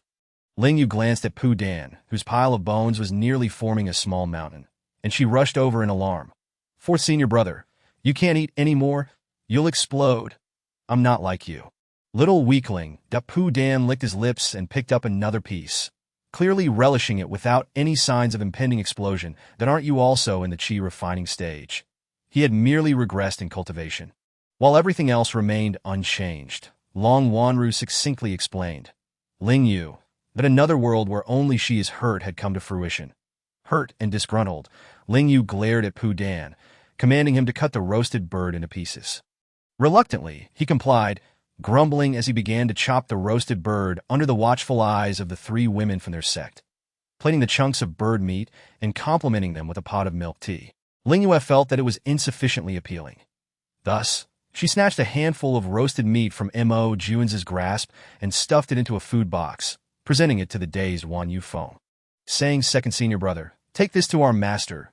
Mo Juanza and Wan Yu Feng could only respond with silence. Ling Yue continued to fill several more food boxes, ensuring that none of her acquaintances were overlooked, distributing them to Yujin, Liu Beiyin, and Mo Juanza, before gracefully departing with a few boxes in hand. The remaining third of the roasted bird caught the attention of several onlookers, who then turned to face their competitors, leading to an intense battle for the last morsels of roasted bird flesh. Upon arriving at the cinema, Ling Yue presented a food box to Elder Jing, who was guarding the Tongtian mirror. "Elder Jing, you have worked hard. This is a delicacy I prepared myself, and I hope you enjoy it." Who could refuse the sweet, demure smile of a young girl? Certainly not Elder Jing, who accepted it with a gratified expression. What a flatterer. If I could get in, I'd surely smile even sweeter than she does, but with such a fearsome visage and a robust physique, he might end up frightening Elder Jing instead. This remark elicited a chorus of laughter from the cultivators gathered outside, while others smiled sweetly. If he were to grin, it would surely haunt their dreams that night. Ling Yue was acutely aware of the envy her unrestricted access to the cinema incited. Yet she was not foolish enough to abstain from visiting out of fear of jealousy. Chapter 58. What a divine senior sister! I could use a dozen of her. Only a few prominent figures remained in the cinema, among whom one particularly captured Ling Yue's attention. Her little black flower was still in that person's possession. Bingsu gently caressed the flower king entwined around his wrist, gazing at Ling Yue with a smile. I'll return it to you in a few days. Ling Yue longed to generously declare that if the esteemed figure cherished it, he could keep it without returning it, yet the little black flower was too precious for her to part with. Thank you, Elder Bing. With a beaming smile, Ling Yue opened the food box, displaying its contents. Other elders and peak masters were not neglected, presenting their own delectable offerings, upon hearing that it would soon be sent away again. The flower king drooped, its roots clinging tightly to Bingsu's wrist. Try the roasted bird made by your second master. Bingsu delicately placed a piece of roasted bird meat onto the flower's stamen. No, it did not want to eat, but it was so fragrant that it decided to take just one bite. The blossoming flower folded into a bud, and if one listened closely, one could hear faint sounds of chewing. Bingsu beamed at the sight. After ensuring warmth for the esteemed figures, Ling Yue settled in a corner to observe her rivals still struggling in the illusionary realm. Since tasting the special set meal purchased with 20,000 low-grade spirit stones, the prominent figures were no longer averse to food. Having cultivated to their level, the necessity of fasting had become irrelevant. Eating while watching offered a unique pleasure. The elders, having discerned the effects of the roasted purple-eyed bird, could not resist indulging in another piece. The gentle breeze of spiritual energy caressed every part of their bodies, creating an addictive sensation, while the warm spiritual energy coursed through them, combined with the exquisite flavor in their mouths. Was simply astonishing. Seeing the Flower King enjoying its meal, Bingsu also took a piece for himself. This was the first time he had tasted such spiritual food, and if all worldly delicacies were this delicious, what need was there for fasting? Just as he was about to reach for a second piece, he found the table devoid of the roasted bird meat, all of it having been claimed by the Flower King. The flower, which had been reluctant to leave him, flew towards the fingers of a diligent note-taker, its roots wrapping around them repeatedly, its petals softly brushing against Ling Yue's fingertips. Was it that being affectionate? Ling Yue was taken aback by the thought. This creature had either been playing dead or acting indifferent. When had it ever been so gentle with her? The petals tapped her fingertips, and the roots pointed towards the elder eating roasted bird. Realizing what the little black flower meant, Ling Yue stammered, "You don't want to eat too?" The flower nodded. "The roasted bird meat is gone. Would this suffice?" Suddenly, the scene that had unfolded before Elder Bing reappeared in her mind. Click, click. Wait, does the stamen have teeth? Is it edible? The delicate roots tightened and then relaxed around her wrist, indicating that it was delicious, sweet, and very much liked. Understanding this, Ling Yue joyfully produced lotus flower pastries, peach blossom cakes, and osmanthus rice cakes to feed the little black flower. The Flower King accepted them eagerly, seemingly in high spirits as well, that it remained unclear why, despite having no contract between them, Ling Yue could precisely interpret the little black flower's intentions. Perhaps it was due to the intelligence of the spiritual plant, or perhaps her own comprehension skills were exceptional. She leaned toward the latter notion. For half a month, Ling Yue busied herself between the cinema and the creation of special spiritual food sets, while her evenings were devoted to cultivation and practicing her techniques. Her relentless efforts instilled a profound sense of urgency in Wan Yufeng and Ding Lulu, who were otherwise engrossed in their culinary studies, forcing them to carve out time for training. Ling Yue was, in truth, quite anxious. Upon learning that she had entered the top 100 and needed to defend her position, she nearly resorted to leveraging the system for pills to enhance her cultivation. After all, among the top 100, she alone was at the 6th layer of qi refinement, while the others were at the 9th or 10th layer. She was the weakest, with Pu Dan following closely behind. Ling Yue instinctively knew that she would be the most challenged, given her lower cultivation and her affiliation with the alchemy peak. Only a fool would refrain from challenging her. Moreover, the rules were far from lenient. Challengers faced no limit on numbers each day, meaning she would have to remain vigilant at the arena, ready to accept challenges until her physical and spiritual energy was exhausted, at which point she would relinquish her rank of 99. The rewards for entering the top 10 were substantial. with the most significant being the opportunity to represent their sect at the Zhanjian sect for the grand competition among all cultivators. Held once every decade, a spectacular event. This was why even those who had already become direct disciples, like Mo Juanza, participated in the sect competition to seize a spot. Rumor had it that the rewards were astonishingly generous. And entering the top 100 also offered a chance to access the legacy secret realms left behind by the greats of the tribulation stage. Ling Yue understood that the top 100 would likely have nothing to do with her. But successfully becoming a direct disciple of Qingyuan and gaining some experience along the way would not be amiss. The outside world was perilous, yet equally thrilling. A grand stage for cultivation. How could it lack delicious food? You still find joy in this? Just take a look at Pu Dan pointed toward the crowd gathered beneath the 99th arena, which was populated by dozens more individuals than any other arena. You don't really think all these cultivators are here to cheer for you, do you? If only they were here to support her. Ling Yue felt like crying, fully aware of the multitude of challengers awaiting her. Yet she never anticipated that the numbers would swell to such an extent that the area beneath her platform resembled a football stadium. Each person's spit could drown her. Irritated, Ling Yue glanced at the 98th arena, noticing that the crowd there was significantly smaller. Looking forward, the numbers dwindled even further, with only 3 individuals beneath the first arena. Had everyone flocked to her arena? There was no doubt about it. The reality was undeniable. Ling Yue nearly broke into tears, while Pu Dan laughed heartily, remarking on the rich expressions that adorned her face. With half an hour left until the arena competition began, the line of challengers for the 99th arena had already exceeded 1,000, but the knowledge of this made Ling Yue's legs turn to jelly. The arena competition did not restrict the use of magical treasures, formations, talismans, or medicinal pills. Long Wanru is concerned you might not understand. She continued, you can also activate a defensive formation and enjoy hot pot inside while taking a nap. I thought the senior sister had seen her activities within the realm. Ling Yue felt embarrassed that in truth, it was a viable strategy, but the defensive formation provided by Mo Juanza would hardly last 10 days. Relying solely on the defensive formation to last until the 10th day would be too shameful for Qingyuan. I prepared it for you. It will last for 10 days without issue. Long Wanru handed Ling Yue a storage bag and seemed to remember something else, producing a bag of spirit stones. This is the spirit stones earned from your special spiritual food set. A total of 260. 000. Main quest 8 completed. Earn no less than 200,000 low-grade spirit stones through special spiritual food before the set competition concludes. Reward: 10,000 spirit energy points, 200 lifespan points. Monthly deductions: 2,500 points.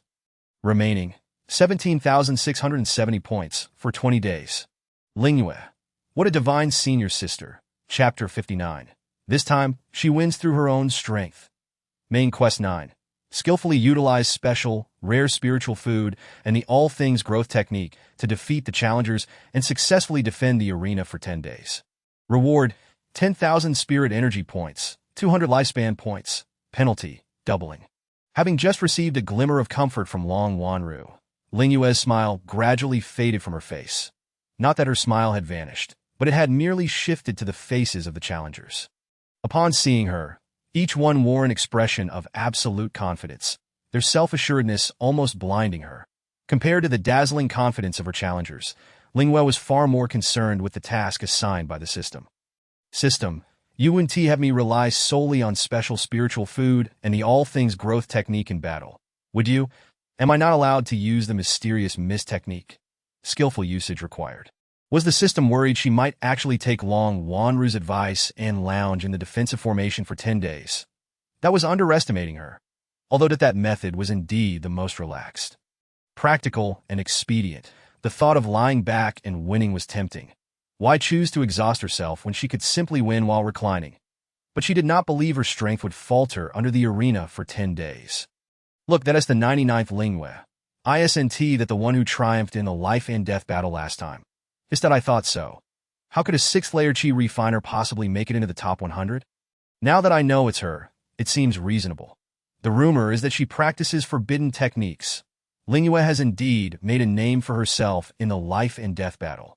Not everyone can make beasts sprout grass all over their bodies. And the alchemists they know lack such prowess. I must caution you all to be exceedingly careful when facing her. Do not allow any peculiarities to touch you. It is imperative to resolve this swiftly. Defeating her in a single move. The discussions around her made Ling Yue's lips twitch. 100 guardians were all in position, each platform accompanied by an elder at the golden core stage, serving as referees. Ling Yue, her expression stony, gazed at the sparse numbers on the other platforms, her eyes reddening with envy. As the words of the sect leader of Lantian's sect fell, the elders almost simultaneously announced the name of the first challenger.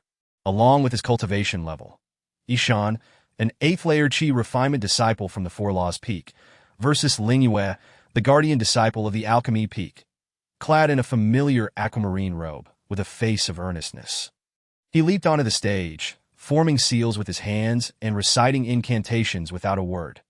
Ling Yue sensed unusual movement beneath her feet, and, reacting swiftly, employed the ethereal technique, sending a flaming whip towards her opponent in an attempt to disrupt his incantation. Ishan seemed well prepared. He performed a backflip to evade the fiery lash, uttering a character that a colossal figure, formed from earthy spiritual energy, emerged from the ground, its massive hand, infused with chaotic earth energy, crashing towards Ling Yue. Would this strike reduce her to mere pulp? Just as the giant's hand was about to descend, Ling Yue executed her movements to perfection, nimbly evading and swiftly darting towards the aquamarine figure, with a fierce glint in her eyes. She transformed her flaming whip into a fire giant as she swung it towards the colossal being. Ishan smirked, his hand gestures accelerating, as the giant's empty hand manifested a massive axe, which it swung at the fire giant. In a mere exchange, Ling Yue's fiery creation collapsed into a field of flames. The giant did not halt. With a second swing, it aimed for the petite green figure. The onlookers below could not help but chuckle. It seemed our little junior sister was about to be sent off the stage. Battling against an 8th-layer practitioner was indeed a daunting task. It appeared that the opponent would soon be Ishan. Before the name could fully escape the lips of the spectator, his eyes widened, his pupils reflecting emerald shadows amidst the flames. Vines sprouted from the raging fire, growing wildly, ensnaring the giant's feet, and rapidly climbing upwards. In an instant, the giant, armed with its axe, was ensnared by the fiery vines, which tightened their grip with each passing moment. With a loud crack, the giant was reduced to fragments, its spiritual energy consumed by the flames.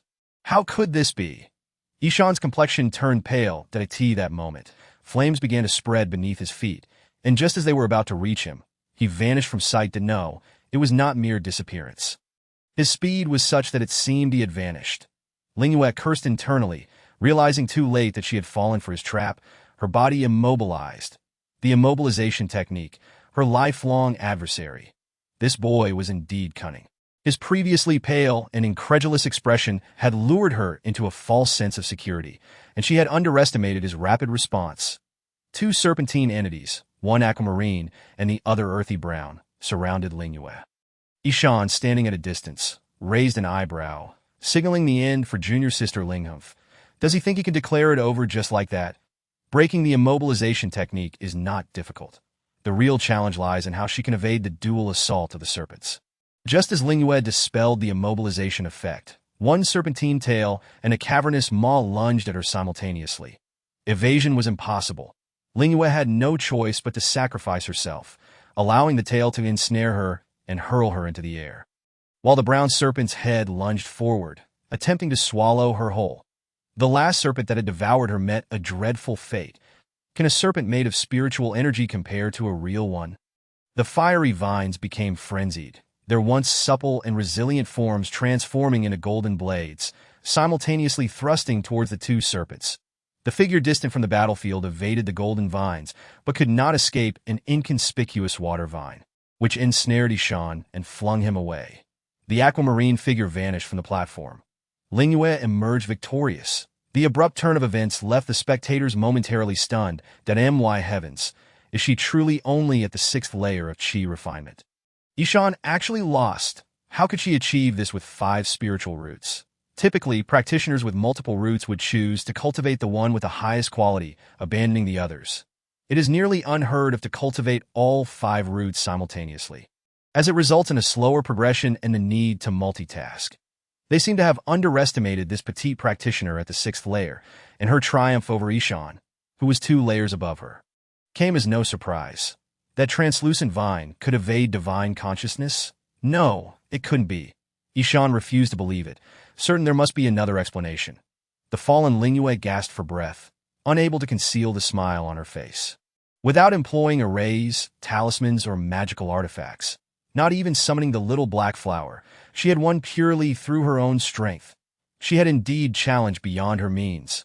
Ling Yue slowly rose from the ground, administering a healing pill to herself. She was injured, both externally and internally. Her spiritual and physical energy nearly depleted. Tio found herself in such a dire state after just the first match. She needed to replenish quickly, especially considering the many challengers waiting to seize the opportunity to take her down. The tournament still retained a modicum of humanity. After each match, competitors could rest for half an hour to recuperate before the next round. Seizing this time, Ling Yue unabashedly retrieved a pile of special spiritual food from her storage bag and began to eat. Chapter 60. A woman who reminded her of pain. Ling Yue was not meditating to heal, but instead indulging in her meal. The enticing aroma wafted from the platform, causing the onlookers below to unconsciously swallow. It appeared quite delectable. Wait, how could she still have the composure to eat in such a state? The Golden Core elder acting as the judge could no longer bear to watch. He cleared his throat as a reminder. But Ling Yue seemed to misunderstand, eagerly offering him a portion of the special spiritual food. Elder, that your next opponent is a 9th-layer practitioner from the body refinement peak. This statement was conveyed telepathically. And naturally, the spiritual food Ling Yue offered was declined, as it could raise suspicions of bribery. 9th layer. Just moments ago, she had nearly lost her life in a bout against an 8th-layer practitioner, and now she faced a 9th-layer opponent from the body refinement peak. Ling Yue stuffed an entire honey-glazed chicken wing into her mouth. Even the crispy, tender, and juicy morsel could not soothe her fearful heart. The mere thought of facing a body cultivator made her injuries ache even more. What to do? In her current state, facing. Time for recuperation was up, and the second challenger, Shi from the body refinement peak, ascended the stage. Ling Yue, still formulating a strategy, felt her body go rigid upon hearing that name. And upon seeing the pale-faced, willow-like tall woman, she recoiled towards the edge of the platform, fearing that a mere poke would send her tumbling off the stage. This woman was her nightmare. The mere thought of her brought a painful reminder of every ache and pain in her body. Junior sister Ling, it has been a long time. The woman approached slowly, her breathing labored, as if she might collapse at any moment, but Ling Yue knew it was all a fade. The moment she made a move, it would signal an impending attack. Her body reacted faster than her mind. She twisted to evade a punch infused with golden spiritual energy, yet while she dodged the fist, she could not escape the ensuing kick. Still unable to learn from her past mistakes, she simply could not win. Even at her peak, she had never bested this ruthless woman, who showed no respect for age or status. Had she succumbed to fear? Then she ought to step down and spare herself the agony of shattered bones and flesh. Shi approached slowly, one hand behind her back, her smile as warm as the sun. Ling Yue felt a chill run through her bones. But to step down? Absolutely not. She swiftly retreated, widening the distance between them. Just as Shi and the audience below thought Ling Yue was about to launch an attack, she produced a defensive array. Once she confirmed her safety, Ling Yue lay down on the ground, consuming healing medicine and washing it down with restorative milk tea.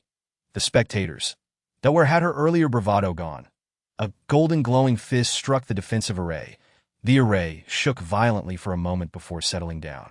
Before Ling Yue could even smile, that fearsome woman began pummeling the array with punch after punch. Crack! In Ling Yue's eyes, the once mighty defensive array shattered. She must not allow body cultivators to close in. Otherwise, the consequences would be dire.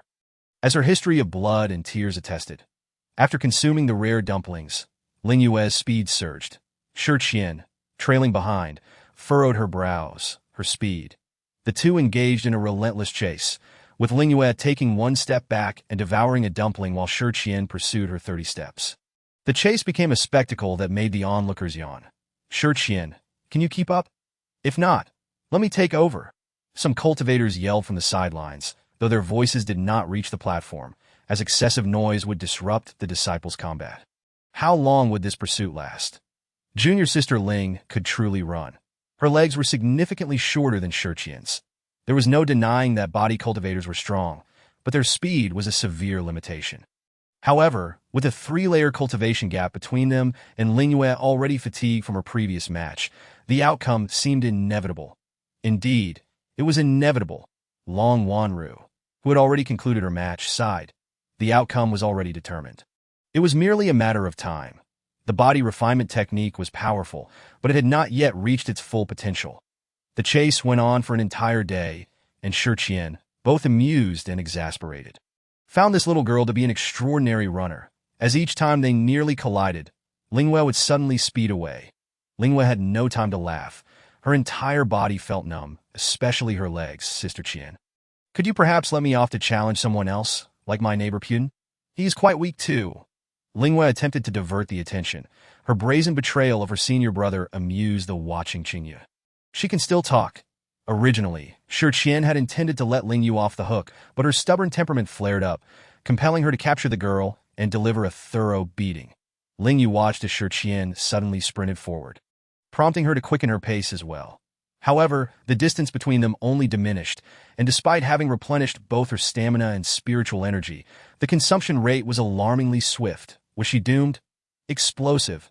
2 ice explosion talismans were hurled behind her. The figure enveloped in golden light paid no heed to the cascading ice flowers. Instead of retreating, they charged directly into the source of the explosion.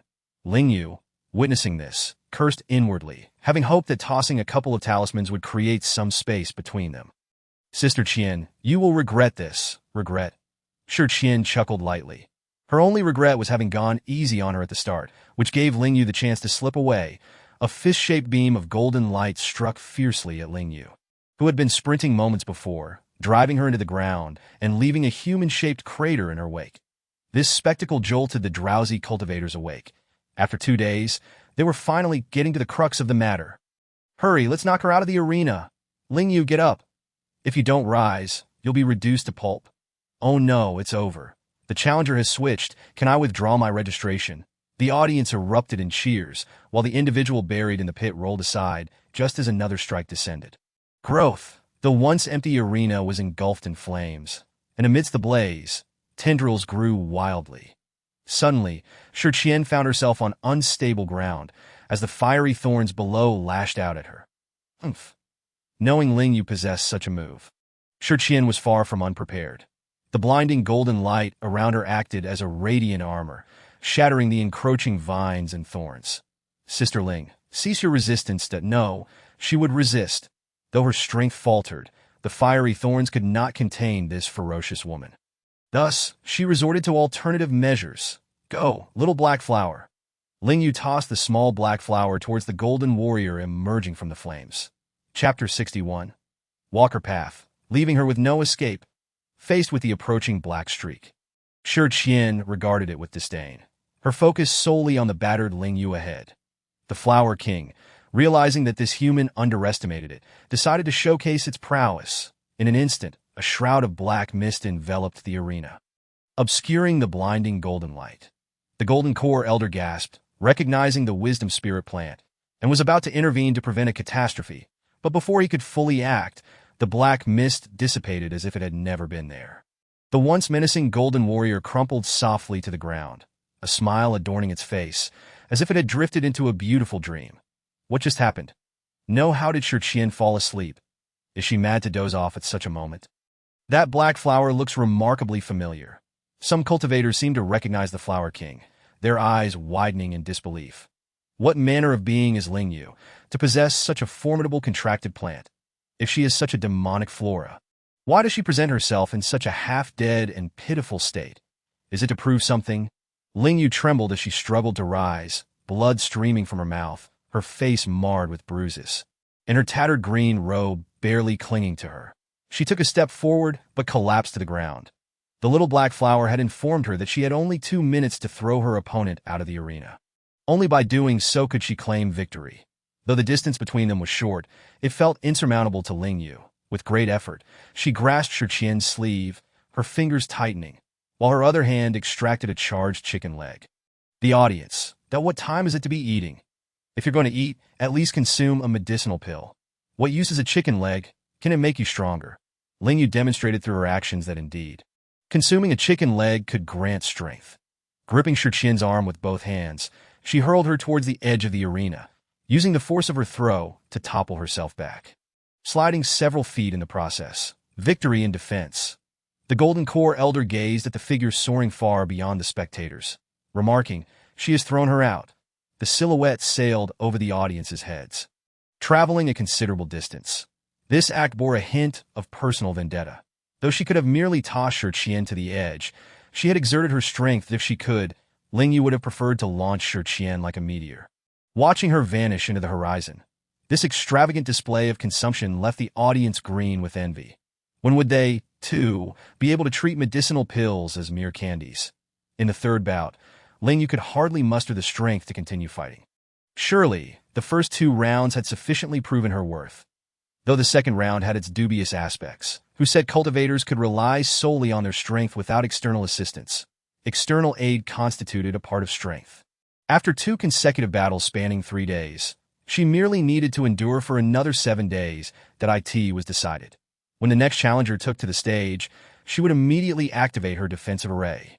Thus, those cultivators who sought to take advantage of Ling Yue's weakened state could only glare at the figure within the array.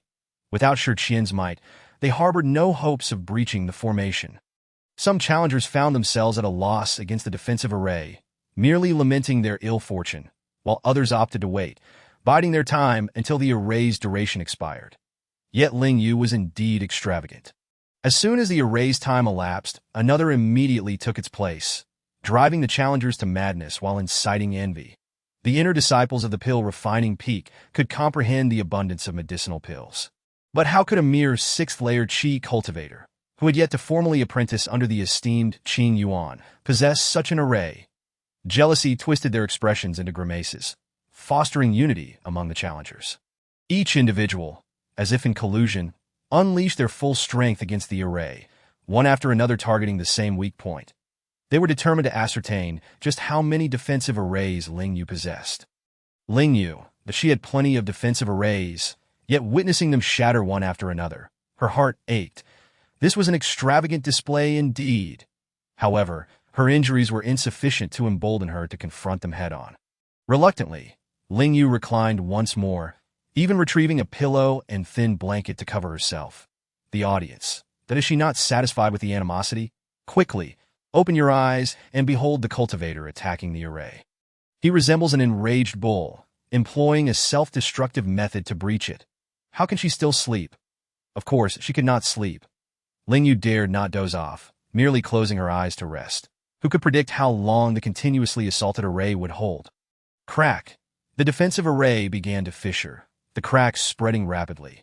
The attacking cultivator, seeing a glimmer of hope, exerted all his strength in a final assault. Crash! The furious earth elemental energy struck Ling Yue, propelling her backward until one foot teetered on the arena's edge, barely halting her fall as a massive fireball surged toward her. With just a single touch, she would surely be cast out. She had endured for 7 days. She absolutely could not be sent flying now. A great water ball collided mid-air with the fireball, emitting a sizzling sound as mist enveloped the arena, obscuring the audience's view. The spellcaster, fearing Ling Yue might employ underhanded tactics, retreated hastily, shouting, "Explode for me!" Though he appeared to be fleeing, his movements were light and swift, closing the distance between them. Noticing this, the spellcaster's expression hardened, and just as the audience anticipated a grand display of power, a defensive array enveloped him. Ling Yue, goodness, is he attempting to use her own methods against her? The audience erupted in laughter, taken aback by the unforeseen plot twist. The spellcaster within the array bared his teeth at Ling Yue in a taunting grin. "Come on, break it." Ling Yue's emotions were a tumultuous blend. It was as though she saw her own reflection in this spellcaster. But no, she was not so insufferable. "Break it. Just wait." After her declaration, Ling Yue began rummaging through her storage bag for seeds. Upon discovering a small pouch of dark, bean-like seeds, she grinned. The seeds were scattered around the perimeter of the array, and as she sat cross-legged before it, she swiftly formed seals with her hands. Murmuring incantations, another set of seeds. Is she attempting to breach the array with plants? If they were like the metallic vines from her previous battle with Shi, the odds would be considerable. However, these are not vine seeds. This statement drew the cultivator's attention back to the stage. As the black seeds began to sprout, dark seedlings slowly rising, entwining themselves around the protective barrier. Suddenly, a miraculous scene unfolded, when the slender black leaves brushed against one another. They interconnected as if holding hands like good friends, climbing upward until they completely enveloped the protective shield. The spellcaster within the array was plunged into darkness, unable to see anything as light was obscured.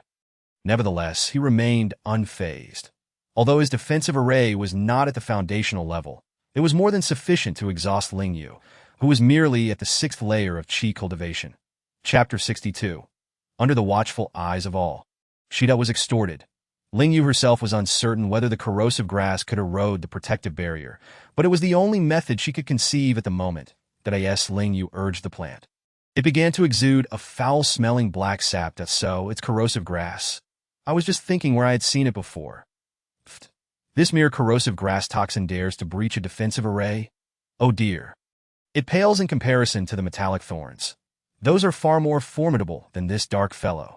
The audience began to voice their skepticism. However, the experts discerned the unique qualities of the corrosive grass. What set it apart? Qing Yuan recalled the rare spirit plants that had enhanced attributes within the exquisite buns. Now, the corrosive grass had also been imbued with additional properties. The corrosive sap enveloped the entire protective barrier. And Ling Yue retracted her hand from the incantation, standing up and quickly distancing herself. Boom bang! A wave of black flames surged forth. Black flames? The cultivators below were dumbfounded. Oh, it was not fire. The explosion of the black sap created an illusion. Observe the corroded ground of the arena. It was clearly liquid. A water-blue figure shot directly out of the arena. Victory in defense. Ling Yue wiped the sweat from her forehead and offered a sheepish smile, entirely betraying her nervousness. She nearly forgot the warnings from her senior sisters and brothers about not revealing the secret of enhancing attributes for spiritual plants. Consequently, the image of black flames, which were, in fact, liquid, emerged. Fortunately, her reflexes were sharp enough to siphon away the fire's spirit energy at the moment of the explosion. Yet, while she could deceive the cultivators in the audience, she could not fool the prominent figures observing from the sidelines.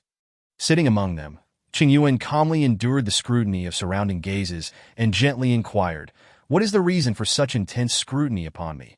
She subtly hinted to those with ulterior motives that Ling Yue was not merely under her protection, but also favored by the esteemed Li He. Li He held Ling Yue in high regard, and it would be wise for them to harbor no ill intentions.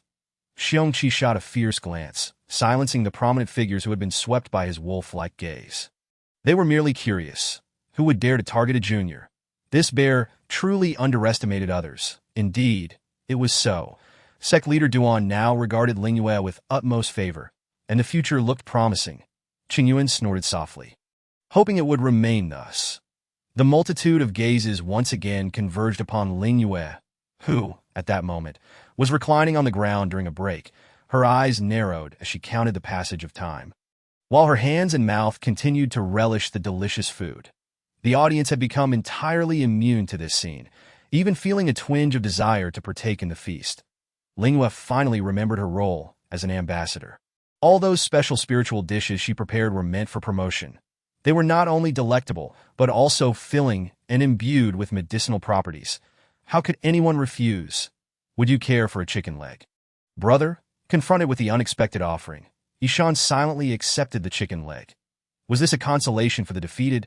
Indeed. Ling Yue admitted candidly. Ishan longed to hurl the chicken leg at Ling Yue's face, but restrained himself, reminding himself to be magnanimous. After distributing 3 portions of special spiritual food, Ling Yue clapped her hands, and as the next challenger leaped onto the stage, she swiftly produced a defensive formation. Engaging in combat was no longer an option. She intended to rest thoroughly for the final 2 days. Witnessing Ling Yue employ such shameless tactics, the challenger wore a face of resignation, yet was unwilling to concede defeat so easily, unleashing talismans upon the defensive formation with reckless abandon. After discovering the formation remained unbroken, they departed without a second thought, as if merely passing through. The audience, that this woman must be gravely ill. Ling Yue suddenly recalled that this challenger was none other than the second customer she had encountered in the illusionary realm. For the next 2 days, Ling Yue truly hid within the defensive formation, promptly repairing it whenever it was breached.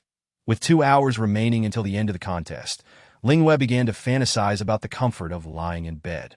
But the arrival of the final challenger rendered her expression rigid. Remembering the excruciating pain caused by Shi Qian, she found herself facing a figure who inflicted not only physical pain, but also emotional turmoil. Qi Shixiang, why are you here to stir up trouble?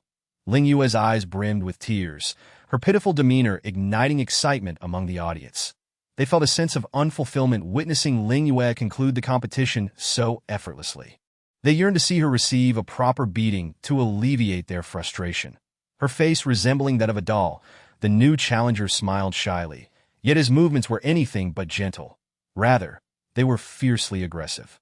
Unlike typical body cultivators who relied on fists and feet, he employed body techniques. With mastery over the 3 spiritual roots of gold, earth, and wind, his wind affinity eradicated the speed disadvantage of body cultivators, rendering him a formidable opponent. Ling Yue found no escape from this sparring partner. With a single punch, cracks appeared in the defensive formation. Is it that fragile? Only a fool would venture outside. Ling Yue clutched the formation plate tightly. As soon as it shattered, she would immediately replace it with the next. Thus, a heart-wrenching scene unfolded. One person shattered the formation with a few punches, while the other hastily repaired it. That a foundational defensive formation was worth 80,000 low-grade spirit stones. 80,000 gone in an instant.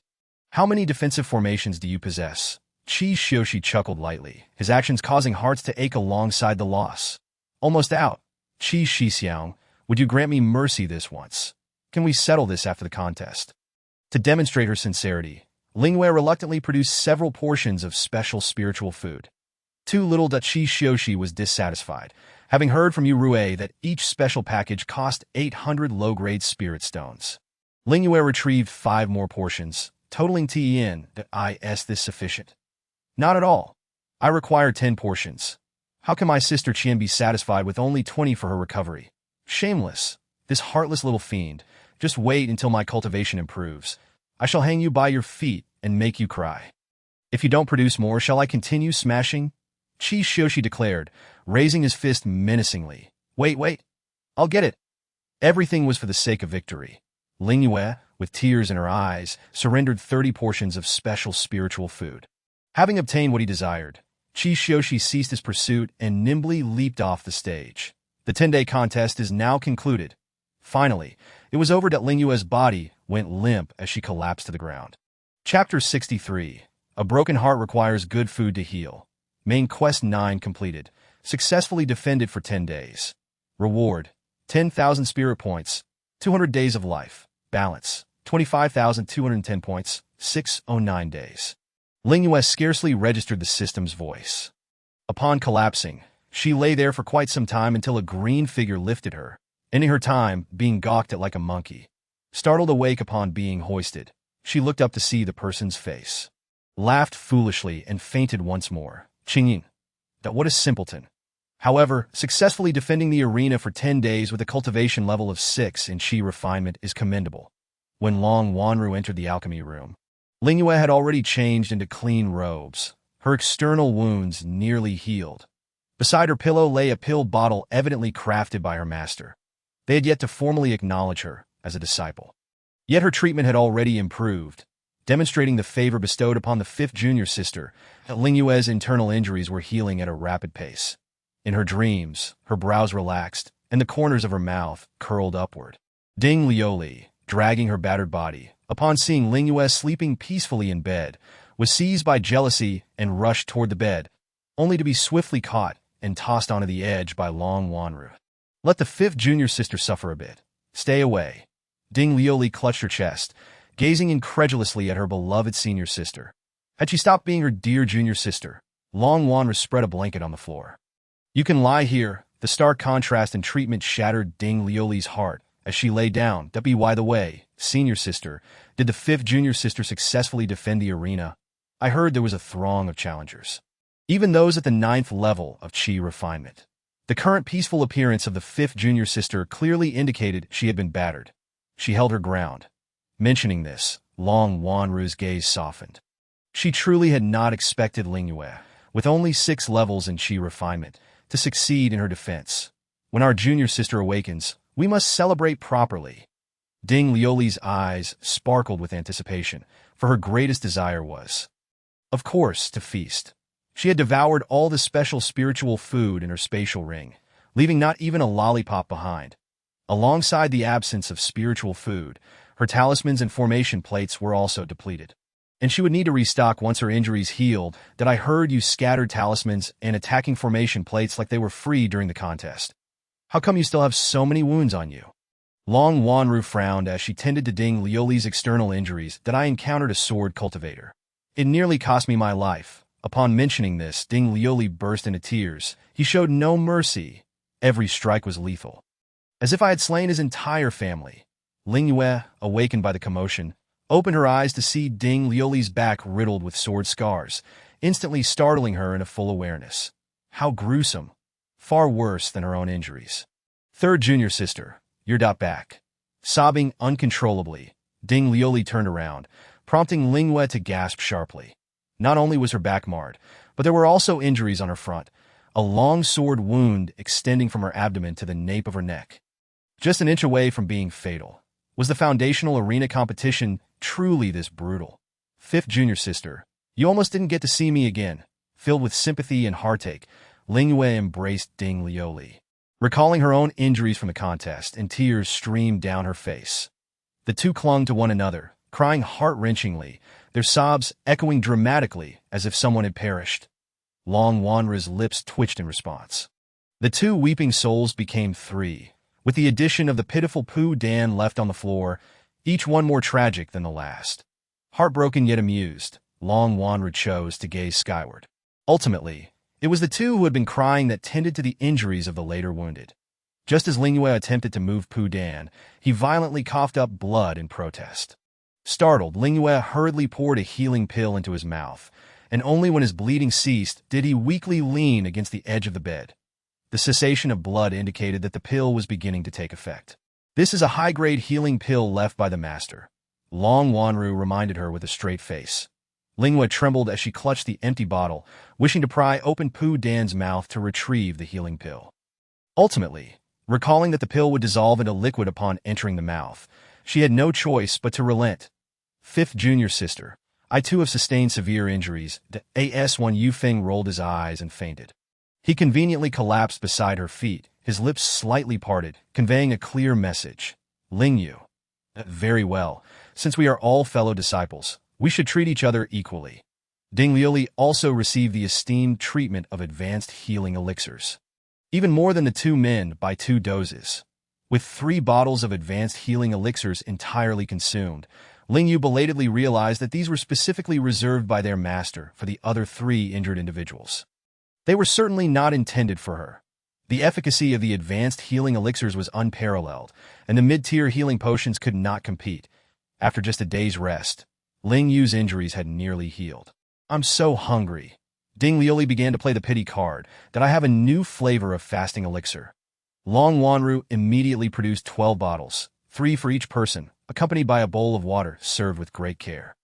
Senior sister, I am nearly recovered and can cook. To demonstrate her health, Ling Yue sprang up, skipping joyfully. The onlookers, that our junior sister is so naive. Before long, a fragrant aroma wafted from the alchemy room.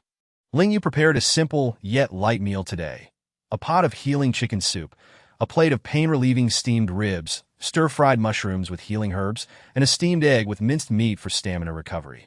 With the only heavier dish being a bowl of braised pork in the center, as the meal was completed, the injured individuals sprawled across the floor began to revive. Even Pu Dan, who had been lying stiffly, opened his eyes. This meat is exceedingly delicious. Ding Liuli's first chopstick reached for the braised pork, and with just one piece, she was utterly captivated. It melted in her mouth, rich in flavor with a hint of sweetness. Perfect for complementing rice. Ling Yue poured the sauce of the braised pork over the rice, the white spirit rice enveloped in the sauce, each grain distinct, and filled a generous spoonful into her mouth. Her eyes squinting in bliss. Long Wanru imitated Ling Yue, mixing the sauce with her rice. And with one bite, it felt as if she had unlocked the doors to a grand world, the flavor of meat filling her mouth despite the absence of actual meat. Observing the four indulging in their meal, Pu Dan, who had been quietly drinking soup and gnawing on ribs while digging into the steamed egg with vegetables, also attempted to mix the sauce with his rice. The five of them hunched over, devouring their meal in unison. Just as Mo Juanza entered the alchemy room, initially with the intention of visiting the injured, he quietly joined the dining ranks, transforming the 5 pairs of chopsticks into 6. Ding Lioli's eyes reddened as she stared at Mo Juanza. 3. Senior sister, was your injury caused by Mo Juanza? Ling Yue immediately dismissed the notion, asserting it was impossible, as the youth was also a defender. No, I merely harbor equal disdain for every sword cultivator. I am a formation master. Mo Juanza remained unfazed, calmly savoring spoonfuls of the steamed egg with minced meat, the rich egg flavor melting in a liquid as it slid down his throat. Utterly delightful. Ding Lioli snorted coldly, refusing to let him off the hook so easily. Chapter 64. The healed heart shatters again. The enormous portions of 4 dishes and 1 soup, served in bowls, were swiftly devoured by the 6, leaving not a drop of broth behind, all of which was repurposed to mix with their rice. One Yufeng contentedly patted his belly. Filling his stomach with delicious food was the true measure of being satiated. As for the fasting elixirs, they were utterly unappetizing. The last arrival took on the task of washing the dishes. Upon Long Wanra's remark, 4 pairs of eyes instinctively turned towards the person who had finished eating and was preparing to leave. Mo Juanza, under the scrutiny of their gaze, expressionless, employed a cleaning spell, instantly rendering the table spotless. Ling Yue, who had been rubbing her belly in a clockwise motion, paused. It was indeed very clean, yet the absence of water felt somewhat peculiar. Not only did Mo Juanza wash the dishes, but he also did not leave empty-handed, presenting Ling Yue with a storage bag containing formation plates and talismans. Among the top 100, only you and Pu Dan possess the lowest cultivation. You will find this useful. Pulled aside, Pu Dan. That can he be compared to Ling Yue once that never mind, I am so tired, in pain, overly full, and sleepy. Pu Dan closed his eyes and began to doze off. If it were spirit stones, Ling Yue would certainly refuse, but these formation plates and talismans were utterly irresistible. To decline them would cause her unbearable anguish. Yet accepting them outright felt too shameful. System. What do you think I might offer that is inexpensive and suitable for Mo Juanza? With uncertainty clouding her mind, Ling Yue inadvertently inquired of the system, which only issued tasks. Ancient refining divine stone. One of the primary materials for forging divine artifacts. Price, 1 billion. Ling Yue. How does the system deduce that I can afford a refining material worth 10 billion spirit points? I haven't even repaid the 3 million yet, and with only over 20,000 remaining. Ling Yue could only chuckle. However, the system did provide Ling Yue with direction. Her subsequent endeavor would be to earn spirit stones to repay her debts, and once settled, she would start saving. After all, 10 billion was merely a matter of a few hundred or thousand years, provided Mo Juanza didn't ascend before then. She was determined to acquire the ancient refining divine stone before Mo Juanza's ascension. Good. Is there anything else? I want to share too. Ding Lioli extravagantly tossed out dozens of elixirs and a bag of spirit stones. Although she harbored equal disdain for every sword cultivator, the individuals before her were now a formation master and a talisman master. None left at Mo Juanza's casual dismissal of those 2 words signified he was leaving, having given all his stock to Ling Yue. There truly was nothing left. He. Ding Lioli pointed at the already vanished figure. Her face flushed with anger. Ling Yue eventually distributed a portion to Ding Lioli, which made her feel somewhat better. The distributed formation plates and talismans were not given in vain, as Ling Yue, with tears in her eyes, received dozens of elixirs and a bag of spirit stones. The ease with which spirit stones came made her anxious. Currently, she possessed nearly 400,000 lower-grade spirit stones. Still 2 million short of her goal of 30 million. Progress was being made. The one-on-one competition was determined through a lottery, randomly selecting 50 opponents from the top 100, who would further draw another 50. Whomever one drew depended entirely on luck. Before drawing lots, Ling Yue had specifically bathed and offered incense and prayer, hoping to persuade the heavens to grant her a relatively amicable opponent, but considering that those drawn were either at the 10th or 9th level of qi refining. Her most favorable opponent, Pu Dan, was also among the draw. It was impossible to draw him. Her heart shattered entirely.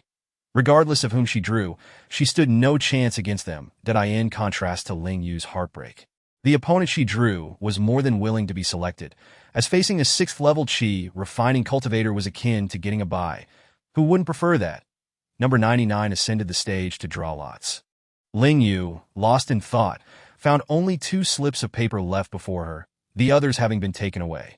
Number 3 and number 68, the former was at the pinnacle of the 10th level of Qi refining, just a step away from foundation establishment, while the latter was at the 9th level. She was so unfortunate. Regardless of whom she drew, it would be hopeless. Drawing 68 might allow for some struggle. But drawing 3 was a sword cultivator. How tragic that it seemed that only she and Pu Dan from the Alchemy Peak had made it into the top 100, and Pu Dan was equally unfortunate. Having drawn number 10, also a sword cultivator at the 10th level, observers murmured the word tragic, yet they found amusement in such outcomes. Ling Yue hesitated long before the 2 blank slips of paper. The countdown for the draw began at 10. Once it reached 1, the person controlling the number slips would automatically make a selection. 7. What to do? What to do? Should she draw herself, or wait for a random selection to fall? 5. Ling Yue was on the verge of tears. In the end, she decided to trust herself, closing her eyes and reaching out, pulling down the left slip of paper. Gradually, words began to appear on the blank slip. Number 68. The draw was in the morning, with the official competition commencing in the afternoon. The participant at the 9th level of Qi refining, as the onlookers had stated, would at least allow her to struggle a bit longer. Ling Yue let out a sigh of relief. Just as she was about to leave, she was abruptly pulled away by Bing Su. Have you still not signed a contract with the Flower King? Ling Yue nodded. Why not sign? Well, Ling Yue couldn't articulate a reason. It felt as though signing or not would not affect her communication with the little black flower. With the competition yet to begin, she decided to sign. Bing Su led Ling Yue to a training room, almost forcibly bringing her to the center, with the Flower King also held in his grasp, with your cultivation at the 6th level of Qi refining. Even with 5 spirit roots, you can challenge above your level, but at most 2 levels, beyond the 9th level, you stand no chance. Contracting with the Flower King could enhance your cultivation and ensure a greater likelihood of entering the top 10. So that is how it is that if that is the case, Ling Yue was certainly willing. She just didn't know if the little black flower would agree. It naturally consented, as soon as Bing Su finished speaking. A drop of black liquid flew from the Flower King's petal to Ling Yue. Contract established. Ling Yue felt as if something new had emerged within her, but there was no time to investigate. The surrounding spiritual energy thickened, effortlessly merging into her body without guidance. Successfully broke through to the 8th level of Qi refining, rewarded with 1,000 spirit points, lifespan extended by 10 days, balance, 26,210 points. 615 days. 8th level. Ling Yue hurriedly sat down to consolidate her cultivation. If training could always be this simple. Facing the joyous Ling Yue, Bing Su rubbed his temples in frustration. Signing a contract with a Wisdom King plant only increased her cultivation by 2 levels. Ordinary cultivators would easily break through from the 6th level to the mid-stage of foundation establishment, knowing that Ling Yue was different from ordinary cultivators. But he truly hadn't anticipated she would be this extraordinary. It seemed her path of cultivation was destined to be fraught with challenges. Chapter 65. Come over here. No, you come first. Still reveling in her breakthrough from the 6th to the 8th level of Qi refining, Ling Yue opened her eyes only to find a little black flower drooping. Bing Su's expression was one of exasperation. What did the matter? She asked, receiving only a shake of the head in response. Let us go. The grand competition has begun. Upon hearing the serious matter, Ling Yue composed herself. Having broken through to the 8th level gave her at least a bit more confidence, allowing her to struggle a little longer in the vast arena. Wherever the eye could see, it was teeming with people, and beneath 100 dueling platforms, the crowd was even more densely packed. The first 50 platforms were designated for the foundation establishment stage, while the latter 50 were reserved for those at the Qi refinement stage. Coincidentally, Ling Yue found herself at the 99th dueling platform, a number that seemed particularly auspicious for her. Su lifted Ling Yue and hurled her into the air. Her trajectory aimed squarely at the 99th dueling platform, a rather eye-catching entrance accompanied by screams that Mo Jun, recognizing the green light soaring above, murmured, Ding Lu Lu and Wan Yufeng looked up, and upon seeing the light crash into the arena, they not only felt no concern, but instead burst into laughter, pitying their fifth junior sister. She deserves it. That a familiar youthful voice drifted from beside her. Ling Yue turned her head, hissing that this person looked oddly familiar. Oh, she remembered now. He was the boy in blue who had spent 1,000 spirit stones on a special spirit meal. That high. Long time no see. Jiang Ziqian wore a face of displeasure. He had no desire to see her. Was the special set meal delicious? Should I get you another? As he spoke, he reached for his pouch. But wait, selling it to an opponent would only complicate matters for himself. Jiang Ziqian, who had instinctively pulled out his pouch of spirit stones, thought that, strangely enough, that special set meal was quite delectable. Ugh, I would never buy food from a black-hearted vendor. But what was with these people? Did they think she would soon be eliminated, hence not wanting to waste time watching? They certainly hadn't felt this way before. Jiang Ziqian's expression of frustration suddenly transformed into one of astonishment. During the draw this morning, she had only been at the 6th layer of qi refinement. And yet, in the span of a mere morning, she had broken through to the 8th layer. Even consuming a qi gathering pill didn't yield such rapid results. This was troublesome, if she was a 6th layer qi refinement cultivator with 5 spirit roots. He, at the 9th layer, would have easily triumphed. But now, they were separated by merely 1 layer. A prolonged battle was out of the question. It had to be a swift victory. Ling Yue's emotions were relatively stable this time. After all, 15 days of watching films had not been in vain, nor were her notes useless. The 3rd match of the set competition officially commenced. As the elegant male voice fell, the opponents standing face to face distanced themselves from each other almost simultaneously. Jiang Ziqian formed hand seals, and the red summoning mark beneath his feet glowed brightly.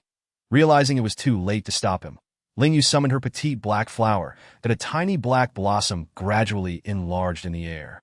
And behind Jiang Ziqian appeared a 3-eyed white fox, its body engulfed in red flames.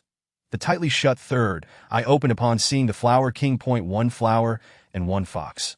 The former excelled at creating illusions, while the latter was adept at confounding the mind. A connection indeed. The dueling platform was divided in half, one side enveloped in black snow, the other ablaze with fire, a realm of ice and fire. Howl!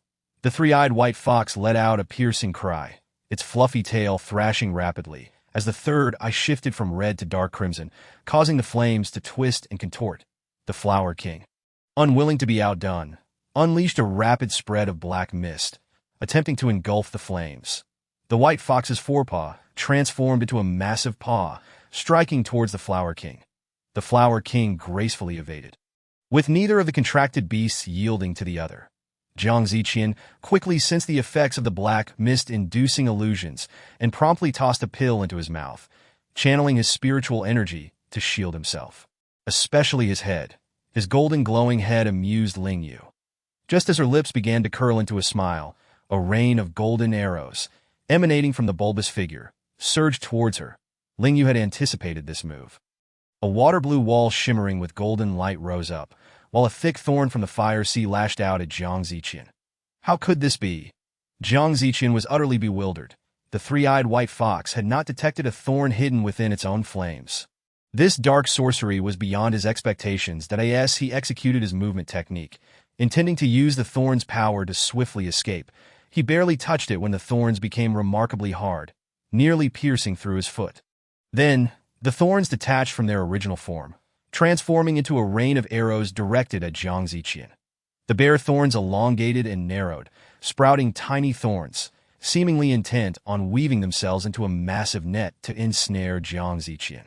The dueling platform, a battleground of ice and fire, quickly attracted the audience's attention, the once sparse crowd now swelling. Heavens, the thorns can separate like this. Ah, Jiang Ziqian has been ensnared by the thorns. As Jiang Ziqian frantically utilized his movement technique to evade the thorny net, he inadvertently became ensnared by another thorn that suddenly emerged from the ground. A gigantic fireball crashed into the thorns, resulting in a hissing cloud of smoke. Jiang Ziqian felt the thorns loosening around his ankle, prompting him to roll away hastily. He hurled an explosive talisman towards Ling Yue, the violent explosion engulfing her figure. The water wall vanished, and the golden arrow rain redirected, chasing after the emerald silhouette. One was pursued by the thorny net and thorny rain, while the other was chased by a fiery torrent of sharp golden arrows. A scene that elicited laughter from the onlookers. Jiang Ziqian. You shameless cad. I haven't even used talismans. You are the shameless one, employing such dark sorcery. Duh. Jiang Ziqian's yelp morphed into a cry of pain as the bulbous figure was struck by a thorn, leaving a long mark on his robe, while sharp spikes jabbed into him repeatedly from behind. Duh. Simultaneously, Ling Yue was also caught, a golden spiritual arrow piercing through her shoulder, causing excruciating pain. One nearly turned into a porcupine, while the other's shoulder was almost rendered useless. Just you wait, Ling Yue shouted, clutching her shoulder. You wait too. I will make you into a porcupine. Amidst their banter, both kept aiming to undermine the other. Just as Ling Yue finished her retort, a small fireball struck her calf, while Jiang Ziqian was once again sent flying by a thorn. One fell into the fiery sea, while the other performed aerial acrobatics. Chapter 66. Oh no, two spell cultivators are actually brawling. The two were lost in their rage, abandoning the notion of a swift resolution. They were determined to thoroughly torment each other to digest this grievance. Ling Yue, once elegantly flowing with long hair, now bore a tattered appearance from the arrow rain. Her emerald robe riddled with tears and holes, her face smeared with soot that only deepened when she absent-mindedly wiped it. The elder of the Golden Core stage, serving as the referee, struggled to suppress his laughter. Ling Yue was in a sorry state, but Jiang Ziqian was not faring any better, his thick black hair singed and frizzed, his water-blue robe riddled with holes, revealing scorched skin beneath. Neither was willing to back down. Their skirmish transitioned from range to close combat, each punch landing with force that, oh no, two spell cultivators are engaging in brawling. Xiongqi chuckled heartily, lamenting the waste, for these two should have been training in the body refinement peak. Just look at their powerful fists and robust leg strength. Qing Yuan facepalmed, unable to bear the sight, fearing that if she continued to watch, she too would burst into laughter. The peak masters of the four law peaks found it both amusing and shameful.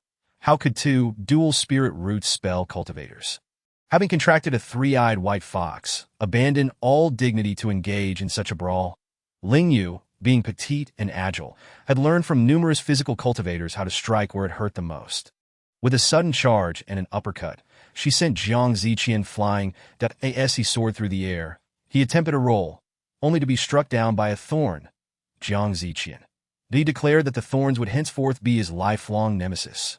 Ling Yue wiped the blood from the corner of her mouth, producing a chicken leg to gnaw on. Of course, she wouldn't foolishly stand still while eating. She dodged the rain of arrows with her movement technique while also guarding against sneak attacks. Her situation was exceedingly arduous. Another explosive talisman detonated behind Ling Yue, while simultaneously a snow-white ice explosion talisman struck Jiang Ziqian. Both fell to the ground almost concurrently. This mutual destruction tactic was both disgraceful and exhilarating. This was indeed the correct way to engage in battle. Ling Yue spat out a mouthful of blood and rolled to the side, creating a large crater in the ground.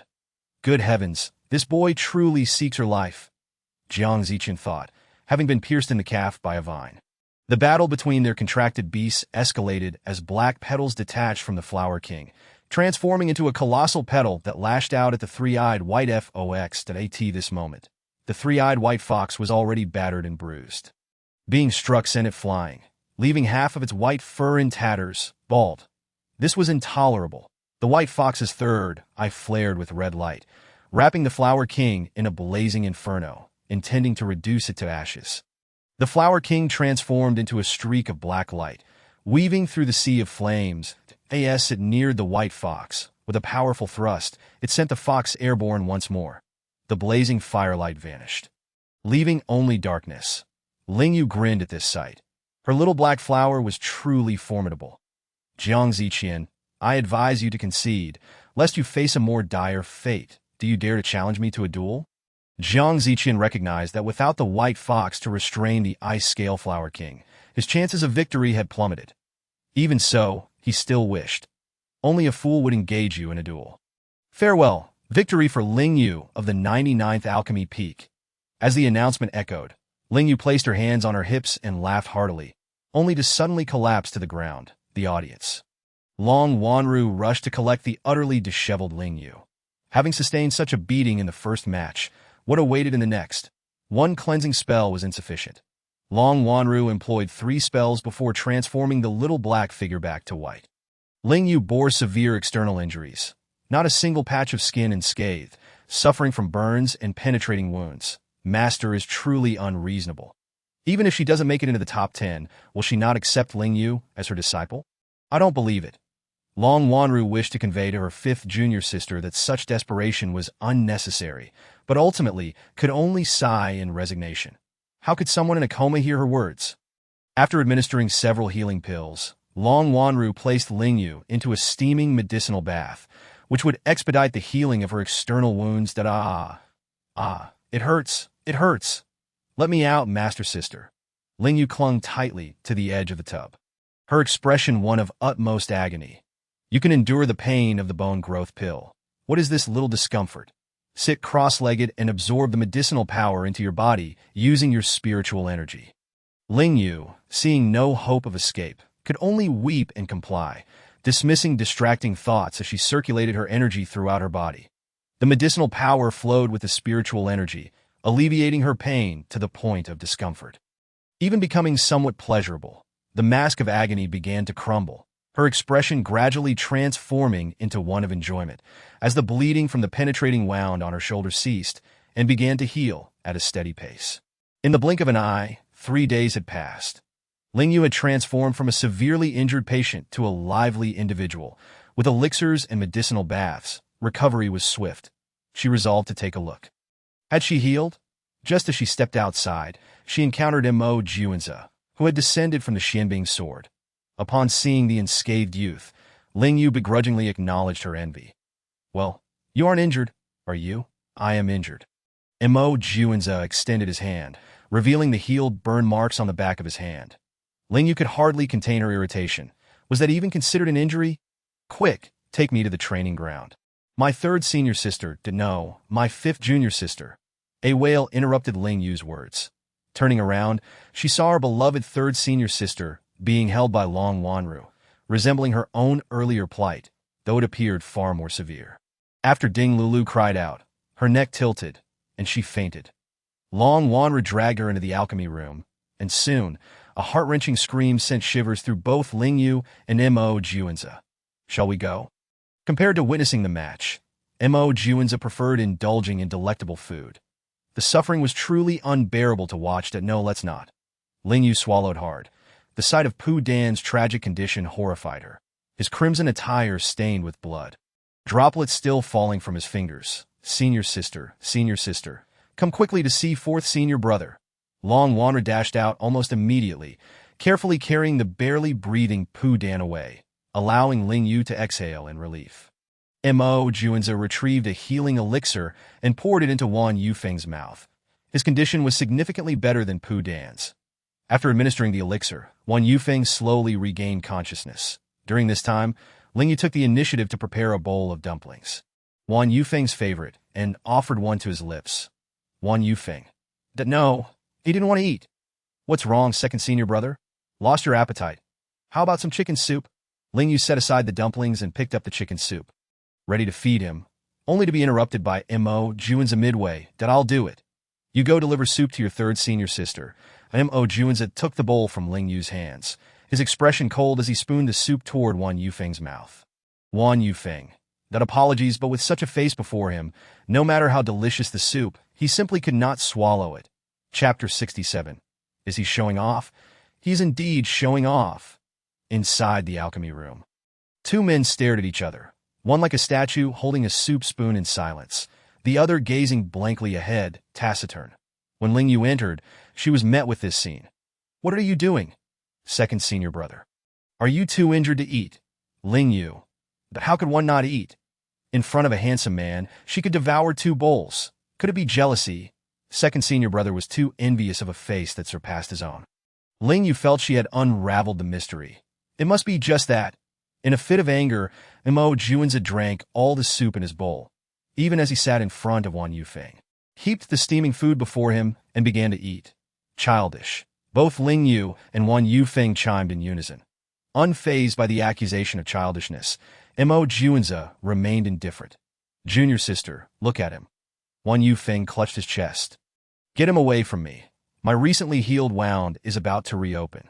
Though Ling Yue knew second senior brother was feigning, patient care was paramount. She took away the food and dragged the gleeful youth away. You can eat here, that I end the corridor. Ling Yue set up a small table for lunch and hurriedly entered the first alchemy room, that Juanza. That eating here indeed, you've started eating, with a limp and clutching her chest. Yu Zhen's eyes sparkled at the sight of Juanza and the food on the small table. She hastened towards it, reaching for a chicken wing, only to have it swatted away by a pair of chopsticks. This is mine. If you want to eat, go get your own.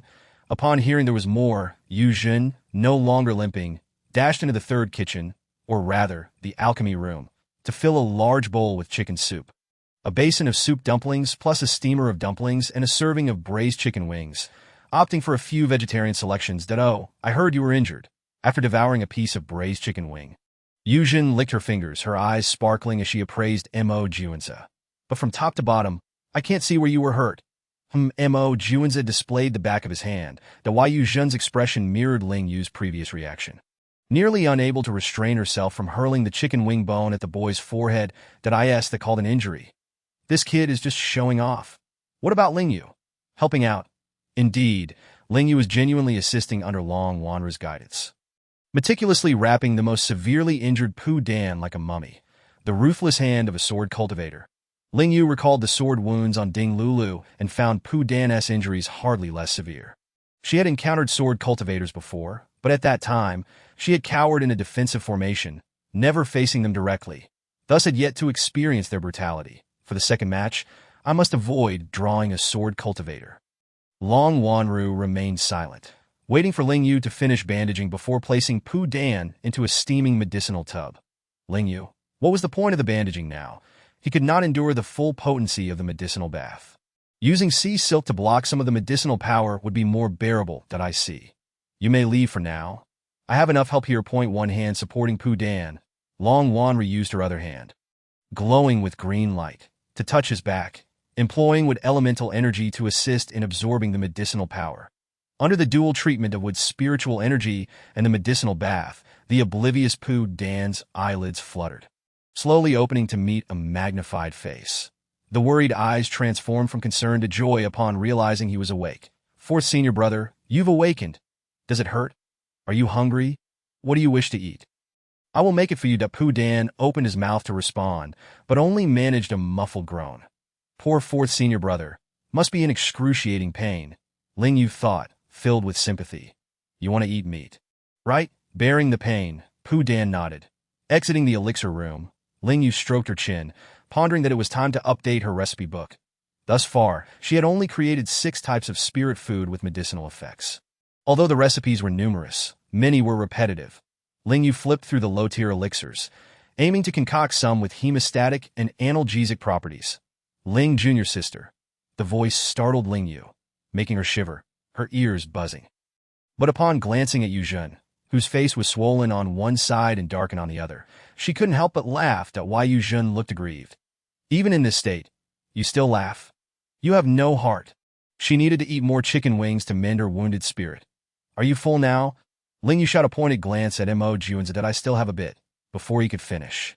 Ling Yue pulled him into the alchemy room's large kitchen, that I'm preparing to update the recipes. You help wash and chop some vegetables, that a mountain of ingredients piled up before Juanza. Just as he was about to cast a cleaning spell, Ling Yue halted him. Wash with water. Ling Yue, an old-fashioned individual, could not accept using a cleaning spell for vegetables. Perhaps one day she would. But not now. Yu Zhen, carrying a basin of dumplings, relished the opportunity to torment the idle youth. Juanza, expressionless, complied with the request, washing and preparing the vegetables, with about 7 days left until the second match's draw. It was said that some were still on the duel stage. This was unexpected for Ling Yue. Tales of battles lasting 3 days and nights, 7 days and nights, were indeed true. She and Jiang Ziqian had only fought for 2 days and already felt as though a century had passed. This, too, must be eaten? Ling Yue could not bear to see the disdain in the youth's eyes at the sight of pig's trotters. Delicious. Clean them, cut them in half, then chop them into pieces. Yuzhen recognized the trotters as belonging to the burrowing pig and found it hard to accept. Why choose such dirty parts to eat when the pig is full of meat?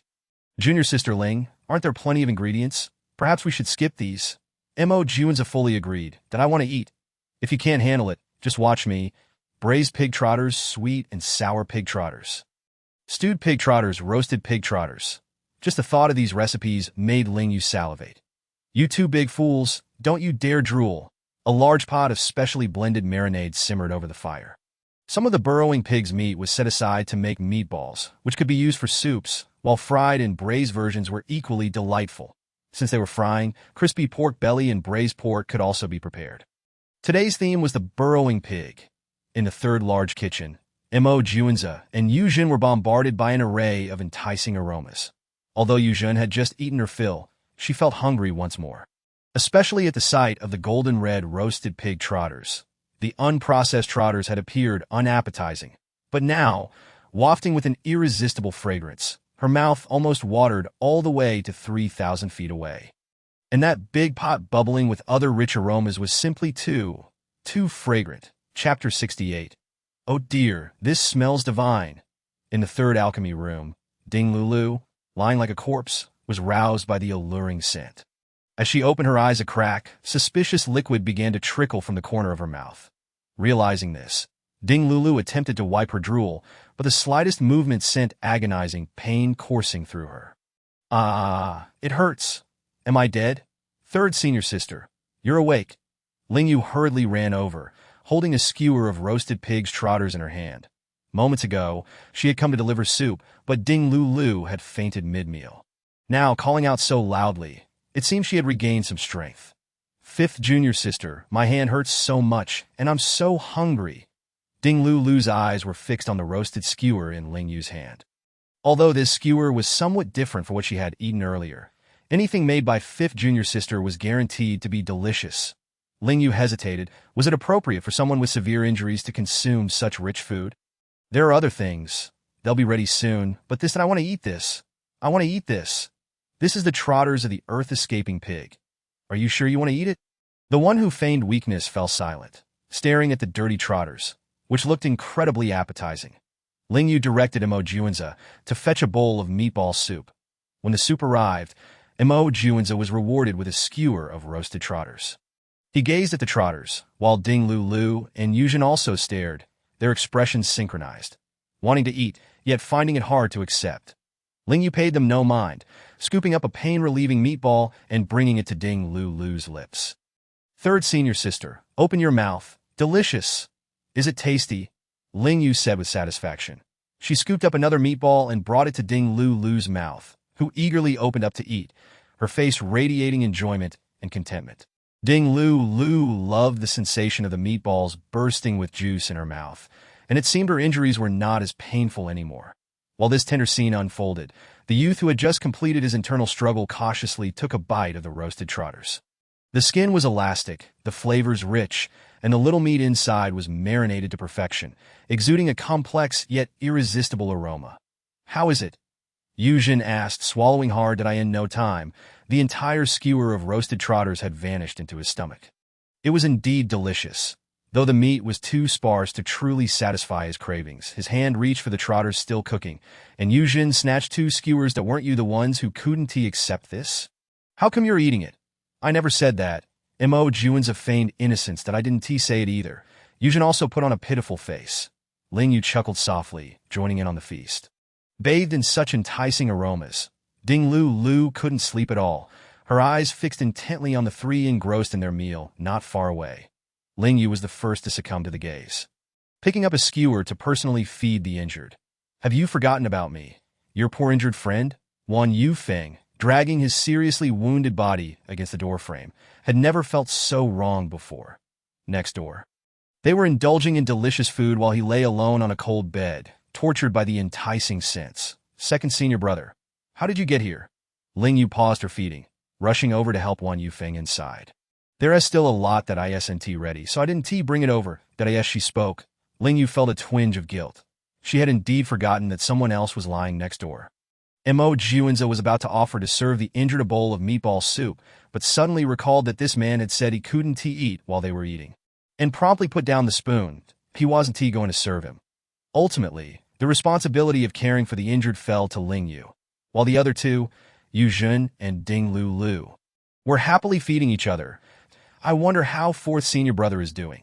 The eldest sister hasn't come out of the alchemy room for such a long time, Ling Yue thought distractedly, while feeding Wan Yufeng.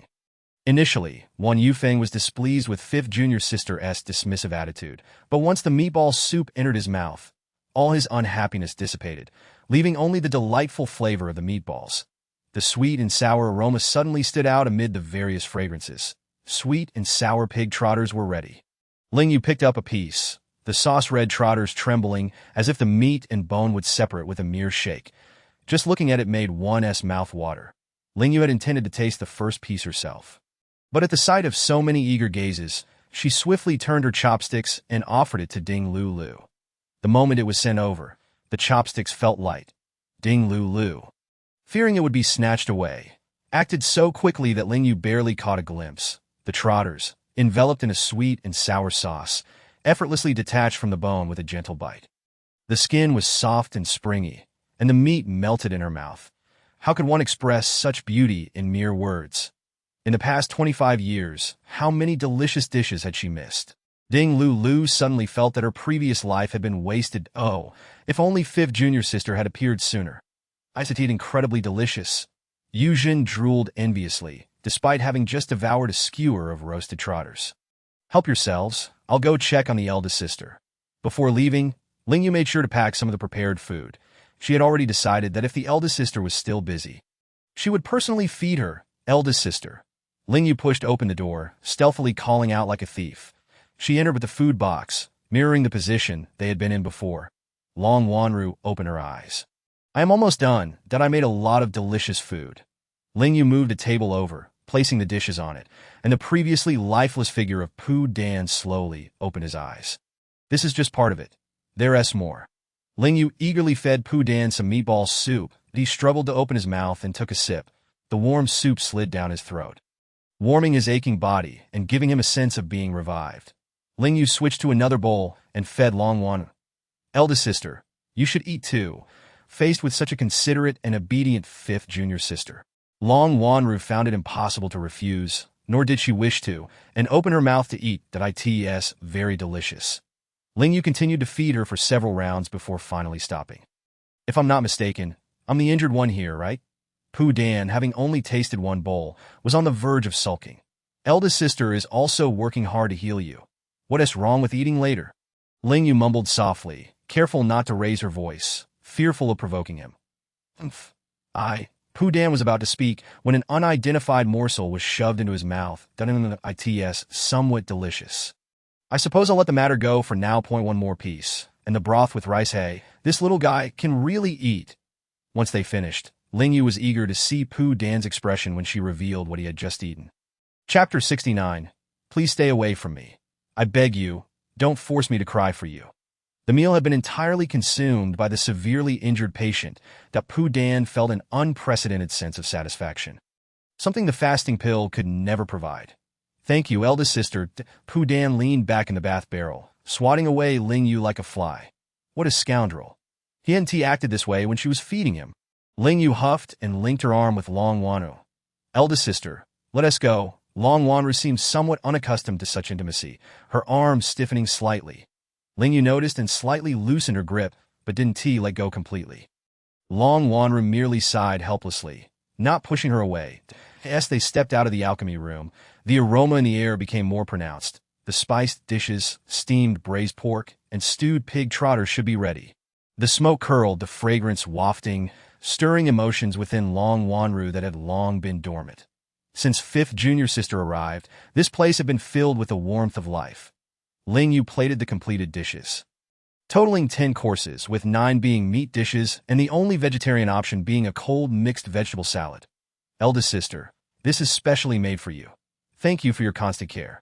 Lastly, Ling Yue presented a large platter, showcasing a sauce-red pig knuckle that wobbled as she moved, adorned with crispy pork belly slices, honey-glazed char siu, and a medley of vegetables. beautiful and delicious as the second senior brother and third senior sisters. Wan Yufeng and Ding Lu watched with jealousy. Their eyes reddened. They didn't get such treatment. How could she be so biased? Had she forgotten they had also cared for fifth junior sister? Ling's sister, Yu Jun, having procured a handkerchief from somewhere, pretended to wipe away tears while casting a pitiful glance at Ling Yue. Eldest sister, there's food on the table. You can arrange your own plates. How could it be the same? Exactly. The pig knuckle has already been sliced. Oh, the waste that a piece of braised pork stuffed in Ding Lu's mouth silenced her, but her eyes suddenly lit up. This is delicious, especially the wrinkled skin on top, soaked with sauce, and the thin layer of fat beneath is not greasy at all. With a gentle nibble, the fat melts in the mouth, and the lean meat is fragrant without being dry, accompanied by a unique aroma. How did you make this? Yuzhen pointed at the braised pork, utterly enamored with this dish. No, I love all the dishes on the table. Oh my goodness, how did you achieve the crunchy exterior and juicy interior of these fried meatballs? Heavens, you must try the braised pig knuckle slices dipped in sauce. They are incredibly delicious. I can't take it anymore. This stewed pig trotter sauce is amazing. I want to mix it with rice. The entire room was filled with the excited voices of Yuzhen and Ding Lu. Creating a pig and its 9 dishes at once. Reward: 9,000 spirit points. Lifespan extended by 90 days. Balance: 33,110 points. 698 days remaining. Main Quest 10. Reasonably utilize special spiritual food and the method of nurturing all things to enter the top 10 of the sect competition. Reward: 100. 000 spirit points. Lifespan extended by 500 days. Ling Yue was initially stunned by the generous rewards and seemed to note the absence of any penalties. Perhaps the system had forgotten. She couldn't possibly remind it, lest it react and add penalties. The first to feel full, Ling Yue took on the responsibility of delivering food to the nearby mummy. Fourth senior brother, it is time to dine. With a knock on the door and the food container placed on the ground, Ling Yue turned and walked away. The second round of the draw will commence in 3 days, during which she must diligently cultivate to solidify her skills for the techniques of cultivation and movement. Practical experience is far more effective than mere practice. After a few matches, she felt her progress was remarkably swift. Ling Yue, who was always on the move, pushed open the door to the fourth alchemy room. Deciding to cultivate there, goodness, is this a doghouse? Ling Yue wrinkled her nose. Despite fourth senior brother's handsome appearance, she never expected him to be so untidy in private. After clearing out a corner, she poured out 10,000 low-grade spirit stones, activated the spirit gathering array, and sat cross-legged, instantly entering a state of cultivation. Multicolored lights surged into her body, with green light diligently repairing her physique, golden light enveloping her meridians, azure light flowing gently with her blood, and fiery light, accompanied by a brown hue, patrolling her body. That a small black flower took root in her dantian, absorbing spiritual energy as well. Little black flower, what are you doing? A tender, childish voice. I was wondering why I couldn't find you for dinner. It turns out you were inside my body. Ling Yue felt intrigued, never expecting that after the contract, the little black flower would reside here. I put your share in the alchemy room next door. If you want. Before she could finish her sentence, a stream of black light vanished in an instant. Ling Yue, that I've never encountered such a gluttonous flower. Suddenly, what was it like when the ice-scale flower king appeared and joined in the feast? Long Wanru tossed food into the flower stamen, casually throwing it onto a food container, declaring, "This is for you." The flower king plopped onto the container, its body transforming into a paper-thin form, slipping through the cracks and entering the food box. Yuzhen, seeing the flower king for the first time, pointed with a bone in hand, utterly bewildered. Ling Yue's contracted beast, the gluttonous Juanza, having eaten to his heart's content, glanced at Ling Yue, who was engrossed in her cultivation, before carrying the food container for Lu He away. Immersed in her practice, Ling Yue emerged from her state of cultivation on the day of the draw. Her injuries had completely healed, and her spirit was remarkably high. Fourth senior brother, you've fully recovered, haven't you? Leaning against a pillar while munching on fried meatballs, Pu Dan hummed in acknowledgement. Let us go. Fifth junior sister, keep your distance from Pu Dan. Ding Liuli urgently pulled the two apart, then shot a wary glance at Pu Dan, leaning closer to Ling Yue to whisper, "He sa jinx. Anyone who associates with him will be cursed." Ling Yue, that in the second round, all participants had a cultivation level above the 9th layer of qi refinement. Except for her and Pu Dan, who were both at the 8th layer. Regardless of whether they drew or were drawn against someone, their opponents were bound to be formidable, so how much worse could their misfortune get? However, Ding Liuli did not give Ling Yue a chance to speak. She swiftly tossed her on her flying device and zoomed away. Upon stepping outside, Wan Yufeng spotted Pu Dan and scurried up to his magical tool like a mouse fleeing from a cat.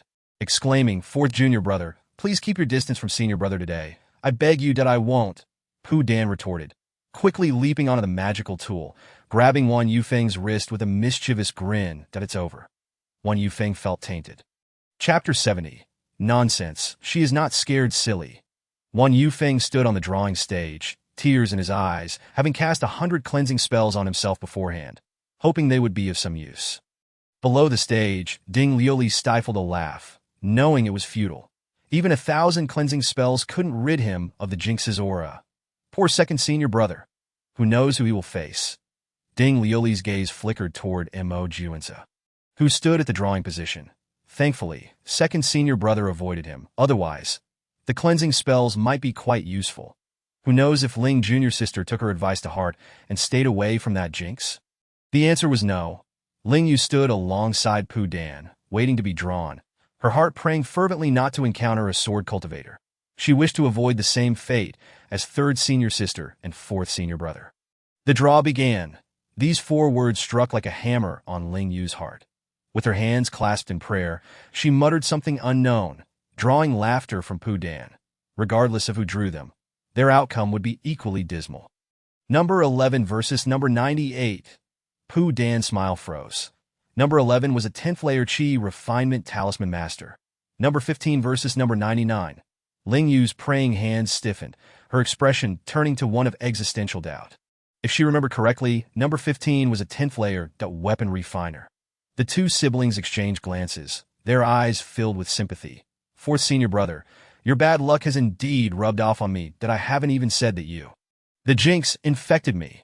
Pu Dan gritted his teeth. Special cultivators are rare and difficult to deal with, except for the fragile alchemists. The radiant smiles on Ling Yue and Pu Dan's faces as they descended were dazzling enough to blind everyone. It seems this pair from the alchemy peak would not last long this time. Heh, making it to the top 25 is already a great honor for alchemy peak, especially since no one has entered the top 100 in recent years. Indeed, putting aside Pu Dan's craziness, it's normal for someone whose cultivation has regressed to stand out in the Qi refinement competition. As for his sister, the surrounding discussions left Ling Yue feeling dispirited. She too felt she wouldn't last long, especially after learning about the weapon refiner's capabilities. Weapon refiners cultivate both tools and spells. She had seen that person's weapon in a cinema. It belonged to a common type, but was incredibly powerful when combined with their techniques and movement. It's over. This time it's truly over, and no wonder the system rarely imposes penalties, and the rewards are exceptionally generous. It's merely a formality. Fifth junior sister, it seems you haven't escaped the jinx's misfortune. Ding Liuli's tone was flat, as if she had seen through life itself. She too hadn't escaped. Thinking back, it was likely because she was close to the jinx, Wan Yufeng, that she'd ended up facing a mid-foundation stage sword cultivator again. Although their cultivation levels were equal, she was still a frail alchemist. Sword cultivators, the sworn enemies of her life. Pu Dan snorted, deliberately sitting close to Ding Liuli, that if he truly was a jinx, how could his bad luck not have transferred? Why then was he drawn against the talisman master? The jinx's fifth junior sister, not me. Ding Liuli showed no reaction. She had resigned herself to fate as long as they belonged to the same sect. Misfortune would always follow, unless the master expelled this boy. Right?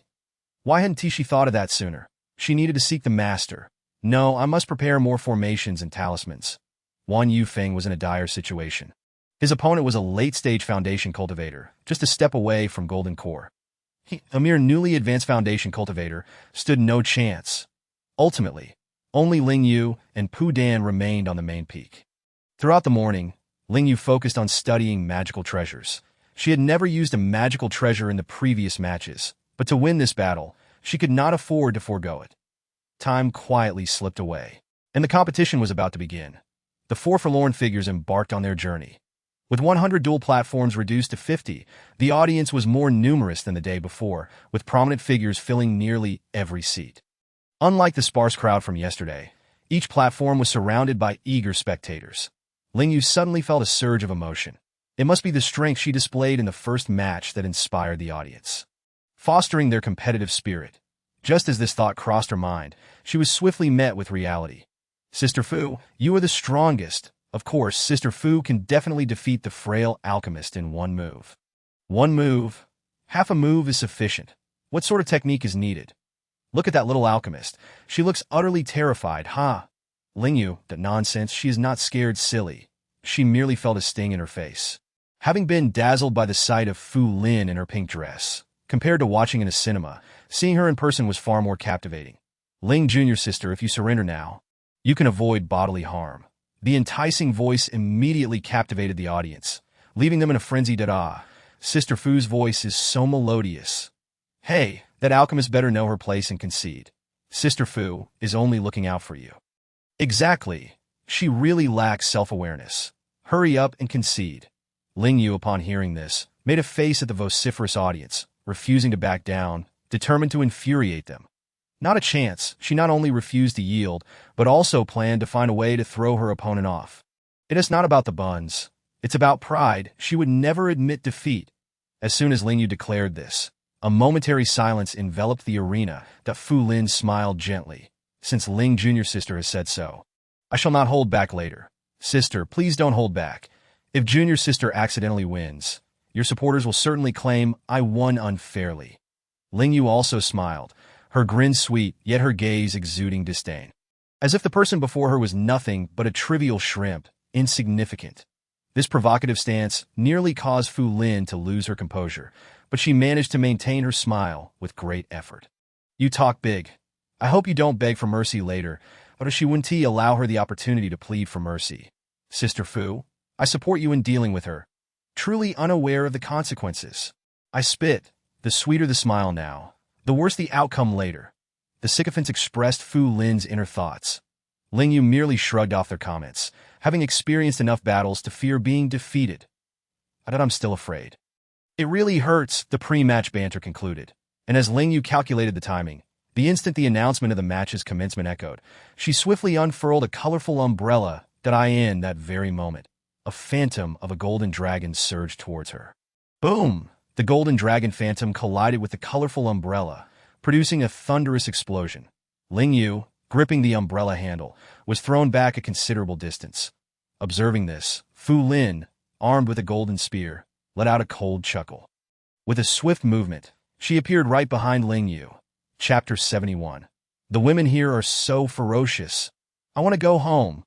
The golden dragon phantom opened its mouth, lunging at the person in front, while simultaneously, the sharp tip of the spear aimed at Ling Yue's back. Haha, this big fool doesn't even realize someone is behind her and foolishly uses the umbrella to block in front. So stupid, yet she dares to speak boldly. The fastest contender to be eliminated is about to appear. Fu Lin's supporters reveled in schadenfreude, their eyes gleaming with anticipation for the moment the spear would pierce through Ling Yue's back. Indeed, the golden spear struck through Ling Yue's back, but there was no scene of blood splattering. Instead, the emerald figure holding the colorful umbrella dissipated upon receiving the blow. Fu Lin had merely pierced through Ling Yue's phantom. The audience gasped in astonishment, not expecting this little alchemist's movement to be so extraordinary. The figure of Ling Yue, holding the colorful umbrella, reappeared not far from Fu Lin, the umbrella glowing brightly as it transformed into 5 streams of light that converged in the air. Crashing towards Fu Lin, the dragon phantom within the spear leapt up, barreling through the 5-colored light. That Fu Lin deftly pivoted on her toes and dashed towards the airborne figure, her spear aimed at Ling Yue. Boom! 2 explosive sounds reverberated. The golden dragon phantom devoured the 5-colored stream, while the spear sent Ling Yue flying to AT that moment. A long thorn suddenly erupted from the ground, ensnaring Fu Lin's ankle and crashing her down violently. Ling Yue, propelled upwards, immediately spat out a mouthful of blood. However, she safely landed on the ground thanks to her umbrella, her gaze involuntarily shifting to Fu Lin. This woman is incredibly fierce, having only exchanged 1 blow. Ling Yue felt as though she might be on the brink of defeat, that if this continued, she would be eliminated in no time. That Fu Lin calmly rose from the ground, her spear shattering the menacing thorns. This scene filled Ling Yue with despair and heartbreak. Without granting Ling Yue a moment to react, the girl in the pink attire charged towards her once more. Your future disciple is in dire straits. Xiong Qi's eyes flickered with concern. She is a formidable opponent. Qing Yuan also noticed that even with the five-element colorful phantom umbrella bestowed by the ancestor, Ling Yue was still no match for Fu Lin. Qing Yuan snorted softly. Indeed, Fu Lin was extraordinary. Yet after just 2 exchanges, her precious disciple had already spat out several mouthfuls of blood and was in a state of utter disarray. Clearly, there was an opportunity during the second exchange to send Ling Yue flying off the duel stage. Yet Fu Lin chose to continue tormenting her. Ling Yue was evidently powerless to defend herself, merely enduring the onslaught. That child, how could she be so ruthless against a fellow disciple? Duan Taining also observed this. His tone laced with worry. It was genuine concern, for if Ling Yue were truly harmed, neither he nor Fu Lin would escape unscathed. If it came to that, perhaps they would have to let the elders intervene. Xiong Qi sighed softly. "There ain't no need. I have faith in Ling Yue." Dark mist that quietly began to spread upwards from the ground. Tiny seedlings, shrouded in black mist, sprang up from the earth, rapidly proliferating until they covered half the duel stage. Ling Yue also wished to blanket the entire stage, but her strength did not permit it. What kind of bizarre technique is this? The audience, engrossed in the spectacle, was taken aback that it's just a bunch of weeds. What good are they? But no, with a single move, they were extinguished. Someone scoffed, dismissing the black mist and the sprouting black grass. The Fu Lin was no different.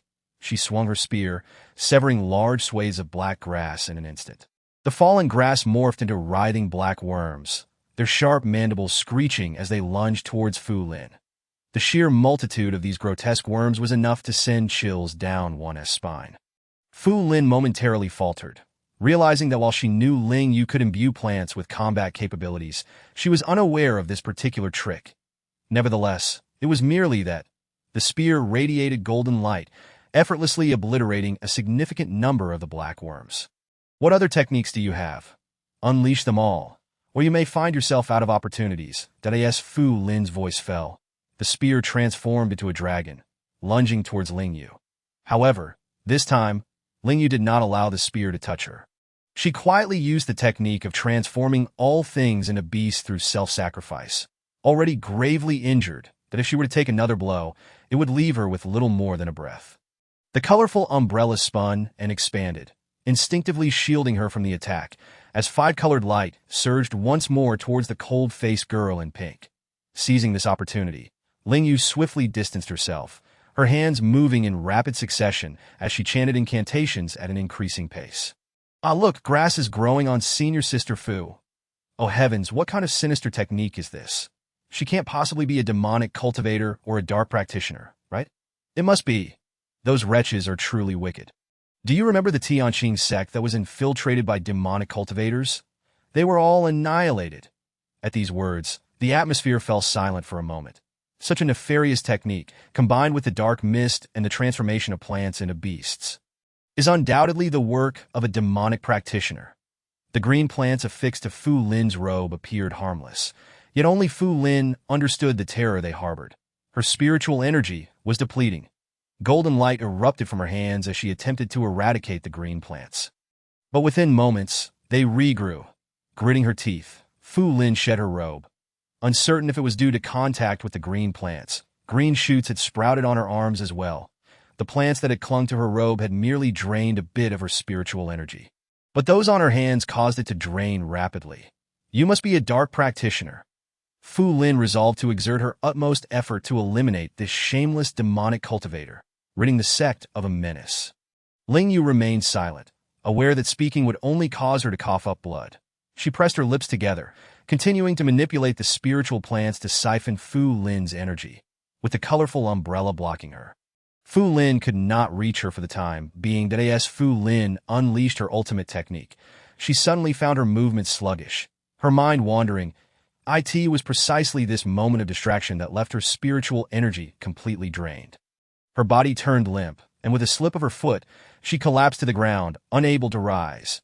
The flower king ensnared Fu Lin's hand with tiny roots, forcefully dragging her to the edge of the duel stage before kicking her off. Victory for number 99.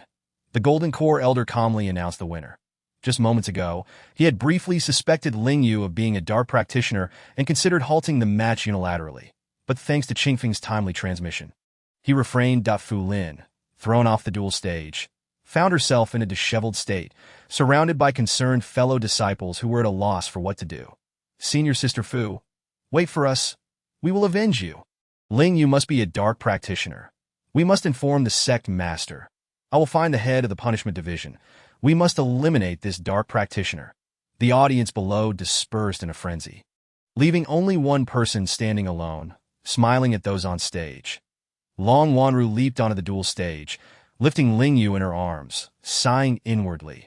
To have endured until now was a testament to her strong will. This time, her injuries were more severe than ever, and fifth junior sister hadn't even had the chance to consume any special spiritual food. Just as Long Wanru intended to carry Ling Yue away, she found her arms empty. Qing Yuan had whisked Ling Yue away in an instant. Chapter 72. Fifth junior sister, you've gotten yourself into big trouble. Ling Yue remained in a state of unconsciousness for a full 10 days. Upon awakening, Ding Lulu informed her that she had landed herself in significant trouble, leaving her with a sense of bewilderment. How could nurturing an injury lead to such a predicament? Ding Lulu helped Ling Yue lean against the bed. Have I been branded as a dark practitioner? Ling Yue felt a mix of expectation and surprise as she uttered these words. That don't worry. Master will handle it well. Wan Yufeng reassured her, offering a bowl of soup dumplings. More dumplings again?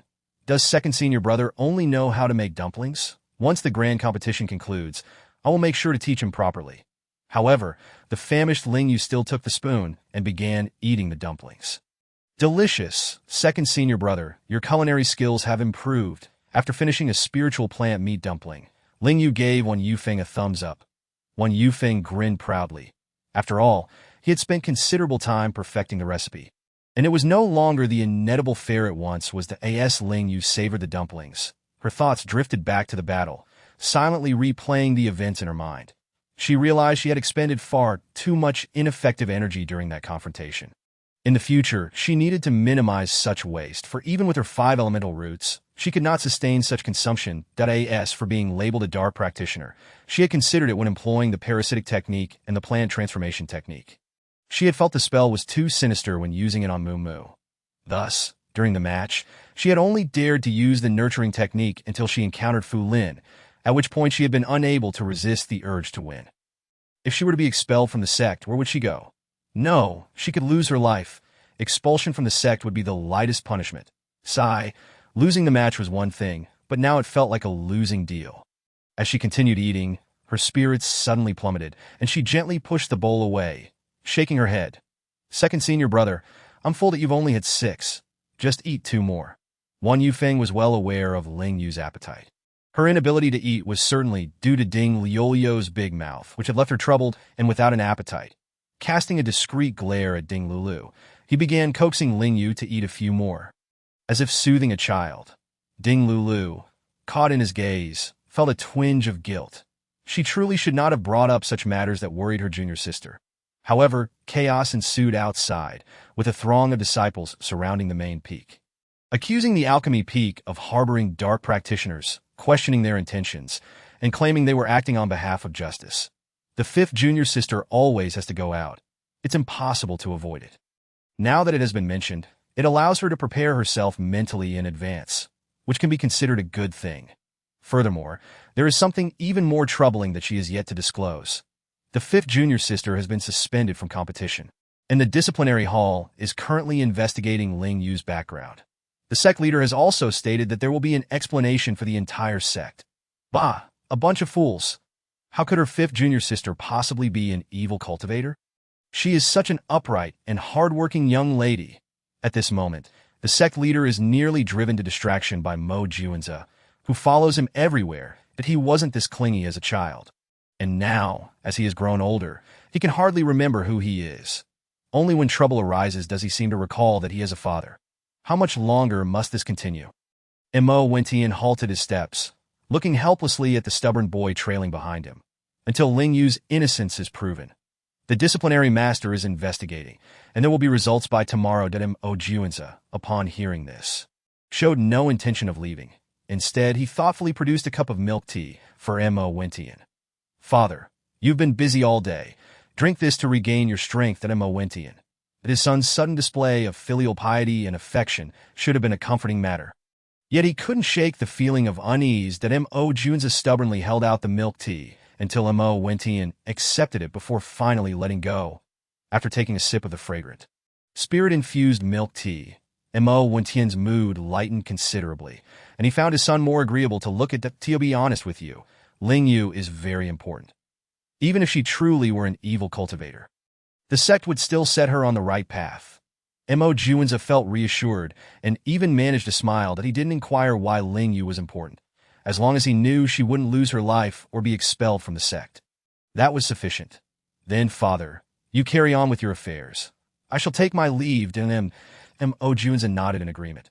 Ling Yue had not only awakened, but under one Yufeng's tireless encouragement, managed to consume an entire bowl of dumplings.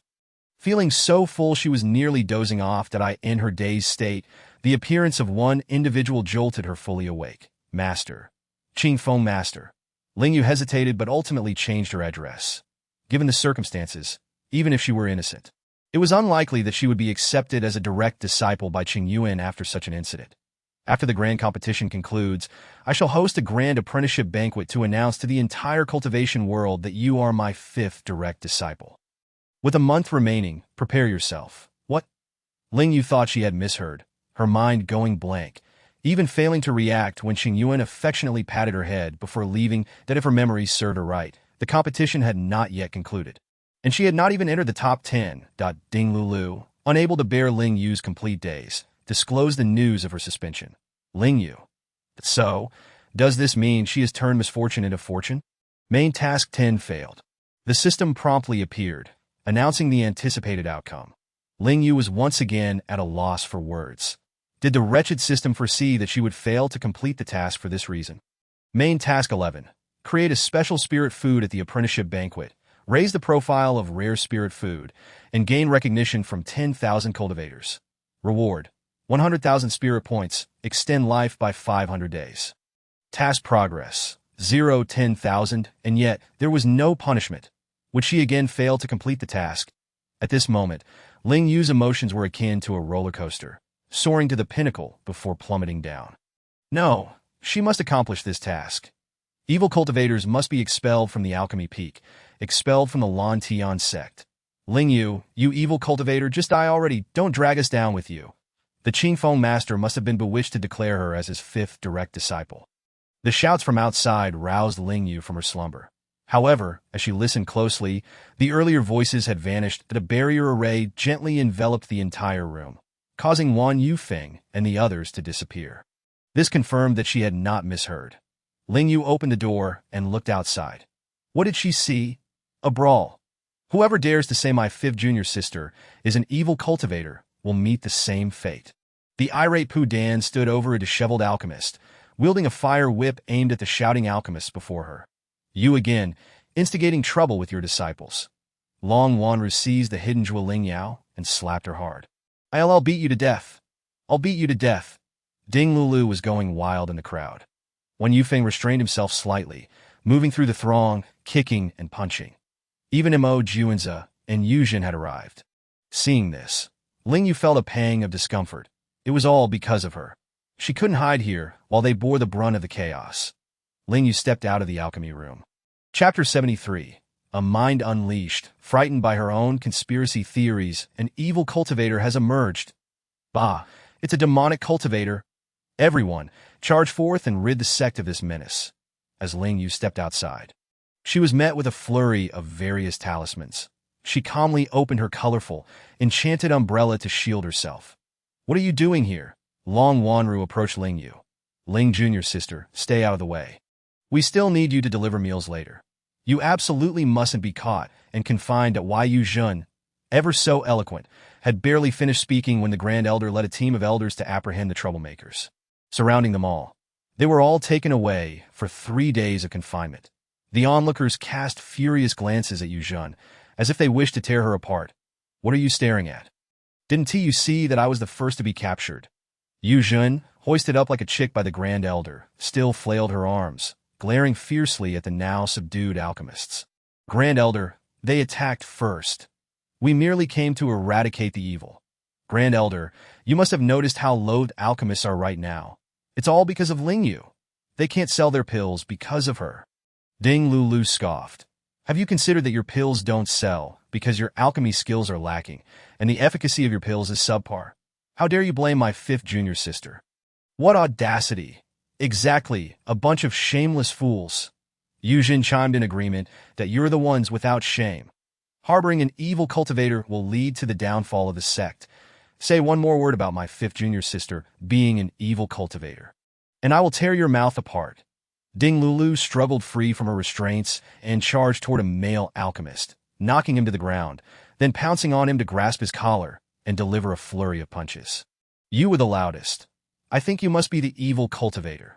The overpowering force left the male alchemist defenseless, his mouth emitting only muffled sounds. Grand Elder, look at her. She's out of control. Ling Yue had come to realize that the elders were all biased, protecting those from the main peak, while even the elders from the sub-peak pretended not to see. The Grand Elder cast a cold glance at Ling Yue, merely letting out a nonchalant "oh," and refrained from intervening, allowing Ding Lulu to continue her one-sided assault that if you distrust the sect and the peak master, you are free to leave the Lan Tian sect, as soon as the Grand Elder's words fell. A profound silence enveloped the area. Why should they be the ones to leave? It should be Ling Yue who departs. What if she merely has 5 spiritual roots? Besides that, what else is there that warrants such protection from the sect and even the peak master? This was the crux of the misunderstanding among all the agitated alchemists, that a whole group was taken away for confinement, except for Ling Yue. Ling Junior sister, remember to bring us meals. Yujin called out loudly just before being dragged away. Why was that all she could think about? She hadn't been like this before. Ling Yue felt a dark cloud of frustration hovering over her. The Grand Elder looked at Ling Yue with eyes full of kindness and affection, making her feel utterly uneasy, as if she couldn't accept it. Not to mention the alchemist causing trouble. Even she herself did not feel worthy of such love. The previous incident in the cinema was already surreal enough. And then there was the little black flower. The Grand Elder beamed as he lifted Ling Yue away from the scene. Did she also need to be confined? Who would bring meals to Yu Jun and the others? This was the first thought that crossed Ling Yu's mind, and then she couldn't help but spiral into conspiracy theories. Was the confinement a ruse, merely to draw Mo Juanza and the others away, and then quietly eliminate her? For instance, she felt guilty toward the sect and them, thus leaving the sect. The more she contemplated, the more horrified she became, cold sweat dripping down as she felt utterly powerless. The Grand Elder was in the late stage of transformation, and she couldn't even muster a resistance. They flew past the familiar back mountain, heading deeper into the unknown to G Grand Elder. Don't go in there anymore. It's dangerous. Ling Yue's voice quivered, tears welling up. The things inside could drain one's lifespan. Was her death going to be from having her life force sucked away? That form of death seemed somewhat acceptable. At least it wouldn't hurt too much to know. What was she even thinking? She needed to struggle a bit more. As Ling Yue contemplated her escape, spotting Qingyuan, Lu He, Bing Su, and Xiong Qi, a flicker of hope ignited within her. But then she reconsidered. Perhaps they were merely there to escort her on her final journey. Ling Yu's heart shattered. I am not an evil cultivator. Ancestor. Holding on to Lu He's leg, Ling Yue wept uncontrollably. Why did she deserve to have so many esteemed figures witness her demise? I know, Lu He chuckled, oblivious to whatever wild notions she had concocted. Are you afraid to the point of thinking we're here to watch you die? Was it possible that they were here to help her find that life-draining evil light? Ling Yue sat on the ground, one hand wiping her tears while the other clutched tightly to the hem of Lu He's robe. It is indeed so. Qingyuan helped Ling Yue to her feet, producing a handkerchief to dry her tears. How cowardly. You had such bravado on the arena, but my lifespan isn't sufficient for it to drain. When she had merely brushed against it, a month of her life had vanished. She had less than 700 days left, which was hardly enough. Look at that area. We can't enter. Ling Yue followed Xiong Qilyu's hand and gazed in that direction, met by an endless expanse of black mist, where the small black flower paled in comparison. You all cannot enter, and I certainly cannot. She lamented, she's merely at the 8th layer of chi refinement. Are the esteemed ones truly luring her to her demise? What other intentions could they possibly harbor? Yuta should be able to, Luhi urged, producing a black cloak and wrapping Ling Yue securely within it. If your life is inadvertently siphoned away, your master possesses ample elixirs for restoring lifespan, far exceeding your current years. Ling Yue's tears flowed freely, not from gratitude, but because the longevity elixir was utterly useless to her. Words failed to express her despair. She could only mask it with tears, that it's not as if they truly want you to die. The cloak will shield you from the toxic mist. Just take 100 steps inside, and your task is complete. The situation could not possibly be so straightforward. Yet Ling Yue could not discern what made it complex that Whetting presented her with a pair of unassuming, snow-white boots. Put these on. They will aid your swift progress. Even with the backing of the esteemed figures, fully equipped, Ling Yue felt an overwhelming panic. Her heart raced, sensing an ominous presence awaiting her ahead. That can't we avoid this? Stop hesitating, that if something goes awry, we will band together to rescue you. She was unconvinced. Moments ago, they had declared that even they could not enter. How could they possibly come to her aid? She hadn't even had the chance to bid farewell to her companions. The esteemed ones, watching her intently, seemed eager to kick her inside themselves. Chapter 74. It seemed she saw her great-grandmother beckoning. With a choked voice and a heavy heart, Ling Yue unfastened her storage pouch and began to relay her final wishes. Master, within this pouch are many special spirit foods that if I should tragically perish inside, please pass them on to senior sister and the others. Mo Juanza, Yu Jinlu. All right, I shall deliver them for you. The storage pouch and ring fell into Lu Hie's hands. Is there anything else you wish to convey? Ling Yue pondered. It appeared there were no excuses left to delay. Perhaps this is fate. With an expression of calm resignation, she lifted her foot once more. As Ling Yue's foot descended, the hearts of the onlookers raced that if she could step into the forbidden realm with ease, it would surely prove her to be a once-in-a-millennium forbidden body. The forbidden realm had been one of the primary battlefields during the ancient war between gods and demons. Within it dwelled only toxic gases devoid of any life form capable of entry. Even Lu Hie, who had undergone tribulation, was barred from its entrance, and one knew what lay within. Ling Yue's foot successfully touched the charred earth, followed by the other. The toxic gases seemed to sense an invader, swirling together to form a massive tornado that swiftly engulfed her. Ling Yue summoned her spiritual energy, prepared to flee with the boots, only to discover that her energy had vanished. Without spiritual energy, her treasures were rendered useless, including the cloak and the boots. She had truly entered that Lu Hie was momentarily taken aback, attempting to follow her inside, only to be repelled by an invisible force. Just as he had been countless times before, Master, are you all right? Xiong Qiu asked, concern etched across his face, while Qin Yuan offered a bottle of advanced healing elixir that Lu Hie declined, wiping the blood from his lips. His gaze fixed on Ling Yue. She was now racing against a gigantic tornado, and how could she possibly outrun it? In an instant, she was swept up, spinning rapidly, becoming increasingly dizzy that it seemed she saw her great-grandmother waving at her. Ling Yue that had vanished. This realization was profound that Lu Hie acted swiftly, unleashing his dark purple divine sword, imbued with potent lightning energy, striking towards the forbidden realm. Boom! The cataclysmic strike was rendered insignificant before the forbidden realm, as the attack was wholly devoured. Let me try. Qin Yuan began, gathering azure light in her hands that did not attempt it. Whetting trembled, pointing towards the toxic mist, where a small figure was sprinting, pursued by a streak of purple sword light, his sword energy. Impossible! Such a situation has never occurred before. The sect's ancestors have tried to breach the forbidden realm, yet every time their mightiest strike was absorbed. Ling Yue had already coughed up copious amounts of blood. Having just regained her footing and seeking an escape, when a chilling sword light appeared, intent on obliterating her. Uncertain if it was the forbidden realm's influence, the sword light moved at an excruciatingly slow pace. Relying on her legs and the push of the toxic tornado, she managed to dodge in truth. Ling Yue was mistaken. To the observers outside, her movements were as sluggish as a snail, while the sword light was even slower. The same could be said for the seemingly swift tornadoes, which were, in reality, also quite slow. Such phenomena were beyond the comprehension of even the ascended ancestors. ancient texts bore no reference to them. A black-red flame appeared surreptitiously within the forbidden realm, consuming the pursuing sword light in one gulp. Ling Yue witnessed this scene unfold. There was that sinister fire. It was over for her. Yet she did not remain idle. Her numb legs propelling her to flee, her mind fixated on one thought: to escape. The sinister fire would not relent. It flickered and surged forward, outpacing Ling Yue, almost instantaneously positioning itself in front of her.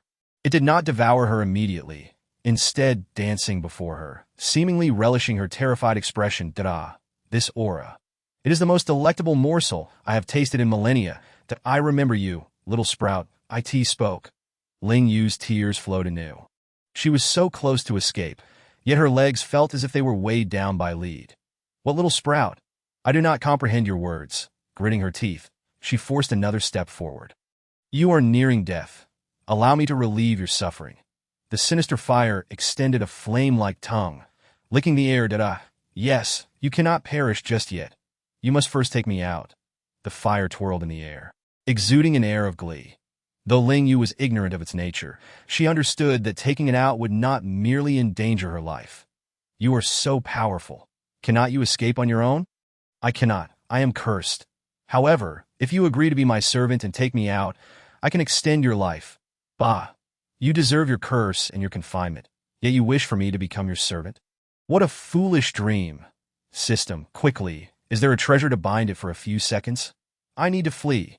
Spirit binding rope. One-time use treasure can briefly imprison any living being, usable in a lifeless realm.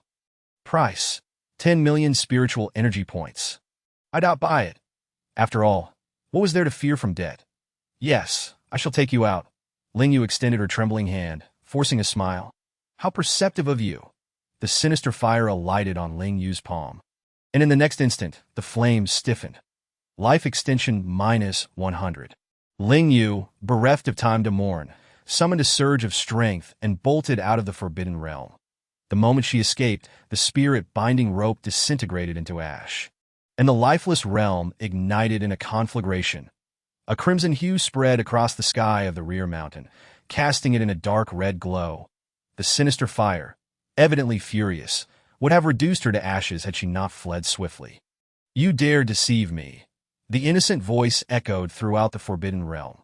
Ling Yue tumbled and crawled, her eyes nearly blinded by tears. Upon seeing the esteemed figures, her composure shattered once more.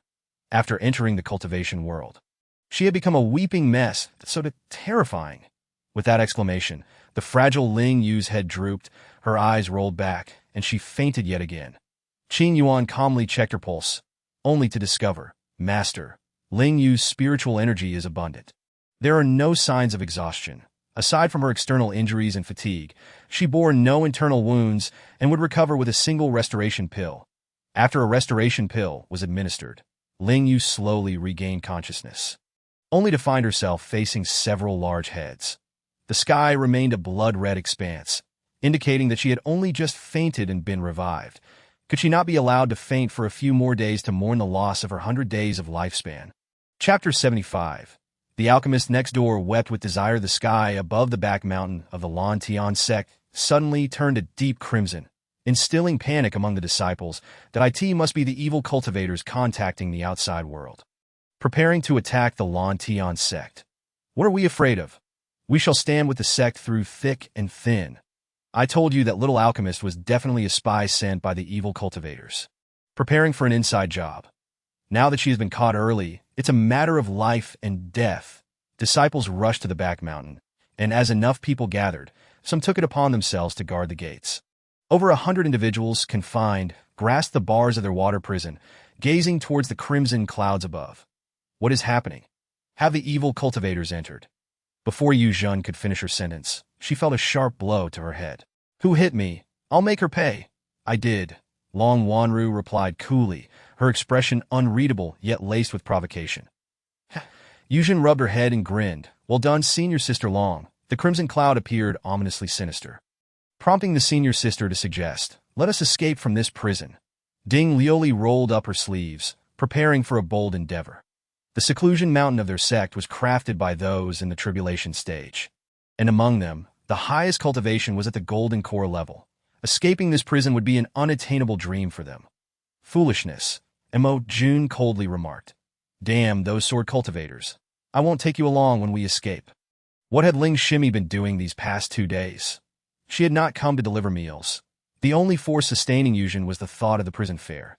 Yet for 2 whole days, that verdant little figure had not appeared. Could it be that Yue has? Wan Yufeng's hand grazed his neck, a note of concern in his tone. Impossible, June asserted with conviction. My father would never deceive me. What do you know? Liu Beiyan inquired curiously. June gestured towards the adjacent cell, where a group of alchemists were busily prying at the water prison bars, straining to eavesdrop. There were many ears on the other side of the wall. In any case, Ling Yue could not be a devilish cultivator, nor could she have been expelled from the sect, let alone be secretly dealt with. June's words reassured the group, while the occupants of the nearby water cells were utterly despondent. The blood-red sky suddenly vanished, as mysteriously as it had appeared, leaving everyone bewildered. The disciples, who were determined to battle the evil cultivators to the end, were dispersed by the elders, when asked if anything was amiss. The crimson sky had scarcely faded when the much-anticipated verdant little figure struggled in. Carrying a food box as tall as herself, I'd have been so engrossed in researching new recipes these past 2 days that I accidentally forgot about you all. Ling Yue fibbed, her expression unwavering as she opened the food box to reveal a bowl of noodles the size of a plate, topped with char siu, crispy pork belly, braised beef, and braised chicken legs and wings, overflowing with a rich bone broth and handmade noodles. Exceedingly sumptuous 7 steaming bowls of noodles were laid out, their aroma wafting through the air, tantalizing even the alchemists next door that weren't you researching new recipes. You've made these before, June remarked, scrutinizing Ling Yue discreetly. Aside from appearing somewhat haggard, she seemed untroubled, yet he sensed something was amiss. That don't you want to eat? Ling Yue feigned reaching to take the noodles away. I was just joking, June replied, gripping the bowl's edge. That I in their current state, devoid of spiritual power. Ling Yue ultimately conceded, not genuinely intending to take the noodles away. She merely felt the weight of her unexpressed grievances. He ought to watch us eat, Ding Liuli muttered quietly, knowing that without this large bowl of noodles before her, she would have continued to speak, but now, with such delicacies at hand, the sword cultivator seemed insignificant. Yujin had already begun slurping her noodles, her expression one of sheer enjoyment and satisfaction as she finally savored something warm. Gulp. Gulp. The Pudan spooned up a mouthful, the sound of crunching skin enticing.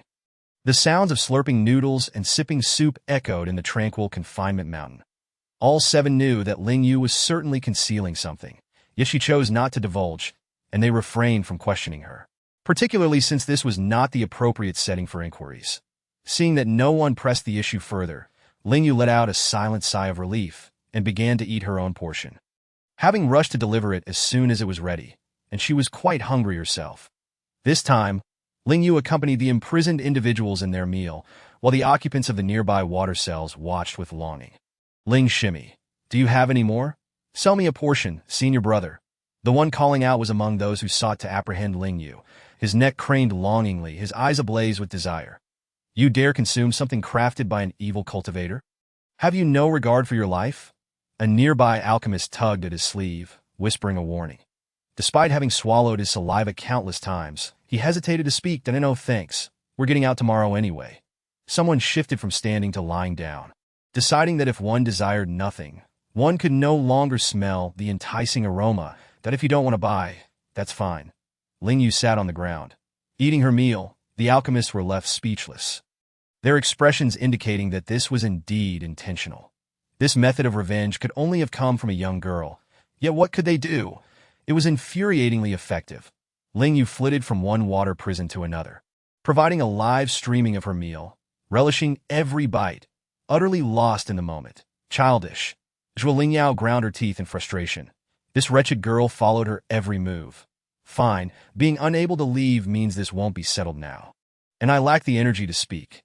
Ultimately, she chose to lie back, reasoning that it was better not to look. However, once her eyes were closed, her senses heightened, and she felt she might go mad. Bring me a portion.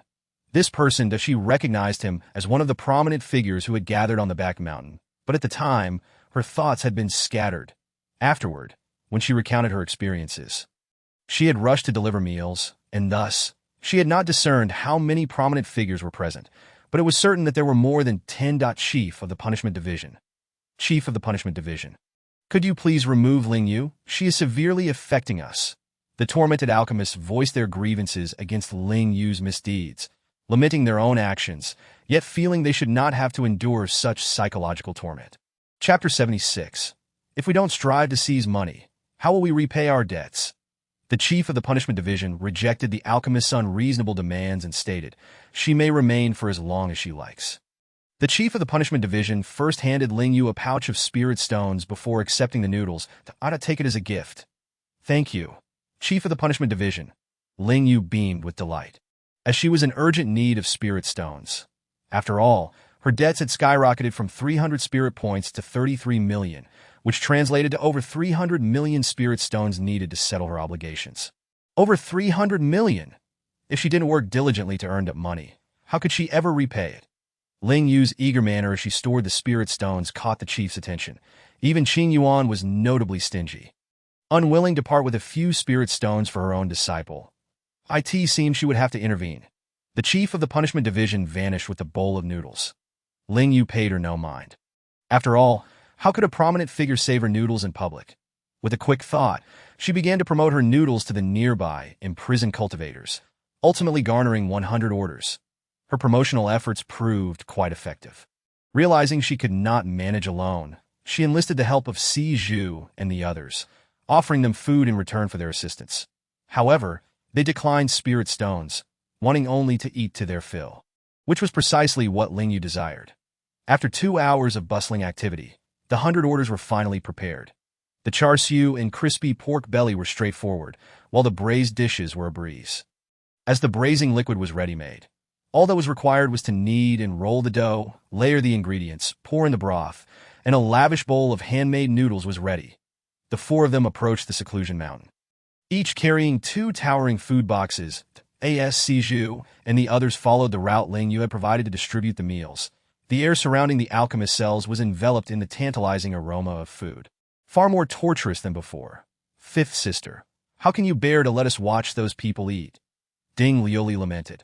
Although her own noodles had hardly digested, the agony of the unattainable aroma was unbearable. Ling shimmied that I didn't eat enough just now. Yuzhen gently stroked her full belly, fabricating excuses that I am still hungry. Liu Beiyan blinked that Jun remained silent, gazing forlornly at the adjacent water prison where a figure was savoring noodles. Gnawing on pig's feet and chicken legs with a look of bliss. For the non-speaking ones, their gazes never left Ling Yue. Of course, I can't bear it, which is why I brought you afternoon tea. However, Ling Yue retrieved a piece of paper before opening the food box, inscribed with the details of the customers who had placed orders. When the time comes, you must help me collect the spirit stones from them. Currently, within the seclusion mountain, those individuals could not open their storage pouches. So as for the spirit stones, they had yet to be acquired. Ling Yue worried that once this group exited, they might default on payment or simply vanish. Since she lacked the means to pursue each one, she had no choice but to seek assistance. Isn't that what friends are for? Not a problem. Yuzhen snatched the paper and scanned it, thumping her chest in assurance. Thus, afternoon tea time arrived.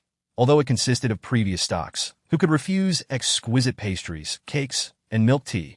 Even the usually taciturn Long Wanru's eyes sparkled with delight that Jun swiftly grabbed a slice of snow-white osmanthus rice cake. His favorite delicacy, sweet and fluffy, with a subtle floral fragrance, it was perfect for such an environment. The second piece landed in Yuzhen's hands. The first time she had tasted it, she had been in confinement. And the second time, she was also confined. This dessert held significant meaning for her, as it did for Long Wanru and Wan Yufeng. Ling Yue felt a pang of guilt, realizing both instances had been due to her actions. Despite her efforts to remain low-key, trouble still finds its way to her doorstep, and this time, it is due to a competition. Fourth senior brother, has all your misfortune shifted onto me? As Pu Dan savored the peach blossom cake, she cast a sidelong glance at Ling Yue and remarked, "Who do you think is responsible for my confinement?"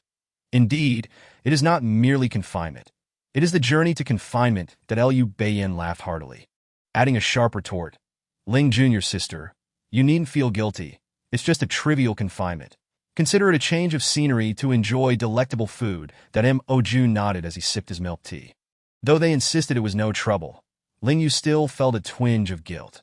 However, her only option was to prepare delicious dishes to show her gratitude. That be why the time Ling Yue emerged. Si Zhu and the others were already waiting outside.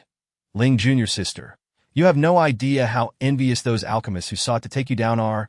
Si Zhu chuckled, unable to contain her amusement. Haha, senior sisters with feigned death in the water prison.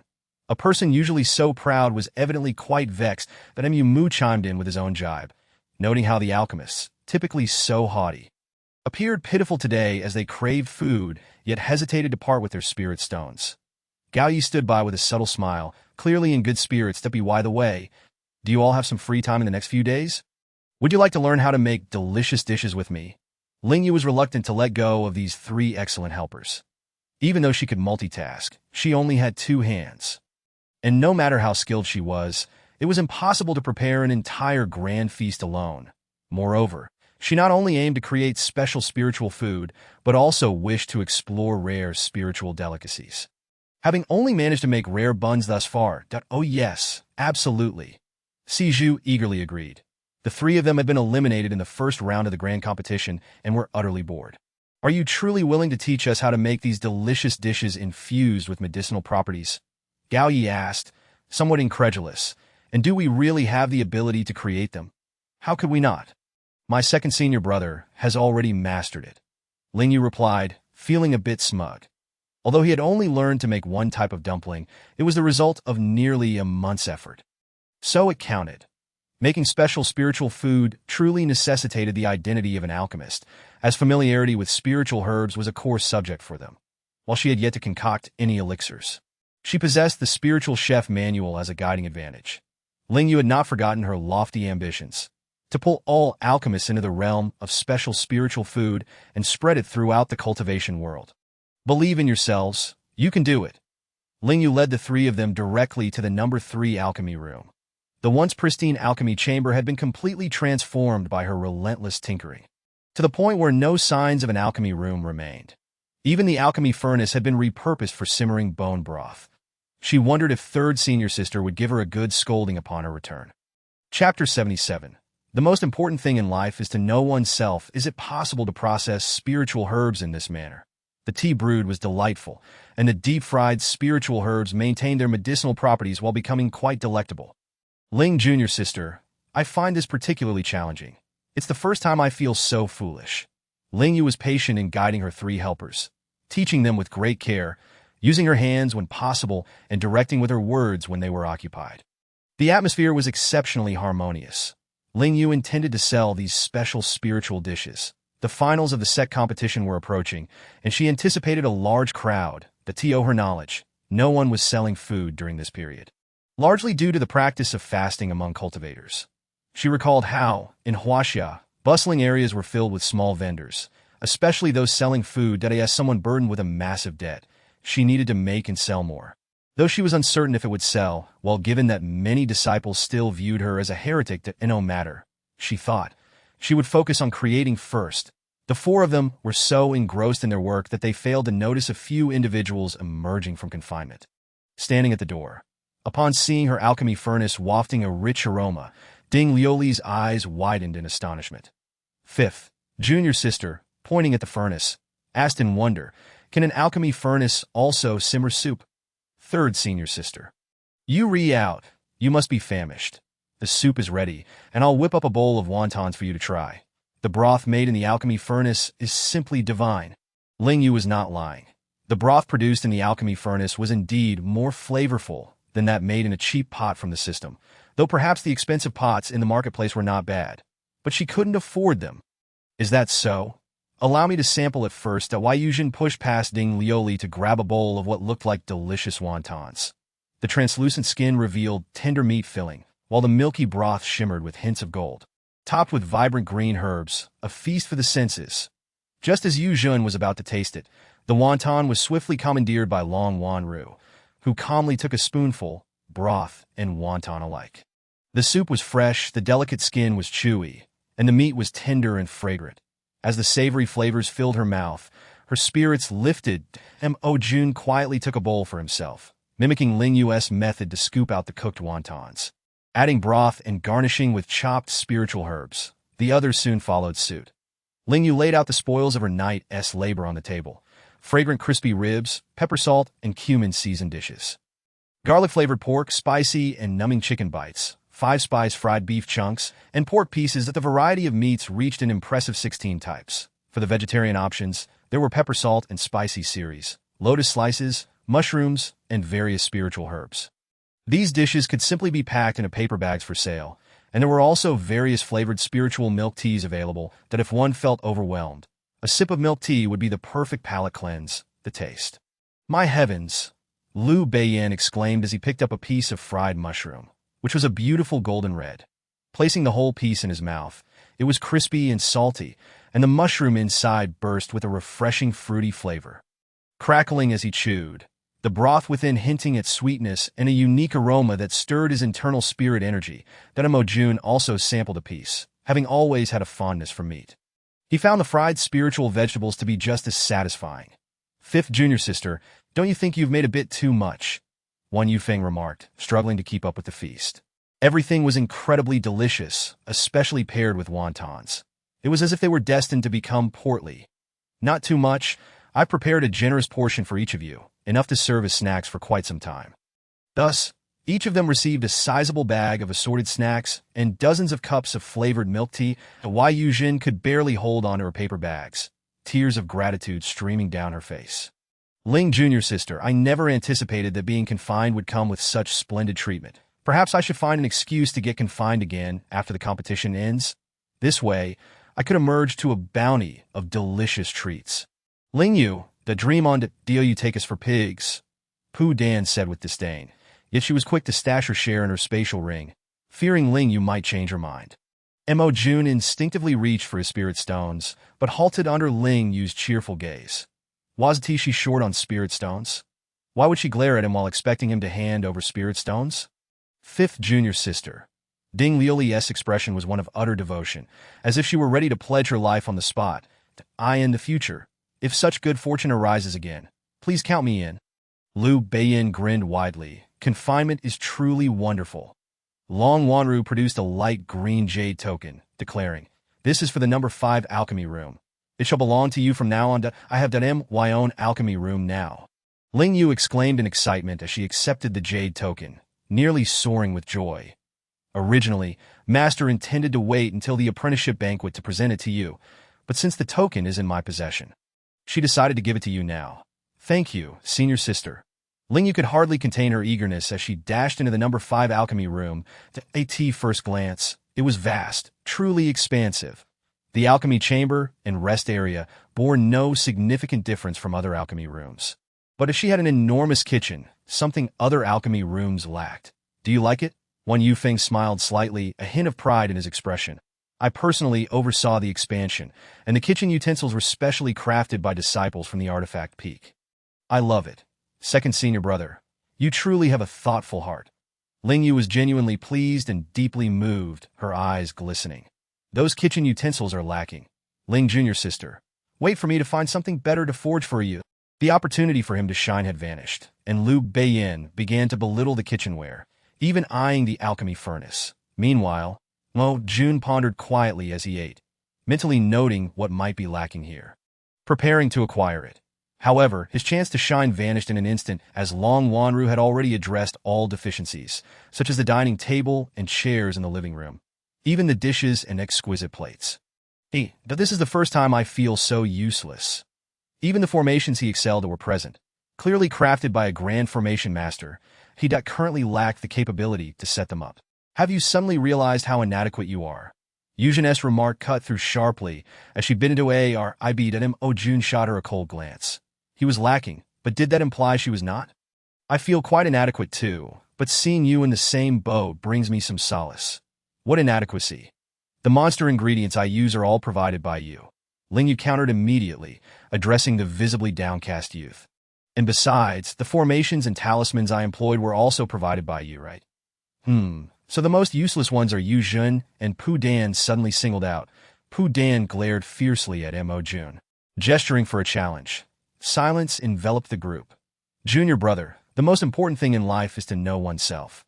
Ling Yue does not merely look down on her junior brother. She genuinely holds him in contempt. During the mid-stage of her foundation establishment, she uttered these words to Mo Juanza, which was acceptable at that time. However, now, for someone at the mere 8th level of chi refinement to claim a comparison with a sword cultivator is nothing short of self-humiliation. Pu Dan's expression remained impassive. He was unaware of the individual who incessantly sought him out, weeping and lamenting about their plight, and would see if he would deign to acknowledge her in the future. Chapter 78.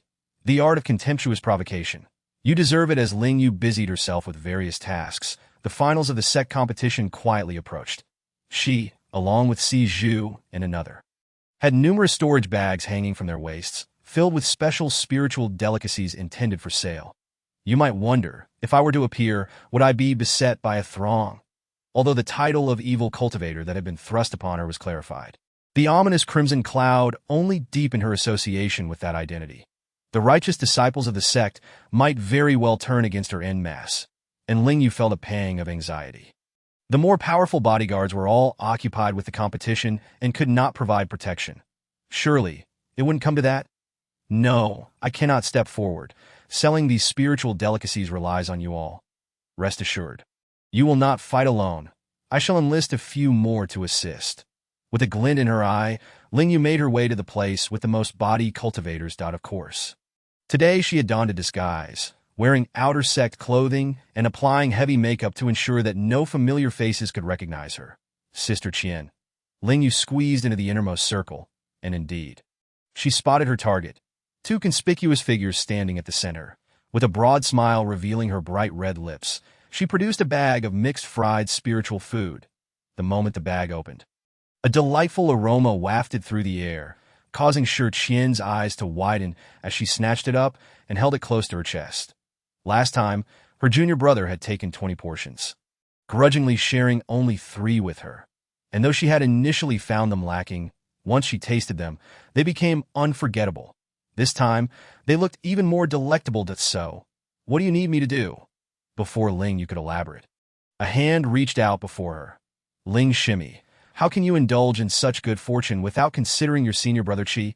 I simply didn't have the opportunity to mention it.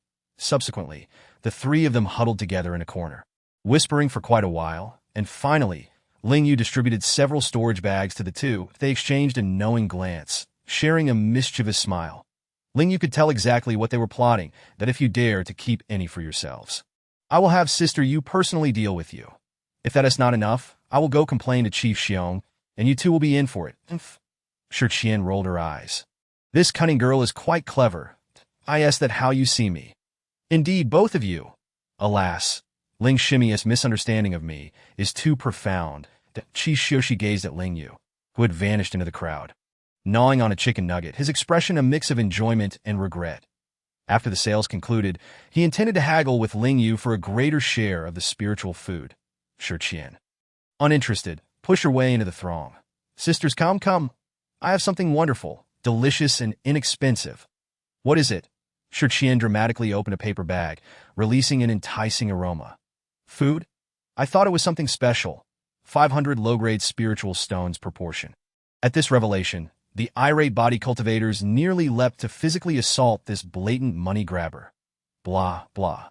Shi Qian sang praises about her wares, while the surrounding cultivators wore expressions that screamed, "Continue to entertain us with your nonsense." This reaction nearly caused Shi Qian to have a heart attack. Initially intending to save a portion for herself, she realized that was no longer feasible. With reluctance, she produced it, declaring, "I dare you to try it. Each person can only have 1 piece." The aroma was simply intoxicating, and they appeared visually appealing. Some could not resist sampling, and the verdict was unanimous that truly delicious. Qian, that piece was too small.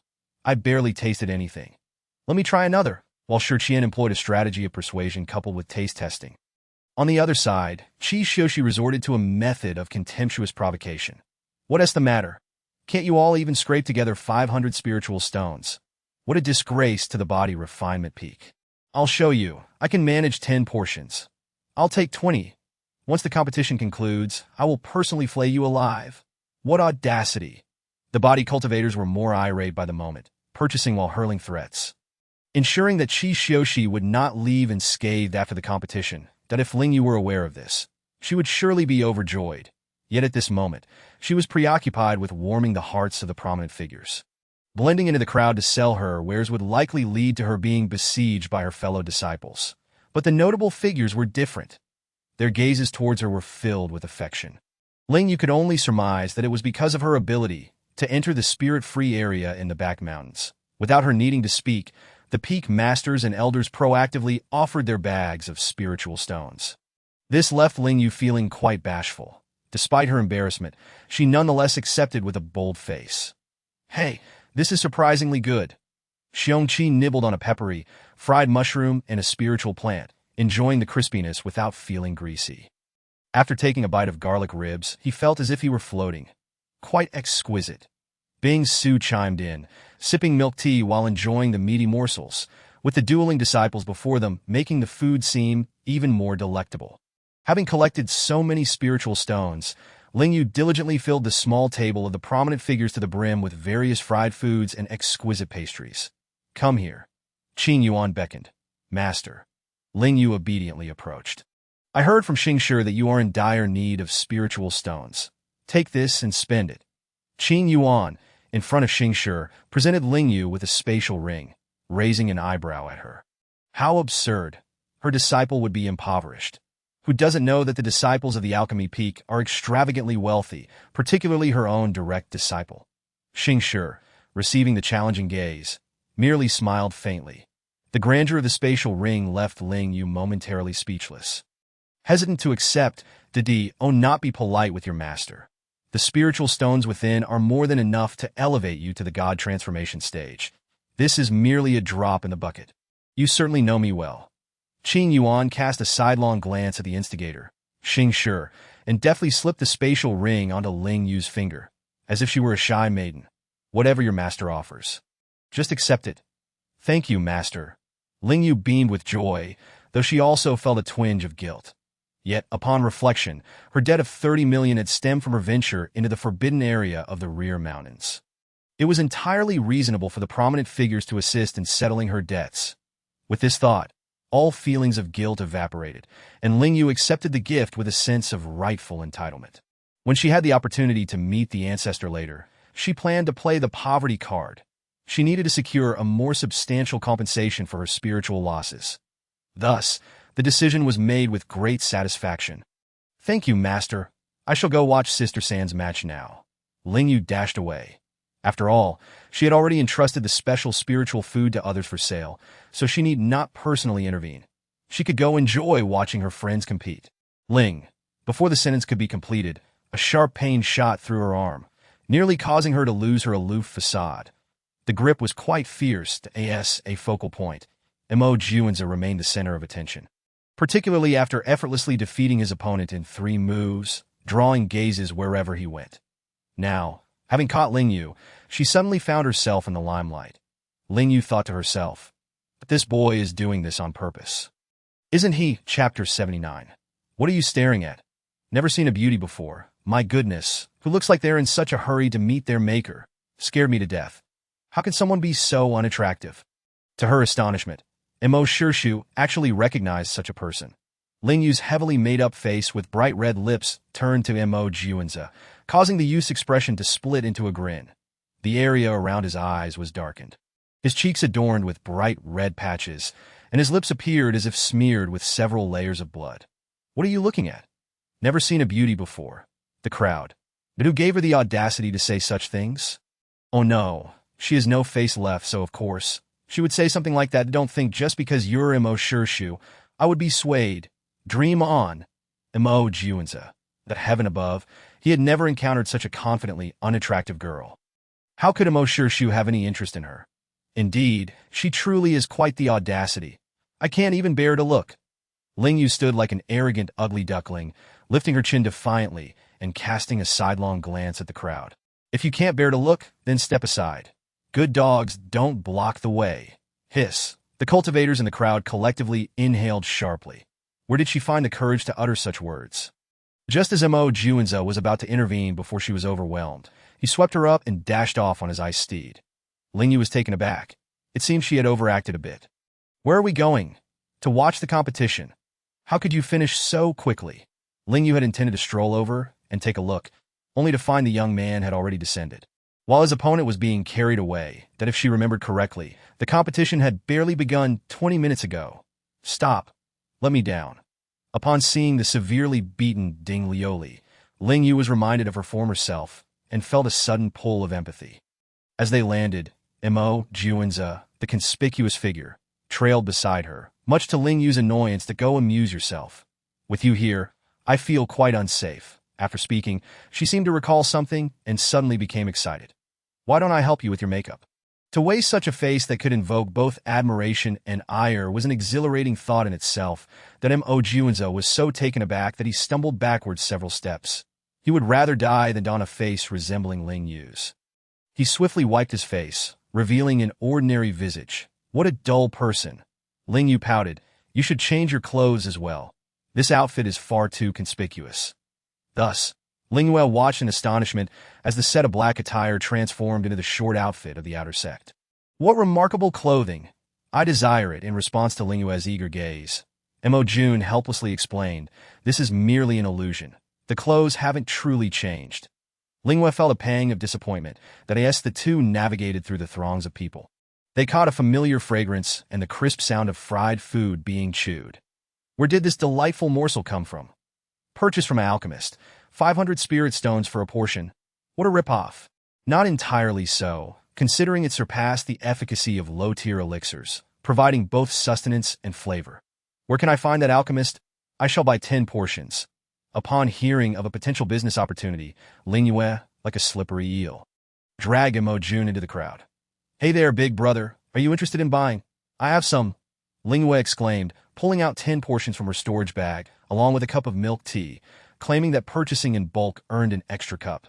The total came to 5,000 lower-grade spirit stones. That Ling Yue's sudden appearance silenced the surrounding cultivators, who then regarded her with skepticism. "See? It's genuine," she asserted.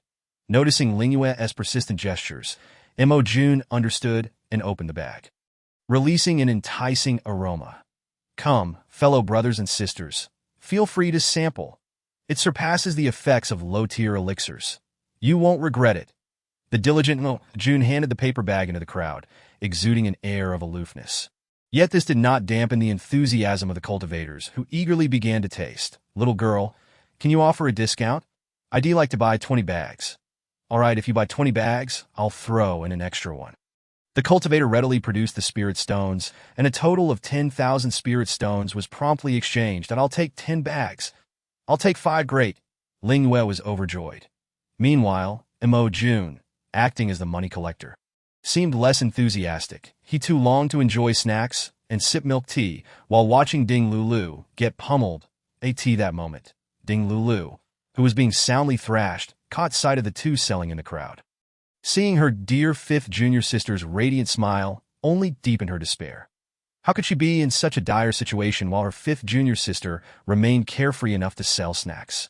Enraged, Ding Lulu rose from the ground, brandishing a large chicken leg, tossing talismans while gnawing on it. "You still have the energy to eat. It seems I've been too lenient." Her opponent interpreted this as disdain from Ding Lulu, prompting him to strike harder. In a fit of rage, he snatched the half-eaten chicken leg from her, trampling it underfoot, an action that thoroughly incensed Ding Lulu. The magical artifact in her hand transformed into a colossal tree, its branches morphing into countless whips, viciously striking her opponent. Finally, she was willing to unleash her treasure. "Hey, I wonder what Ding Liolio's issue is. She only resorts to her magical artifact after being nearly defeated. Perhaps this artifact consumes too much spiritual energy." The spectators finally became interested, for this was what they had been waiting for. Although they enjoyed watching beauties being beaten, they preferred seeing them dominate their foes. After selling their goods, Ling Yue and Mo Jun each took a bag of spirit food, munching while observing the scene. Ling Yue gazed enviously at the formidable tree, effortlessly swatting away a mid-foundation stage cultivator, as if it were child's play.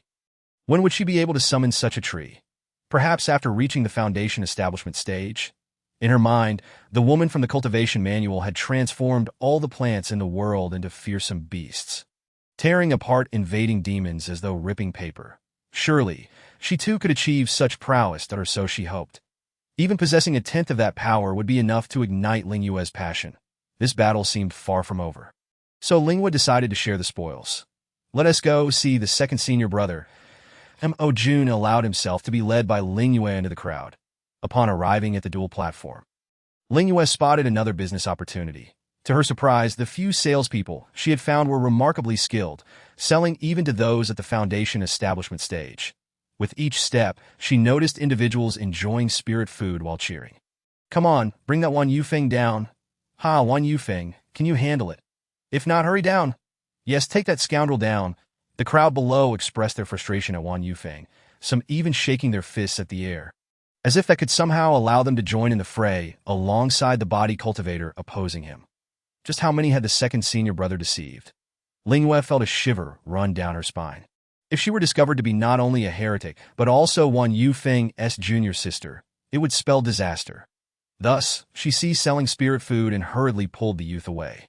Chapter 80. You are the only hope of the alchemy peak. Beneath the dual platform of Pu Dan, an abundance of alchemists congregated, creating a sea of green. Ling Yue understood this. After all, Pu Dan was the last remaining hope for the qi refining stage, whereas there were still 5 alchemists at the foundation establishment stage. However, the battles at the foundation establishment stage were far too swift for the qi refining cultivators to appreciate, thus they flocked here. A battle between an 8th layer qi refining alchemist and a 10th layer sword cultivator ensued. Are your sword cultivators always this ruthless? Pu Dan's exposed skin bore the marks of many cuts. His robe shredded by sword energy, and his flamboyant face was a sight to behold. At least he was not the type to prolong suffering for his opponents. Ling Yue sighed. When would she witness an alchemist dominating other cultivators? It seemed that the alchemy peak was destined for complete annihilation this time around. The remaining 5 senior brothers and sisters at the foundation establishment stage were also in dire straits, unable to participate in the sect's grand competition this year. After all, they were frail alchemists that Pu Dan's dismal condition caused the disciples below to lose hope. However, as a combative member of the alchemy peak and a frequent visitor to the seclusion mountains, Pu Dan, with his 8th layer strength, was not one to be easily ousted from the stage. Then a massive fire dragon erupted into the sky, with a beleaguered red figure standing atop its head, wielding a long blade.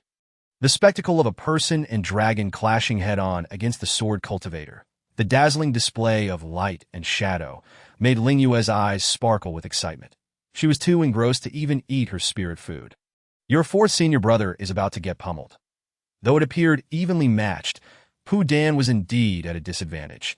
The suppression of cultivation was not easily overcome. That Mo Jun shook his head, taking another bite of beef. Sure enough, as he spoke, the sword cultivator suddenly surged with power, and the once mighty fire dragon was cleaved into fragments by a single strike.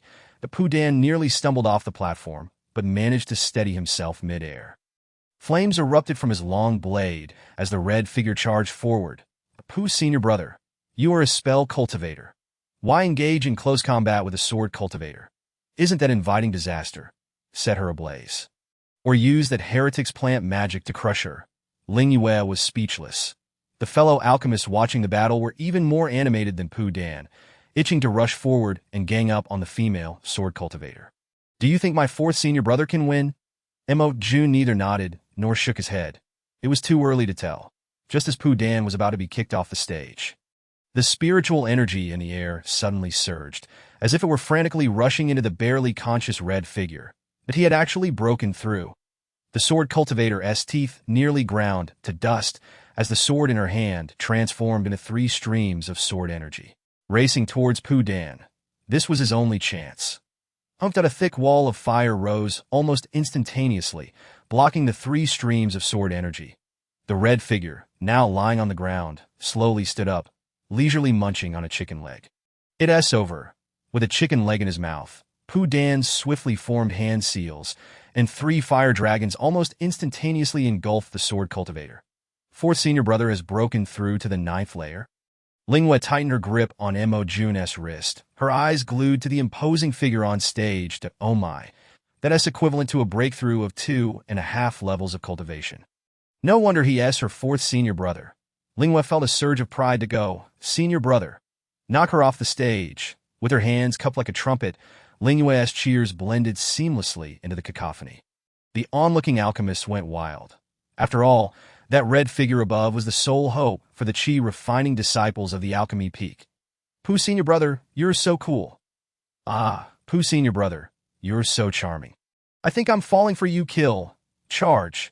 Clearly, the alchemists were celebrating too soon, as a shattered black figure swept through the flames, transforming into a stream of swords aimed at the red figure.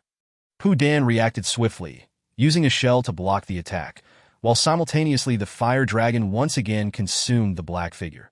The shadow was struck by the 3 fire dragon's tails and sent flying off the dual platform. Victory for number 98. The cheers were deafening, and the alchemists excitedly rushed onto the stage, tossing the fallen figure into the air. Just as Pooh Dan, still dazed from being thrown into the air, spat out a mouthful of blood, he completely lost consciousness. The jubilant cheers abruptly fell silent, followed by a flurry of healing elixirs being shoved into Pooh Dan's mouth. Ling Yue desperately wished to squeeze in and rescue her poor 4th senior brother.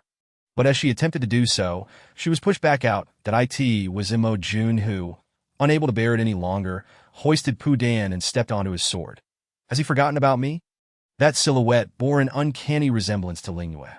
Rumor had it that she had a good relationship with Uncle Imo, and now they appeared together, taking away Pooh's senior brother. There was no doubt that must be Ling Yue. It had to be Uncle Imo. Xianbing looked just like that. The alchemists, realizing that their only hope from the alchemy peak was being taken away by the two, felt a wave of relief, only to be struck by a new fear. What if that heretic took advantage of Pooh Dan's injuries to kill him? It wouldn't happen. It wouldn't. With Uncle Imo around, Ling Yue wouldn't dare. Ling Yue was indeed too apprehensive. She had no opportunity to act, as there was a door between her and the situation. Imo Jun had directly locked her outside. How serious is it? Is there enough elixir? I still have plenty on me. The door was rattled by Ling Yue's incessant knocking. While inside, Imo Jun was at a loss on how to tend to the injured Pooh Dan. Perhaps he should call for help. He feared that if he attempted to handle it himself, he might inadvertently cause fatal harm. After administering healing and hemostatic elixirs, Pooh Dan would not perish for the time being. Ling Yue also realized the urgency. "Elder, please help check on my senior brother C." Typically, it was the senior sister who treated injuries, but today, Long Wanru had vanished without a trace, leaving no clue as to her whereabouts as soon as the elder arrived. Ling Yue eagerly pulled him towards the alchemy room, as if any delay would mean Pooh Dan's imminent demise. That he won't die, but he is close, Ling Yue exclaimed, attempting to enter, only to be pushed back by the occupants inside and pulled back by those outside. Once again, finding herself locked out. Was it too much to ask just to check on her senior brother's CS condition? Why were they all so wary of her? Ling Yue felt vexed. There is a distinction between genders. The last time, I was the one who bandaged second senior brother's wounds. You didn't mention any gender distinction then. Ling Yue had seen all that was visible. What was hidden? The senior sister had covered with undergarments. Imo Jun remained silent. In any case, Pooh Dan was injured to the point where he couldn't even wear pants. It would be inappropriate for Ling Yue to enter. Could it be that had he been injured there? Ling Yue's eyes widened as she felt the truth dawn upon her. Imo Jun. No, have you checked? The look of disbelief on Ling Yue's face made Imo Jun's heart sink. Chapter 81. My goodness, how to spend such a vast amount of spiritual energy. The two outside did not wait long before the elder opened the door and stepped out. Ling Yue rushed forward, filled with concern. Fortunately, at a critical moment, his cultivation had recovered enough to heal many of his wounds. He would wake up in 2 days without further issue. That's a relief. Ling Yue sighed in relief. Elder, where is my senior sister? Sent to retrieve the fallen, to treat the injured. The elder quickly corrected himself. During the finals, disciples would push themselves to the brink to secure a place in the top 10, which inevitably led to severe injuries. Long Wanru's with Spirit Root had formidable healing abilities, so it was reasonable to send her and a group of physicians to assist. Thank you, Elder, Ling Yue exclaimed, presenting a heap of special spiritual food to the elder. Although he feigned reluctance, the elder eagerly accepted the offerings, his face blossoming into a smile like a daisy. Pretentious, Imo Jun thought with an expression of indifference. After bidding farewell to the elder, Ling Yue felt a sense of loss. All her special spiritual food, which she had labored over in recent days, had been sold or given away. She had nothing left. Seizing the opportunity, she decided to count the spiritual stones she had collected today, particularly the substantial amount from Ling Yue's spatial ring. She wondered how many spiritual stones were inside. Hopefully, it would be enough to pay off her debts. When she poured out the spatial ring, spiritual stones cascaded onto the floor, continuing to fall until the entire living room was filled. That Ling Yue's eyes widened in astonishment. She looked into the ring and saw countless bottles and jars of elixirs that seemed endless. This was an extravagant windfall. With these who needed to work hard, she could simply recline and do nothing. Immersed in a sea of spiritual stones, she moved her limbs in delight, which made Mo Jun, who was watching, twitch at the corners of his mouth. Oh right. Ling Yue sat up, retrieving the elixirs and handing some to Mo Jun. Here, take some spiritual stones too. The number of spiritual stones had already surpassed 300 million. Nearing 1 billion, that Ling Yue felt no regret in sharing a portion with Mo Jun. I have some. For some reason, seeing Mo Jun's cheerful demeanor as he accepted the spiritual stones lifted her spirits as well. Who would complain about having too many spiritual stones and elixirs? Others would desire what she had, yet she wouldn't withhold it. Ling Yue huffed, continuing to fill her storage bag. You might as well give me a storage bag full of spiritual food. Mo Jun muttered softly, refusing the offered storage bag. His unwavering confidence in her culinary skills made Ling Yue feel elated. When you participate in the sex grand competition, I'll prepare a storage bag full for you. The boy's eyes sparkled with delight. You truly don't want the elixirs and spiritual stones? He shook his head. Fool. Ling Yue silently remarked, though she understood, given the boy's status, he surely lacked for nothing in terms of spiritual stones and elixirs. If this had been before, she would have been consumed with jealousy and envy, but things were different now. She also had a master, who was exceptionally generous, especially with that trove of elixirs, enough to incite a frenzy if displayed publicly. Since she couldn't distribute them, having so many spiritual stones was of little use. Ling Yue simply exchanged them all for spiritual energy. 10 billion low-grade spiritual stones converted into 1 billion spiritual energy points, clearing all her debts along with a personal balance of over 60 million. My goodness, how to spend such a vast amount of spiritual energy? Are you really that happy? Mo Jun inquired, puzzled. Ling Yue had no lack of elixirs, cultivation techniques, or artifacts.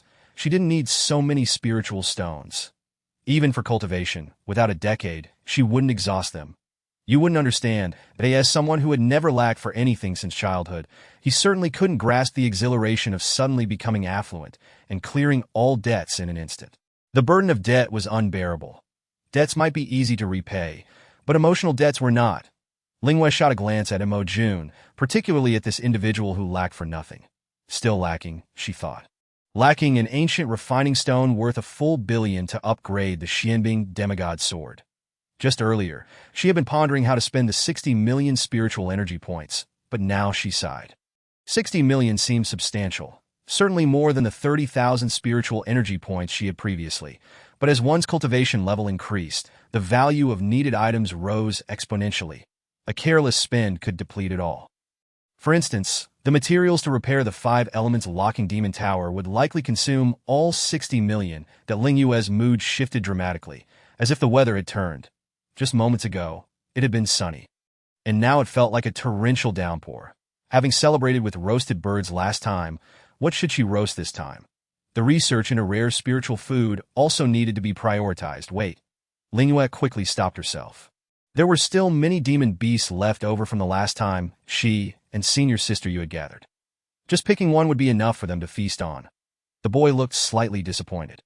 The fish demon's multicolored patterns shimmered under sunlight, making it appear delectable. However, Ling Yue's insistence led Mo Jun to reluctantly abandon the idea. The burrowing pig had the largest number, and its meat was tender. Although too large, the skin, when roasted, it would surely be crispy and juicy, delicious. Just the thought of the taste made Ling Yue's mouth water. Those carnivorous creatures would surely love it. All right, let's go for a whole roasted pig. The burrowing pig filled a third of the kitchen upon its arrival. Unlike common wild pigs, its fur was a rich brown, with 2 pairs of sharp, thick tusks that made it look formidable even in death. Still reeking of earthy spiritual energy, the two began to process the burrowing pig together. I wonder how Yu Jun and the others are faring. Looking at the clumsy boy, Ling Yue reminisced about Yu Jun, who usually handled these tasks that Mo Jun felt wronged. He wasn't the reckless Yu Jun. Ling Shimmy, have the items sold out? Is there anything left? Qi Xiuxi, who had arrived without delay, swaggered into the alchemy room upon seeing the door ajar. Upon spotting the two busy youths, he nearly burst into tears at the sight of Mo Jun, Mo Shirshu uncle. Just here to lend a hand, Mo Jun showed no hesitation. With Yu Jun gone, he figured another body cultivator could suffice. If that wouldn't do, he could always bring in a couple more. Odachi Shoshi reluctantly joined the task of removing the pig's hair. Lingwa looked up and burst into laughter at Chi Shoshi's woeful expression. Noticing the unmistakable marks of fists on his face, the Chi Shoshi shot her an annoyed glance, fully aware of the cause. Wasn't it all due to helping her sell items? To assist you in selling goods. I suffered both physically and emotionally. Ling Shimmy, how will you compensate me? I'll treat you to roasted pig. Lingwa blurted out almost reflexively, and I'll give you 2 more bags of spiritual food. Only 2 bags? Chi Xiuxi incredulously pointed at his own face. How could she say that? Once the burrowing pig is done roasting, you can eat your fill and take some home, then I want to taste how good the pig is. Otherwise, you'll owe me 20 more bags. All right. Lingwei replied with a double entendre, clearly unimpressed by his roasted pig. Just wait. Chapter 82, please carry me up the mountain for some food. Thank you. The 3 took their time processing the entire burrowing pig. Chi Xiuxi merely offered a slight assist when Shi Qian arrived with Yu Rui, whom Lingwei recognized that Yu Rui was Yu Jin's cousin, at the 8th level of Qi refinement, and had been Ling Yue's first customer in the illusionary realm. Ling Shimmy, upon seeing Ling Yue, Yu Rui's eyes sparkled with excitement as he immediately pulled out a bag of spiritual stones that I want 10 sets of special elixir packages. I'm out. First, help me out, and later I'll treat you to roasted pig, which is far tastier than the special packages. Upon hearing that it was tastier than the special package, Shi Qian's displeasure eased a little. With 2 more helping hands, Ling Yue could finally free herself to prepare the marinating sauce. I wonder how Si Zhu and the others are doing. Have they sold everything, or have they been beaten? Ling Yue pondered as she laid out the spiritual plants and seasonings she had bought, which included several spiritual plants that she had nurtured using various elemental soils. The DOE needs so many spiritual plants, and what are all these? Shi Qian pointed at the hay-like spices and the various jars and bottles. Don't ask, just eat. Before Ling Yue could speak, Chi Xiuxi had already taken on the role of her spokesperson. Dai's long wandered descended from the flying device, holding Ding Lulu and Wan Yufeng. A peculiar fragrance rushed to their noses. It was a disappointment. Out of the 5 disciples, only one bedridden individual managed to enter the top 10 of the sect's grand competition. In previous years, not a single one from the pill refining peak made it through.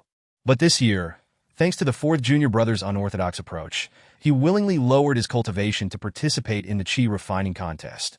While this may sound like flattery, it was actually a jab at the 4th senior brother. Who knows what Pu Dan did to provoke the usually taciturn senior sister into uttering such a lengthy statement, merely to draw him out for ridicule. Even if she managed to force her way in, her next match would undoubtedly be as grim as theirs. No, it would be worse. Compared to being beaten on the duel stage, it was evidently more relaxing for Ling Yue to focus on researching delicacies and selling goods. After all, gastronomy is a passion, while strength is a survival instinct. It's fine, I'll be better in a couple of days. Long Wanru led the 2 into the first alchemy room, and shortly after, 2 distinct screams echoed, startling everyone assisting. Ling Yue and Mo Jun appeared relatively composed. After hearing it so many times, they had grown accustomed. The earth-burrowing pig, marinated for over 3 hours, was placed over the fire at the urging of the crowd. Ideally, such a large pig should be marinated for more than 8 hours for optimal flavor, but alas that they were already growing impatient. Well, they could only brush the sauce every half hour, allowing the marinade to seep into the meat gradually. The fire was fueled by Ling Yue's own spiritual root fire, and the earth-burrowing pig was 2 levels lower than the last purple-eyed bird, so her fire was sufficient for roasting. The pig was slowly roasted over a low flame. While Mo Jun and Yu Rui each held a bowl of spice water, applying it generously to the whole pig. Shi Qian and Chi Xiuxi took turns rotating the pig, the oil, and spice water, along with the fat from the earth-burrowing pig, dripped into the fire, sizzling and releasing fragrant white smoke that was not at all acrid but rather enticingly aromatic, under the scorching of the spiritual root fire. The pig began to change color slightly. Ling shimmy. How long until we can eat?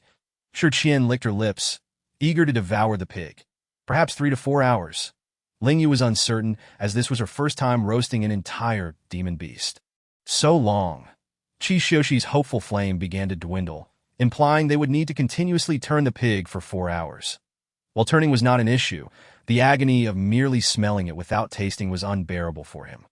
Ling Yue initially thought their long faces were due to fear of lacking assistance in turning the pig, so she pointed towards Mo Jun and Yu Rei, that if your arms get tired, you can call these two to switch with you. With someone to handle the roasted pig, Ling Yue planned to utilize the spiritual plants nurtured from the 5 elemental soils to create other delectable dishes or beverages.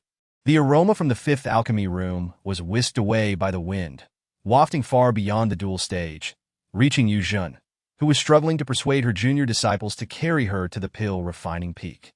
Do you smell that? This fragrance must be specially prepared by Ling Shimmy for me, the injured. Upon catching a whiff, Yu Jun, who had fainted moments ago, regained her senses. The 2 body cultivators carrying her barely uttered a word. As their own peak had ample medicinal pills, why were they reduced to this state and forced to take a long detour to the pill refining peak? You two hurry up. If we're late, we won't get to eat. Yu Jun urged, wishing she could fly there herself, but alas, she had no spiritual power left within her, and she was bound by the rules of the body refining peak. Oh, you're heading up the mountain too? I'll go ahead. The barely conscious Liu Beiyin leaned on his long sword, flying at a crooked angle. As he passed over Yu Jun, he paused to greet her before slithering up the mountain. Behind him, 2 disciples from the artifact refining peak whizzed past, that Wai Yu Jun could hardly contain her indignation. Quickly get out my magical tool and send me up. The peak master had decreed that all disciples of the body refining peak must rely on their feet within the sect, forbidding the use of flying devices. The body cultivators recounted this expressionlessly. What a ridiculous rule! Why can disciples from other peaks fly at will, while we body cultivators are left to suffer on foot? She resolved that once she could overpower her master, she would abolish this absurd decree on the spot. That Wai Yu Jun grumbled under her breath, but ultimately had to resign herself to her fate, constantly urging her bearers to move faster. Senior sister, you're seriously injured. If we run, you might cough up blood. Coughing up blood is one thing, but if you faint, there will be no meal for you. Yu Jun. That actually made a strange sort of sense. She absolutely could not faint now, that if she were to faint, it must be in front of Ling Shimmy, ensuring that her compassion would guarantee her a large portion.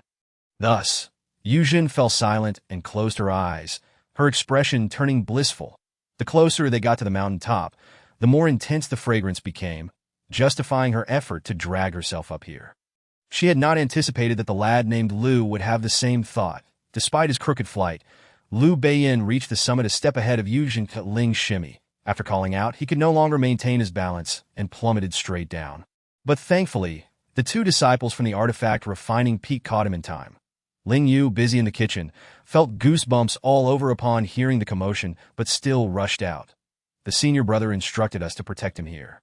The 2 disciples solemnly handed the gravely injured patient to Ling Yue. The corners of her mouth twitched. Even in such a state, he still thought about food.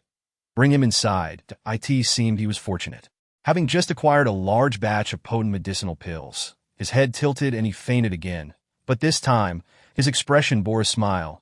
Unlike the previous agony, the bystanders, that a bit exaggerated. Isn't it? Chapter 83. Shock. Someone actually fainted from the fragrance. It wasn't until they saw Yu Jun being carried in that they realized Liu Beiyin's reaction was not an exaggeration. At least he had flown up himself. Yu Jun had to rely on the 2 body cultivators to bring her up. Sister, have you lost your mind? Yu Rui was aware of his cousin's insanity, but never imagined it had escalated to this extent. Though he said this, he hurriedly set down his bowl of spices and anxiously retrieved a healing pill from his storage bag. You keep yours. Do we lack medicinal pills at the pill refining peak? Ling Yue instructed the 2 body cultivators to help Yu Jun onto the bed. The 2 disciples from the artifact refining peak exchanged glances, wordlessly observing their senior brother, who had been arranged to lie on a chair. Thankfully, they were in a state of unconsciousness. Otherwise, a commotion would have surely ensued.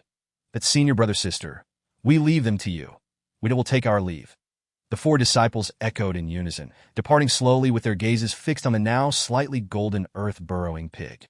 It smelled so delicious even before it was fully cooked. They could only imagine how it would taste once it was ready to eat. They began to understand the feelings of their senior sister-brother. They would likely feel the same in their position to know, "You four must stay and watch. We'll eat together later." Ling Yue would not miss the opportunity to promote the spiritual food, especially with such a large pig. Even if she shared with acquaintances, including the big shots, there would still be plenty left. There was simply no way they could finish it all. This isn't right. Ling Shimmy, what delicious dish are you preparing now? As soon as we stepped onto the main peak, we could smell the aroma. Many alchemists are lingering at the entrance. Ling Shimmy, the spiritual food is all sold out. There are many more behind who are looking for us. But unfortunately, it's all gone. Indeed, it feels more profitable than medicinal pills, Zhu and the other two chimed in, excitedly rushing into the room. The intense fragrance struck Zhu so hard that he fainted. Ling Yue, this can't be an act, can it? The earth-burrowing pig's spiritual energy was too potent. Caught off guard, she was knocked out. Jun explained to the bewildered Ling Yue. Zhu is only at the 5th level of qi refining. The earth-burrowing pig's cultivation is close to the foundation establishment stage, so fainting suddenly is quite normal. Mu and Gao Yi, at the 8th and 7th levels of qi refining respectively, were not affected as much. Then what should we do? What pills should we eat? Ling Yue said as she pulled out some pills that Zhu just happens to be primarily a soil spirit root cultivator. His earth spiritual power is currently quite active. When he wakes up, he is likely to break through to the 6th level of qi refining. Hearing the explanation, Ling Yue felt relieved and then excitedly said, if just the aroma can lead to a breakthrough, then eating it must surely allow for another breakthrough. She suddenly recalled when she merely roasted a unicorn sheep and, after consuming just one skewer, had surged from the initial stage to the 3rd level in one go. Later on, she was uncertain if she had become immune to it. Aside from slow increases in cultivation during the preparation, eating it did not seem to have much effect anymore. Could it be that the initial attempts yielded the strongest results? Ling Yue pondered, hoping that when she ate the roasted pig later, it would allow her cultivation to rise just a little more. Perhaps Mu also felt happy for his junior sister and began to look forward to the earth-burrowing pig. Time slowly passed, and the surface of the slowly roasted pig began to turn a shiny golden hue. The fat dripped into the flames, producing white smoke accompanied by an intense aroma, causing the four responsible for turning and brushing the pig to become entranced. Their gazes unfocused. The less steady Yue was already drooling uncontrollably that I can't hold on much longer. I'm going to faint. Qi Shushi operated with one hand while the other supported his forehead. Overwhelmed by the fragrance and medicinal energy, but he had no idea what spiritual plants Ling Yue had used. He felt dizzy and especially hungry, exerting tremendous control to resist the urge to leap forward and devour the pig.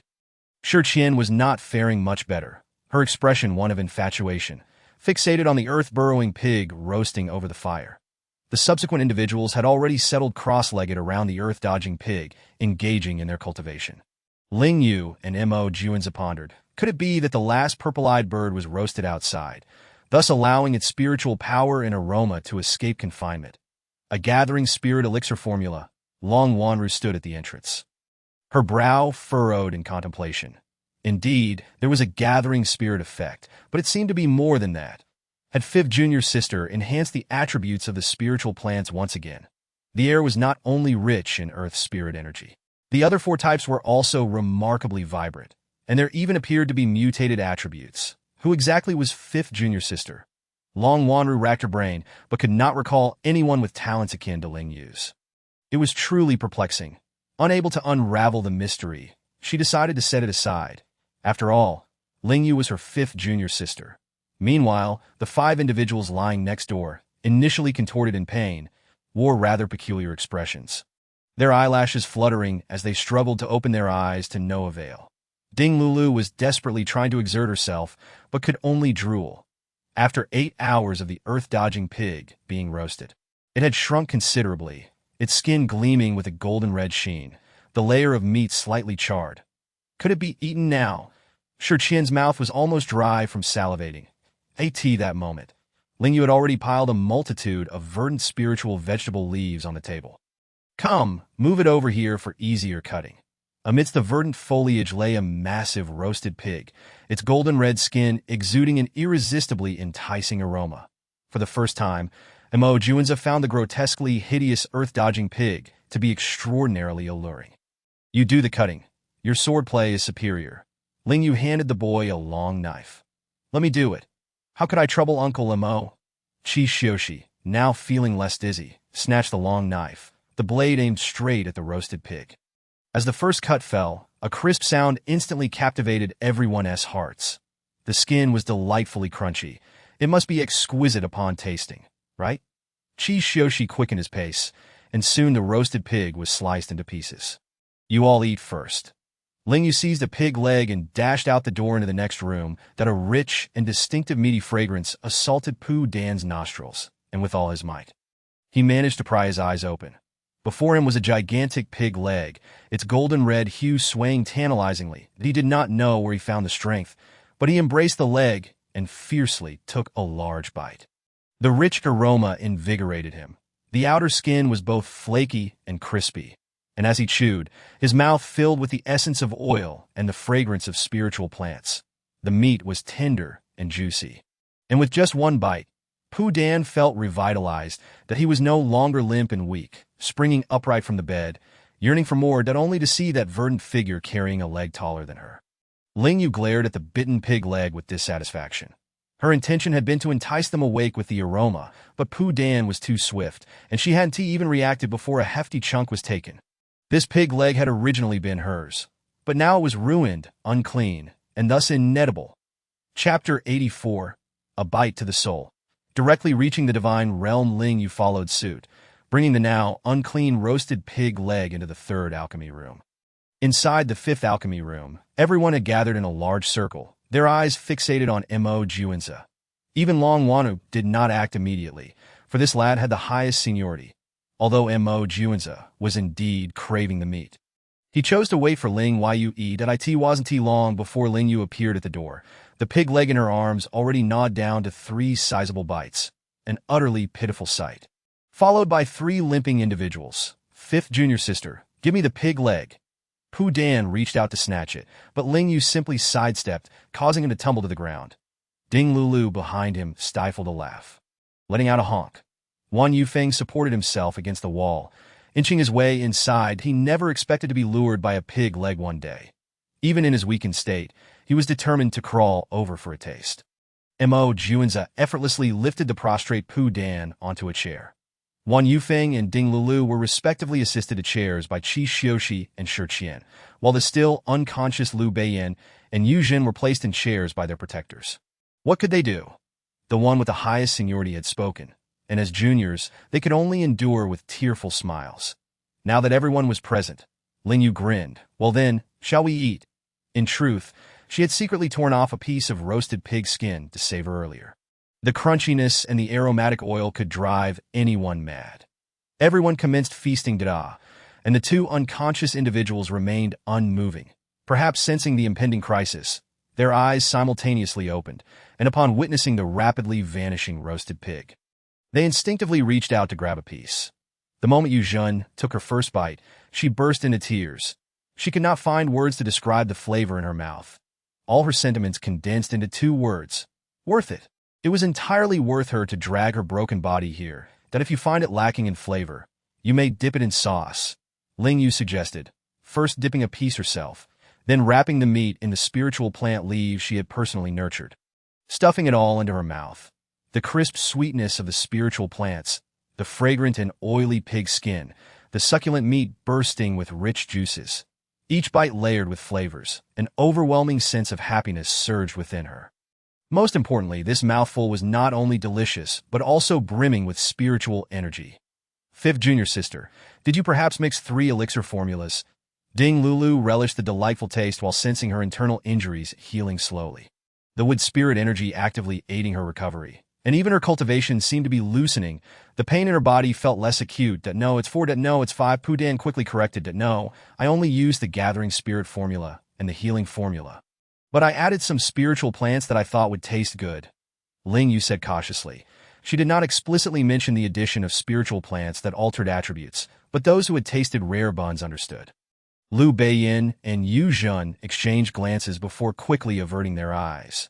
Those uninjured might not comprehend, but the two heavily injured individuals deeply felt that it could not possibly be limited to just two effects. Oh, wrapping it in vegetable leaves also enhances the flavor. Yu Zhun swiftly changed the subject. It seems I'm about to break through again. Sweat streamed down Siju's forehead, and the light in her eyes burned intensely.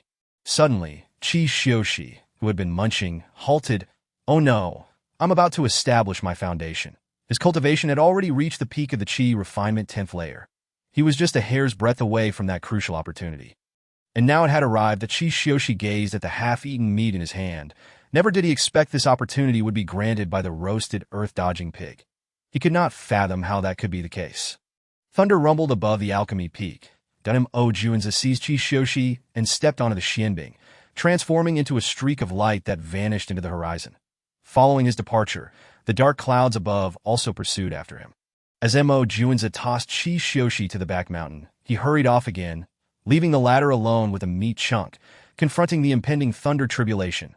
Ruthless, calmly, Qi Xiuxi continued munching on the meat, his peripheral vision flickering towards the brewing thunder tribulation. Hurry up, if you take too long, the meat will be gone. This remark seemed to provoke the thunder tribulation. Golden light flickered as it hurtled towards the impatient one. Qi Xiuxi was instantly struck into charred remains, smoke rising, his body falling backward, the pig bone in his hand turning to ashes, carried away by the wind. Hiss. Witnessing this scene, Ling Yue could no longer grip the roasted ribs in her hand. It slipped onto the Xianbing sword, only to be disdainfully shaken off. Had she known better, she wouldn't have allowed Mo Juanzi to come and observe. Now she had reached the 8th layer of Qi refinement. Although she was still far from establishing her foundation, she believed that day would eventually come. Ling Yue could not fathom how painful it would be to be struck by lightning in such a manner. Wait, is he still alive? Quickly, let me down. Senior brother Qi should still be able to save himself. That Mo Juanzi remained unmoved. He is not dead. He'll be fine shortly. It's just a foundation establishment tribulation. It won't kill anyone, indeed. Just as the youth's words fell, the charred remains on the ground flipped over. Sitting up, while feigning calmness, he brushed his frizzy hair. This moment, his body was covered in thunder energy. And Ling Yue instantly donned a pained expression. Heavens, he is not even crying out. How can he appear so unfazed? A body cultivator is truly not a normal person. Junior sister Ling, how long do you intend to watch? I'd like to get dressed. Qi Xiuxi, stripped bare by the lightning, spoke with a tone of helplessness. This ugly. Mo Juanzi tossed out those two words and took Ling Yue away. Ling Yue. She had seen nothing at all. It was pitch black. What was there to see? I wonder, when I face my tribulation in the future, will my clothes be completely struck off as well? In front of so many people, and in such an embarrassing state. The thought alone was mortifying. The body refining peak was so impoverished that the robes distributed to disciples were merely ordinary fabric. What she wore was a law robe. That a law robe would lend some dignity to a cultivator. Ling Yue felt relieved. Thankfully, she had not thought of switching to the body refining peak midway. Sister Qian, aren't you going to ask what is going on? What could possibly be the situation? It is merely a foundation establishment tribulation, that if someone were to be struck dead, they wouldn't deserve to be a disciple of the body refining peak. Several body cultivators nodded in agreement. Watching the tribulation is not as good as having a few more pieces of earth-dodging pig. 5th junior sister, don't worry. When the time comes for you to face your tribulation, we, as your seniors, will definitely come to guard you, unlike this group of heartless body cultivators. Ding Lulu consoled, patting Ling Yue's arm with her greasy hand. Flattering as it was to call it guardianship, it sounded far less appealing when considering it was merely to observe her being struck into charred remains. Chapter 85. Stubbornness beyond measure. Ling Yue found this quite admirable. Were all cultivators like this? She did not believe it. At the very least, she was certain she could not maintain such composure. After all, it was being struck by lightning, so thick and, senior sister, could I trouble you to take me to master? Having prepared the food box for Qingyuan, Ling Yue tugged at Long Wanru, who was still eating. Just leave it for now. I will deliver it later. No, I need to ask her for something. Ling Yue insisted, pulling her companion towards the exit. As the two departed, the other hearty eaters couldn't help but speculate about the matter that required Ling Yue to seek Qingyuan's assistance. However, no matter how much they inquired, the duo remained silent until fifth junior sister, is this what you are asking master about? Ding Lulu, following closely beside Ling Yue, observed her assigning tasks to the alchemists: cleaning, processing spiritual plants, extracting the essence of these plants to blend with spices, and preparing and roasting spirit beasts out of course. This was merely a fraction of the tasks at hand, as responsibilities were divided both on and off the mountain. Indeed, Ling Yue replied with a joyous smile. How could the banquet for the master-disciple ceremony be solely provided by her? This was also unprecedented. Typically, in the cultivation world, any feast would merely feature spiritual fruits and teas. With food being exceedingly rare, as most cultivators practiced fasting, in her quest to fulfill her task and promote the unique spiritual cuisine, she shamelessly sought Qingyuan's help, initially hoping to have 100 alchemists allocated to her discretion. To her surprise, after Qingyuan took a bite of the roasted burrowing pig and pondered for a few seconds, she waved her hand, granting Ling Yue the freedom to command all the alchemists of the main peak. With so many factions present, how could 100 alchemists suffice? Even Master agreed. Wan Yufeng took a sip of the spiritual fruit flower tea to calm his nerves. This was something the other alchemists had not anticipated. They had been engrossed in their alchemical pursuits when suddenly informed that the peak master had commanded all the alchemists to be at Ling Yue's disposal. Moreover, they sent this little rogue cultivator to instruct them. What could she possibly know? She couldn't even comprehend alchemy.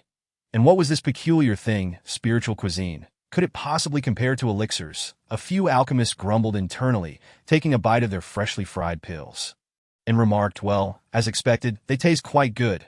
You all should try my freshly fried golden spiritual grass. Crunch, crunch. Quite delightful. Over there, I'll trade you some fried treats for your spiritual plant milk tea, with their eyes gleaming at the fried delicacies. Others quickly approached with large pots of spiritual plant milk tea that will exchange some spiritual pastries for your fried delicacies. Alchemists assigned different tasks began to present their prize creations in exchange for other foods. The main peak was not only filled with delightful aromas, but also buzzing with lively chatter, creating a stark contrast to the previously serene atmosphere that seemed devoid of life. Who would have thought that alchemical formulas could blend so harmoniously with food? The Grand Elder sat atop the mountain, his table laden with an assortment of exquisite pastries, crispy fried items, various roasted meats, and several flavors of milk tea, savoring a sip of the spiritual plant milk tea alongside a piece of pastry.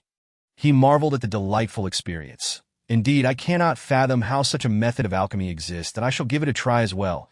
Perhaps a fresh perspective while refining alchemy might yield unexpected rewards. Upon hearing this, the elders indulging in milk tea and pastries were stirred, and soon only a few remained that, of course, some stubborn traditionalists believed it to be a waste of alchemical formulas, refusing to show their faces. While those willing to confront Qingyuan sought to expel Ling Yue, whom they deemed a heretical influence. Just in time, come help with something, Qingyuan warmly welcomed the elders inside. The spacious and elegant parlor had been transformed into a kitchen, with various doughs spread across the table and failed lotus pastries floating in the oil pot. Long Wanru was deeply engrossed in kneading dough, merely nodding at the stunned elders as they entered. She could not comprehend why Master chose such a challenging pastry for beginners. Wouldn't tea osmanthus rice cakes be more suitable for novices? Moreover, fifth junior sister had penned numerous simple and appealing pastry recipes for her master. So why fixate on the lotus pastry? Just as stubborn as second junior brother. One obstinate lotus pastry, and another who only knows dumplings. Long Wanru's frustration deepened, while the elders were equally bewildered. They hadn't even begun to confront the heretic, yet found themselves assigned to work that no, they would not comply. Follow the recipe. Whoever produces a finished product first will be rewarded with high-grade spiritual plants. Qingyuan distributed the recipes to the bewildered elders, then pointed to a nearby round table. The porcelain white table was adorned with an array of pastries, with multicolored lotus pastries at the center, each petal representing a different hue, transitioning from light to dark. Surrounding them were dozens of pastries made solely from spiritual plants, each crafted into flower-like shapes, vibrant and colorful. Among them was a unique pastry shaped like leaves, layered with varying shades. Encircling the floral pastries, creating a visually pleasing and aromatic display that a subtle sweetness wafted through the air, sweetening hearts in tandem. Noticing the elders fixated on the pastry table, Qingyuan's smile deepened. Feel free to taste. But don't overindulge. Peak Master, our purpose for coming, did I understand? You fear that special spiritual cuisine might replace elixirs? Rest assured, you need not worry, for the two are not mutually exclusive. Rather, each possesses its unique benefits, which you will discover upon tasting. Ling Yue's gentle voice soothed the elders as she presented them with a plate of multicolored spiritual pastries. The foremost elder hesitantly picked one up, took a small bite, and slowly chewed, his eyes widening in astonishment. This is, the elder was left speechless, utterly taken aback. 18 colors, each corresponding to a different spiritual plant, all required for the hemostatic elixir. The flavor was fragrant and mildly sweet, soft yet slightly chewy. While the potency was not overwhelming, it possessed the efficacy of low-grade to mid-grade elixirs, truly astonishing. The lowest-tier spiritual plants, after such preparation, achieved such remarkable effects. Moreover, the loss rate of spiritual plants in this multicolored pastry is significantly lower than that of traditional alchemy. Upon hearing this, the elders savoring the multicolored pastry nearly choked. They were incredulous. Ling knew they would be skeptical. She had been as well initially, but after attempting to create it herself, she became a believer. Each year, the consumption of spiritual plants at the alchemy peak was immense. Beginners naturally incurred losses, and even seasoned alchemists occasionally ruined a batch. Yet, every set of medicinal materials could only be used once for alchemy, yielding only 1 to 20 elixirs, whereas the same set could produce 30 to 50 pastries with stronger effects than typical alchemical results. That wasn't the loss rate significantly reduced. Moreover, they overlooked the most crucial point.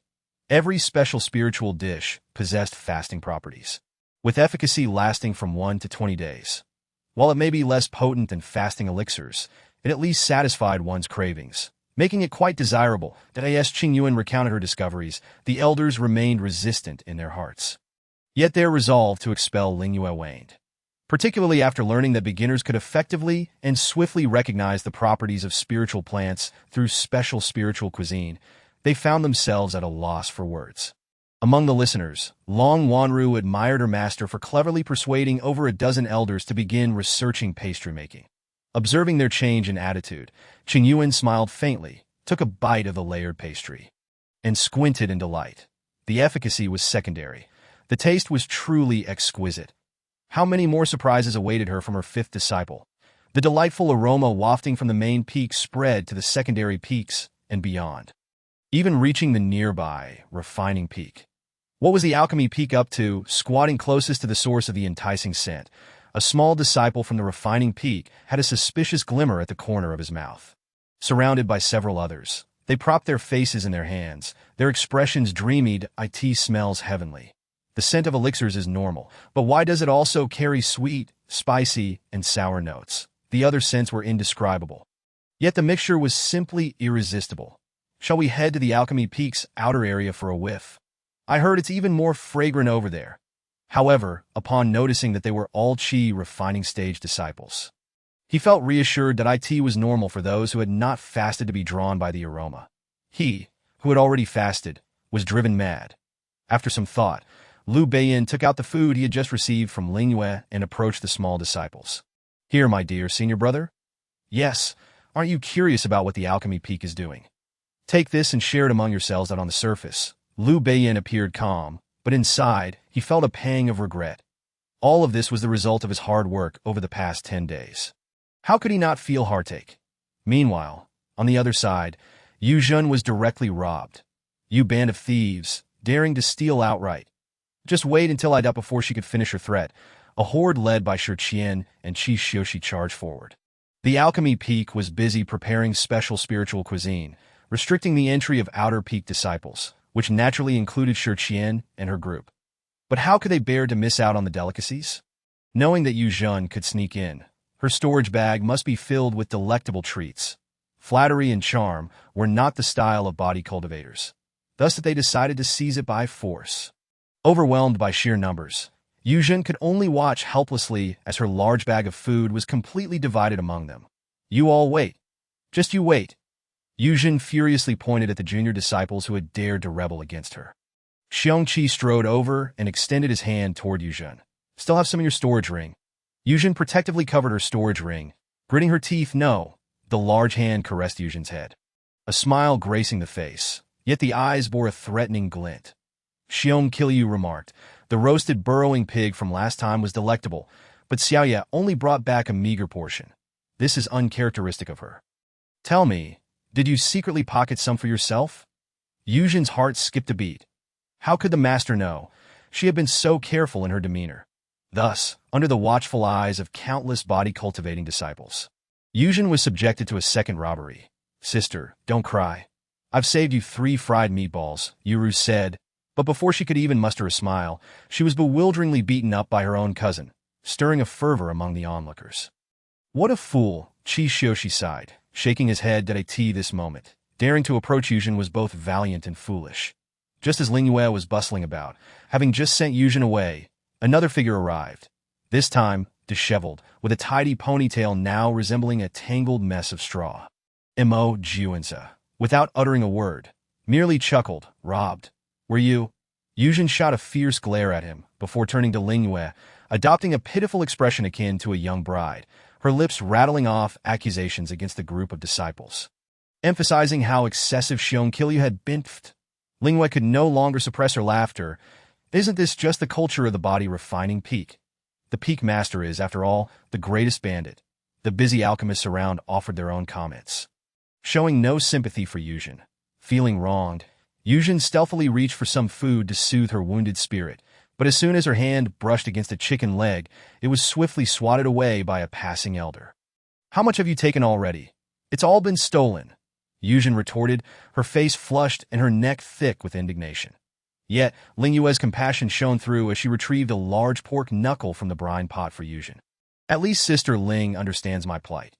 Yuzhen was profoundly touched, taking a hearty bite of the still, steaming knuckle, her crude, eating manner causing the elder to look away in discomfort as he continued his patrol for lazy disciples. If only I could have a bowl of rice to go with this. What did you say? I didn't catch that, Yuzhen replied, shaking her head vigorously like a rattledrum. That I said nothing, nothing at all. I'll just eat over there. Ling Yue huffed, busily wishing she could clone herself 100 times over, and yet still expected Yuzhen to serve her rice. Hurry and eat, then get back to dealing with the demonic beasts. Yuzhen hesitated for a moment, nearly abandoning the knuckle to flee. She had spent a full 13 days handling demonic beasts, earning only a single day of rest and a few bags of special spirit food. Mo Juanza could empathize with Yuzhen's sentiments. Having washed spirit plants for 13 days himself, his hands nearly worn to nubs, yet still forced to labor. How long must this continue? The youth gazed vacantly, his eyes devoid of life. Cheer up. I'll bring you some little cakes shortly. What little cakes? Mo Juanza's glazed eyes sparkled with a hint of light. It was the occasional special spirit food that had kept him going these past 13 days. Just wait. Ling Yue dashed into alchemy room number 3, instantly enveloped by a rich, sweet aroma. Her senior brothers and sisters were currently savoring the fruits of their labor over the past half-month. 5th junior sister. Come quickly, I've made it. A layer cake had been sliced open, its milky fragrance mingling with the scents of spirit plants and fruits, vibrant and distinct in its layers. Wow, 3rd sister, you're amazing, Ling Yue praised, snatching up the cake and darting away. The speed at which she moved left her companions bewildered. Ding Lulu. That was the one I was most proud of, and I was only willing to eat a tiny piece of it myself. Chapter 87. Surely she possesses extraordinary talent. Mo Juanza, upon seeing the unfamiliar pastries Ling Yue brought forth, had already relaxed his grip on the spirit plants. They looked utterly delectable. Sister Yuzhen, come try the cake. Ling Yue cut the layer cake into several pieces, with 2 larger slices meant specifically for Yuzhen and Mo Juanza, acknowledging their hard work over the past half-month. Upon receiving the layer cake, Yuzhen's eyes glistened with tears. Only Ling Yue treated her with such kindness in this world. What did Master and the other disciples matter?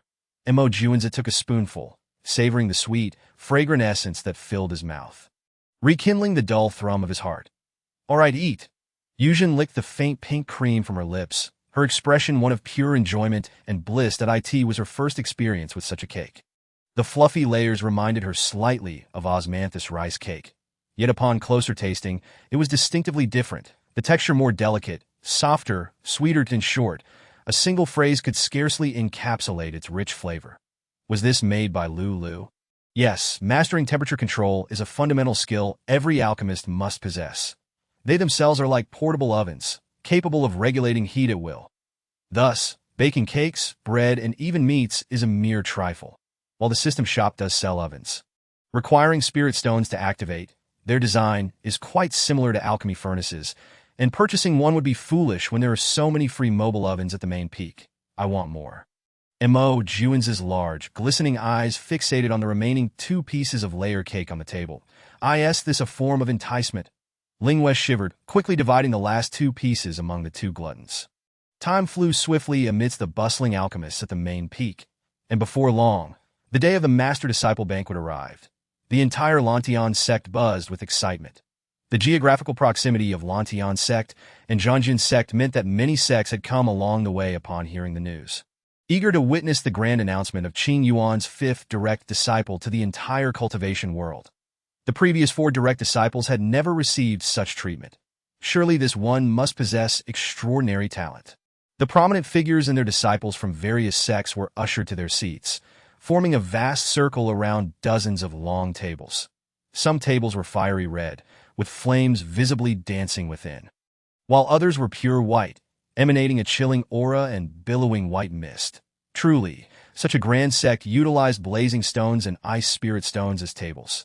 Some cultivators were green with envy. These 2 refining materials alone, even in small pieces, were worth 100,000 low-grade spirit stones. And here they were, presented in such large quantities. What is the purpose of this display? Cultivators from other major sects didn't linger on the tables, but instead expressed confusion. Father, you must try this spirit tea. It's delightful. Each seated cultivator had a small table before them, adorned with spirit fruits and teapots, a configuration identical to other sects that as practitioners of the non-eating doctrine. Most merely sipped a bit of spirit tea and nibbled on a few spirit fruits, spending the remaining time chatting with neighbors or long-lost friends about practical matters in the cultivation world. And thus the banquet would pass. The comment about the spirit tea being good was uttered softly, yet all around heard it, prompting them to pour that a light golden liquid flowed from the pot into the teacups. The milky fragrance entwined with a subtle tea aroma beginning to waft through the air. Why is this spirit tea this color? Mine is actually a watery blue. This that isn't spirit tea, is it? One cultivator, having sipped the pale purple tea, widened their eyes, smacking their lips. The faint sweetness and rich spiritual essence, combined with a delicate fragrance, confirmed it was indeed spirit tea, yet it was entirely different from any they had previously tasted. How can there be a hint of milkiness and sweetness? The sweetness was not overwhelming, but rather a mild, subtle flavor that even those averse to sweetness could appreciate. The banquet stirred with excitement over this unique spirit tea. And just as discussions unfolded, an enticing aroma wafted through the air. The barren fiery stone and icy spirit stone tables were soon filled with an array of exotic dishes. Surely, I'm not imagining this. Someone rubbed their eyes in disbelief that it was indeed food. Was the Lantian sect concerned we might go hungry? This comment elicited a burst of laughter. One of the 3 major sects in the cultivation world resorting to mundane tactics. Qing Yuan, stop with the theatrics. Hurry and bring out your 5th disciple for all to see. Once we've seen, we'll take our leave, for Zhangjin sect has a long journey ahead. Qing Yuan appeared. Her beautiful eyes swept toward the gnarled old man who had spoken. This statement, infused with spiritual energy, was heard by all present. That new style elixirs, made to resemble food. Amidst the skepticism, an array of golden brown, roasted demonic beasts was hoisted onto the fiery tables.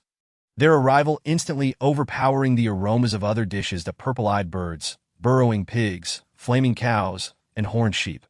Gulp! The sound of swallowing echoed repeatedly. The sealed stomachs seemed liberated by the potent fragrance, awakening an insatiable desire to feast. Cultivators of lower realms rubbed their bellies, faces brimming with longing. The new-style elixirs were of little concern to them. What mattered was that could they eat.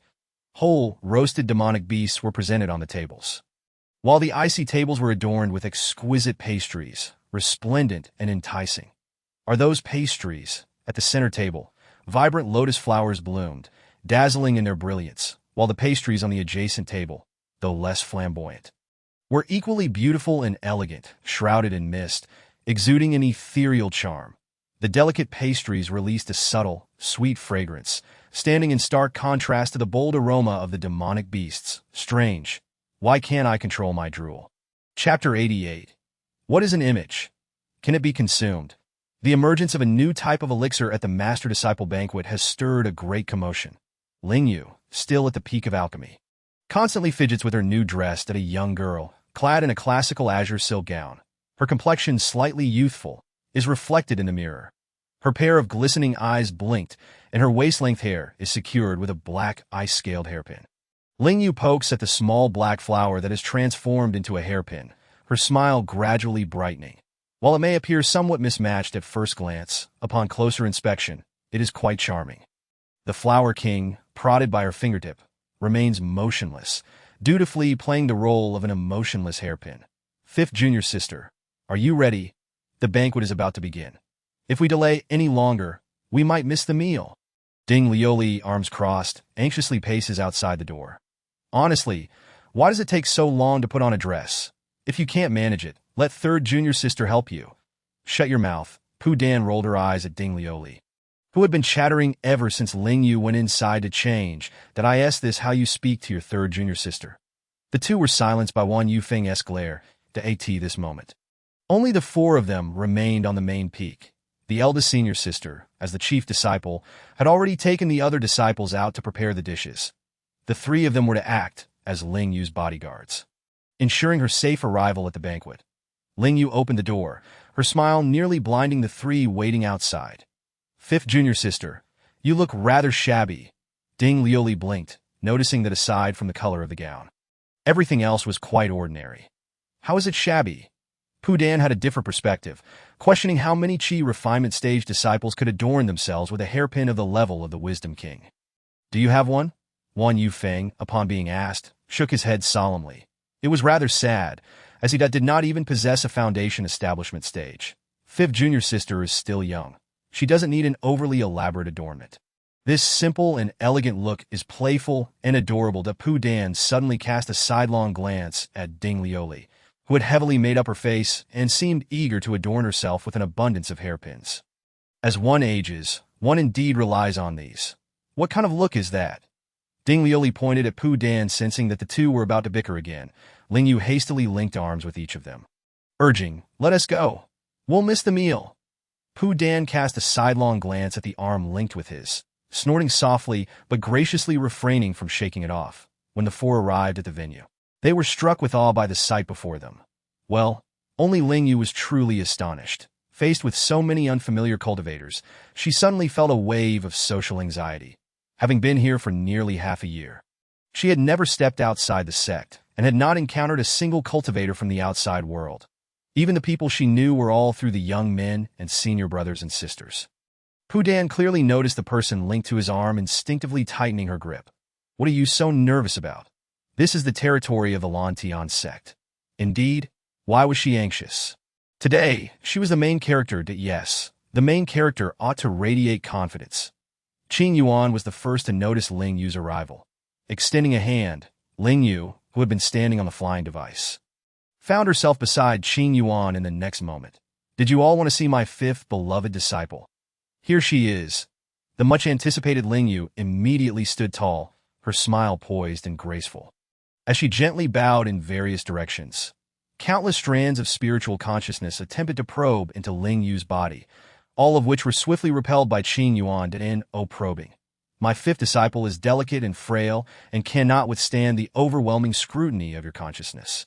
Qing Yuan pulled Ling Yue to sit down, gently patting her tense back. 5 elements cultivation. The bald man at the table exclaimed, then burst into laughter. Only the affluent alchemy peak can afford such luxury. Master, what is 5 elements cultivation? The little bald boy beside the bald man inquired innocently. Ling Yue glanced at the little bald boy, feeling a sense of admiration. Indeed, there were not many unattractive individuals in the cultivation world. Although he bore the appearance of a little demon, his gaze was pure enough to make one reluctant to meet it. They must be Buddhist cultivators that aren't you going to eat? The young Mo noticed that Ling Yue seemed oblivious to his presence and pouted in displeasure. Oh, you're here too? Finally spotting a familiar face, Ling Yue felt a rush of emotion as she dragged the oblivious Lu He and the ancestor, sitting down beside the young man, Lu He. This insufferable girl has already begun to disregard her elders. Once he finishes eating, he will surely teach her a lesson. Grabbing a roasted bird wing, Lu He tore into it, causing Qing Yuan to involuntarily twitch at the corner of her mouth as she tugged at his sleeve. Master, do mind your image. What is an image? Can it be consumed? Lu He shrugged off Qing Yuan, continuing to gnaw. Qing Yuan. But the young man, who had initially been displeased upon hearing this, now smiled slightly. I've been waiting for you for quite some time. The table was not crowded. Aside from those familiar to Ling Yue and the little Buddhist cultivator she had just met, there were 6 others. A mix of older and younger individuals that aren't you all going to eat. Ling Yue found it astounding that there were indeed people who could face a table of delectable food, yet remained unmoved. Their expressions unchanged. The older ones were one thing, but how could the boy and girl who appeared only a few years older than her physical form resist? Were it not for Lu He, who was devouring his meal with gusto, Ling Yue would have begun to doubt her culinary skills. Delicious. The little bald boy flashed a slight smile at Ling Yue, yet remained unmoving, as if the food in his eyes was mere air. Instead, he seemed more intrigued by her presence. Do you only eat vegetarian? The little bald boy shook his head. Little monk has begun fasting. Then do you consume healing elixirs when injured? The little bald boy paused. Then nodded. Isn't that also an elixir? Why not give it a try? Ling Yue offered him a portion of the multicolored cake. The little bald boy hesitated, glancing at the big bald man, who smiled and encouraged him. Go ahead. Master, if the little bald boy can eat, can I? The little girl, sitting diagonally across from Ling Yue, gazed longingly at the beautifully crafted pastries on the table, looking like a little glutton. Lu He shot a sidelong glance at the middle-aged man who seemed intent on refusing. Listen to Master. The middle-aged man smiled and turned his gaze toward Ling Yue. 5 elements cultivation. Wisdom King hairpin.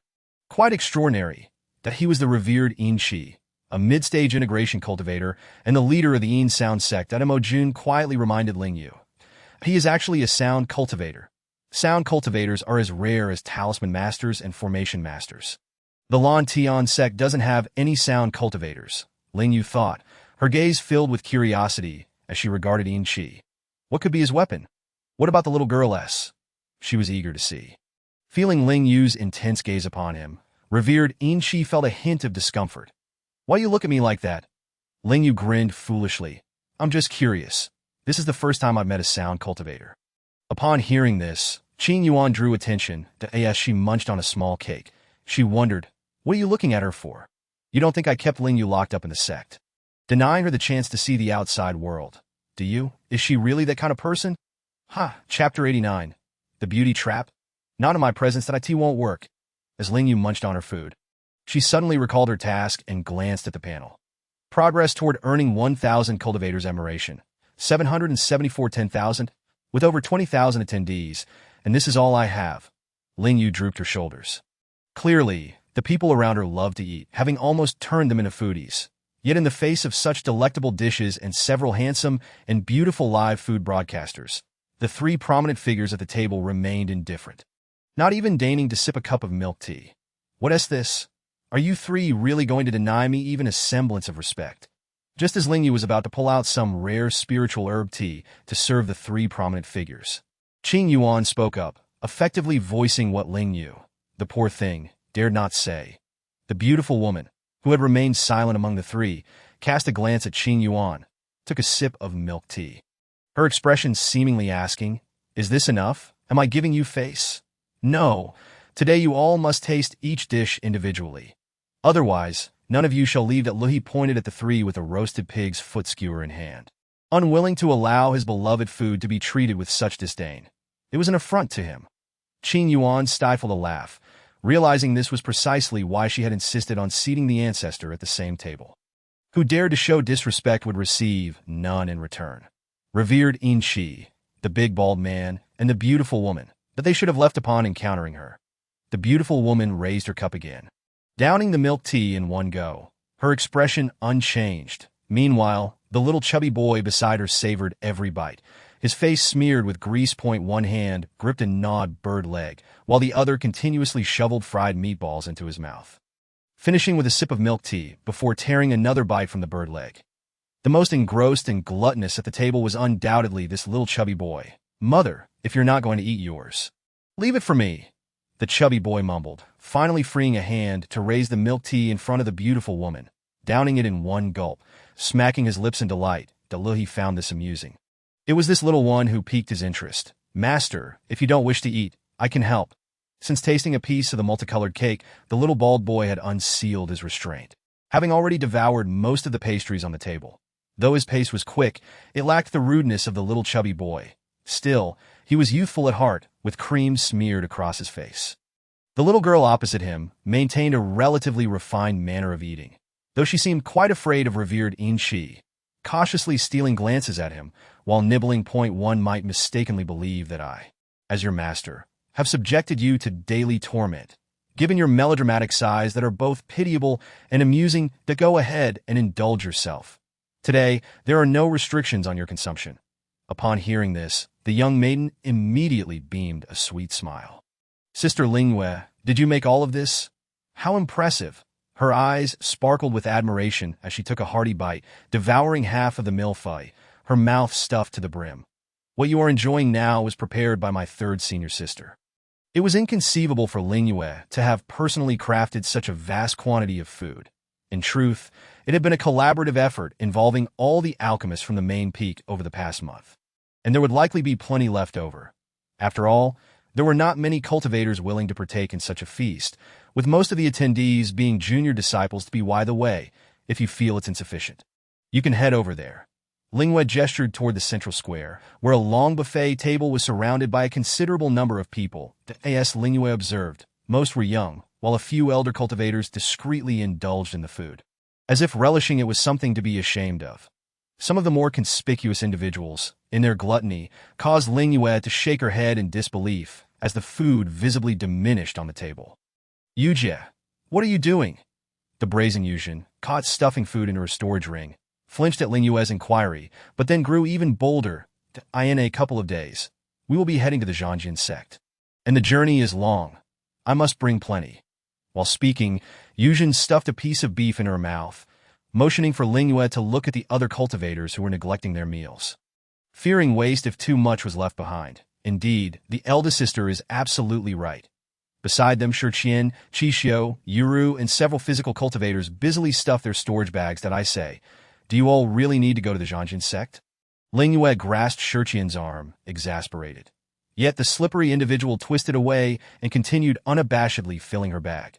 "What do you know? We must escort the eldest sister to battle." Ling Yue felt weary, casting her gaze around to see disciples of the Lantian sect surreptitiously filling their bags. Sister Ling Yue, can I also take some for the journey?" The young maiden trailing behind Ling Yue, surprised by the possibility, shyly inquired, "Did I want some too?" The little bald boy glanced at Ling Yue, picked up a small cake, and placed it into his storage bag.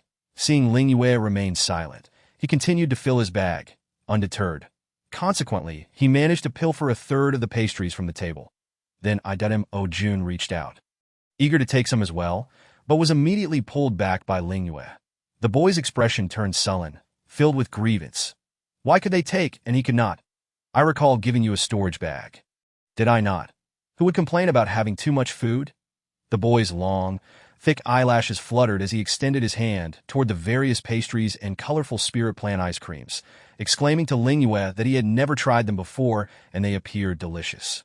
This small box adorned with vibrant spirit fruits looks both exquisite and delectable. I shall take some." Ling Yue decided to relent, realizing, as Yujin had noted, that excessive leftovers were indeed wasteful. With another glance at her task progress, Ling Yue felt even more disheartened that an hour had passed, yet the number of appreciations remained below 1,000. It seemed this troublesome task would be impossible to complete. Damn system. If you know I cannot fulfill the task, why issue it at all? Just refrain from releasing it. Not only could they eat, but they could also take food away. The external junior cultivators were astonished by the Lantian sect disciples' brazen antics. As the untouched food on the table dwindled, their bodies reacted faster than their minds, swiftly grabbing food to store in their bags, their movements fluid and natural. "This was my first pick, step aside. There is plenty over there still. Where did that peach blossom cake go? Don't shove. Remember, this is the Lantian sect. Don't be too reckless. The already lively scene escalated further, with some nearly coming to blows over a chicken leg. Oh no. They had already begun fighting. Ling Yue stood at a distance, holding a bowl of mango sago while watching the chaos unfold. Although it was not what she had anticipated, at least it had brought some renown to the special spirit food, which could not be deemed a failure. Chapter 90. Now ignoring you. Later out of reach. Within 2 hours, the special spirit food on the buffet table had been completely devoured. Even the bowls were nowhere to be seen. Had it not been for the glaring presence of the fiery table and the icy table, the cultivators would undoubtedly have found a way to take even more. This scene left everyone, even the longest-lived He, dumbfounded. He had been so engrossed in the culinary delights that when he glanced up, the it was all gone. There was so much he had yet to taste. These little rascals. He rolled up his sleeves, ready to plunge into the crowd to seize a couple of storage bags. Master Ancestor. This portion is reserved for Xiaoye. Qingyin, feeling a headache coming on, handed over a storage bag. Oh, is that so? If the little girl proved to be fit for the role of a sword cultivator, then Qing Yuan would have no business here. The smile on He's face suddenly vanished as he cast a disapproving glance at Qing Yuan. Did she give you anything? Let me see if she treats everyone equally. Faced with He's unreasonable demands, Qing Yuan could only turn her head away, ignoring him. He, Master Ancestor, are these delicacies truly so delectable? The three bystanders were bewildered. Although He was renowned for his love of food, witnessing it firsthand was still shocking. He could not be bothered to engage with the three stubborn old folks. Did they not see how he savored each bite? Or were they too blind to notice the table that had been wiped clean? At present, Ling Yue may not yet be capable of crafting dishes that would entice high-level cultivators, but he believed that day would come when the food prepared by the little girl would be beyond their reach. Now you ignore me, but later on, it will be you who cannot reach me. He huffed proudly before vanishing from sight. After a deep slumber lasting 2 full days, upon awakening, he felt as though he had been transported to another realm, unable to distinguish day from night. Quickly, fifth junior sister is awake. We can set off. Ding Lulu personally helped her dress, and once she was ready, she pulled her aboard the waiting flying vessel. Among the crew were familiar faces, including the little bald boy, the young maiden, and the chubby one with whom she had shared meals. What are you all doing here? Where are we headed? To the Zhangjin sect for the sect competition. Sister Ling, you really can sleep. We've waited for you for a whole 2 days. The others had already departed, but they could not bear to leave her alone at the sect. It would be far too lonely. Boatman, set sail, the crowd chimed in, and the individual referred to as the boatman, Wan Yufeng, shot a disgruntled glare at Yuzhen as the vessel began to ascend, swiftly entering the sea of clouds. Ling Yue reached out to touch the clouds. She finally felt fully awake. With just a few of them, could they truly reach the Zhangjin sect without incident? Would they encounter evil cultivators or be ambushed by aerial beasts along the way? With the highest cultivation level among them only at the late foundation establishment stage, and without the eldest sister present, Ling Yue felt a tinge of insecurity. The realms of murder and robbery were all too common in the world of cultivation. Don't be afraid, Sister Ling Yue. Master is following behind. The young maiden clung closely to Ling Yue, speaking softly. Yes, and my mother is here too. The chubby boy, happily munching on spirit food from his paper bag, declared that such delicious offerings must be preserved at all costs. Master is worried about you. It seems he has come along as well. Pu Dan lay on the wooden plank, feeling the weight of being the sole hope of the alchemy peak, merely a secondary consideration in this venture, which was disheartening. While Ling Yue sighed in relief, there was also a hint of disappointment. She had hoped to seize this opportunity for some practical experience, perhaps hunting beasts in the dense forest or gathering fragrant spiritual herbs. Second brother, I recall this route passes through Daxa village. Can we stop by? Ding Lulu, who had also been enjoying the spirit food, paused momentarily. Fifth junior sister had previously behaved nonchalantly, and she had assumed she had forgotten. But now it appeared otherwise. Wan Yufeng, harboring his own reluctance to stop, felt that visiting a place of death would only deepen their sorrow. However, upon seeing fifth junior sister's eager gaze, he could not bring himself to refuse. Very well. Daxa village fell under the jurisdiction of the Lantian sect, so they did not have to fly for long. They arrived within half a day. The vessel descended slowly. Ling Yue gripped the edge tightly. In stark contrast to the picturesque Daxa village from the original owner's memories, the small village before her was shrouded in blackened ruins. Most houses had been reduced to ashes, with only a few remnants remaining, and an indescribable odor lingered in the air. Before the vessel even landed, Ling Yue leaped off and dashed toward a small house at the end of the village. Among the ruins, only the original owner's home retained faint traces of its former glory. Following her memories, she entered with a heavy heart that in truth that there was nothing inside. Everything had been meticulously cleared away. Upon witnessing the scene, Yuzhen suddenly remarked, could it have been the work of Pao Shan? Aside from Pao Shan, Yuzhen could not fathom who would harbor such deep-seated hatred toward Ling Yue, enough to annihilate her entire family and even commit a massacre against the village. Outrageous. Pao Shan. Who is that? Pu Dan's expression turned cold. Anyone daring to wipe out his fifth junior sister's family would face the wrath of his entire clan. It wasn't Pao Shan. Mo Jun shook his head, having already learned about the situation through Long Wanru and conducted his own investigations. It was not Pao Shan's doing. Of course, Pao Shan had once contemplated such actions, but someone had beaten him to it. Something feels off here. The little bald boy's eyes brimmed with confusion and disbelief. In places that had been ravaged, there was typically a heavy atmosphere of resentment. Yet here, there was none, not even a trace of lingering resentment. Were they cleansed? But that didn't seem right either. The little bald-headed boy murmured to himself, his ink-black pupils emitting a faint, golden glow as his gaze followed Ling Yue into a graveyard. What are you mumbling about? What's wrong here? The young girl pouted. It's nothing more than a charred expanse and hundreds of graves, is it? He realized he had been too late in his warning. Ling Yue, who had been before the grave, had vanished along with Ding Lioli and Mo Juanza, who had stood by her side. A trap. This is a trap, one set specifically for the fifth junior sister. Wan Yufeng regretted his soft-heartedness in agreeing to accompany Ling Yue here. How do we get in? Pu Dan pulled the little bald boy toward the graveyard's entrance. Let me see. Let me take a look. Just as he attempted to discern the situation within, a sharp pain struck his eyes. Blood streaming down from his eye sockets as the golden light dissipated that a place of great calamity. Chapter 91. Oh heavens, this is exhilarating. The white clouds above the Shi village were gradually supplanted by ominous dark clouds. The gentle breeze transforming into a chilling, eerie wind. Beneath the calm, charred earth, it seemed something was about to break through. The chubby boy, confronted with this scene, widened his eyes in astonishment and hastily gulped down a mouthful of milk tea. Suddenly, a pair of decaying hands seized his ankle. What the hell is this?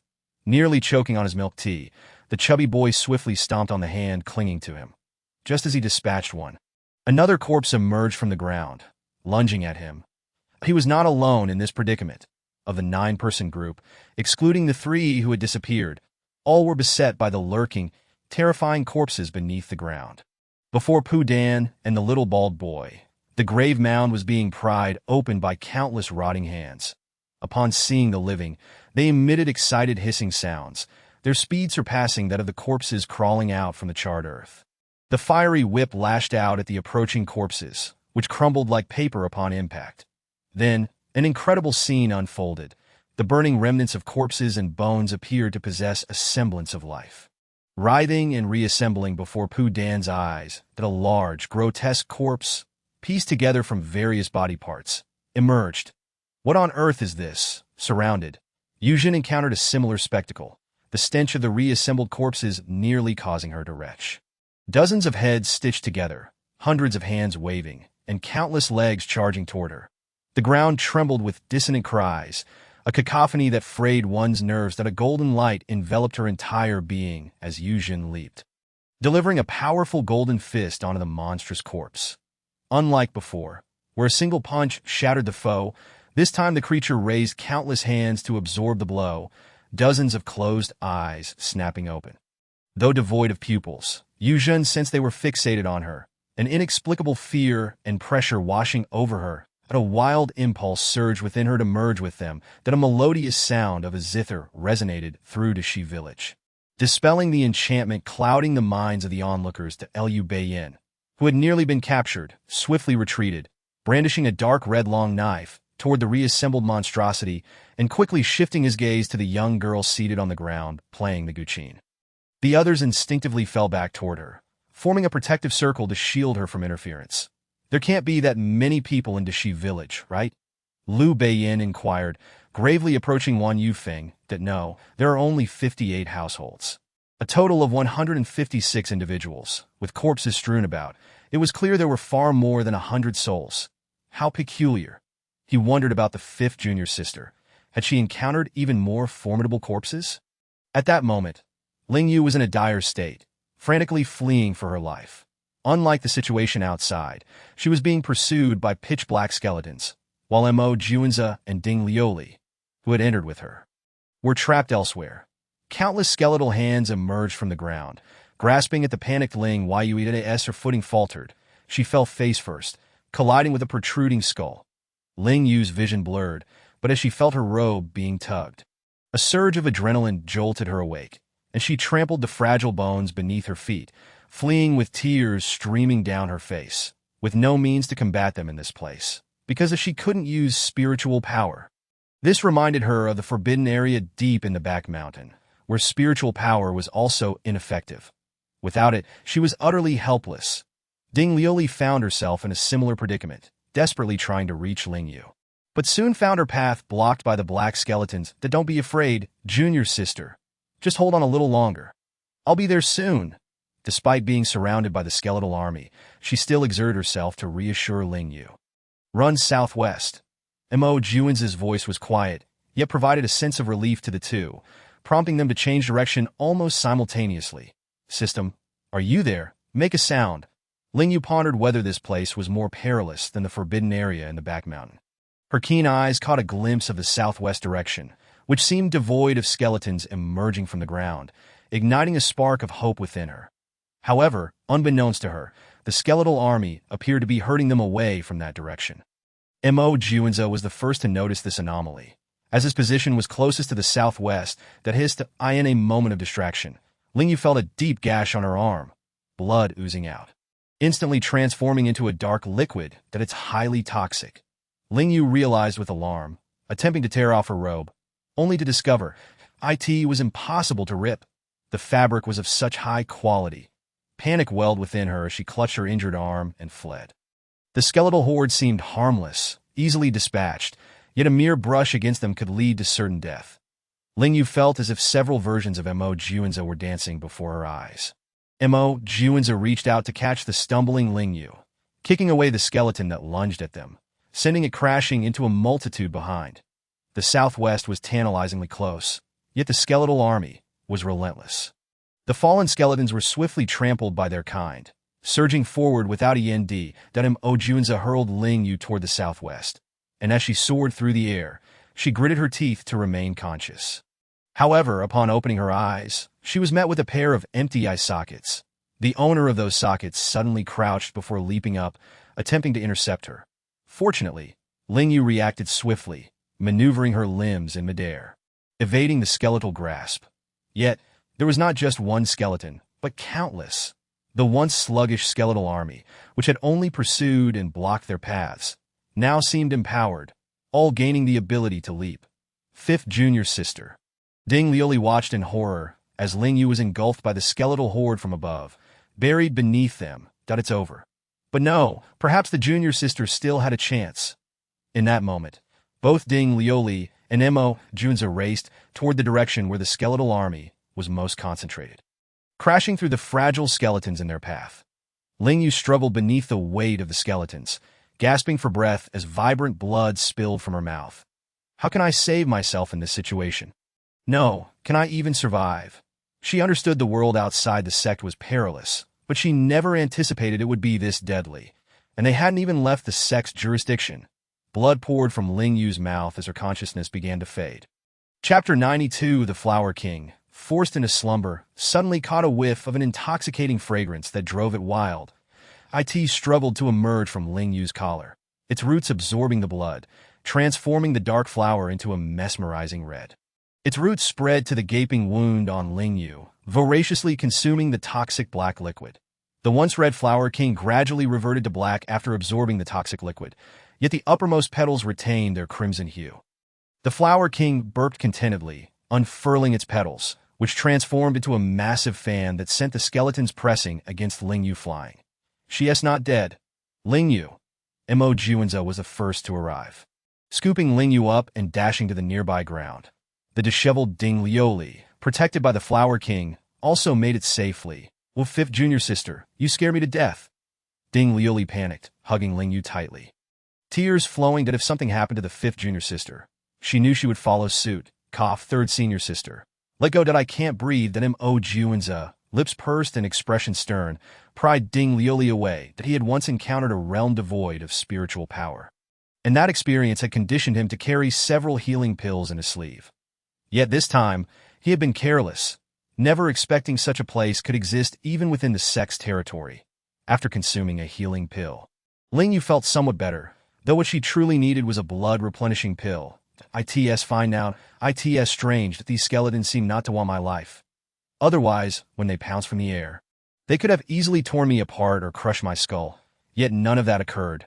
They merely pinned me down, preventing any movement that as if they merely wished to confine me. But for what purpose? To wait for someone to come and take me away. The mere thought of this possibility made Ling Yue grasp both their hands tightly. Let's South leave this place quickly. Where do we go? It seems we are trapped in a formation. Ding Lioli gazed at the throng of approaching skeletons, unable to conceive of anything beyond a formation. Can it be broken? Ling Yue turned to the youth who dabbled in formations. He shook his head. This is not a formation. It is that Mo Juanza's expression conveyed confusion and disbelief, as if that a corpse rearing ground. Ling Yue and Ding Lioli. A corpse rearing ground. Was it the meaning they understood? Their sex jurisdiction had been turned into a corpse rearing ground. Ding Lioli struggled to comprehend. This is merely my conjecture. Malevolent cultivators typically cultivate corpses to maturity within half a year. Yet it is evident this place has already reached that stage that cultivates such a land of the dead. One would require centuries, perhaps even longer. The village of Daxican was slaughtered merely 5 months ago. Could it be that the villagers have been clandestinely nurturing corpses for generations, and upon discovery, brought upon themselves the calamity of annihilation? However, this speculation was swiftly dismissed by Mo Juanza, who observed Ling Yue, whose complexion, though pale, still exuded vitality, devoid of any trace of malevolence or resentment. Even if she had not participated in the rearing of corpses, prolonged contact with those who would have surely left her with some residual dark energy. Yet she remained untainted. Perhaps we could excavate a tunnel to escape from here. Ding Lioli suggested, already squatting down, prepared to dig with her bare hands.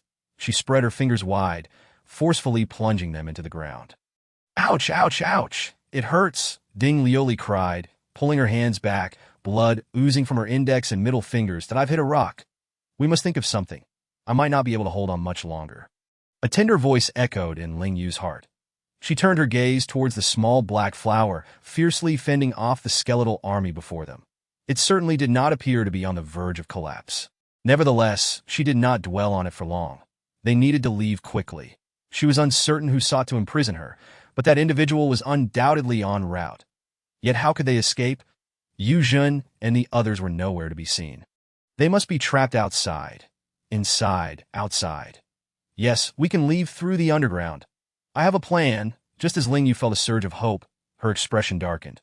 However, I cannot open my storage bag that I can, Mo Juanza interjected. But only for a brief moment. That will suffice. Ling Yue handed her storage bag to Mo Juanza, retrieving the teapot from within, placing it in the center. Using a teapot, Ding Lioli exclaimed in disbelief. What are you thinking? In such a dire situation, a teapot is hardly useful. A hoe or even a kitchen knife would be more practical. Despite his doubts, Mo Juanza complied.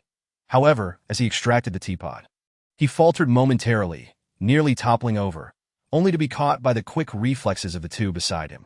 Neither of them questioned how he managed to open a storage bag that could only be accessed with spiritual power. Despite being unable to utilize it, Ling Yue brought the spout of the teapot to Mo Juanza's lips. Drink quickly, but don't finish it all. Leave some for us. That Mo Juanza took several sips. And Ling Yue, unperturbed by having shared from the same spout, gulped down a third of the contents before passing the remainder to Ding Lioli. Ding Lioli, bewildered, accepted it and took a sip. Her eyes lit up with delight. But before she could express her admiration for the tea's flavor, The three of them simultaneously began to shrink, transforming into 0.3 small blades of grass. We only have a brief moment. As a tiny grass blade. Ling Yue extended her small leaves to entwine with the two adjacent blades, plunging them into the earth, then frantically propelling themselves outward. Once transformed into plants, their sensory perceptions shifted. Ling Yue could sense the path to freedom through the instincts of the spiritual grass. As she burrowed into the soil, the Flower King also transformed into a streak of light, merging into her being 0.3 breaths, merely 9 seconds. Ling Yue had to muster all her strength to burst forth. She spotted light. The roots had already infiltrated the remnants, finally breaking through the surface at the last moment. The three blades of grass morphed back into human forms as they erupted from the ground. Ding Lioli, unfortunately, found one foot ensnared in the earth. Just as she attempted to extricate herself, something seemed to assist her in emerging that a half-decayed face broke through the soil, its dark moss snapping at Ding Lioli. Ah, how grotesque, she shrieked, kicking it away, the head instantly dissolving into a puddle of liquid. The bracelet on her wrist soared into the air, transforming into a towering tree, its branches lashing out at the encroaching corpses. Senior Ling, fifth junior sister, where have you gone? You scared me to death. The 6 individuals, engulfed in a desperate struggle, expressed their excitement upon seeing the sudden appearance of the trio, that we must leave this place at once. Do not fear. I have already notified the sect. Reinforcements are on their way.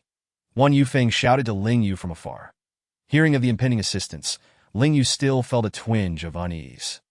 She sensed that if they did not depart immediately, they might not have the chance to escape again. Chapter 93. Today, the corpse cult must be annihilated. A sinister black cloud suddenly descended upon the territory governed by the Lantian sect, drawing the immediate attention of Elder Qian, who oversaw the area, that he was well aware that this region was the site of the massacre at Daxican. He had been the first to arrive at the scene, but tragically arrived too late, finding the village engulfed in flames with no survivors. How could one describe such a tragedy? Thus, he had no choice but to enter the remaining structures to investigate, ultimately uncovering a slender lead. However, this trace was insufficient to identify the perpetrator, leading him to conclude that the assailant possessed strength beyond the nascent soul stage, targeting none other than Ling Yue, who had emerged from Daxican, and had recently been accepted as the 5th direct disciple of the esteemed Qing Yuan. Her future was limitless. He needed to curry favor, yet merely a day without inspection had led to such calamity. Elder Qian felt a throbbing at his temples, yet swiftly made his way toward the scene. Receiving a distress signal from his second disciple, Qing Yuan tore through space, accompanied by the bewildered Grand Elder. Racing to the site of the incident, to AT that moment, the beautiful woman stealthily trailing her son and the only disciple, along with the respected Yin Shi, arrived first. The bald man was nowhere to be found. But with 2 powerful beings in the combined body stage escorting them, there was little cause for concern. The 3 combined body stage experts, including the Grand Elder in the God Transformation stage, converged upon Daxican, now shrouded in pitch black, vengeful energy. Those trapped within could not escape, while those outside pondered whether to break in violently or approach with caution. Even at this juncture, you were still deliberating? The beautiful woman could no longer contain her anxiety. Having finally secured a precious son, the thought of him facing peril within was unbearable to know. It cannot be. My son is armed to the teeth. Even against an opponent of her caliber, he could withstand at least a strike or two. The beautiful woman manifested a pair of crystalline, azure-tinted hands, plunging them into the inky mist, tearing it apart. Layers of darkness were shredded, only to swiftly regenerate at an imperceptible pace. This realization plunged the hearts of the 3 combined body stage experts into despair. This individual was beyond their capabilities. Suddenly, the beautiful woman sensed something amiss. Oh no, my son's life-saving talisman has shattered. Almost simultaneously, Qing Yuan felt the protective soul talismans on her 4 disciples break. Her eyes reddened as a vibrant green leaf emerged from her forehead, precisely adhering to the congealed dark energy, enveloping it in a radiant green light in the blink of an eye. Break from me. The blinding green light emitted an intense glow, saturating the land with boundless vitality and murderous intent. The green light voraciously consumed the dark energy, the winds carrying the anguished cries of the damned. Master, Wan Yufeng, barely conscious on the ground, clutched his mouth as blood poured forth. Fifth junior sister was taken in that direction. Among the 9, 2 were missing, and 7 lay incapacitated. Qin Yuan dared not delay, tearing through space in the direction one Yu Feng indicated, vanishing in an instant. The only possibility that crossed her mind was that Ling Yu's forbidden body had been exposed. That individual might have discerned her secret earlier than they had. From the very beginning, they had dispatched powerful beings at the combined body stage or higher, clearly intent on capturing the forbidden body. As she rushed, Qin Yuan transmitted information to the sect, acknowledging that she was not a match alone and required assistance. "Did you see clearly?" the respected Yin Shi asked, propping his disciple upright. The no.it was a mass of black mist. The young girl, who had been administered a healing pill, awakened groggily. Upon its arrival, the life talisman you provided shattered. She remained oblivious to how she had fallen victim. It was no wonder, given the formidable adversary she faced. Indeed, Dakov, it is one of the 2 great ancestors of the corpse cult, the small, bald man chimed in. Very well. The beautiful woman's expression darkened, her stunning features veiled in a shroud of mist as she entrusted the small child to the Grand Elder. Whoever dares harm my son shall face the annihilation of the corpse cult today. With that proclamation, she vanished. Yes, annihilate the corpse cult. The small child yearned to chase after his mother, but regrettably, he was still too weak, left only to support her in spirit. Having never sustained such grievous injury before, he was determined to see the cult destroyed. Without hesitation, the small child procured a special spiritual delicacy, passionately extravagant. How could junior sister Ling be associated with the corpse cult? This is her first venture outside the sect. It must be related that Pu Dan, in stark contrast, remained the calmest among them, seated on the ground to recuperate. This wretched corpse king is truly ruthless. Had it not been for the life talisman, none of us would have survived. At that moment, several beams of light from the Lantian sect soared from various directions, their destination the distant North Desert, the stronghold of the corpse cult, pursuing the residual dark energy for an extended time. Qin Yuan found herself at a loss, her frustration mounting. This is an utter disgrace. In her fury, she turned to seek aid from Luhi. The ancestor has yet to arrive. This implies that Mo Juan's life talisman has not shattered. Thank goodness, at least they are alive. Master, your disciple and Ling Yue have been abducted. Luhi, who had been indulging in exquisite cuisine at the time, was taken aback upon hearing the news. Who possesses such audacity to lay hands on my disciple? He scoffed, clutching a chicken leg, tearing through space as he entered. The entire cultivation world was aware that Mo Juanza was his sole disciple. Few would dare to abduct him, suggesting that his capture was merely incidental. With the true target being Ling Yue. Has her constitution been exposed? This could spell disaster. If those nefarious sects or the demonic realm were to discover it, Ling Yue would be in grave peril. Yet perhaps they remain unaware. Otherwise, they would have killed her instead of taking her captive. Various possibilities flickered through Li's mind, ultimately leading him to the conclusion that the forbidden body had not been discovered. However, perhaps Xiaoye harbored other secrets that had long been revealed. With a sense of melancholy, Li bit into a chicken leg, pondering what secret could have compelled the corpse sect to risk annihilation by abducting Ling Yue. The foul odor in the air had already alerted Li to the fact that one of the corpse kings was responsible for the commotion. Perhaps it was time for the realm of cultivation to awaken from its prolonged tranquility. Along the way, Li chattered incessantly, but when he passed a certain spot, his hand, which had been eating, froze that he stepped out of his spatial realm and crouched before a boy sprawled on the ground in a pitiful state. Look at the consequences of neglecting one's cultivation. He couldn't even protect his own companion. While Li quipped sarcastically, he lifted Mo Juanza and forced a pill into his mouth. Master, please hurry and save Ling Yue. Mo Juanza croaked, still unable to open his eyes that had no need to rush. Xiaoye won't lose her life anytime soon. Li reassured him, gently patting the boy's shoulder before standing up. He sniffed the air again, detecting the scent, and tore open a rift to step inside. Once more, Mo Juanza seemed accustomed to Li's sudden appearances and began meditating to heal his injuries. As it stood, there was little he could do but wait patiently for news. Chapter 94. From the land of corpses to the land of death, damn it. That was quick. The old corpse king, on his own territory, spat disdainfully, his pitch-black eyes swirling as he tossed the unconscious Ling Yue onto the desert floor. A horrifying scene unfolded as countless withered hands emerged from the sand, catching the unconscious Ling Yue before dragging her into the depths of the desert. The old corpse king chuckled at this sight and waved his hand, transforming the desert into a dense forest. The moment the forest materialized, Li He arrived. "Were you waiting for me?" Li He remarked with a hint of amusement. "The sword sovereign has graced this place. I should have awaited your arrival." The coarse voice of the old corpse king, reminiscent of a throat slashed open, elicited a grimace from Li. "Where is the person? Hand her over." "Who?" The old corpse king feigned ignorance, his pitch-black eyes glinting innocently. "So you refuse to comply?" Li sneered, summoning his life sword and launching it at the old corpse king without hesitation. The old corpse king, encountering Li for the first time, dodged swiftly, but alas, the disparity in their levels was insurmountable.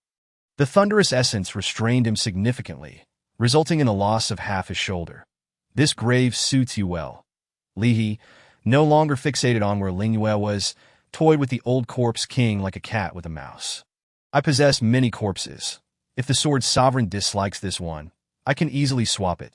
The old corpse king closed his eyes, allowing his body to plummet from the air. Upon landing, a cloud of black mist attempted to burrow into the ground. But unfortunately, the mist was promptly seized by a hand. Dark purple lightning entwined with the black mist, producing horrific screams. "Spare me, sword sovereign. I was merely carrying out someone else's orders. I have already delivered the person to him." "Who?" Li raised an eyebrow, intensifying the thunder in his hand, causing the screams to escalate. "That I don't know. He only instructed me to capture Qing Yuan's fifth disciple and bring her here. That I truly have no further details." If the black mist could weep at that moment, it would surely be in tears. Li was no fool. He could not possibly believe the words of this living corpse that he released a vast wave of spiritual awareness to envelop the area. Only to frown moments later. Ling Yue is not here. Impossible. The spiritual awareness continued to expand outward, scrutinizing both the heavens and the earth, yet it detected not a trace of Ling Yue's presence. "Interesting, very interesting." Li suddenly burst into laughter, startling the old corpse king, who had been howling in agony. His voice caught in his throat, silencing him entirely. Nevertheless, the old corpse king spoke the truth. He was indeed acting on someone else's behalf. The treasures capable of masking one's presence, undetectable even by a late-stage tribulation giant, were also bestowed by that individual. Who would have thought what a marvelous item? Had he known, he would have claimed it for himself. A miscalculation.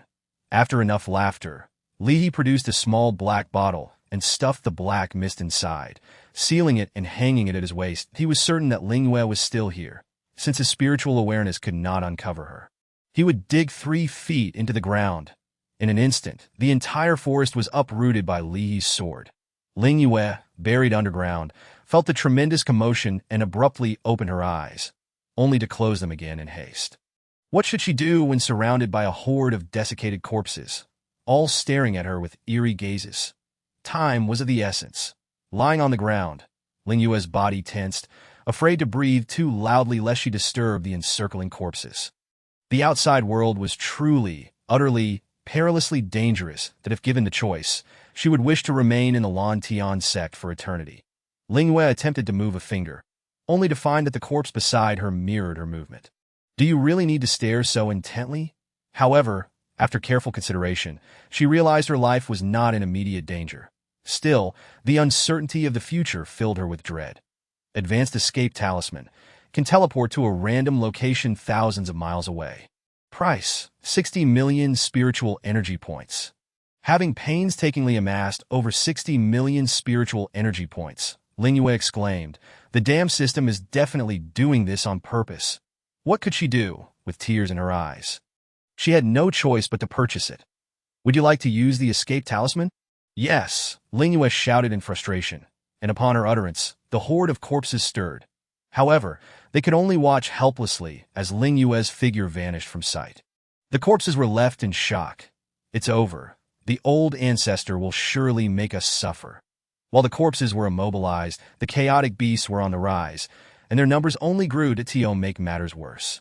She could not discern the cultivation levels of any of the beasts, all of which were above the 9th tier. Initially believing she had escaped, she soon realized she had merely leapt from one land of corpses to another land of death. "The beast tide is upon us. Run." Hey, you foolish little girl, don't just stand there, run. For reasons unknown, Ling Yue was certain that the words foolish little girl referred to her as she joined the peculiar crowd in flight. In a moment of distraction, she witnessed someone not far away being snatched away by a swooping black hawk. Ling Yue instinctively reached for the talismans in her storage bag, only to find it empty. Her storage bag, including her interspatial ring, was gone. Everything was gone. It contained all her possessions. Ling Yue felt utterly despondent. Having escaped to an unfamiliar place only to encounter a beast tide was already unfortunate. But now she had lost her means of survival. She felt as though she no longer wished to live. With thoughts of despair swirling in her mind, Ling Yue ran faster than anyone else. Don't just run. Fight back. Grab your weapons. If you want to live, don't fear death. Ling Yue glanced toward the source of the voice, where a man clad in armor wielded a massive axe. Fiercely hacking at the rampaging beasts, 5 others in similar armor stood beside him, engaging in the bloody battle. They were formidable, but facing an unending tide of beasts emerging from the shadows. Ling Yue and the fleeing cultivators felt nothing but despair. Though she thought this, Ling Yue still opted to purchase a batch of seeds from the system's shop. Scattering them behind her, that a multitude of vines burst forth from the earth, ensnaring the bloodthirsty beasts that pursued them. Some vines were engulfed in flames, while others transformed into hardened spikes that pierced the beasts at their vital points. The sacrifices of her companions did little to restore the frenzied beast sanity. Instead, they grew even more berserk that Ling Yue's expression darkened. They would have to flee. It was impossible to fight back. Who was that ragged little girl? A person standing on the city wall took notice of Ling Yue. I don't know that I don't recall arranging for anyone that young to be here. The one responding was equally baffled. There were no criminals of that age in Huiyang City. Could there have been a mistake? Chapter 95. Whales fill the air, beasts roar. Ling Yue remained unaware that the group she had been running with were prisoners. After all, they were all covered in grime, and while their attire was peculiar, she had never connected them to being inmates. Hey, what if we take this opportunity to escape? The Red Helmet Squad kept a close watch, unable to find an opening. That we need a bait. A shifty-eyed man turned his gaze toward Ling Yue, who was not far from them. Typically, young girls like her were easily deceived. If they could trick this foolish girl into attacking the Red Helmet Squad, it would buy them plenty of time to flee. After all, he had seen her skills earlier. She was no weakling. This doesn't seem right, though. I don't recall seeing this little girl before. Was she from another cell? The man, though reluctant, veered his path toward Ling Yue. The 3 men beside him recognized this movement as their leader's approval. Since they were all destined to die, they might as well do a good deed before their end, and they would remember her kindness. Thus, as Ling Yue desperately fled, she found herself surrounded by 4 burly men. Initially, she was quite wary, but seeing that the 4 men silently dispatched the approaching beasts, she felt a bit more at ease. There were still many good people in this world. Though they looked rough around the edges, one cannot judge solely by appearances. Unbeknownst to Ling Yue, those who had been running alongside her had quietly changed direction after the 4 men surrounded her. Little girl, which cell are you from? Ling Yue was filled with questions. What did they mean by which cell? Boss, look at her attire. The lecherous man grinned slyly. Although everyone wore ragged clothing, the style was distinctly different. Hers was blue, while theirs was brown prison garb. I was just thrown in here without having the chance to change my clothes. Ling Yue responded quickly, analyzing her situation and deducing their identities with just a few words. She knew that cultivators in the realm of cultivation who looked like this were certainly not good characters. The leading man no longer dwelled on the origins of Ling Yue, but rather, he urgently articulated their objective. As the tide of beasts swelled increasingly, relying solely on spiritual energy, to flee would lead to exhaustion and demise. Instantly, alarm bells rang in Ling Yue's mind. She was far from convinced that it was merely a trivial matter. Yet, to preclude their forceful intervention, she inquired with trepidation, "What is the task?" "We must attack the armored creatures." In the midst of this exchange, several demon beasts in the sky accelerated their pursuit of the crowd, unleashing torrents of azure flames that engulfed vast expanses of land. Wails echoed throughout, accompanied by the furious roars of the beasts. Having previously endured a beast tide, Ling Yue keenly sensed the impending danger and swiftly executed her evasive maneuvers. Colliding with the lecherous man mid-sentence, sending him flying, in the blink of an eye, Her petite figure had darted far away. The lecherous man, somersaulting in midair, was just about to give chase when he was scorched by the azure flames. The other three, realizing the peril, disregarded the unfortunate man and scrambled into the thicket. "Help me, boss!" cried the lecherous man, extending his flaming hand, but before he could utter another word, a beast behind him devoured him whole. Witnessing his prey snatched away by another, the azure firebird was incensed. It opened its beak and emitted a piercing cry, prompting its companions to rain down fire. This time, their targets were not humans, but rather the demon beasts. A tumultuous battle erupted between the airborne and terrestrial creatures, plunging the scene into further chaos. Ling Yue fought to suppress the urge to glance back, fully aware that the lecherous man had met a grim fate. Yet this was not the time for such thoughts. Survival was paramount. Gritting her teeth, she made the same choice as most prisoners and dashed into the forest that Dio not let them escape. The Red Helmet team, witnessing the situation spiral out of control, fanned out into the thicket with dozens of squads. The frenzied beasts pursued them closely, while others engaged in fierce combat with the aerial demons. Flames blazed. Thunderstruck, ice formed. The earth trembled. Roars and wails filled the AI. It was utter chaos, more chaotic than ever. As Ling Yue entered the forest, the sight of the approaching horde of beasts left her numb. How long would this torment last? She felt on the verge of collapse, and upon noticing a man wielding an axe, ruthlessly slaying beasts, she resolved to seek his assistance. "Brother, help! I am not a prisoner." Although she had expended only a third of her spiritual energy, she lacked any elixirs or spiritual food to replenish her strength. Conserving what little she had was vital, and asking for help seemed the quickest solution. Suddenly, the man, Leisha, froze momentarily at her desperate call. "Brother, be careful." Ling Yue delivered a swift kick, sending a sneaking striped python flying. "Who is your brother?" Leisha swung his axe, cleaving a nearby beast in two, presenting a blood-splattered visage to Ling Yue. "You are quite formidable, brother. Do not call me brother." "All right, brother," she replied seamlessly. But that a nearby teammate could no longer stifle his laughter, that Leisha's face flushed deeper. Had he not discerned that the young girl was indeed not a prisoner, his temper would have led him to swing his axe. "That I truly am not a prisoner, brother. Could you perhaps take me with you when you leave?" Ling Yue continued to kick away beasts while adopting a tone of innocent pleading. "From where do you hail?" "I am from the Yue sect. I got separated from my senior brother." Ling Yue quickly fabricated her story, utilizing the name of a minor sect to her advantage. "What? The Yue sect?" Before Leisha could respond, his teammates broke down in disbelief. One sect resided in the extreme north, the other in the extreme south. Even with a flying vessel, it would take a year or two to traverse such distance. And that was under optimal conditions. Ling Yue, perplexed by their reaction, nodded affirmatively. When she learned that the distance to Lantian sect was 2 years, she was taken aback. Although the distance between Lantian sect and Yue sect was considerable, it could be traversed in just over a month. And now, how far is it to the Zhangjin sect from here? Ling Yue stammered. "Not far, about a year's journey," Leisha replied, delivering a crushing blow to Ling Yue's hopes. She cast a glance at her remaining lifespan, 3 days, meaning that a year's journey had been reduced to 3 days by the black mist that had abducted her. And on top of that, having used the Earth Escape talismans, she had unwittingly added another 6 months to her plight. What a turn of events! Although Leisha sensed that Ling Yue was